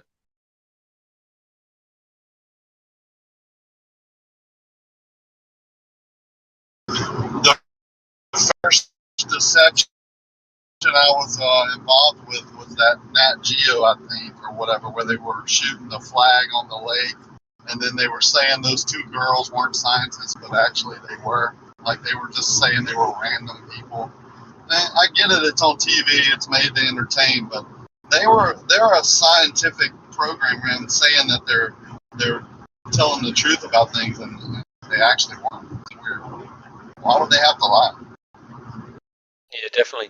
On that National Geographic one as well, I remember seeing an episode of Globebusters where they were talking about how there was actually another observation that they were doing that day as well. It wasn't just a flag one across the Salt Lake Salt Lake, whatever that thing is. But they were doing one where there were these big balloons. They filled up these big white balloons with about 20 foot across, and they were meant to be putting them up. And they were radioing from side to side, and the side that didn't have the balloons, they're like, "Yep, no worries, we can see the balloons now." And so this got caught because one of the Flat Earth guys was just doing general filming, and then you can overhear the radio, "Yeah, we can see the balloons now." And then the guys on this side going, "Yeah, we haven't put them up yet. You can't be seeing them." And they're like, "Yeah, well, we can see them, but I can't find that Globebusters video anymore because I've been trying to find it and I can't find it." So basically, there was meant to be 2 experiments done on that day, but they only showed one because the other experiment. Sorry? I'll try and get it for you, man. Yeah, I don't know. Because you know how they basically took down all of their videos and then posted them onto Rockfin and to other places. I just can't find that video anymore. I couldn't forever find the freaking dumbest astronauts. Like, I go to do a flip twice, and they just stop in their tracks upside down, like, and then ease off to one side. Like, they got tangled in something, dude. And he's just one dipshit astronaut. I think it's the dude who was singing Major Tom. Like, he's literally freaking face is turning red, and he's stuck upside down, and he plays it off, so he just stays. And I was like, oh my God, he's playing upside down. His face in red, like, oh my God, who is watching this? And I couldn't find it for the life of me. It happened to, I think, to Tim Peake and to the one dude, the guitar playing dude, where the other guy just said got stuck upside down. And I forgot. I don't want to say for sure it was Tim Peake, but it was 2 of them. And Eru finally re-released a video clip on a Globebusters where he showed it. I was like, thank God, dude. It's been years I've seen this, and I just quit even claiming it. But that was one of the funniest things I've seen, was this dipshit not making it all the way around and then try to play it off like he's upside down, dude. His face is turning red, dude. He's out of shape. It looked like an upside down temporary drunk. Yeah, you just mentioned Eru, man. I just have to say, like, that guy is a legend. He has brought out some just really Great information. I want to actually, that was one thing that I want to do, is go through all the Globebusters and pull out all of his little presentations and just do short clips of those, because they're always excellent. Yeah, bro, he's representing the best of the best down there in Brazil.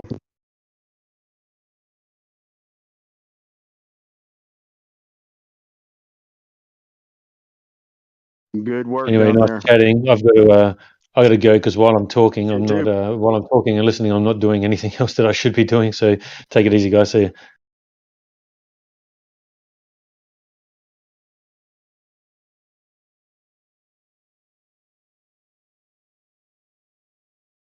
He's us. Oh my God, what was his name again? Please, somebody.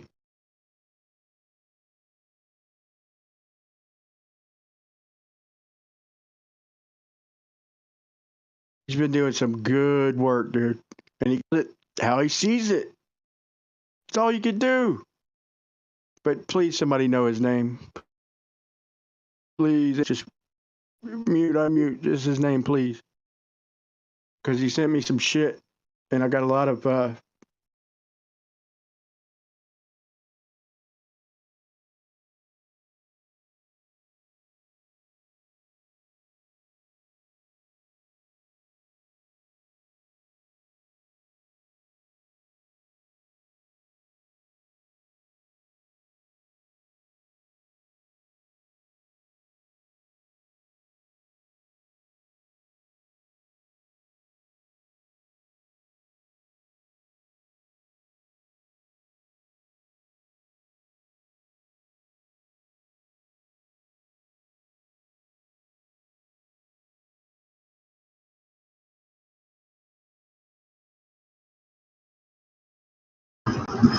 Who else in the chat, Sweet River Bill or whatever? Because he's misrepresenting what was said on there. Finally, trust Admiral, a government official named Admiral Byrd. I said actually the opposite. I said we should go check out what he said to confirm whether he was telling the truth or not. So I'm not sure how you came up with that conclusion. Maybe wax in the ears. And then the other comment you made, also, I just don't remember it. But I'll look at it. It was funny that the two that I read were the opposite of what we were talking about. Oh, 4 meters. Why isn't this guy in jail? No one was saying he should be put in jail for not telling the truth, or that guy was saying that he wasn't telling the truth because it was actually 4 meters off, which is significant. But maybe he's not lying after all. He's just mistaken. But either way, no one said he should be put in jail. He seemed to be just trolling, man. That was easy.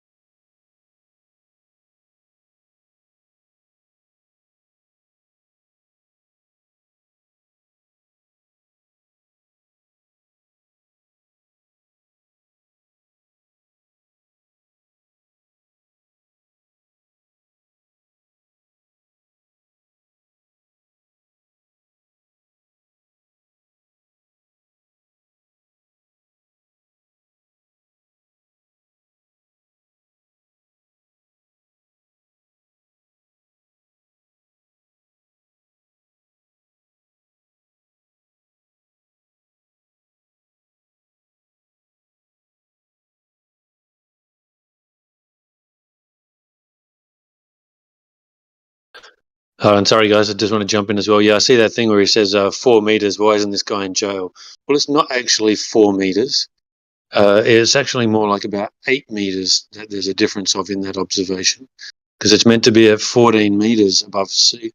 He says 14 meters above sea level. The actual curve at that point is meant to be 14 meters, but it's actually more like around the 22 meter mark is what's missing. So it's quite a big swing So that's like an 8 meter lie. There's 8 meters difference, so that's pretty big. All right, so that's very. Yeah, even, but I don't get even Kosho when I said that we should take planes over there, and he's like, you can take a plane and travel. Yeah, how do you misunderstand what I was saying?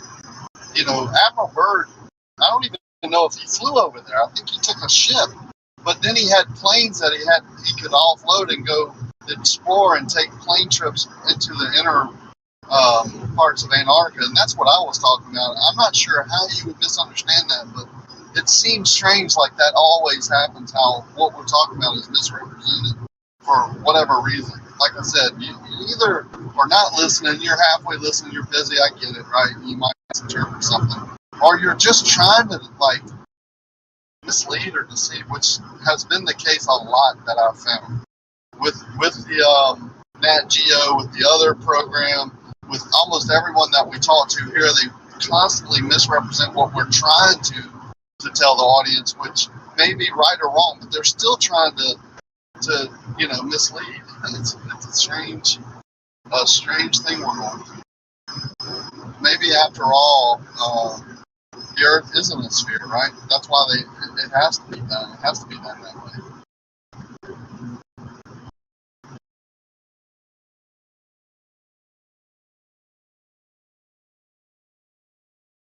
Yeah, I think it's Stockholm condition syndrome. Sorry.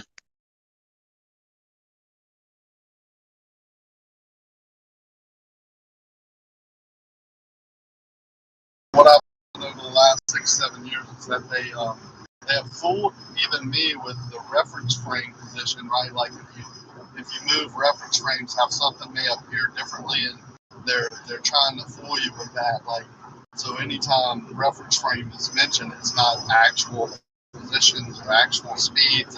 It's just the apparent speed or the apparent position of something due to the reference frame of the viewer. Now, as far as the sunset, I don't know, sometimes we talk to people who don't even realize that in their own model, the globe model or sphere model, the sun has already set and is being loomed up, up above the curvature of Earth that should be blocked from the viewer, so the viewer can still see the apparent position of the sun.